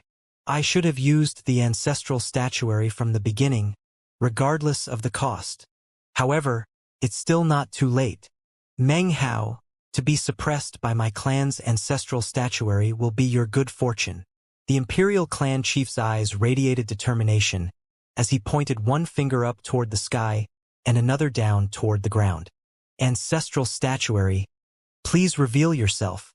As the imperial bloodline clan chief's voice rang out, Meng Hao's eyes flashed, and an ineffable sense of deadly crisis abruptly rose up inside of him. Meng Hao did not retrieve the ninth mountain, but rather left it there towering above the land, emanating incredible pressure. The imperial bloodline clan chief pointed up at the sky and down toward the ground. A bolt of blue lightning suddenly appeared, piercing heaven and earth. Some distance away from the battlefield was an area that had previously been completely cloaked, but was now suddenly visible. It was as if a curtain had been pulled back to reveal an enormous cage. Inside the cage was a monkey, its body completely covered with magical symbols, and its eyes as red as blood. It seemed to be filled with a madness that could consume the heavens. As soon as Meng Hao caught sight of the cage and the monkey, his mind reeled. Even he had been completely unable to detect the existence of the cage. That indicated that the intense power of the cage exceeded Meng Hao's cultivation base by a huge amount. Right now, even a false immortal would be incapable of completely evading Meng Hao's detection. Thus, it indicated that the cage was comparable to a true immortal. Furthermore, the imperial bloodline clan would never use anything less powerful as their ancestral statuary. It was a precious treasure formed from countless years of collected qi reserves. The cage slowly rose up into the air, surrounded by lightning which stretched from the ground all the way up into the sky. The imperial bloodline clan chief immediately dropped to his knees in worship, raised his hands into the air, and began to chant a bizarre spell. The air suddenly filled with the music of a great Tao. It sounded like the chanting of countless voices, droning dully in a way that made it impossible to hear clearly. However, the surrounding cultivators who did hear it were shaken mentally. The peak Tao-seeking patriarchs up in midair looked on with shock. Meng Hao took a deep breath. The sense of deadly crisis had reached a pinnacle inside of him. He lifted the lightning cauldron up, and lightning spread out to cover his entire body. He suddenly switched places with a cultivator close to the imperial bloodline clan chief. He flew up into the air, performing an incantation gesture that caused the blood demon grand magic to appear as he sped toward the clan chief. He could not allow the man to continue to perform his magic. The strange, ancient cage was something that filled Meng Hao's heart with fear. Boom! His divine ability slammed into the imperial bloodline clan chief, who didn't do the slightest thing to evade. He knelt there in worship just as before, the spell's words pouring from his mouth. As Meng Hao's divine ability reached him, it was blocked by some invisible power, and then dissipated. Meng Hao's face fell. It was at this point that, inside the cage, the monkey's eyes suddenly flickered. The countless magical symbols on its body began to squirm and wriggle, and then flew into motion across the surface of its body. Golden light emanated off of the monkey, along with an aura like that of an immortal divinity. Meng Hao's scalp went numb, and his sense of deadly crisis rose even higher. Seeing that he couldn't attack the imperial bloodline clan chief, he began to back up, preparing to leave this area of the battlefield and the terrifying cage. However, even in the moment that he began to back up, the imperial bloodline clan chief looked up, and his expression was one of madness. Ancestral statuary, he cried out in a loud voice, "Please slaughter this person." Lightning descended to dance around the cage, making it like a sun of lightning in midair. The magical symbols on the monkey's body began to move even faster than before. Then, all of the magical symbols on its right arm suddenly vanished, scattering to other parts of its body. The magical symbols were like seals that kept it under constant suppression. Now, the right arm had been unsealed. Next, one section of the cage in front of the monkey rippled and twisted into an opening. A ferocious gleam appeared in the monkey's eyes, and it suddenly roared. The world of immortals is the root of all evil. Immortals must be suppressed. As its voice echoed out, it stretched out its right hand, passing through the gap to appear outside the cage as it reached toward Meng Hao. Meng Hao's scalp was numb. The lightning cauldron crackled, and he vanished, reappearing some distance off, where he immediately transformed into a shooting star that sped away. In the instant that he took to flight, however, the arm stretching out of the cage began to expand. In the blink of an eye, it was 300 meters long. Another blink, and it was 3,000. Then 30,000. An enormous hand shot after Meng Hao. It was huge, filling up the sky, blocking the light, exceeding mountains and rivers as it closed in on Meng Hao. It was impossible to tell exactly what type of divine ability was involved. Meng Hao was astonished, as were the peak Dao-seeking experts. Meng Hao spat out a mouthful of blood as he pushed himself forward at indescribable speed. However, the enormous hand seemed to have no limits. It was like a continent unto itself as it shot after him. It spread out to completely encompass him. Up ahead of him, what looked like 5 gigantic mountain peaks were descending from up above. Meng Hao's eyes went wide from astonishment regarding this ancestral statuary. However, a cold gleam then appeared in his eyes, and the image of a rock appeared on his forehead. He burst forward as the image of a fish appeared in the air around him, its flapping tail shattering the air around him as he propelled himself forward. The war chariot appeared, and he circulated the chi of Immortal shows the way. Rumbling filled the battlefield as he shot forward.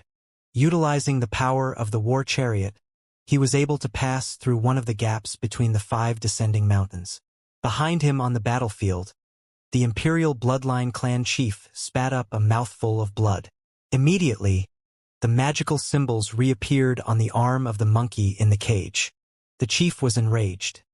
How could he ever have imagined that the ancestral statuary would be incapable of capturing Meng Hao?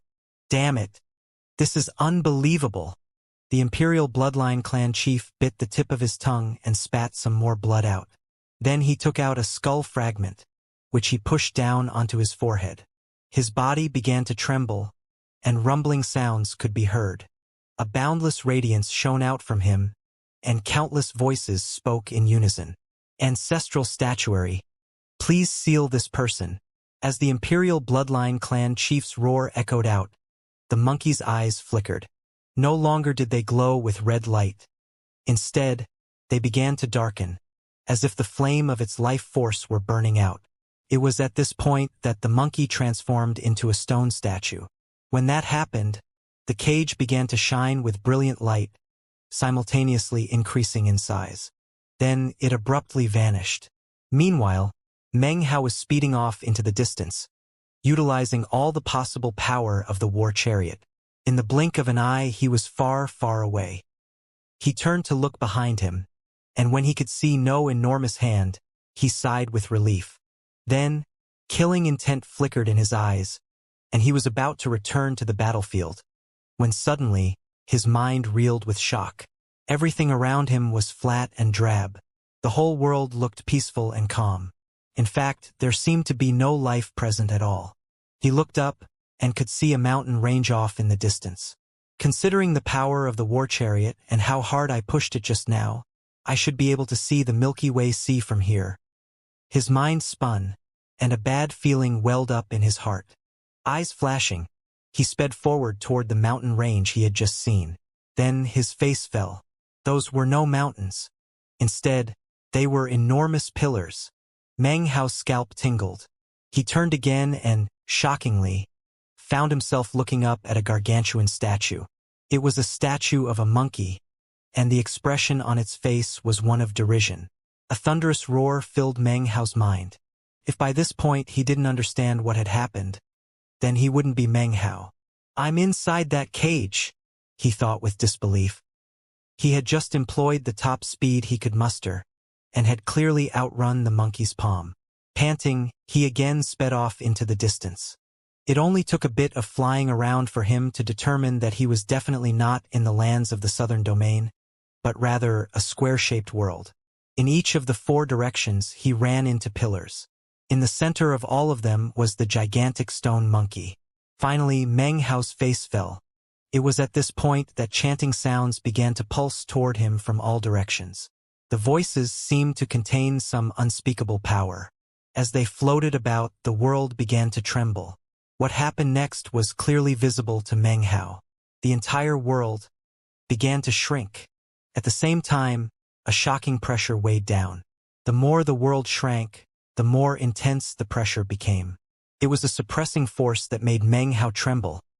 It felt as if a mountain were crushing down onto him. Meanwhile, in the outside world, Pill Demon, Patriarch Song, and the others hovered above the battlefield, shaken. Down below, the cultivators of the southern domain looked hopeless. Everyone could see that the cage up in midair, which was covered by countless lightning bolts, now contained a figure inside that was Meng Hao. However, he seemed to have been shrunk down to a tiny size, and was being suppressed by some power within the cage. A ruthless gleam appeared in the eyes of the Imperial Bloodline clan chief. He put away the skull fragment, then spit out a mouthful of blood. His body aged visibly. Manipulating the ancestral statuary in the way he just had came with a steep price. This campaign has been fraught with setbacks. However, Meng Hao has finally been suppressed. At long last, the war of the southern domain shall end. The northern reaches will now control this territory. The immortal destiny will definitely appear within a northern reaches cultivator. He lifted his head up and laughed. The heavy price he had paid was worth it, considering that the result was that Meng Hao was suppressed. Killing intent flickered in his eyes as he shot up into the air, heading directly toward the battle with Patriarch Song and Pill Demon. After killing them, the battle would be completely in hand. Down below, the southern domain cultivators were in a state of hopelessness, whereas the northern reaches cultivators were enlivened. Roaring, the northern reaches cultivators charged in attack. In the blink of an eye, the southern domain suffered heavy casualties, and were pushed back. The only thing they could do now was fall back behind the protection of the spell formations. The spell formations were strong, but not strong enough that they could block an entire army of hundreds of thousands of maddened cultivators.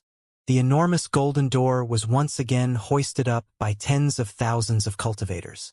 The fourth spell formation was destroyed, then the third. Although some northern reaches cultivators died in the process, the second spell formation was also broken. The ninth mountain still hadn't faded away. It remained there, emitting rumbling sounds, as if someone was inside trying to break out. The southern domain was in a huge crisis. Up in the air was another crisis. Blood sprayed from Patriarch Song's mouth. He had lost another eye, ripped out by the Imperial Bloodline clan chief. Were it not for Meng Hao's second true self interfering with the time sword, he would surely have perished. Patriarch Song, having lost both his eyes, was in a sorry state. Suddenly, his forehead tore open, and a brilliant glow appeared, which was his nascent divinity. Since he had no fleshly eyes, he would use his nascent divinity as his eyes so that he could continue to battle. He couldn't afford to self-detonate. If he self-detonated in this moment of grave crisis for the southern domain, it would not only ensure that Pill Demon and Meng Hao's second true self would be defeated even sooner, it would also be a crippling blow to the morale of the southern domain cultivators. A fight to the death. What's the big deal in that? Laughing, Patriarch Song continued to battle on. Pill Demon coughed up blood. He was fighting against two opponents, and considering how powerful the Imperial Bloodline clan chief was, he couldn't hold his own. Thankfully, Meng Hao's second true self intervened, pinning down the Imperial Bloodline clan chief as well as the obese woman. "I already suppressed your true self, you trifling clone," said the Imperial Bloodline clan chief with a cold laugh. "Screw off." He waved his hand, and the primordial lightning dragon appeared. Roaring, it bore down on Meng Hao's second true self. Meng Hao's second true self looked coldly at the dragon. After his true self had been sealed, the connection between the two of them had been lost. Although he was incredibly nervous about the matter, there was nothing he could do about it except stall against the enemy. The ground shook, and cracking sounds could suddenly be heard from the ninth mountain. A rift appeared on its surface, as if the person it was sealing would soon be freed. It was in that moment that a huge boom rang out. The southern domain's final spell formation was destroyed. The backlash attack that it unleashed sent the northern reaches cultivators flying backward in retreat. However, it was only moments later that they charged once again, eyes bloodshot, faces covered with ferocious, cruel expressions. The southern domain cultivators had been pressed down to the limit. Of their original force of 200,000, less than half remained. Now they were prepared to put everything on the line in a final brazen charge. Kill them! The ground quaked, rivers of blood flowed, and fierce fighting raged. There was so much blood that the sky itself reflected it, turning red. The killing field that was the final battle for the southern domain shook violently. Back inside the cage, Meng Hao was also experiencing deadly tribulation. His body trembled underneath the pressure, and he coughed up blood. It seemed that the southern domain would inevitably suffer a huge defeat. The cultivators were in a disastrous situation. The Tao-seeking experts were in sore straits. The imperial bloodline clan chief's eyes glittered ruthlessly. The battle seemed moments away from being won. However, it was at this point that South Cleaving, an ancient voice rang out to echo through the land. It was like a windstorm that swept out in all directions. South Cleaving, a second voice rang out, uttering the same words. It was an equally archaic voice that swept out to fill heaven and earth. South Cleaving, South Cleaving. More voices rang out, until finally it was impossible to tell how many there were. Everything shook, and the sky flashed. Looks of shock began to appear on the faces of the northern reaches cultivators. The southern domain cultivators looked equally confused. Up in the air, Patriarch Song and Pill Domain stared in shock. The northern reaches Tao-seeking experts turned to look off into the distance. As for the imperial bloodline clan chief, his face flickered. South Cleaving. Amidst the rumbling, 10,000 figures suddenly appeared, striding through the air. They wore green armor that brimmed with an ancient air. It was as if these figures had existed for countless years. Many were even dilapidated and broken down. Inside the armor could be seen expressionless faces that appeared to be completely lifeless. They were puppets, green-armored demon guardians. Every one of the green-armored demon guardians had a core formation cultivation base, and the ground trembled as they advanced. Behind them were 90 additional figures wearing black armor. Pitch black and circulating demonic chi, these were black-armored demon guardians. Each one had a nascent soul cultivation base, and possessed shocking power. As they advanced, it could be seen that behind them were 6 figures in violet armor. Each of those 6 figures emanated spirit-severing auras and shocking energy. As soon as they appeared, the ground trembled and the sky dimmed.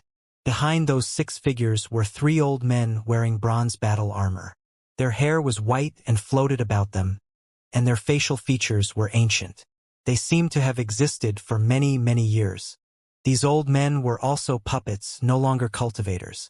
However, the auras they emanated were that of the peak of Tao seeking.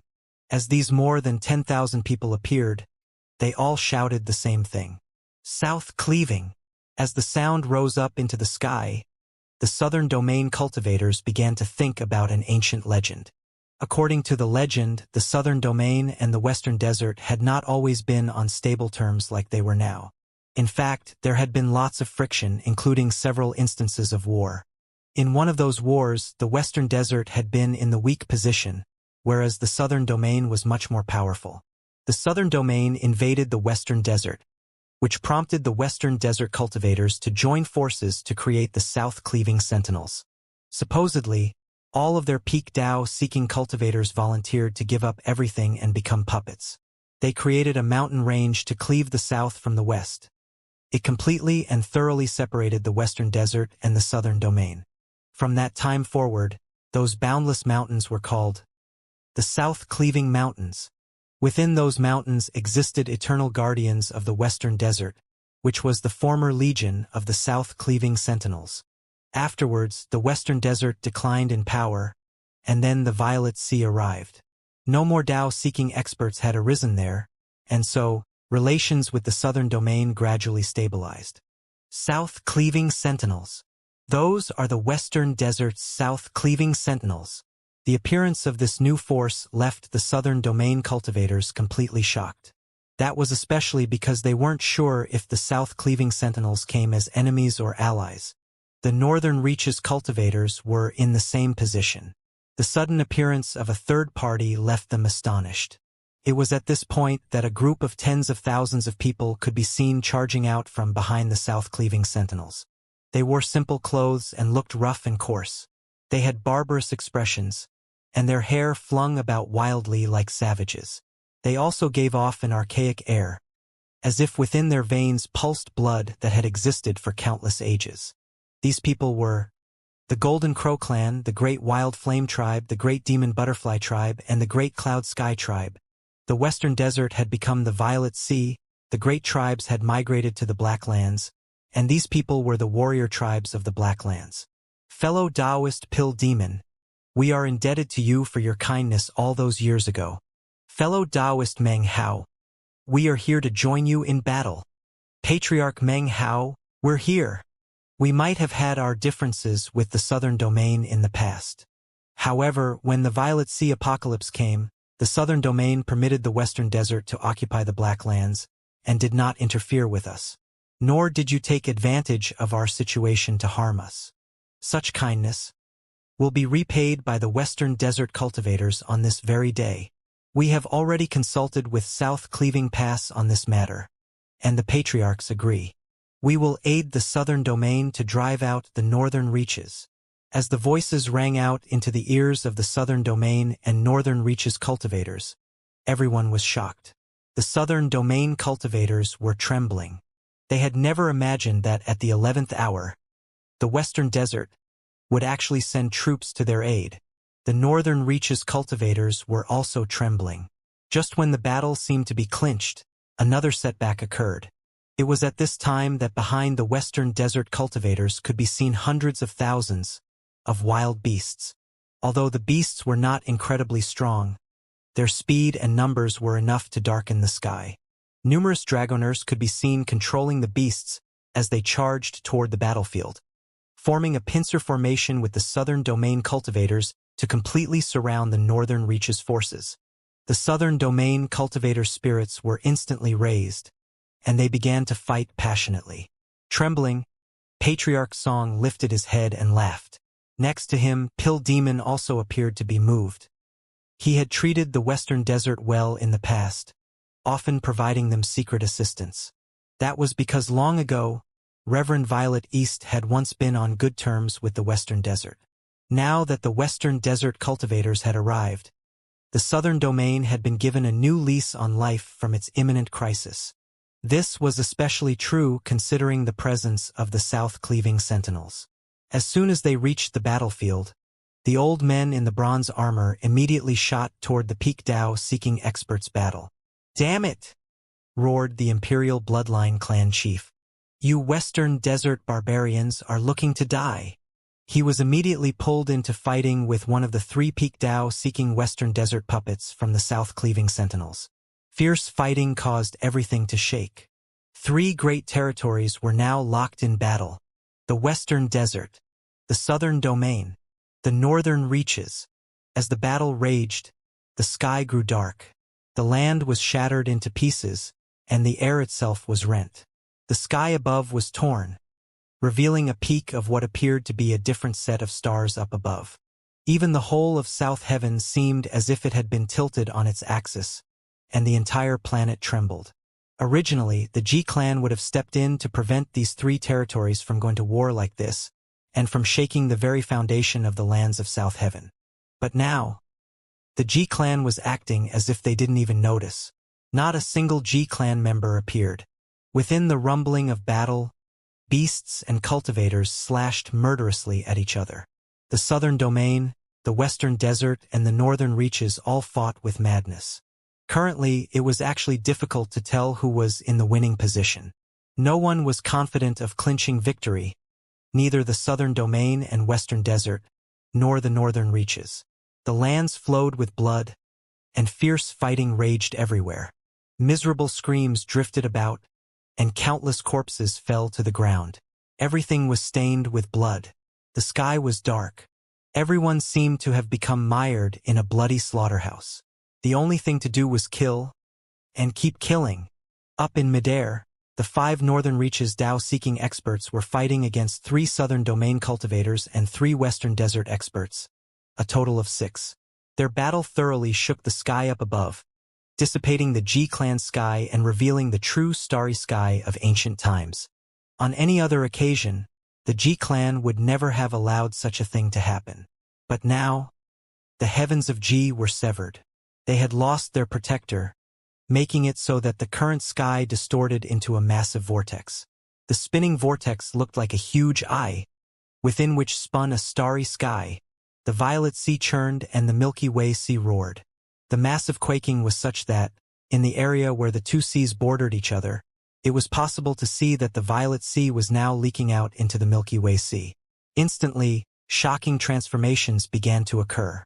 The transformations were astonishing by themselves, but what was even more astounding was that the blood that inundated the battlefield did not soak into the ground, but rather began to slowly flow into the Milky Way sea.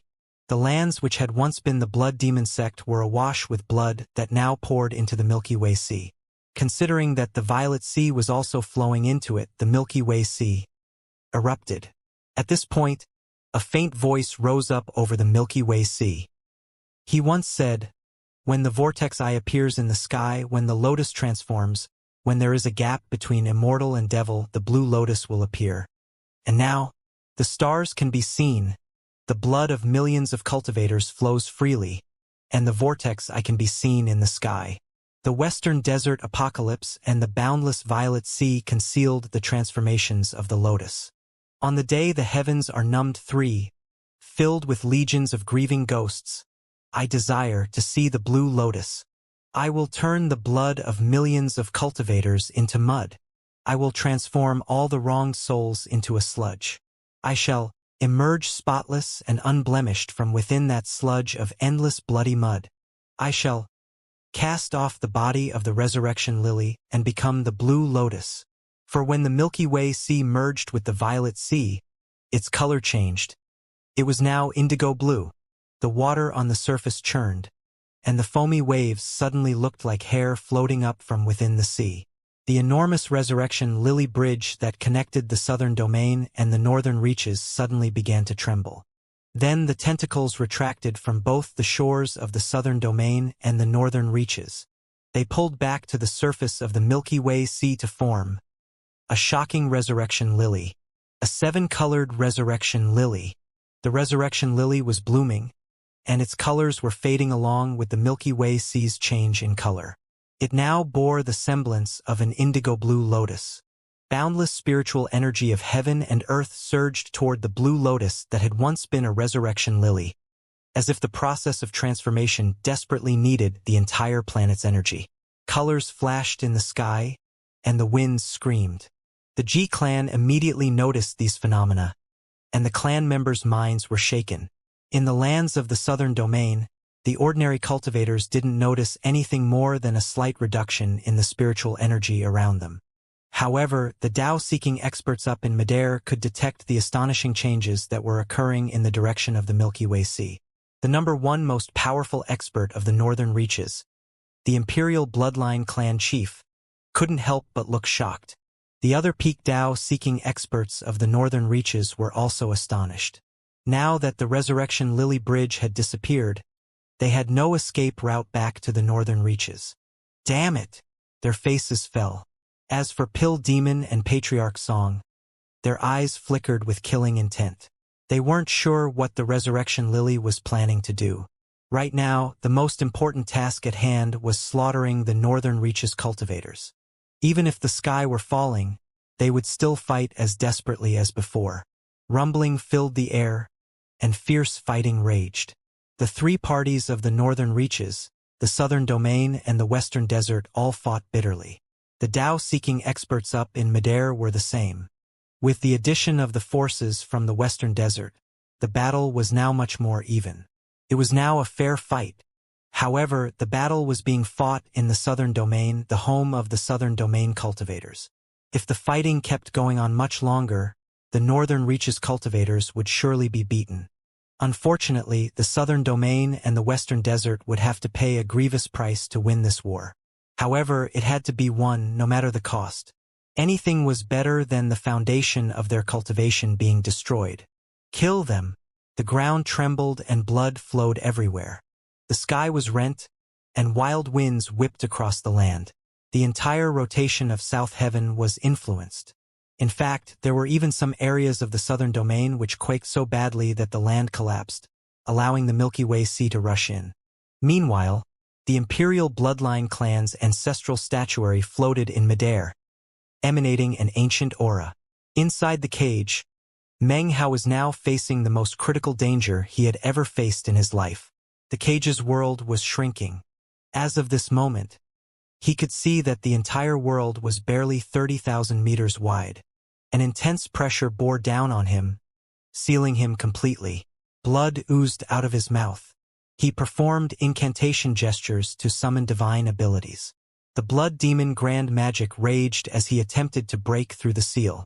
However, nothing worked. No amount of power did anything to affect the area around him. He could only watch, wide-eyed, as the 30,000-meter world became 25,000 meters, and then continued to shrink. "Damn it!" he said, his eyes bloodshot. He flew up into the air, focusing all the power of his cultivation base to transform into a shooting star that sped up into the sky in the hopes of making a hole and breaking out. Boom! Meng Hao's body shook violently, and he coughed up a huge mouthful of blood. He slammed back into the ground, having done absolutely nothing to weaken the power of the seal. The area was continuing to shrink. Now there were only 20,000 meters left. Meng Hao's head suddenly jerked up. His hair was in disarray, and his body was filled with rumbling. He took all of the qi and blood power that he had absorbed earlier and focused it in his right hand, creating the most powerful punch he had ever unleashed. At the same time, his cultivation base exploded with incredible ripples, as he focused all of the cultivation base power he had absorbed into his right hand. By now, his right hand was glowing with a blinding, dazzling light. "Souls!" Meng Hao roared, and vast quantities of struggling souls screamed out. Hundreds of thousands of them seemed to blot out the sky. Then Meng Hao's hand became a black hole that began to suck in the souls. By now, his fist contained a terrifying destructive power, a power that was the absolute peak of what he could summon. He flew up and then struck out at the ceiling barrier which surrounded him. A massive boom raged out which caused the entire world to shake. Time ground to a halt, and a gigantic vortex ripped open that seemed capable of sucking the whole world into it. Heaven and earth distorted, and cracking sounds could be heard. The seal seemed to be on the verge of falling apart, until the stone monkey in the middle of the world suddenly opened its eyes. A bizarre light shone out, which then surrounded the entire world. Everything seemed to be freezing over. Boom! The vortex collapsed, and the distortion disappeared. Everything returned to normal. The previous 20,000-meter distance was now 10,000. Meng Hao coughed up some blood and backed up. The world was shrinking too much, and the pressure weighing down on him had doubled. He coughed up more blood. An archaic voice echoed out from the stone statue. "The world of immortals is the source of all chaos. Immortals are the source of all slaughter. The immortal realm must be sealed. Immortals must be suppressed." The pressure grew more intense, and Meng Hao could hear cracking sounds inside of him, as if his bones were being broken. Anyone else in this situation would already have been crushed out of existence. It was only because of his incredibly powerful fleshly body that he could hold out. "What the hell are you talking about?" he said. The words spoken by the stone monkey didn't make any sense to him. However, his eyes were completely shot with blood, and the killing intent he felt in his heart continued to grow stronger. Being stuck in this ceiling cage was causing him to feel completely helpless. "I was a bit too weak just now," he thought. "This stone monkey's gaze negates anything I do. I don't have the power to break open the cage, but I can borrow some power." His eyes suddenly filled with a gleam of determination. He took a deep breath and no longer made any attempts to violently break out. Instead, he sank back down to the ground and sat down cross-legged, a profound look in his eyes. I've already reached an understanding regarding the path of my third severing. I've only been hesitant about the correctness of the path. But now, I might as well just go ahead with it. I'll borrow the power of the blade of the third severing, the Tao severing blade, to break open this cage. His eyes gleamed with decisiveness. My first severing cut away the resurrection lily and carved out freedom. That was my direction. My second severing cut away the past and carved out my Tao fruit. My third severing will cut away the devil in my heart. I will carve away my desire to become devilish. That is devil severing. I must sever the devil and seek the Tao. When he looked up, an intense glow could be seen in his eyes. He took a deep breath and began to rotate his cultivation base. He used all of the power of his cultivation base to stimulate the blade of the third severing. In spirit severing, there were 3 blades. As long as one was confident of the Tao, and one spirit was ready, the blades could link with heaven and earth to cause a Tao blade to descend. If the severing was correct, then the cultivation base would experience a breakthrough. If the severing was incorrect, the body would perish and the Tao would dissipate. Spirit severing cultivators who were not 100% confident would not easily perform a severing. What they feared most was realizing at the last minute that they had severed incorrectly. Their fate would then be death. The first severing was difficult, and the second was incredibly dangerous. As for the third severing, that was the most critical of junctures. If the severing was correct, then the cultivator would step into Tao seeking. If it was incorrect, the cultivator would die. If the severing was somewhere in between, neither correct nor incorrect, the result was an existence of being crippled. No further advancements would be possible, and they would forever remain in the third severing stage until their longevity ran out and they returned to the dust. As for what was correct and what was incorrect, the answer could only be found in the heart of the cultivator. If the heart was correct, everything was correct. If the heart was incorrect, so everything else would be.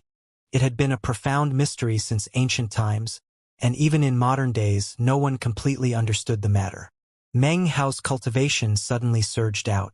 It was irrelevant that he was in a cage or that he was sealed.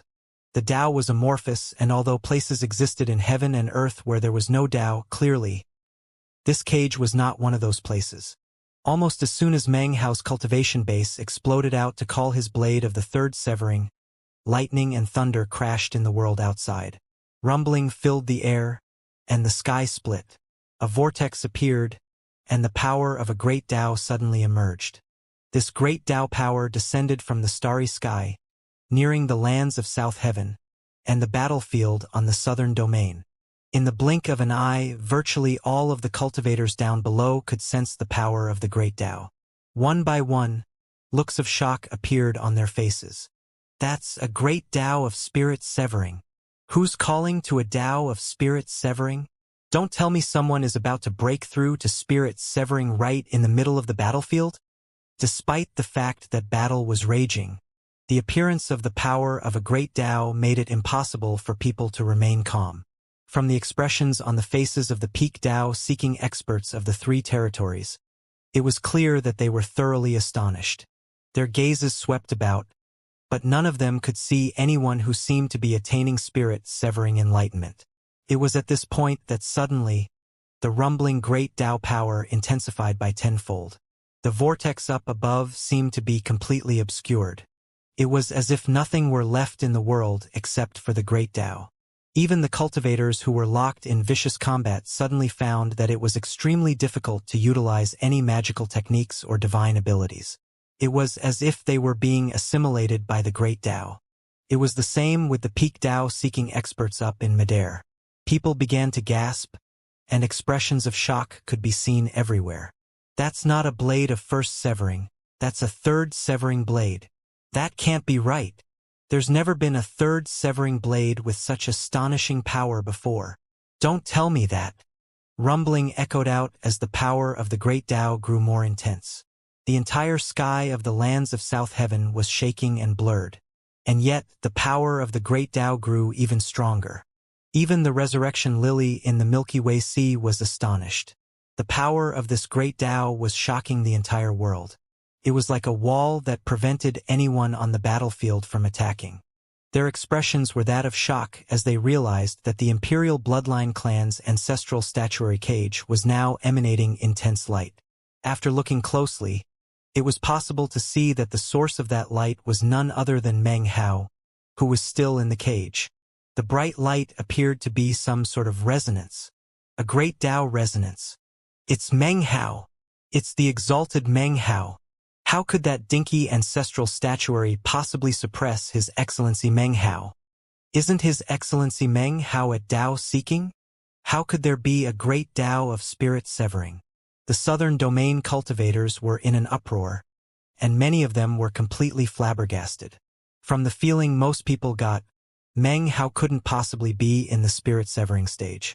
Essentially, most people had long forgotten that his cultivation base was actually at the second severing level. In the history of the lands of South Heaven, there had never been a spirit-severing expert who possessed a peak Tao-seeking clone. Nor had there ever been a battle in which a spirit-severing cultivator actually fought and killed someone at the peak of Tao-seeking. The things which these cultivators were witnessing were completely unheard of. Therefore, there were quite a few people who actually believed that Meng Hao was at the peak of Tao-seeking. Of course, the northern reaches cultivators' shock and astonishment was even more intense. The ancestral statuary can't keep him suppressed. Just, where is this guy from? He's actually at the spirit-severing stage? That's impossible. Heavens! How could he possibly be a mere spirit-severing cultivator? If he can fight the peak of Tao-seeking now, then when he steps into Tao-seeking, doesn't that mean he could fight false immortals? The northern reaches cultivators were thoroughly astonished. One by one, they all looked over toward Meng Hao with expressions of shock and disbelief. These people were not very familiar with Meng Hao. Now that they realized the truth about him, it was almost impossible for them to accept. As for the western desert cultivators, they immediately began to make loud exclamations, the noise of which turned into a sound wave that shook everything. The number one non-immortal in all the lands of South Heaven, the exalted Meng Hao is about to free himself, spirit severing into Tao seeking. As for Pill Demon and Patriarch Song, they were unfazed.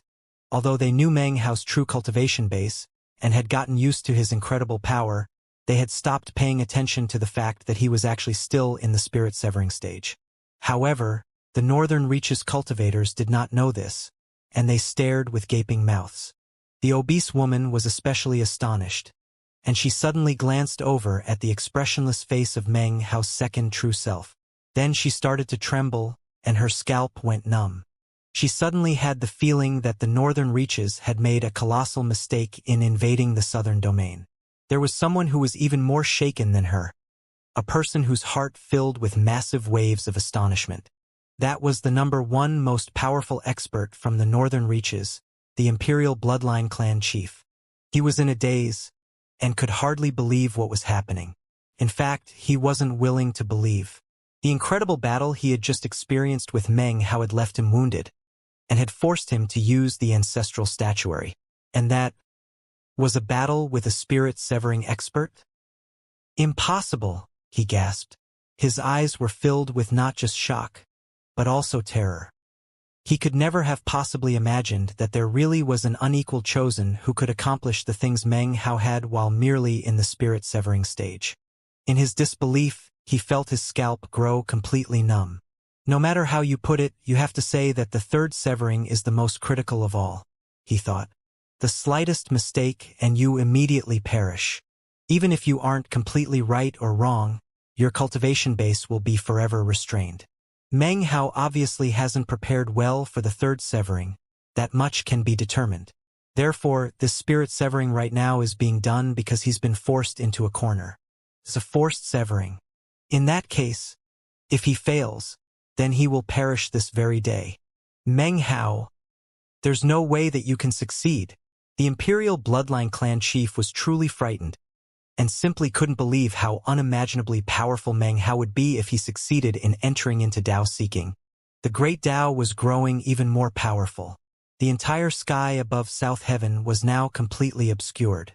In the lands of South Heaven, in that Tower of Tang, the man and woman stood together, trembling. The woman was excited, and the man was apparently trying to keep his cool, but failing. They had been waiting for this day for a very, very long time. "We still can't go," murmured the man. "Just wait a bit longer. Only a little bit. This is the final stretch. If he succeeds, then we will finally be able to reunite. If he doesn't succeed." His wife clasped his hand tightly. Both of their palms were slick with sweat. In their entire lives, this man and woman had never been so nervous, nor was there any event they had ever experienced that was so important.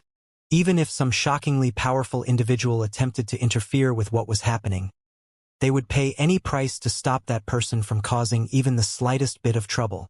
"We've waited for 3 lives, for hundreds of years, just for this moment. Howard, you must succeed and reach Dao seeking." Back in the cage, Meng Hao sat cross-legged, trembling slightly, his hair floating around him. The world around him had shrunk down to only about 3,000 meters. There was virtually nothing around him except for air. All of the mountains and everything else had been crushed into dust by the shocking pressure. Cracking sounds could be heard emanating out from his body, as if his skeleton were being ground away. However, Meng Hao didn't notice. All of his concentration was focused on summoning the blade of the third severing. The more intense his summons grew, the more obscure heaven and earth became in the outside world. The great Dao grew stronger, to the point where a mist appeared. The mist was first seen on the battlefield and then spread out to cover all of the lands of South Heaven. The peak Dao-seeking experts from the 3 territories immediately recognized what was happening. They began to speak in hushed tones, which were overheard by the other cultivators, causing their hearts to tremble. "That's a Dao turned into mist. The only time a Dao will take form as a mist is when an incredibly powerful expert gains enlightenment of a great Dao. Only then will such transformations of heaven and earth take place. This is something you only hear about in legends. It's virtually unheard of in the lands of South Heaven." A gleam of excitement appeared in Pill Demon's eyes, and he almost couldn't hold back the laughter that burst out in his heart. Patriarch Song looked equally excited. In contrast, Meng Hao's second true self suddenly closed his eyes and sat down cross-legged in midair. The descent of the great Dao caused all hostilities to cease. Even the peak Dao-seeking experts were incapable of making attacks during the great Dao's descent. The Northern Reaches experts could do nothing but stare in wide-eyed disbelief at Meng Hao's second true self sitting there cross-legged. "Damn it! You'd better not pull it off, Meng Hao," thought the Imperial Bloodline clan chief. His heart was pounding. Currently, all of the powerful experts of the Northern Reaches, Western Desert and Southern Domain were closely observing the scene. Back in the Eastern Lands, the Ji clan was completely quiet. As for the young patriarch with the missing arms, he was staring fixedly at what was happening. By this time, there were other powerful experts from various sects and clans in the Eastern Lands who had also sensed what was happening. Shocked, they sent out their divine sense to observe. However, no one dared to do anything. After all, if the Ji clan wasn't interfering, how could they dare to interfere? It was at this point that, back in the cage, Meng Hao abruptly lifted his head. His eyes opened, and he cried out, "Third severing!" His voice echoed back and forth within the world, which had now shrunk to 1,500 meters. At first it didn't seem that the sound could be heard in the outside world, but in actuality, it was as if there were innumerable Meng Haos issuing an echoing cry that could be heard faintly by those outside. It almost seemed as if the sound was coming from the mist itself, as if the echoing response came from within the descending great Tao itself. Countless ears heard the voice, and everyone who did was completely and thoroughly shaken. As the voice echoed out, the mist that covered all of South Heaven suddenly surged back, roiling as it condensed above the battlefield in the southern domain. There, in midair, it formed into the shape of a mist blade. Mist Blade. Dao Enlightenment. As soon as the Mist Blade appeared, the eyes of all of the peak Dao-seeking experts on the battlefield went wide, their minds filled with a roaring sound. Even Pill Demon wore an expression of disbelief. The fact that there was a Dao that became so strong it turned into a mist was shocking enough. Something legendary like that was possible to accept. However, to see the mist turn into a blade was something that filled them with uncontrollable shock. Mist Blade, thought the shocked Imperial Bloodline clan chief. That's something that should be experienced on the Immortal Mountain, just before pushing open the door of immortality. When reaching Immortal Ascension, those who achieve true Immortal Ascension must face immortal tribulation. After they transcend the tribulation, they will stand on an immortal mountain of their own. As they take that step forward, a mist blade will fall. Then, they will be severed from the spirit realm and have the power to push open the door of immortality and become a true immortal. But he is using a mist blade to perform his third severing. When that mist blade slashes through him, it will sever his spirit nucleus and stabilize the path to true immortality. His mind was reeling, and his body trembling. Suddenly, he realized that sending troops into the southern domain had been a monumental error. All of the peak Dao-seeking experts up in midair were shocked. Of course, it wasn't just them. In the eastern lands, the patriarchs of the various sects were equally astonished. They could hardly believe what they were seeing, and were filled with shock and disbelief. Who is that young man? He's using a mist blade for his third severing. If he fails, then it doesn't matter.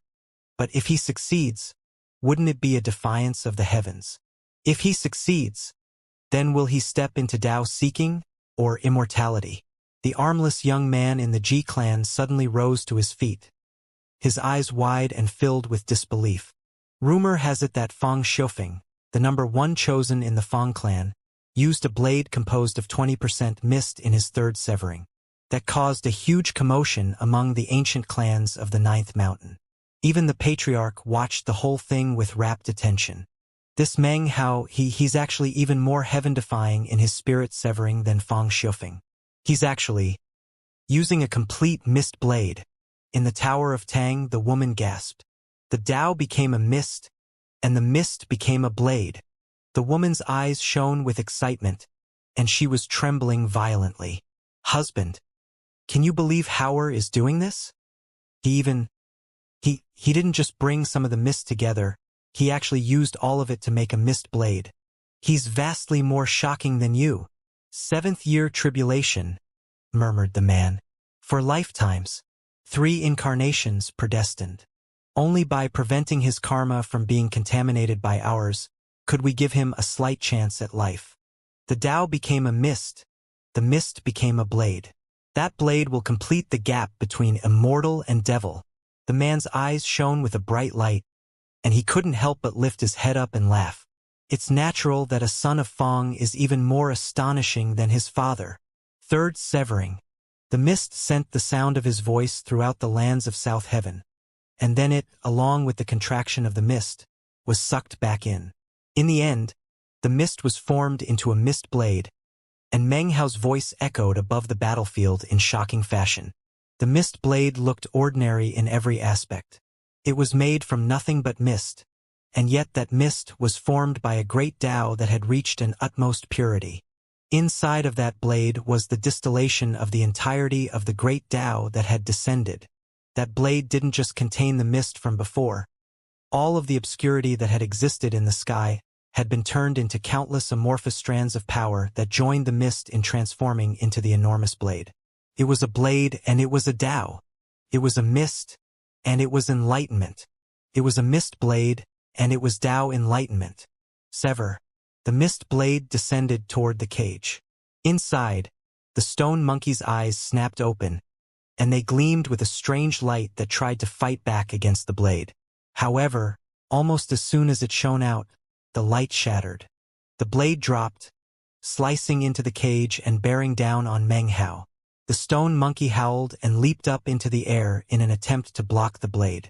As soon as it touched the blade, however, rumbling filled its entire body and blood sprayed from its mouth. Then, it was directly sliced in half, powerless to affect the mist blade in the least.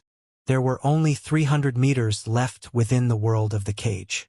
As the mist blade sliced down, it easily split what had moments before been an unshakable barrier to Meng Hao.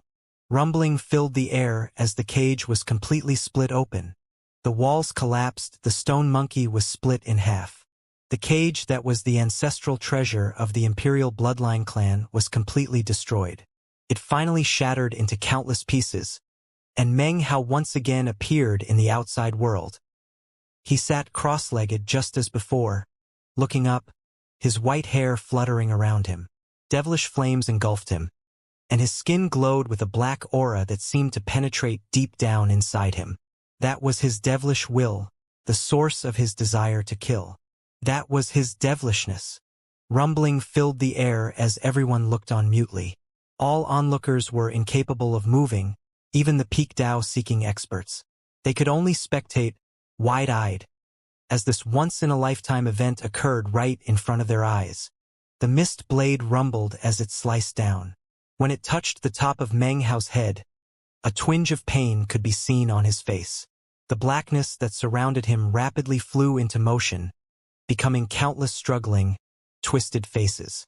Meng Hao quivered. The pain he was experiencing was indescribable. He almost felt like his body was being ripped apart, and yet, his eyes shone with determination. By now, it wasn't just the crowds on the battlefield who were watching him. The patriarchs in the eastern lands were using a variety of methods to observe, some of which even came at a high price. The Ji clan was looking on, as were the couple in the Tower of Tang. Everyone was watching closely, keen to find out whether Meng Hao would succeed or fail. Sever the devil, thought Meng Hao, his eyes shining with decisiveness. He looked at the mist blade and let out a powerful roar, and his cultivation base exploded out with incredible power as he stimulated the devilish will inside of him.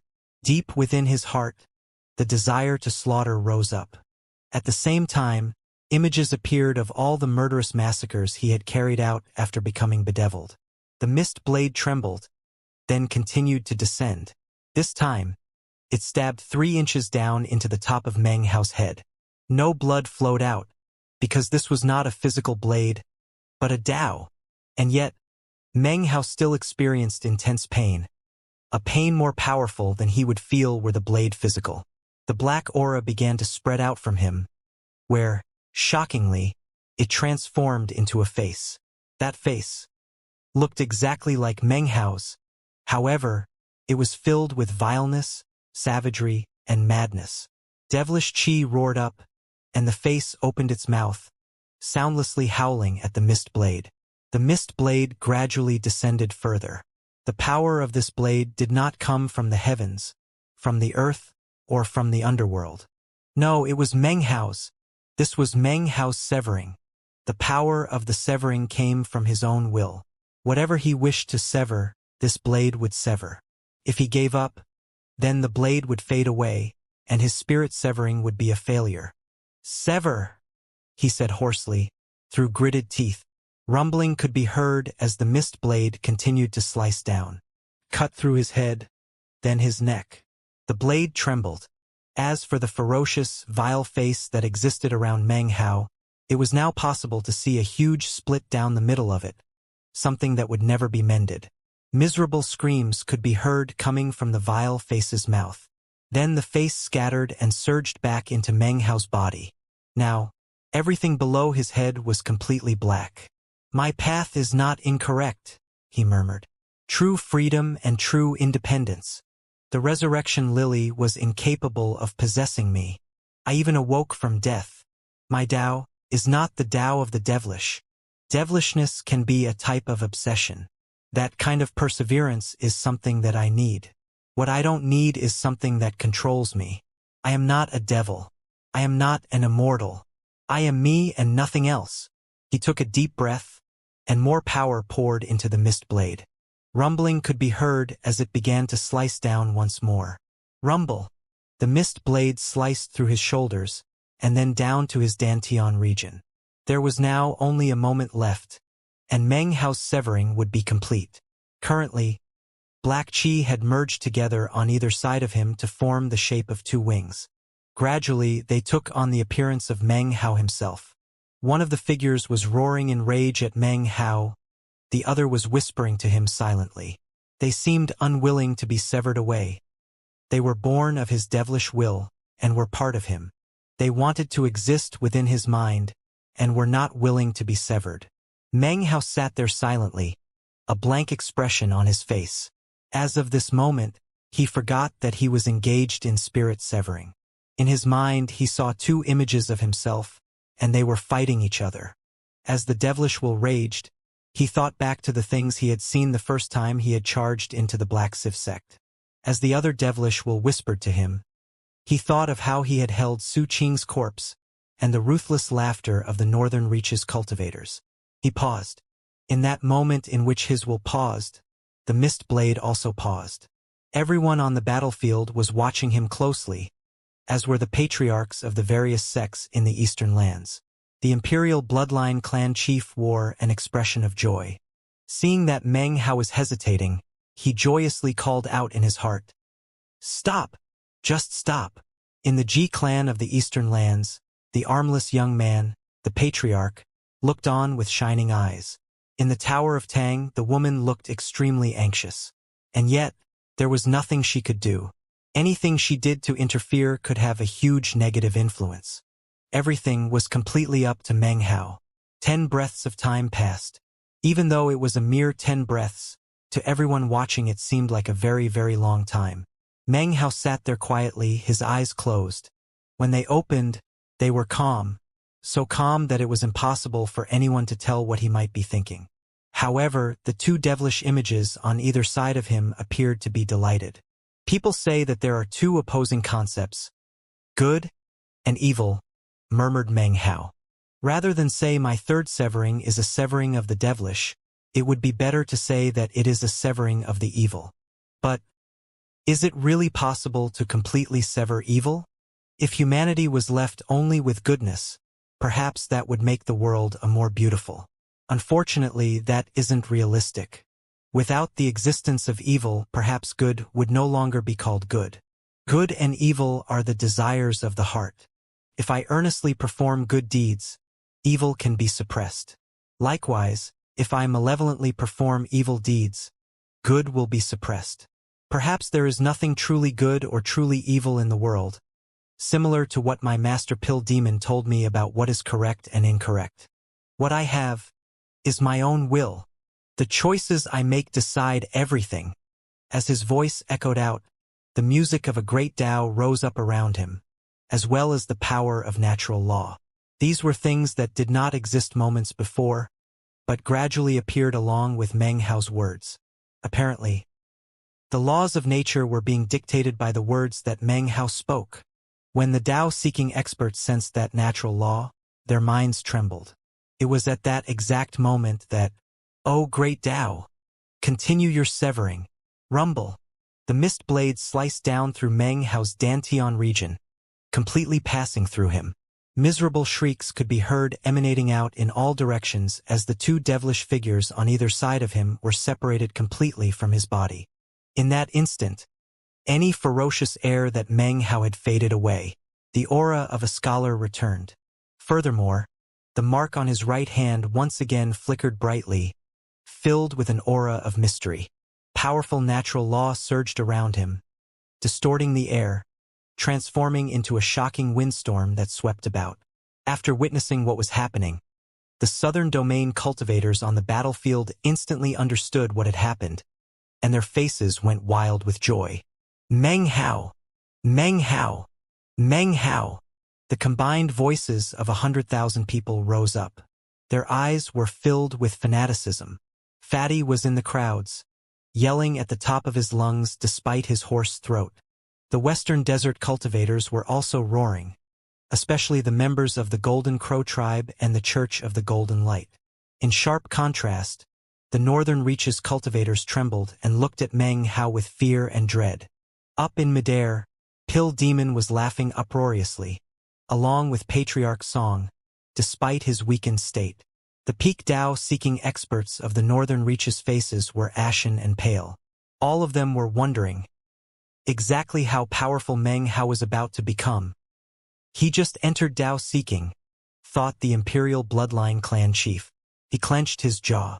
Well, I'll make sure that the day he enters Dao seeking is the day that he perishes. He pushed aside his dread, and intense killing intent could be seen in his eyes. Meanwhile, the two devilish wills merged together, transforming into a monstrous black aura. Since they had been severed, they were unable to exist any longer, and began to fade away. It really would be a pity to let a devilish will like this simply dissolve, Meng Hao said coolly. With that, he lifted a finger, causing the devil construct to tremble. Then, it shot directly toward Meng Hao's second true self. The second true self's eyes snapped open, and he sucked in a breath. Immediately, the devilish will surged into him through his nose and mouth. The second true self's eyes instantly began to glow with intense coldness. It was a coldness that seemed to be completely callous and grim, even vile. The desire to kill began to emanate off of it. He was surrounded by a black aura that made him look completely like a devil immortal. Meanwhile, out on the Milky Way Sea, the enormous resurrection lily was shrinking in on itself. The petals folded up into a bulb, and the tentacle roots weaved together to form the shape of a blue lotus. The blue lotus swayed back and forth, and although it appeared to be in full bloom, there also seemed to be something missing, as if it was unstable and could revert to the shape of a resurrection lily at any time. The gap between immortal and devil has appeared. On the battlefield in the southern domain, the crowds were crying out with loud voices. The northern reaches cultivators stood there ashen-faced as the great Tao blade slowly faded away. At the same time, the state of motionlessness which had been imposed on everyone gradually disappeared. However, no fierce fighting broke out. The northern reaches forces began to form up in groups.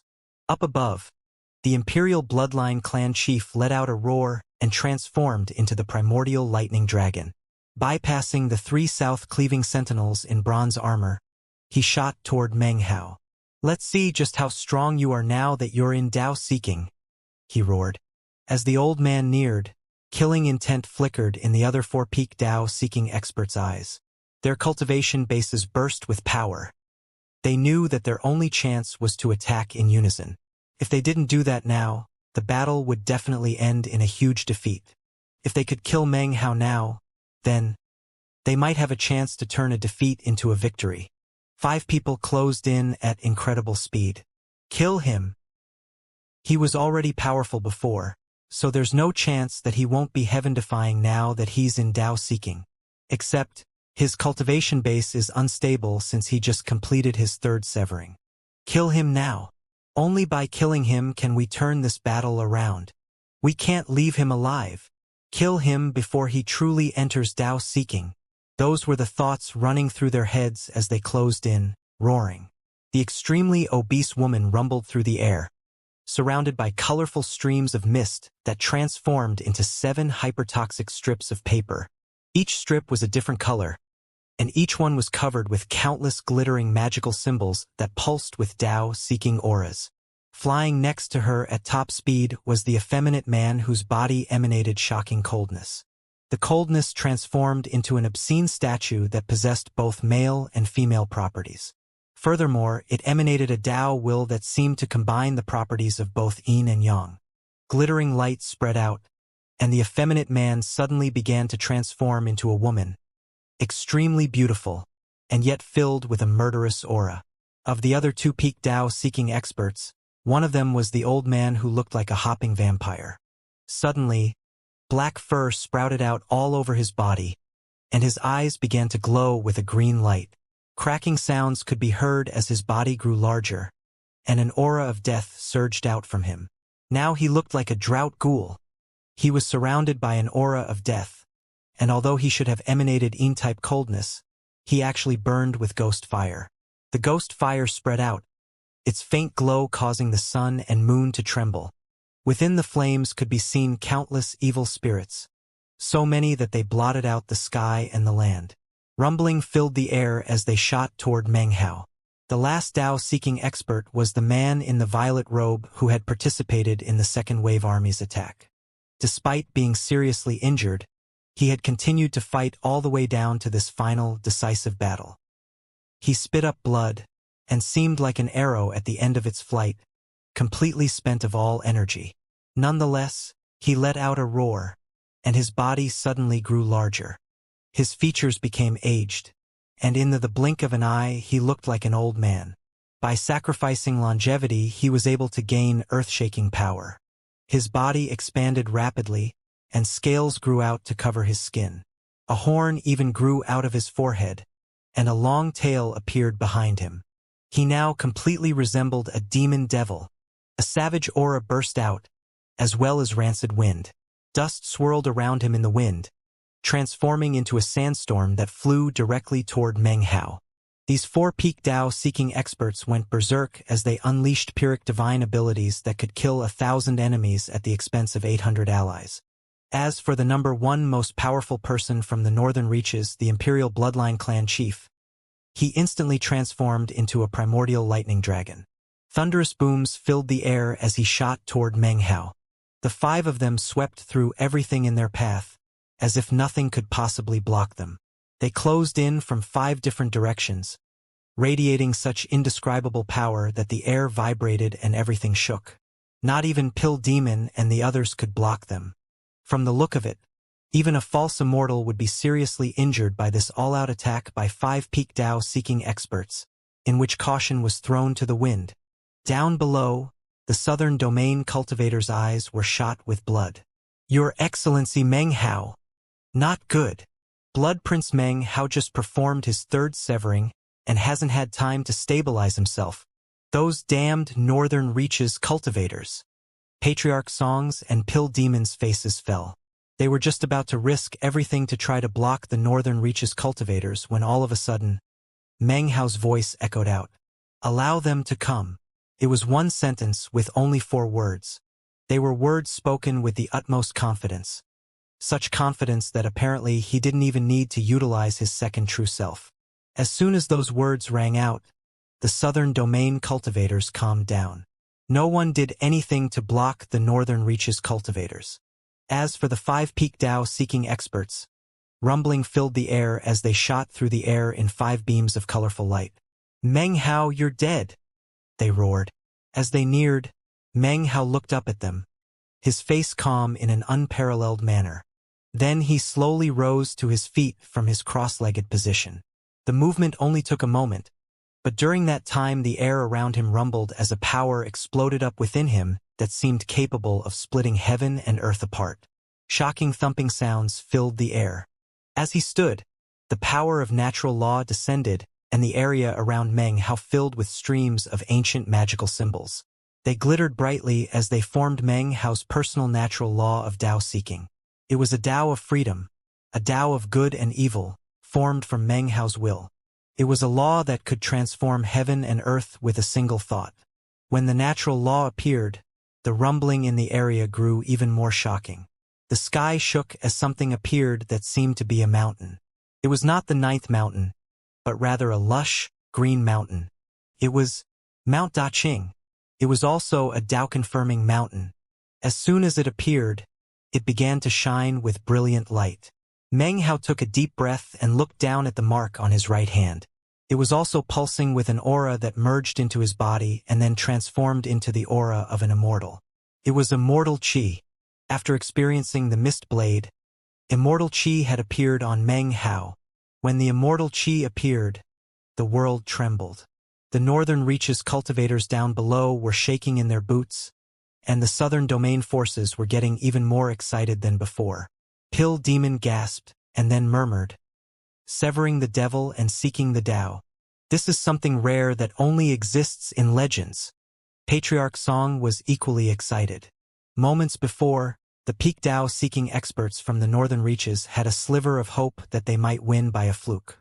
Now that the Immortal Qi had appeared, they gasped, and their minds were sent spinning. The 5 peak Dao-seeking experts from the northern reaches were astonished. He just stepped into Dao-seeking and he already developed Immortal Qi. Impossible. I've been in Dao seeking for years and still haven't developed even a scrap. Just what level of cultivation base does he have? I actually can't even clearly make out what his cultivation base is. It seems like early Dao seeking, but at the same time mid-Dao seeking and also peak Dao seeking. What's going on? Now that I think about it, there's a legend about a type of Dao seeking which isn't split into multiple levels. As soon as you step into it, you're at the peak. However, they were already like arrows unleashed from the bow. They had to go through with their attacks. If they didn't, their fate would certainly be death. Considering that retreat meant certain annihilation, then the only course of action they could take was to attack.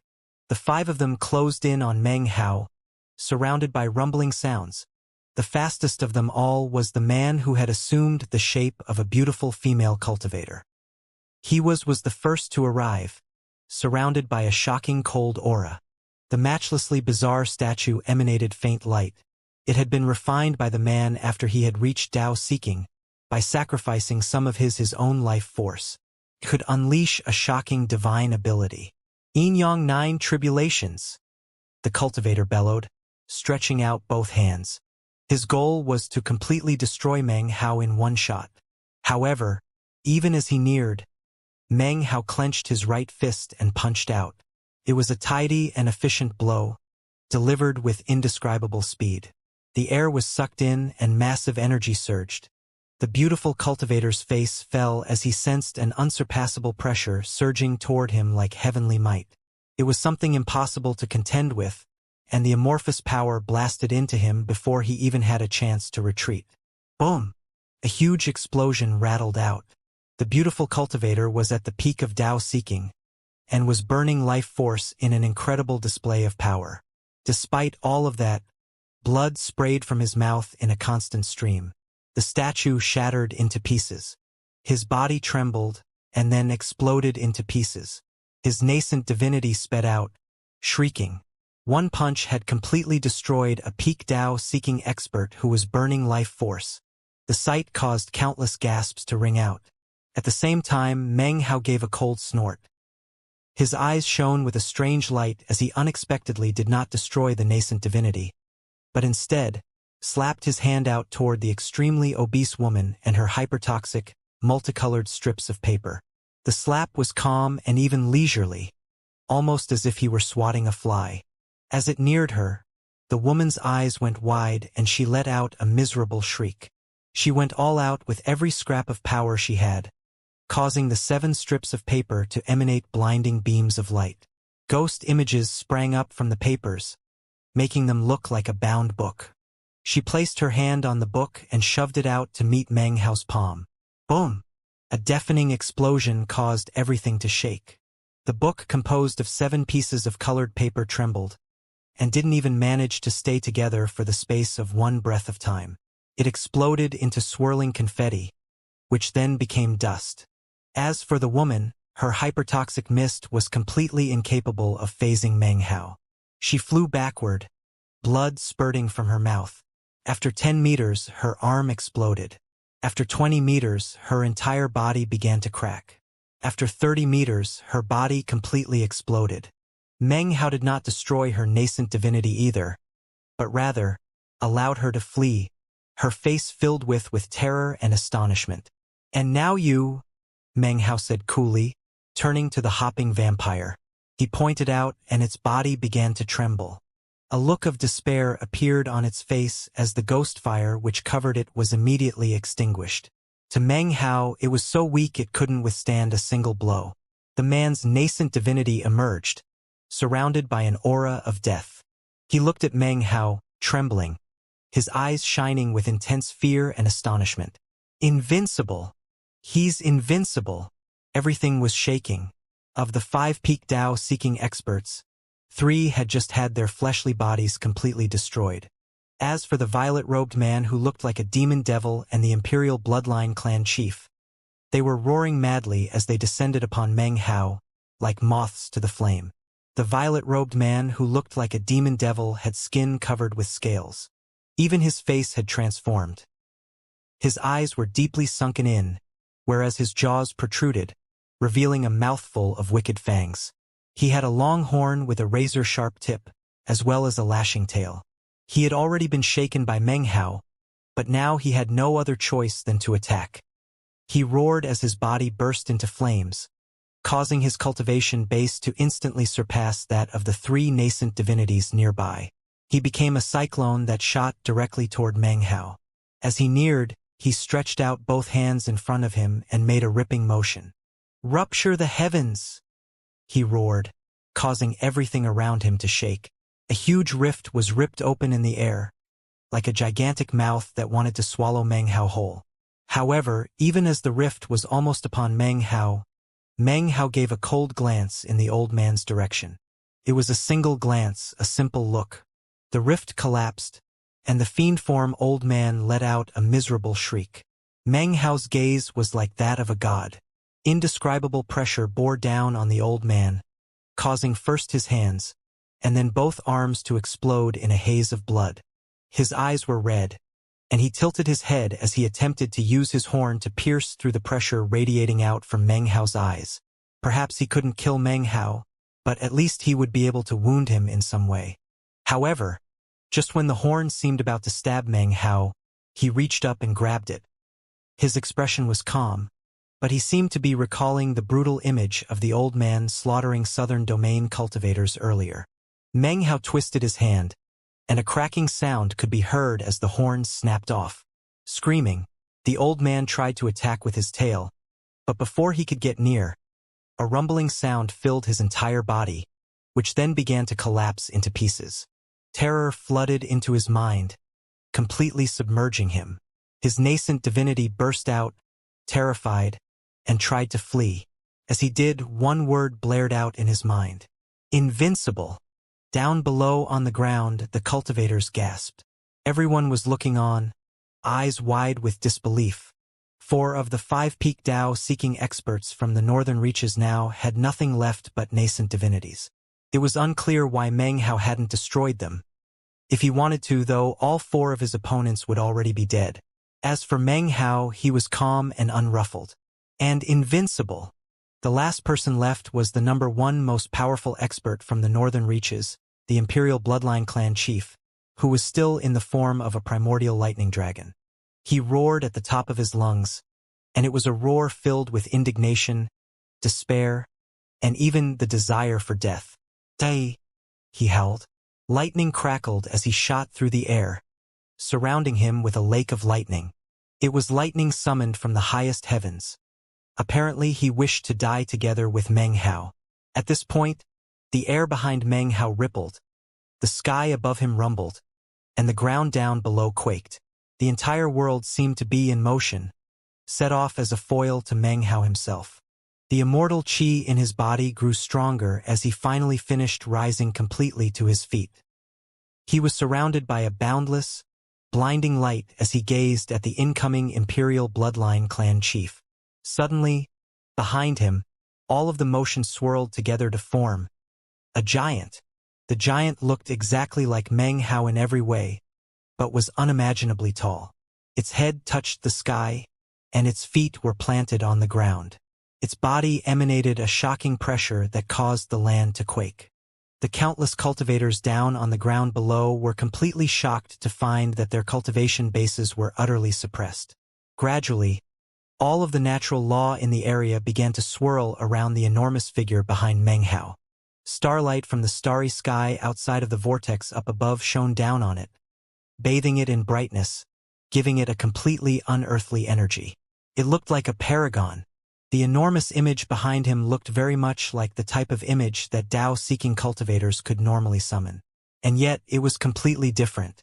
The images summoned by Dao-seeking cultivators were illusory, powerful beings from ancient times who were summoned via means of a magical technique. In contrast, the image behind Meng Hao was like a projection of himself. Of the 2 kinds of images, one was illusory and the other was a projection. Although neither were real, the difference in caliber between the 2 was like the difference between heaven and earth. In fact, one day, if Meng Hao ever became strong enough, then anyone who received his approval could summon the same image by calling upon his name. That was another area in which his image was completely different. This image was referred to by a unique name. Dharma idol. It's a Dharma idol.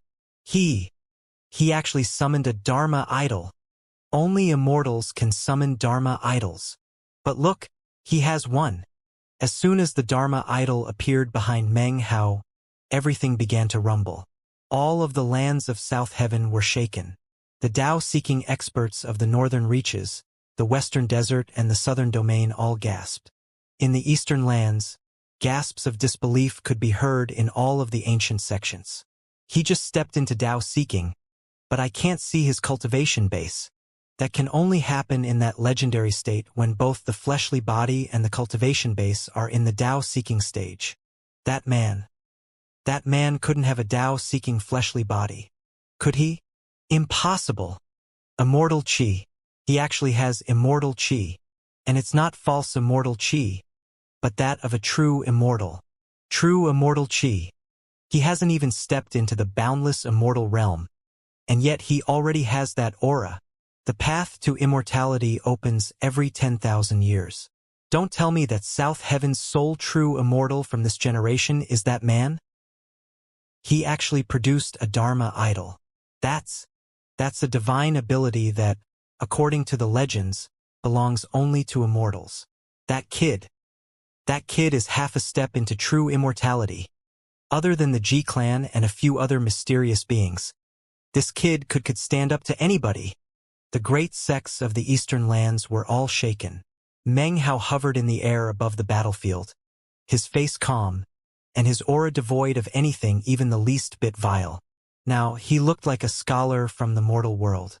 He wore a green robe, and his hair was no longer white, but pitch black. His eyes shone brightly, and the enormous Dharma idol behind him radiated a shocking pressure that stifled the breathing of everyone in the area. Next to him was his second true self, which radiated monstrous devil flames. It was sinister to the extreme, filled with a vileness that carried the desire to kill. It looked around at the world with cold eyes. Die! The Imperial Bloodline clan chief roared as he threw all caution to the wind, bearing down on Meng Hao in his primordial lightning dragon form. Meng Hao looked at the man and then waved his finger. As he did, the Dharma idol behind him also waved its finger. It seemed to blot out the heavens, transforming into a gigantic landmass that descended to slam into the primordial lightning dragon. A massive boom rattled out. The primordial lightning dragon collapsed into pieces. The Imperial Bloodline clan chief coughed up blood and staggered backward, his face filled with astonishment and disbelief. He came to a stop several hundred meters back, where he continued to cough up 7 or 8 mouthfuls of blood. His body was listless and weak. "You?" he said, his face deathly white. Meng Hao was now so powerful that the simple wave of a finger left the man seriously injured. Then, Meng Hao's gaze fell upon him, and he felt his mind reeling as an intense, indescribable pressure weighed down him. It felt like countless bolts of lightning were about to slam into him. "That little cauldron of yours is connected to me by destiny," said Meng Hao, a bashful expression appearing on his face. He waved his hand, causing the Imperial Bloodline clan chief's lightning cauldron to fly over onto his palm. The Imperial Bloodline clan chief's face grew even more pale, and he coughed up more blood. He seemed to have aged rapidly in just the past few moments, and his eyes shone with hopelessness. Behind him were the other northern reaches peak Tao-seeking experts, all of whom shook with fear as they looked at Meng Hao. His gaze swept over them, and they trembled so violently that it seemed their nascent divinities would explode at any moment. Finally his gaze shifted to the forces of the Western Desert and the South-cleaving Sentinels. "Fellow Taoists from the Western Desert, many thanks for your assistance. This kindness will be remembered by the Southern Domain for generation after generation. It will never be forgotten." With that, he clasped hands and bowed deeply. Immediately, the South-cleaving Sentinels bowed back with deep respect, as did all of the Western Desert cultivators. Meng Hao's incredible bravery and power, coupled with the events of past years, made it so that the Western Desert cultivators viewed Meng Hao as one of their own. "This war is now over," said Meng Hao, looking out at the northern reaches cultivators. More killing would be meaningless. There is no path for you to return to your home, so you will stay in the southern domain. The price you will pay for this invasion is that your cultivation bases will be sealed. From this generation forward, your bloodlines will not produce nascent soul cultivation bases. Your path to immortality is broken. Henceforth, you are felon citizens. Meng Hao's voice was calm, but his words struck like thunder, making it clear that his words would be strictly enforced. When he said, felon citizens, the words were branded deeply into the hearts and minds of the Northern Reaches cultivators, and they knew that this would be their identity for generations to come. Furthermore, among the more than 100,000 Northern Reaches cultivators, all of the nascent soul cultivators trembled as their nascent souls involuntarily shattered. Their cultivation bases fell, and in the blink of an eye, not a single nascent soul cultivator could be found among the Northern Reaches forces. Next, he turned his attention to the Tao-seeking experts. As for you people, your war has shattered the southern domain. Innumerable cultivators have died, and the spiritual energy of the land has become sparse. The 5 of you will be suppressed and turned into the Southern Domain Cultivators Foundation in the future. For generations to come, the power of your nascent divinities will be extracted to replenish the spiritual energy in the Southern Domain.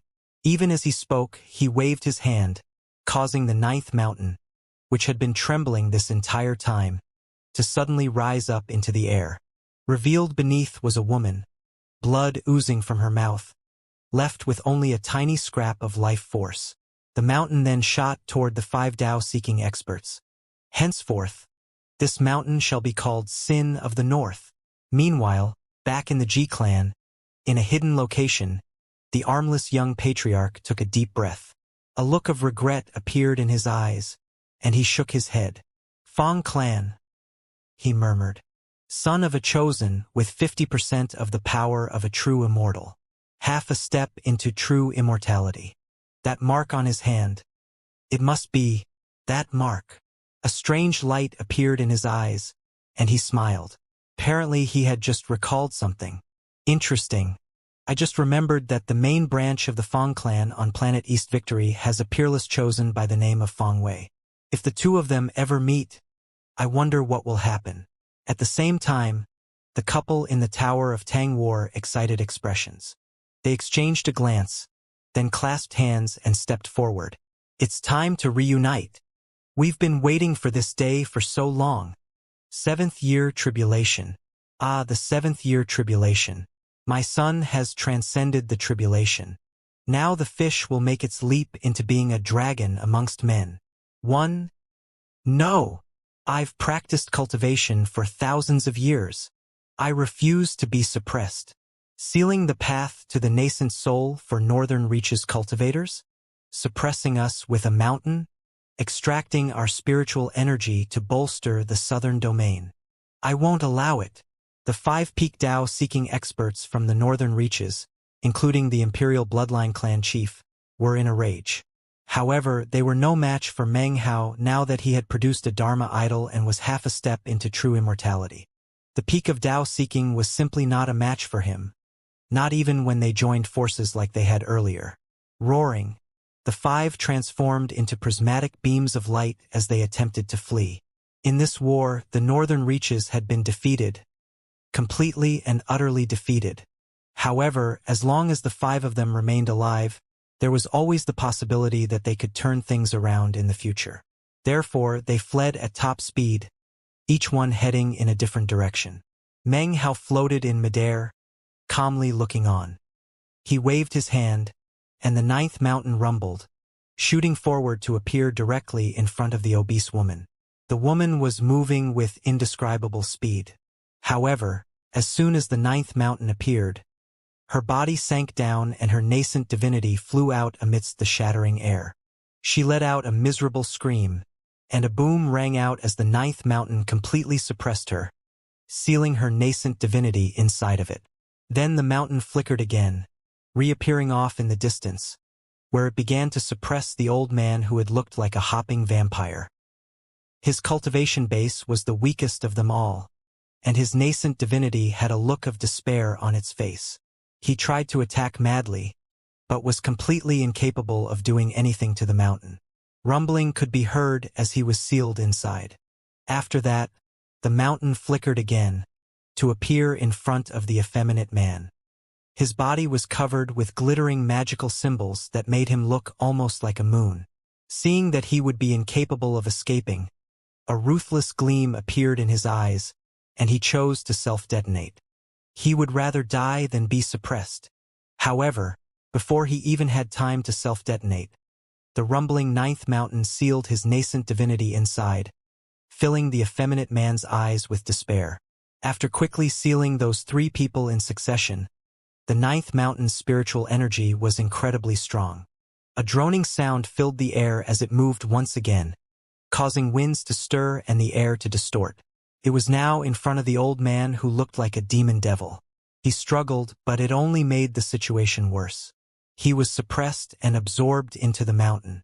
Finally, the mountain vanished for the final time, to appear in front of the Northern Reach's most powerful expert, the Imperial Bloodline clan chief.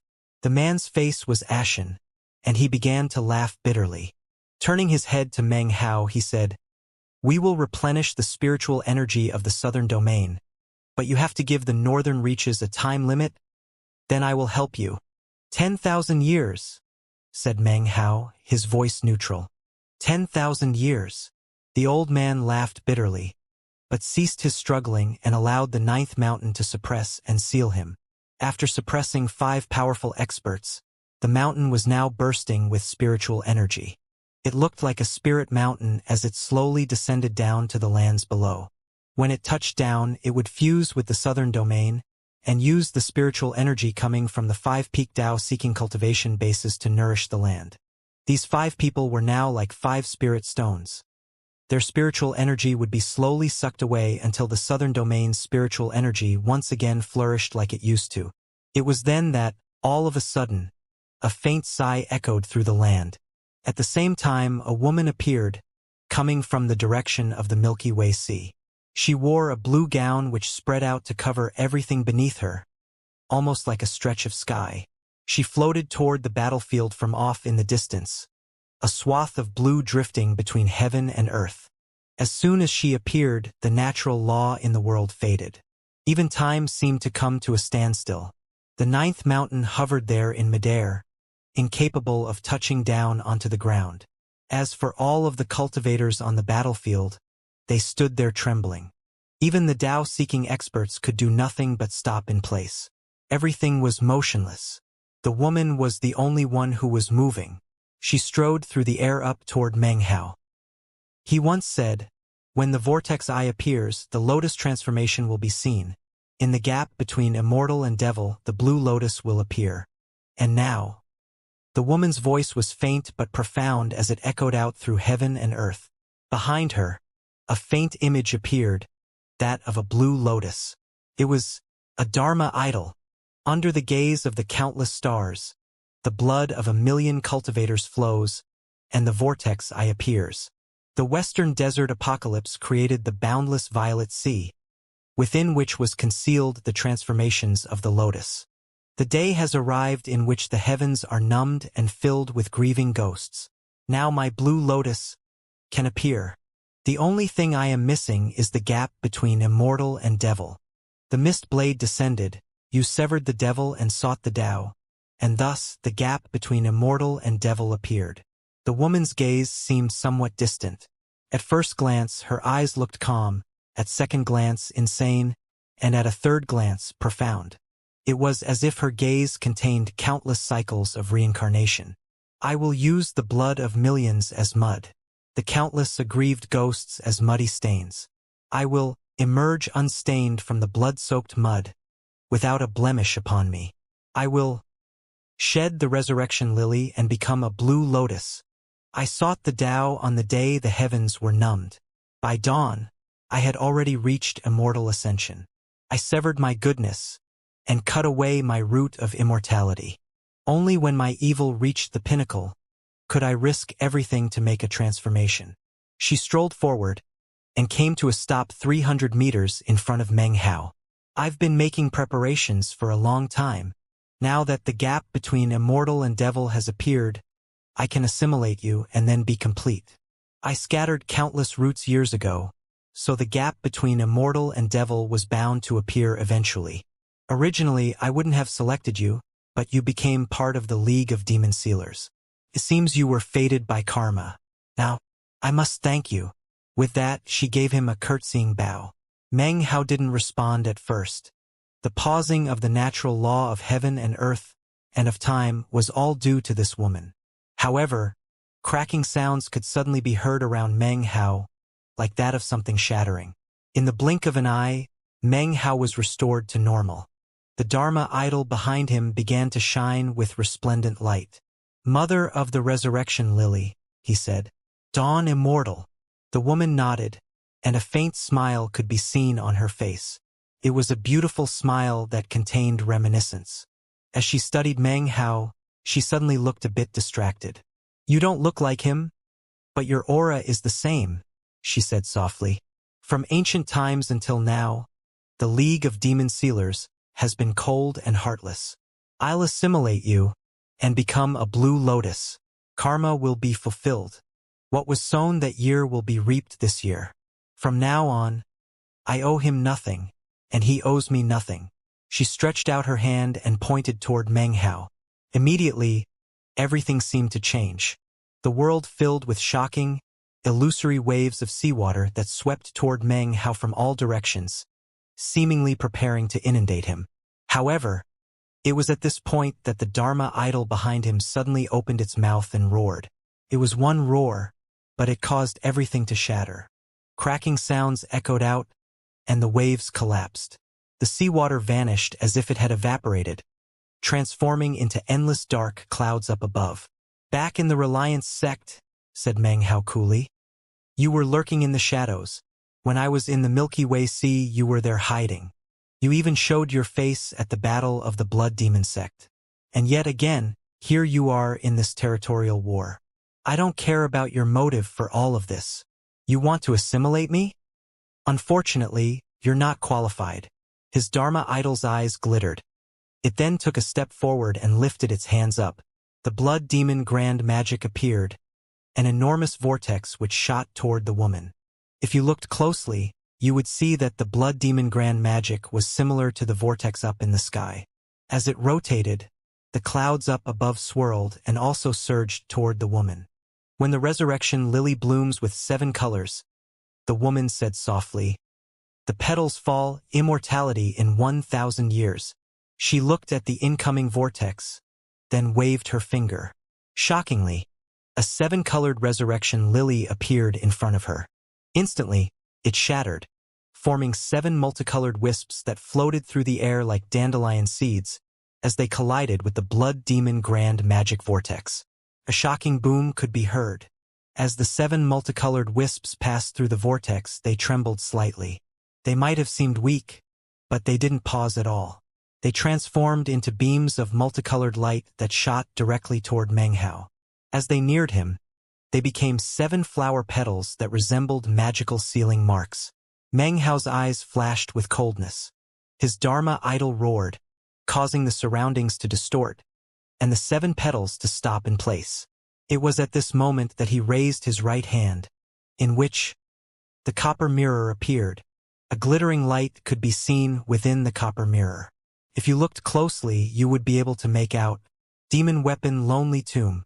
When Meng Hao merged the demon weapon into the copper mirror, he had been unable to use it. Only after he had entered Dao Seeking, had immortal chi, and could summon a Dharma idol, was he finally able to sense Lonely Tomb inside. He pushed down onto the copper mirror and grabbed, and a huge roar filled the air. A gust of demonic chi surged out, filling the air everywhere. It was at this point that a long red spear appeared in his hands.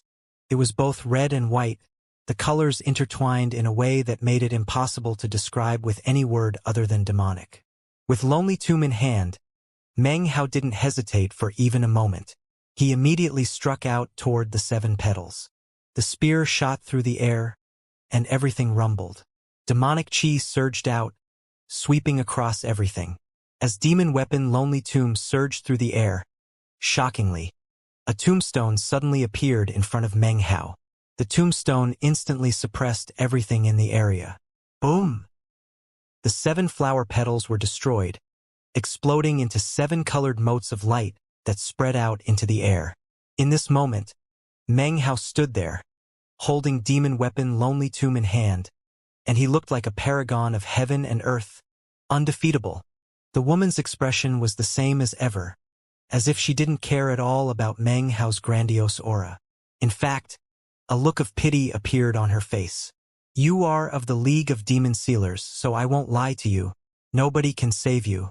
This planet's branch of the G-clan owes me a favor, and they won't do anything to stop me. Other than them, there are a few ancient beings on this planet, but none of them will do anything to obstruct my way either. Today, nobody can save you. The time has come for you to be assimilated. As she spoke, she began to glow with boundless light. Behind her, the blue lotus began to sway and emit an indescribable crushing pressure. For the first time, Meng Hao's facial expression flickered. Neither he nor his Dharma idol were capable of moving even the slightest bit. Furthermore, it even appeared as if a blue lotus was about to sprout out of his body. At this exact moment, a cold snort echoed out like thunder, shattering the air as it rolled across the land. I dare you to touch him. Just try it. I should have killed you the last time we met in the Milky Way Sea, slut. This second voice was that of a woman. The two voices instantly shattered the pause which had caused everything to cease moving. The 9th mountain continued to descend, and all the cultivators could move again. Even as the cold snort continued to echo about, a sword beam shot through the air to completely sever the invisible connection between the Dawn Immortal and Meng Hao. Booming echoed out, and a tremor ran through Meng Hao. The blue lotus vanished, and his Dharma idol was restored. His eyes went wide as he saw 2 figures approaching from off in the distance. It was a man and a woman, and when Meng Hao could see them clearly, his mind filled with thunderous roaring. He knew those faces well. Even if tens of millions of years passed, he would not be able to forget them. The woman was his mother, the mother who had held him in her arms when he was a child and told him stories. The man was his father, who seemed strict, but whose eyes were filled with boundless fatherly love. Meng Hao began to tremble, and could do nothing more than stare blankly. At the same time, the mark on his hand began to shine brightly. As soon as the man and woman appeared, the Dawn Immortal's face flickered. She began to pant, and her expression was one of complete disbelief as she backed up.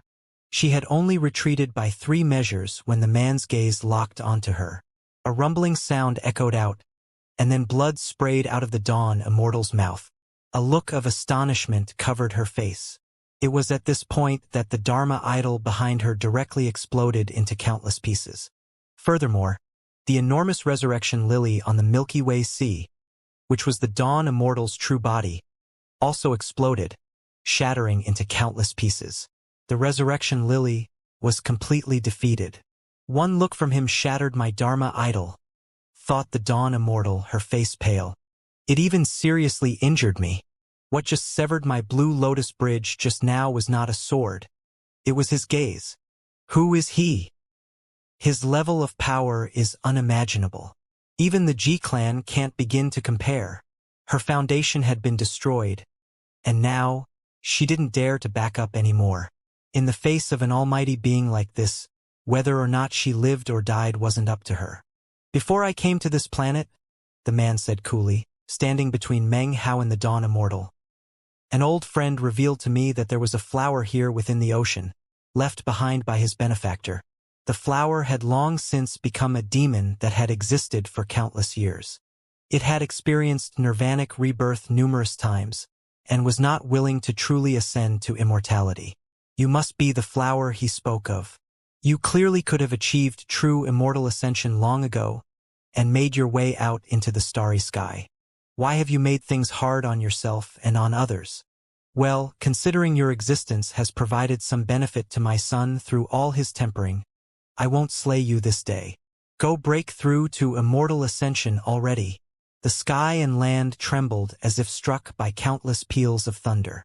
When this man spoke, natural law conformed to his words. The Dawn Immortal's face went pale, and more blood sprayed from her mouth as she fell back a full 3,000 meters. Finally, she looked up, and smiled a heartrending smile. The woman standing next to the man suddenly spoke up. "Why waste your words on her? Just sever her head." Meng Hao stood behind the two of them, his mind spinning with disbelief. His heart was in complete chaos, and he had no idea what to say. "Sever me?" The Dawn Immortal laughed bitterly. Her face twisted savagely, and her hair was thrown into disarray. She had lost her foundation, the actual resurrection lily. Her Dharma idol had been destroyed, and yet a look of madness could be seen in her eyes. "The League of Demon Sealers are all a heartless bunch. I kept that man company, but he severed me in the end. My heart beats with hatred. I was born in ancient times, and yes, I could have achieved immortal ascension on many occasions throughout the years.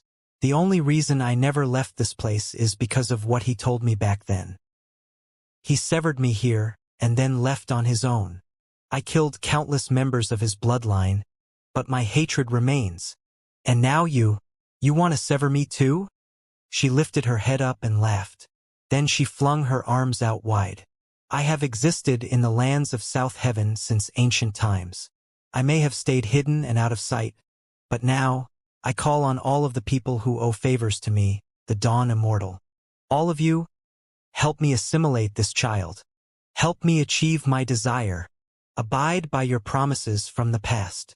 Her shrill voice echoed out throughout all the lands of South Heaven. As it did, a soft sigh could be heard echoing out from within the ancient Tao lakes. The sigh seemed to contain helplessness, and at the same time, shocking power.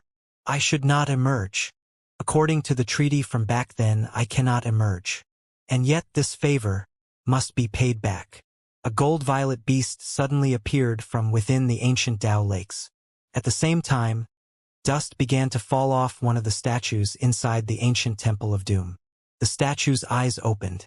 At first, they looked confused, but then an archaic light began to shine out, and the statue slowly rose to its feet.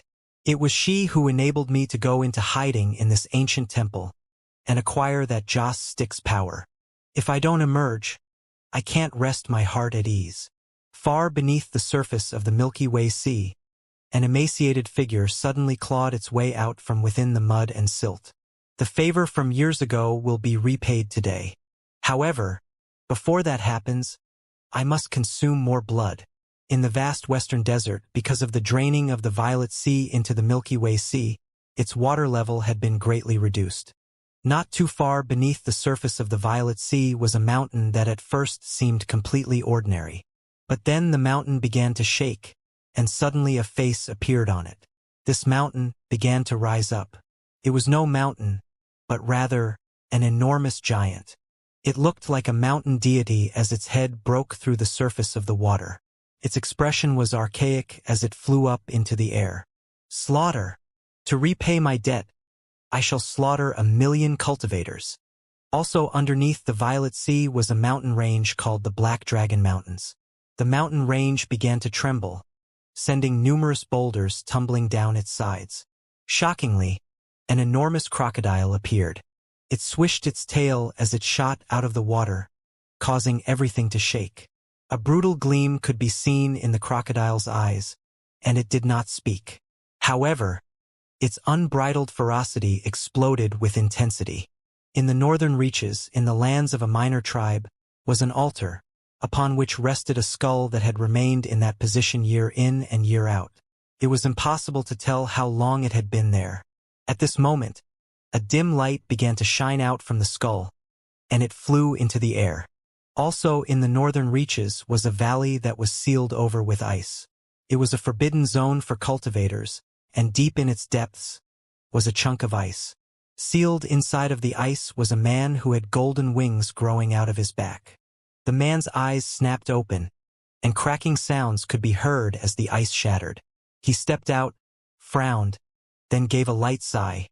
"Back when I arrived, I was seriously injured and was on the verge of death. She kept me alive and made me promise to pay her back."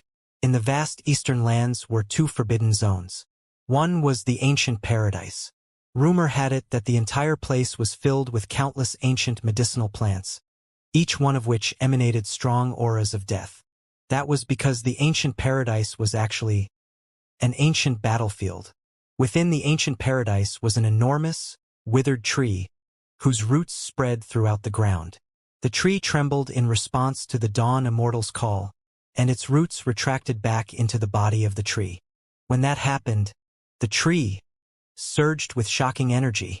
There was another forbidden zone in the eastern lands, which some people called the Immortality Temple. It was located in a sprawling mountain range, and was filled with innumerable restrictive spells. Deep in the mountains was an ancient, dilapidated temple. The statue of whatever divinity it was that the temple had been erected to had long since crumbled, and was impossible to see clearly. However, inside the temple was an oil lamp which had not been lit for uncountable years. As of this moment, that oil lamp blazed with fire, and began to pulse with a divine light. The light covered the entire ancient temple, as well as the statue of the divinity. Suddenly, a figure appeared, who then sighed. Well, she came from here, and is connected to me. It separated from the image of the divinity, floated up out of the ancient temple, then flew off into the distance. A total of 9 auras surged out, causing rumbling to spread throughout all the lands of South Heaven. The sky turned dark, and the living creatures in the land trembled. All of the cultivators on the battlefield appeared to be on the verge of losing consciousness. The great sects of the eastern lands were completely astonished, and their patriarchs began to think about the various legends recorded in their ancient records. In the G clan of the eastern lands, the armless young patriarch stood up, and a strange light gleamed in his eyes. The Dawn Immortal is incredible. Even I could never have imagined that she would have set up so many contingencies. And it's no wonder. She has existed for countless years. If she had focused solely on cultivation, it would be impossible to even speculate what realm she would be in. As the lands of South Heaven trembled, the husband and wife stood there in front of Meng Hao. The woman's face flickered as she looked around. Then she stepped back to stand next to Meng Hao. Meng Hao's mind was still spinning, and as he looked at her face, he felt like he was in a trance. "Are you really my mom?" he murmured. "How?" she responded. "You've suffered many hardships throughout the years." This woman was none other than Meng Hao's mother. When she looked at him, her heart stabbed with pain.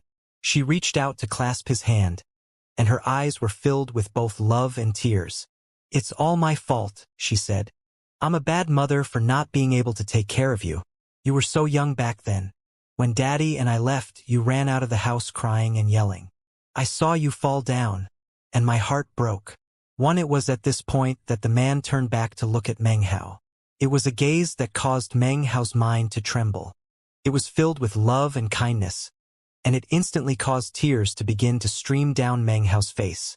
He never imagined that he would cry at this moment in time. He had never imagined that he would reunite so quickly with his father and mother. He wasn't sure what to say, but he couldn't stop the tears from streaming down. His mother saw Meng Hao weeping, which caused more tears to flow down her own face. "How?" she said, and then embraced him warmly, which made Meng Hao think about the times when he was a boy and how he hated leaving her side. "Don't cry," said his father, tousling his hair. He was smiling, and the love in his eyes seemed to grow even stronger. "You're grown up now," he said calmly. "You're already half a step into true immortality, so it's time that I pass on some Taoist magic to you. My Tao is the Tao of the sword. Watch carefully, I'm going to show you 9 sword forms. First form." He extended his left leg and bent it slightly. Then his body sprang into motion. He bent backward gracefully until he looked almost like a taut bow, completely at one with heaven and earth. In the next breath, it seemed as if heaven and earth were wholly incompatible with him, and yet were helpless to do anything. It was as if he had drawn an incredible burst of power down from the heavens. He extended his right hand, within which appeared an ordinary iron sword. The sword swept toward the southern domain's ancient Tao lakes. 3,000 great Taos, the man said softly. They each have their powerful and extraordinary aspects. In fact, it's impossible to say which is the most powerful. The Tao exists in the heart, and the heart is born of the will. If your will is strong, then your Tao will be powerful and your sword will be invincible. Pay attention to my movements. There are 9 in total, and each one can stir up the power of the stars. The iron sword descended. The sky and land shook, and all the light in the world seemed to vanish. The only thing left behind was the sword beam. Everything grew faded and blurry. The only thing remaining was the iron sword. The sword beam surged, and the iron sword descended. It appeared above the ancient Tao lakes, directly in front of the flying beast that had just emerged. The beast stared in shock at the sword beam, and its face fell completely. It let out a miserable shriek, and appeared to be in a state of thorough astonishment and disbelief. It raced backward in an attempt to get back into the ancient Tao lakes. This, even as the beast retreated, the sword beam closed in. At the same time, the ancient Tao lakes erupted, and an archaic voice echoed out. Your Excellency, please calm your anger. I beg of you to show mercy to this clan member of mine. Request denied, growled a voice which caused explosive pressure to fill the air above the ancient Tao lakes. The sword beam swept through the air, and the beast let out a blood-curdling scream. Its body exploded into burning chunks as it was destroyed in body and spirit. One sword blow blotted it out of existence. Everything rumbled as one out of the 9 auras which had appeared was wiped away. The remaining 8 auras froze in midair, and their faces filled with astonishment. After only a moment, they hurriedly retreated. Unfortunately for them, it was too late. However, said Meng Hao's father, look carefully at the second sword form. Always remember that when you attack with a sword, your mind must be empty, free of all distraction. You are the Tao, and the Tao is the sword. Shockingly, what he was passing on was the most powerful Tao he had ever mastered in his life. A Tao could not be passed down lightly. However, this was his son. Considering that he had agreed to stand guard over South Heaven for 100,000 years for Meng Hao, there was no need to even wonder about whether he would pass down a Tao. Even as he spoke the words, he stepped forward with his right foot. The move was made so quickly that it kicked up a fierce wind. The second sword beam exploded out. The sky vibrated under the terrifying power. It almost seemed like all the man had to do was exercise a thought, and the heavens could be slashed apart. Rumbling could be heard as the sword beam appeared above the southern domain's ancient Temple of Doom. The image of the statue was terrified, and already fleeing at top speed. However, before it could enter the temple, the sword beam slashed through the air. A blood-curdling scream rang out as an almighty being was beheaded. His body raged with fire as he was completely destroyed. The only thing that remained was the lingering cry of death. Above the spirit realm is the immortal realm, said Meng Hao's father. Right now, you are half a step into true immortality, which means you are in the space between the spirit realm and the immortal realm. When you complete that step, you will enter the immortal realm. Now, pay attention to the third sword form. Breathing steadily, he caressed the blade of the sword with his left hand, almost as if he were awakening its spirit. In this third sword form, the blade was stabbed down into the ground, causing the entire land to shake. The sword beam appeared beneath the Milky Way Sea, behind the withered figure there that was fleeing at top speed. Who are you? Don't kill me. I surrender. I can be your son's Tao protector. Back in the southern domain, Meng Hao's father looked back at him. However, do you want him? Meng Hao stared in shock, and then subconsciously shook his head. His father laughed. Tao protector? You're not worthy to play such a role for my son. As his voice echoed out, the sword descended. Rumbling filled the withered figure as his body collapsed into pieces which burned into nothingness. 3 sword forms had slaughtered 3 almighty beings. When the patriarchs of the ancient sects in the eastern lands saw what was happening, they rose to their feet and began to tremble with terror. As they observed, they began to surmise what exactly was happening. In the Ji clan, the armless young patriarch sighed. If you people hadn't showed your faces, none of this would have happened. He wouldn't have gone to make trouble for you. At any other time, it wouldn't have mattered. Considering his temperament, he really wouldn't have paid you any attention. But now you had to go and mess with his son. Messing with his son is like rubbing a cat's fur backward. Who would dare to do such a thing? The remaining 6 auras were trembling violently. How could they ever have imagined that the Dawn Immortal would actually provoke someone this terrifying? Of these 6 auras, 2 ceased falling back, and instead shot high up into the sky, as if to flee the planet itself.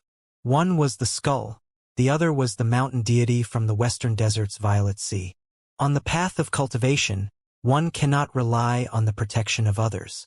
You haven't left planet South Heaven yet in this lifetime. Let me tell you, I've seen far too many chosen who utilize the help of Tao protectors. By now, each and every one is as useless as a wild chicken or a stray dog. Meng Hao's father turned to him and chuckled, then performed an incantation with his left hand, extending his index finger and middle finger together.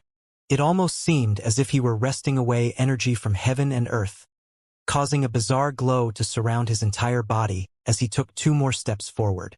With each step, a blast of sword chi shot up into the sky. A moment later, the mountain deity let out a miserable shriek. Its enormous frame was clearly just about to escape planet South Heaven. Nonetheless, it collapsed into pieces, which then burned into nothing. As for the skull, it shot out into the starry sky and was speeding away. Unfortunately for it, even with such speed, it could not outrun the sword chi. "No!"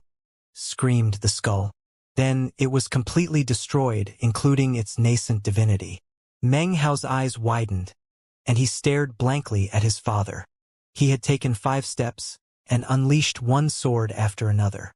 One by one he had slaughtered 5 terrifying beings as easily as if he were killing baby chickens. Those almighty creatures' auras were such that any single one would leave Meng Hao dazed. Any of them could have slaughtered him easily.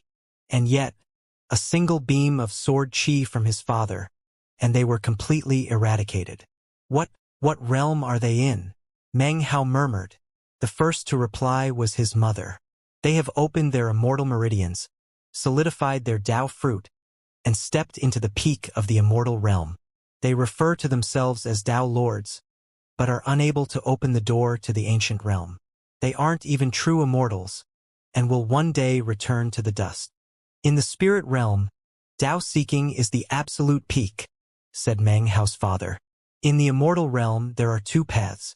The first path involves offering worship to an ancestor, acquiring that ancestor's Tao fruit, and then using it to tread the path to immortality. On that path, you will never have a Dharma idol of your own. Immortals like that are referred to as false immortals. That is because, if that ancestor ever perishes, everyone who worships him will experience a drop in their cultivation base. That is the easy path to immortality, the one which the vast majority of people choose to follow. However, there is another path. On that path, you worship yourself. Your Dharma idol is your own. You experience immortal tribulation and tread your own path. Others can worship you and tread your path of cultivation as false immortals. This second path is the path of the true immortal." Meng Hao's father moved like the wind as he took 2 more steps forward. Each step caused the ground to quake. His hair swirled around him in the air, and wisps of mist rose up from the top of his head. He waved his right hand, causing 2 more beams of sword chi to fly out, one toward the eastern lands, the other toward the western desert.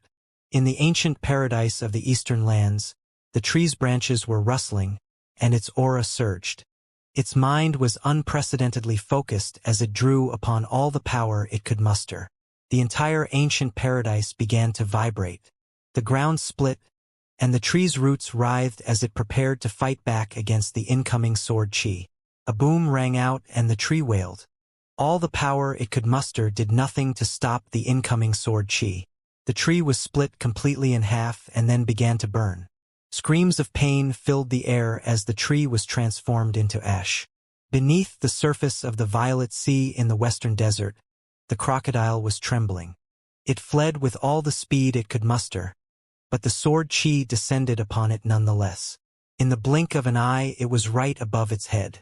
The crocodile wore a look of hopelessness. I can be a mount, the crocodile cried out. I don't qualify to be a Tao protector, but I'm willing to be a mount. When it cried out, the sword chi suddenly came to a stop in midair. It swirled around, transforming into a sealing mark which fused onto the crocodile's body. You possess some of the bloodline of a scaly dragon. Thus, you are qualified to be a mount for my hour. The crocodile trembled, and its mind was completely occupied by terror and fear. After being sealed, its body shrank down until it was only about 3 meters long. Then it was pulled back rapidly until it appeared in front of Meng Hao. The crocodile knew that it was dealing with a little patriarch, so it immediately put on an ingratiating air and swished its tail back and forth. Meng Hao looked at the crocodile, an awkward expression on his face.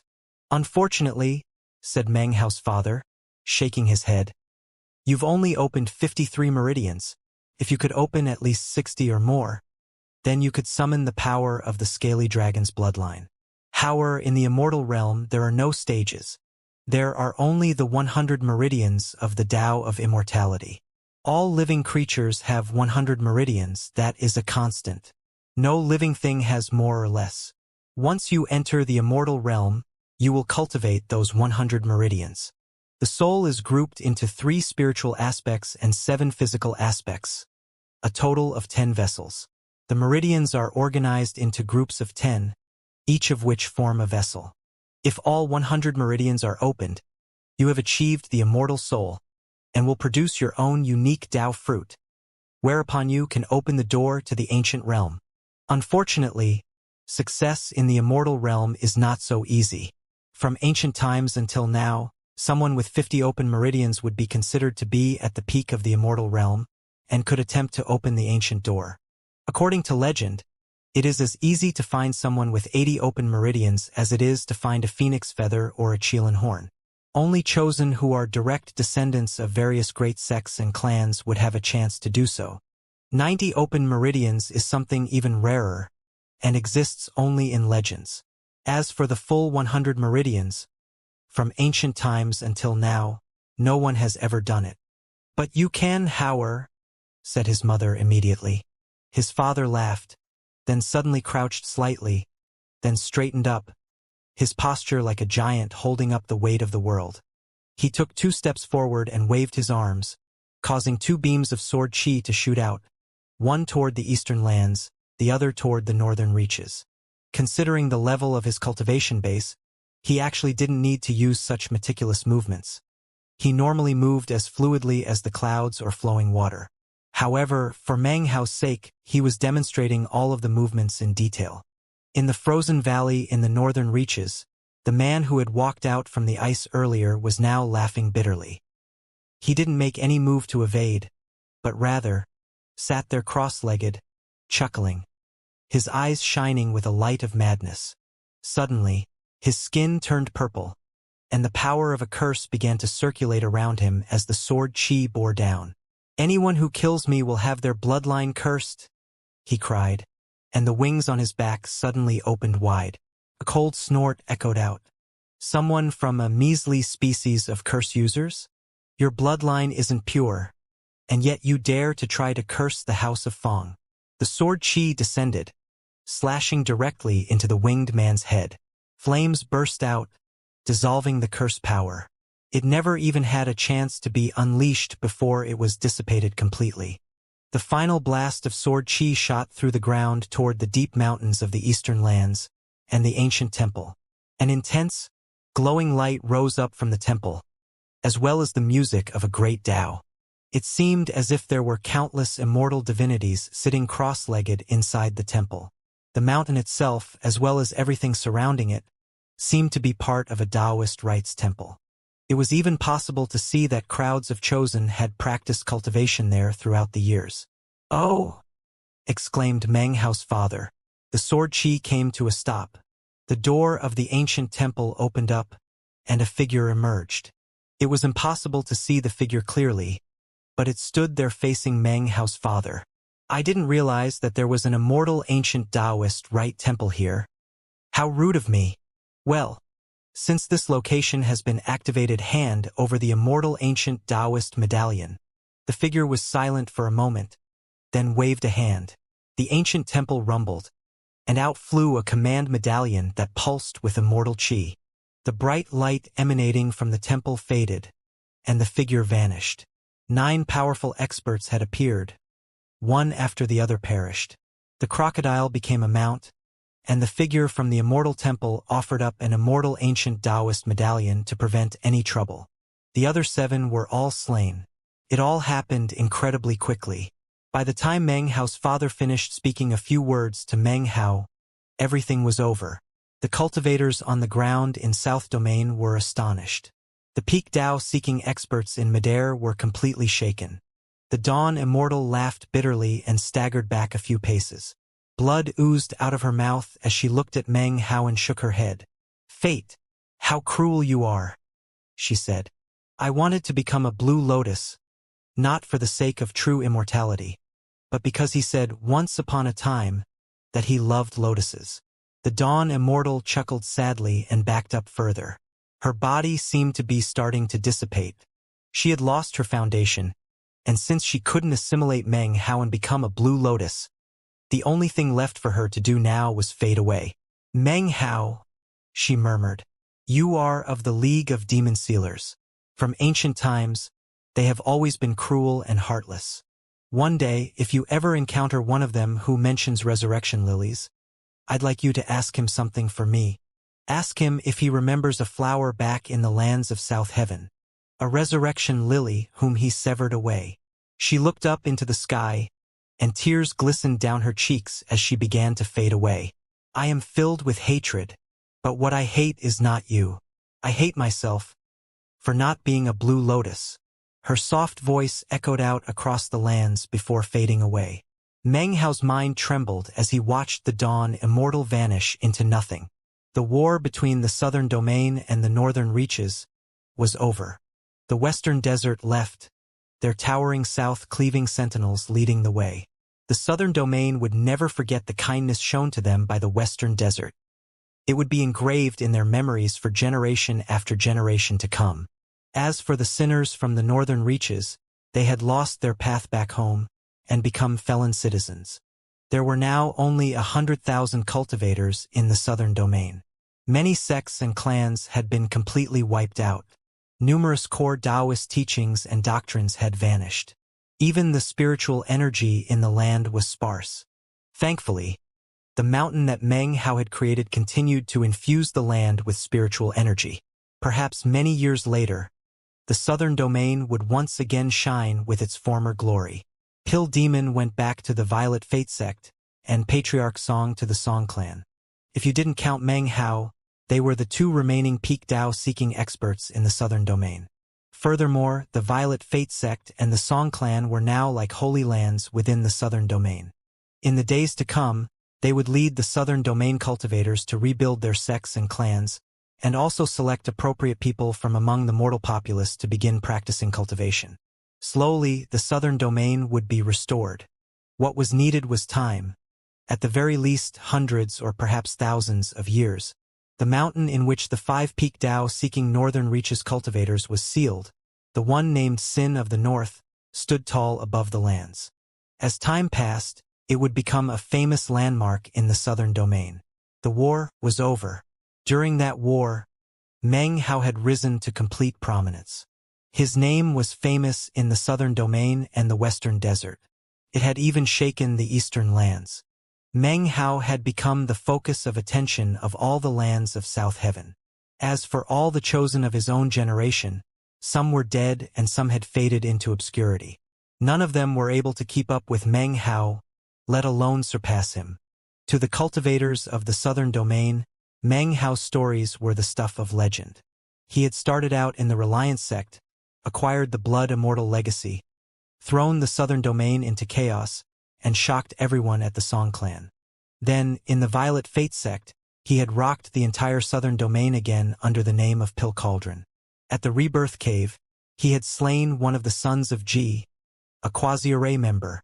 In the Black Lands, he had participated in the siege of Holy Snow City.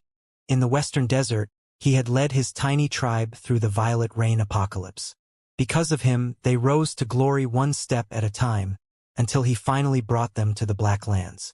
Then he had vanished, only to reappear years later, fighting the spirit-severing expert patriarch Huyen in a shocking battle that had astonished the Western Desert and Black Lands alike. Then, he had left everyone reeling in shock as he went to the demon Immortal sect. The chosen of the Southern Domain had congregated in the demon Immortal sect, but couldn't do anything to Meng Hao even after joining forces. After wresting away virtually all of their good fortune, Meng Hao had next appeared in the Milky Way Sea. The 10th Wang clan patriarch had appeared in person, and Meng Hao narrowly avoided death. His perfect Tao foundation was stolen, and just when he was about to truly die, Su Qing saved him, proving that they were destined to be bound in marriage. After he awoke in the Rebirth Cave, he battled the Black Civ sect, then shockingly descended into bedevilment. At the ancient Tao lakes, he had snatched the soul of a true immortal. For powers of the Southern Domain had allied against the Blood Demon sect in a shocking war. Then, on the day of his grand wedding, the northern reaches invaded. Su Qing died, and Meng Hao went mad. Fight, fight, fight. Kill, kill, kill. Finally, he severed the devil and sought the Tao, stepping halfway into true immortality. Meng Hao's story swept through the Southern Domain like storm winds. The Western Desert heard the tales, as did the shocked northern reaches. Even the eastern lands caught wind. Meng Hao's name had truly risen to prominence. Currently, Meng Hao sat in Blood Prince Gorge in the Blood Demon sect. His father and mother sat in front of him. Meng Hao was no longer shaken like he had been before. Instead, he sat there quietly, even taciturn. Hundreds of years had passed, and he had finally reunited with his parents. Although the memories from when he was 7 years old had not been erased, they were somewhat foggy. However, the affection he felt because of the blood connection with his parents made things even more complicated. There were so many things he didn't understand, too many perplexing conundrums. Why did his father and mother leave that year? Why had they suddenly reappeared now? Where had they been this whole time? Where were they when he was experiencing grave crises? Where were they when the resurrection lily infected him? Where were they when the Wang clan patriarch stole his perfect Tao foundation? Where were they when he nearly died in the Rebirth Cave? Where were they when Su Qing died? If they were merely mortals, it wouldn't matter.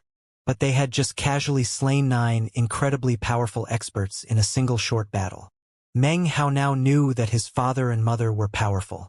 So powerful, in fact, that the Ji clan hadn't appeared during the entire affair. He needed an answer. He needed an explanation. His heart felt twisted into a knot. "How?" began his mother, tears streaming down her face. "You don't need to worry about Su Qing. Your father placed a stream of divine sense on her. It will keep her safe during reincarnation and will guide her back to you." "I know what is gnawing at your mind," his father said. "You must have many questions." There was love in his eyes, and it was clearly strong. He stretched out his hand, and a brilliant glow appeared at the tip of his finger. "Allow me to take you into the past, to awaken your memories. Then, you will see the explanation with your own eyes." The brilliant glow rose up and approached Meng Hao. Meng Hao looked at his father, and then looked at the brilliant glow. Finally, he closed his eyes. The bright glow fused into his forehead, then pulled him down into the deepest recesses of his memories. When he was born, there were 2 moons in the sky and countless stars. It was picturesque. He heard laughter ringing about in a magnificent temple. The temple was so enormous that it spread out across half of the entire planet it occupied. That entire area belonged to the Fang clan. "This boy will be a Qilin of the Fang clan. Throw a banquet that will last for 300 years. Invite all of the fellow Taoists from Planet East Victory." "Wait, Planet East Victory isn't enough. My grandson's name will definitely shake the entire 9th mountain and sea. Invite the fellow Taoists from all the other 3 planets. Invite the ancient sects as well. This child is my daughter's son, which means that his future path of might will encompass the 8th mountain too. Invite everyone from the 8th mountain to come offer their congratulations. The voice rang out amongst endless cheerful laughter. When Meng Hao opened his eyes, these were the things he heard and saw. A woman was holding him in her arms. When he looked up at her, he saw his mother, although she looked much younger. Standing next to her was a young girl of 5 or 6 years of age, looking at him with a curious, mischievous smile. Occasionally, she would take advantage of her mother's distraction to make faces at him. That was his older sister. Further off in the distance was his father, who looked very excited. He was surrounded by old men who were constantly toasting him. Meng Hao's birth caused a huge sensation throughout Planet East Victory. The reason was that his father was a direct descendant of the Fong bloodline, and also the eldest son.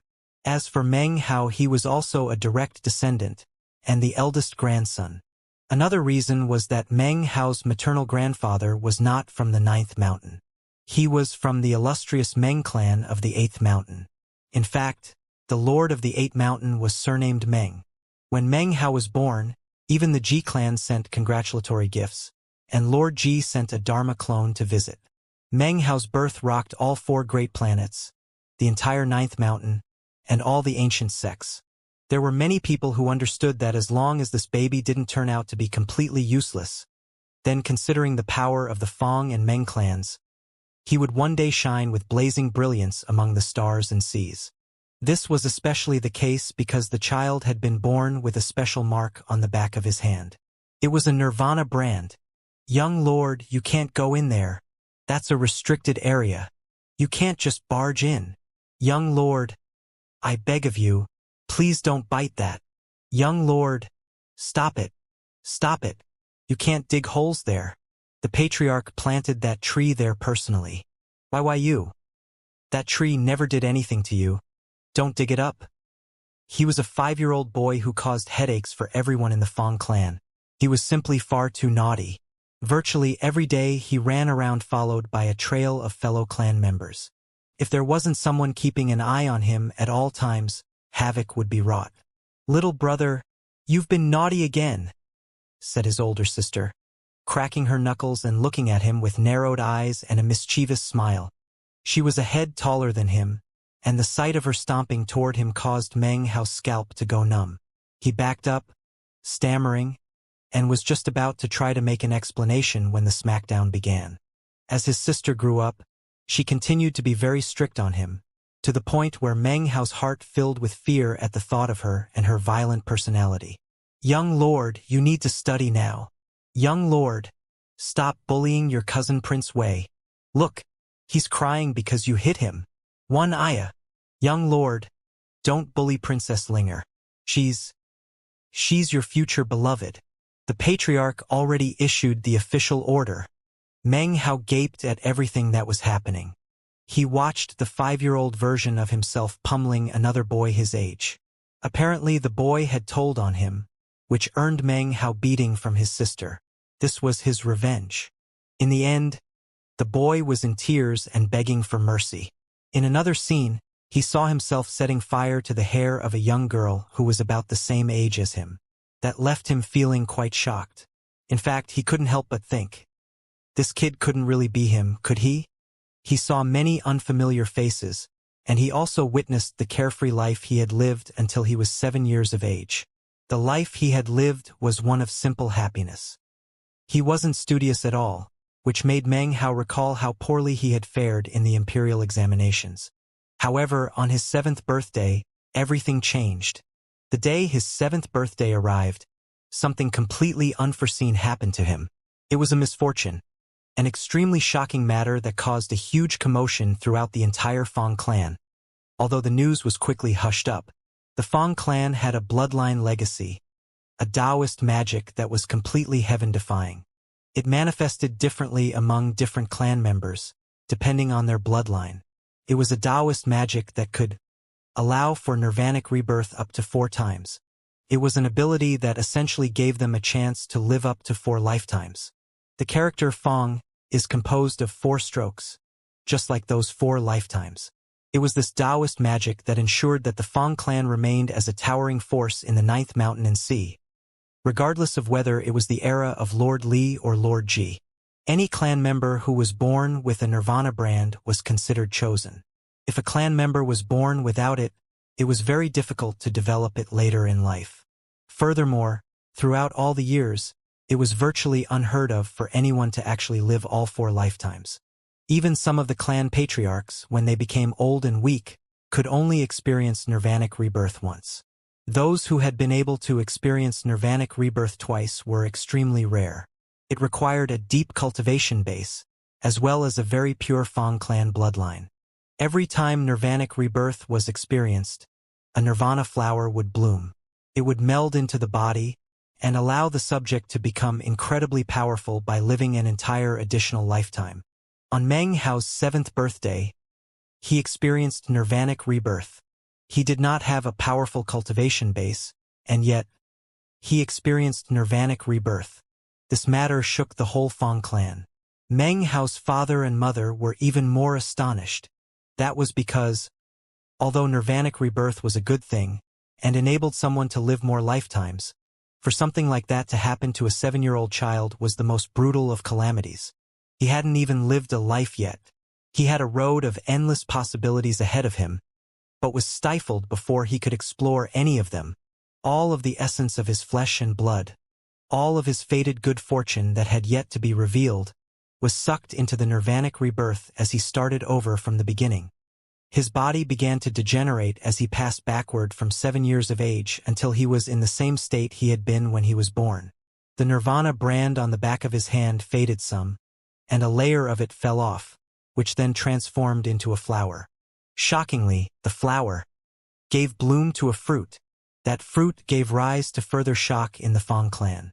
Even the patriarchs who were locked away in secluded meditation came out to see. According to the legends, the pinnacle of the Fang clan's nirvanic rebirth Taoist magic was none other than the nirvana fruit. Nirvana flowers were rare, but there were people in every generation who produced them. However, for many years in the Fang clan, the nirvana fruit had only been spoken of as the stuff of legend. Up until then, in the entire Fang clan there was only one shriveled up, oraless husk of a nirvana fruit. Nirvana flowers bloomed when a member of the Fang clan experienced nirvanic rebirth and began to live another lifetime. They were born inside of the body and could enable one to grow incredibly powerful. When that clan member died later on, the nirvana flower would wither and fade away. However, nirvana fruit were the absolute pinnacle of power. They could be preserved and passed on as legacies. And now, little Meng Hao actually produced a nirvana fruit. This matter shook the Fang clan, and many clan members started to view Meng Hao as an extraordinary chosen. However, his father and mother were a bit uneasy about the matter. And as they watched as their son reverted from being 7 years of age to being an infant, that unease grew more intense. This type of good fortune was something that they didn't dare to think too deeply about. If they did, it caused their hair to stand on end in terror. It was the prospect of a child who, at 7 years of age, had lost an entire lifetime, as if an 8th year of life didn't even exist for him. Meng Hao's paternal grandfather looked on silently. Then one night he left. Before leaving, he told Meng Hao's father and mother that he was going to seek an outsider, who he believed was the only person who could explain what was happening. Meng Hao's maternal grandfather, the venerable old man from the 8th Mountain's Meng clan, went with him. The two of them disappeared into the starry sky. Little Meng Hao grew up again, almost as if he had been reincarnated. He did not retain the memories of his previous life, and his personality had changed drastically. He was much quieter. He also noticed the strange looks that many clan members would give him when they thought no one was looking, and it scared him. Such gazes were not the look you would give to a child, but rather, some type of heavenly material or earthly treasure. When people looked at him in that way, his older sister would burst into a ranting rage and storm over with Meng Hao in tow to beat them up. She was frequently at his side, watching out for him. "Don't be scared, little brother. Your big sister is here to protect you." She was 15 or 16 years old now, and was already slender and elegant. However, her violent personality hadn't changed. In fact, she had actually grown more violent. For one day, A senior member of the clan gave Meng Hao that same strange look, which left him very frightened. Later, he told his father about it. His father smiled and tousled his hair, then rocked him to sleep. After Meng Hao fell asleep, his father turned to leave, and his face was extremely grim. That day, the entire Fang clan was sent into an explosive uproar, and many miserable shrieks rang out. Meng Hao's father swept through the entire clan, sword in hand. From that day onward, there were far fewer such gazes cast Meng Hao's way. Time passed. The other children who were once Meng Hao's age were now older, and the people he used to bully began to make progress along the path of cultivation. He could no longer set fire to that increasingly beautiful girl's hair. He was completely incapable of beating up Prince Wei, whom he found so objectionable. None of his former friends would play with him. Although he was constantly attended by various clan members, he was still plagued by a festering feeling of loneliness. Eventually, he also found out about the rebirth he had undergone when he had turned 7. The only people who he truly had to accompany him were his father, his mother, and his older sister. During this second lifetime, Meng Hao rarely went outside. Most of those 7 years were spent in silence. Finally, the 7th birthday of his second lifetime arrived, and he once again went through nirvanic rebirth. When it happened, Meng Hao felt fear and pain. His body withered, and everything went blurry. It was as if his flesh and blood were fading away. The mark on the back of his hand once again shone with a bizarre glow. The Fang clan was yet again thrown into chaos. As Meng Hao experienced the nirvanic rebirth, his mother held him in her arms, and tears flowed down her face onto his. As he experienced these blurry memories, Meng Hao couldn't help but stare blankly at his mother, and the look of pain and heartbreak on her face. Little Meng Hao's voice was hoarse as he said, "Mother, don't cry. Didn't you tell me that this is just like sleeping a bit? I'll rest for a while and then wake up. When I wake up, you have to tell me a story, okay?" His older sister stood off to the side, weeping as she watched her little brother. She was already 20 years old, and to see her little brother grow up twice, only to experience nirvanic rebirth twice, was heartrending. His father stood off to the side, fists clenched tightly at his sides, eyes seemingly on the verge of dripping with tears of blood. Unfortunately, there was no way for him to vent the anguish he felt in his heart. Nirvanic rebirth was certainly heaven-defying. However, for it to happen twice to a young child on his 7th birthday was no good fortune. It was a tribulation, 7th-year tribulation. If it happened a third time and then a fourth, then what awaited Meng Hao would be certain death. He would leave behind for nirvana fruits, and would then vanish into nothing. His life would be one in which he never reached 8 years of age. A strange atmosphere fell over the Fang clan. Many people were watching, waiting for Meng Hao to complete the nirvanic rebirth, and then give bloom to a second nirvana fruit. However, no strange looks could be seen, and no one spoke. They watched as Meng Hao gradually degenerated, once again becoming a young child. The mark on his hand produced a flower, which then bore a nirvana fruit. Thus, the curtain fell on Meng Hao's second incomplete life. When he finally became an infant yet again, he didn't cry. As his mother held him in her arms, he gazed blankly up at the stars. His mother wept. Trembling, his father lifted his head up and roared. Unfortunately, that didn't change anything. They could see the mark on the back of Meng Hao's hand, the Nirvana brand, and they knew that the third lifetime had begun. This time, he was clearly doomed to experience nirvanic rebirth again on his 7th birthday. There were many aged members of the Fang clan who were observing what was happening. Many of them appeared to be very distressed. Others sighed. Word of the matter finally began to spread outside the clan. However, the secret of nirvanic rebirth was maintained. The only thing that people on the outside knew was that the Fang clan's eldest grandchild, the direct descendant of the bloodline, was born with tribulation attached to him. Every 7 years he would experience such tribulation.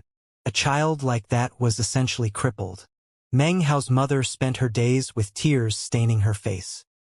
His older sister's violent temper caused her to get into fights virtually every day, as if that was the only way for her to give vent to the anger in her heart.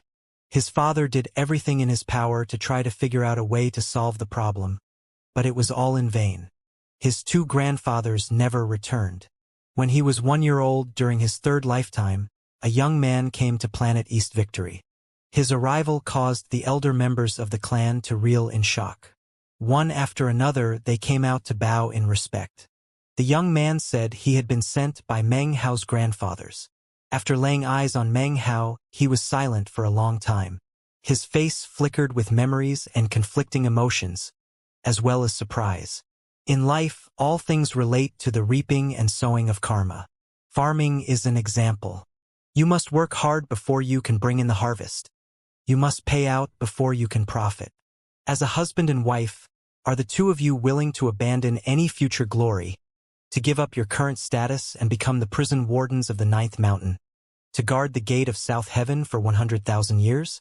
Are you willing, no matter what heaven-shaking, earth-shattering events take place, no matter what calamitous tribulations occur in the outside world, to spend 100,000 tedious years in that one place and not step foot outside of South Heaven?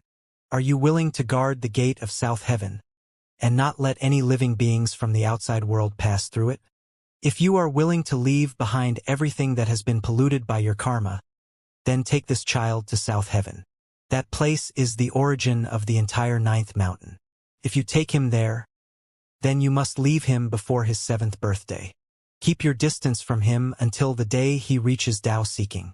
You must not meet him, and must not allow your karma to contaminate him. All of this will depend on the level of your sincerity. If you are truly sincere, then you can succeed. He must not be surnamed Fong. Have him take his mother's surname. If you do these things, then perhaps he will have a chance at a life.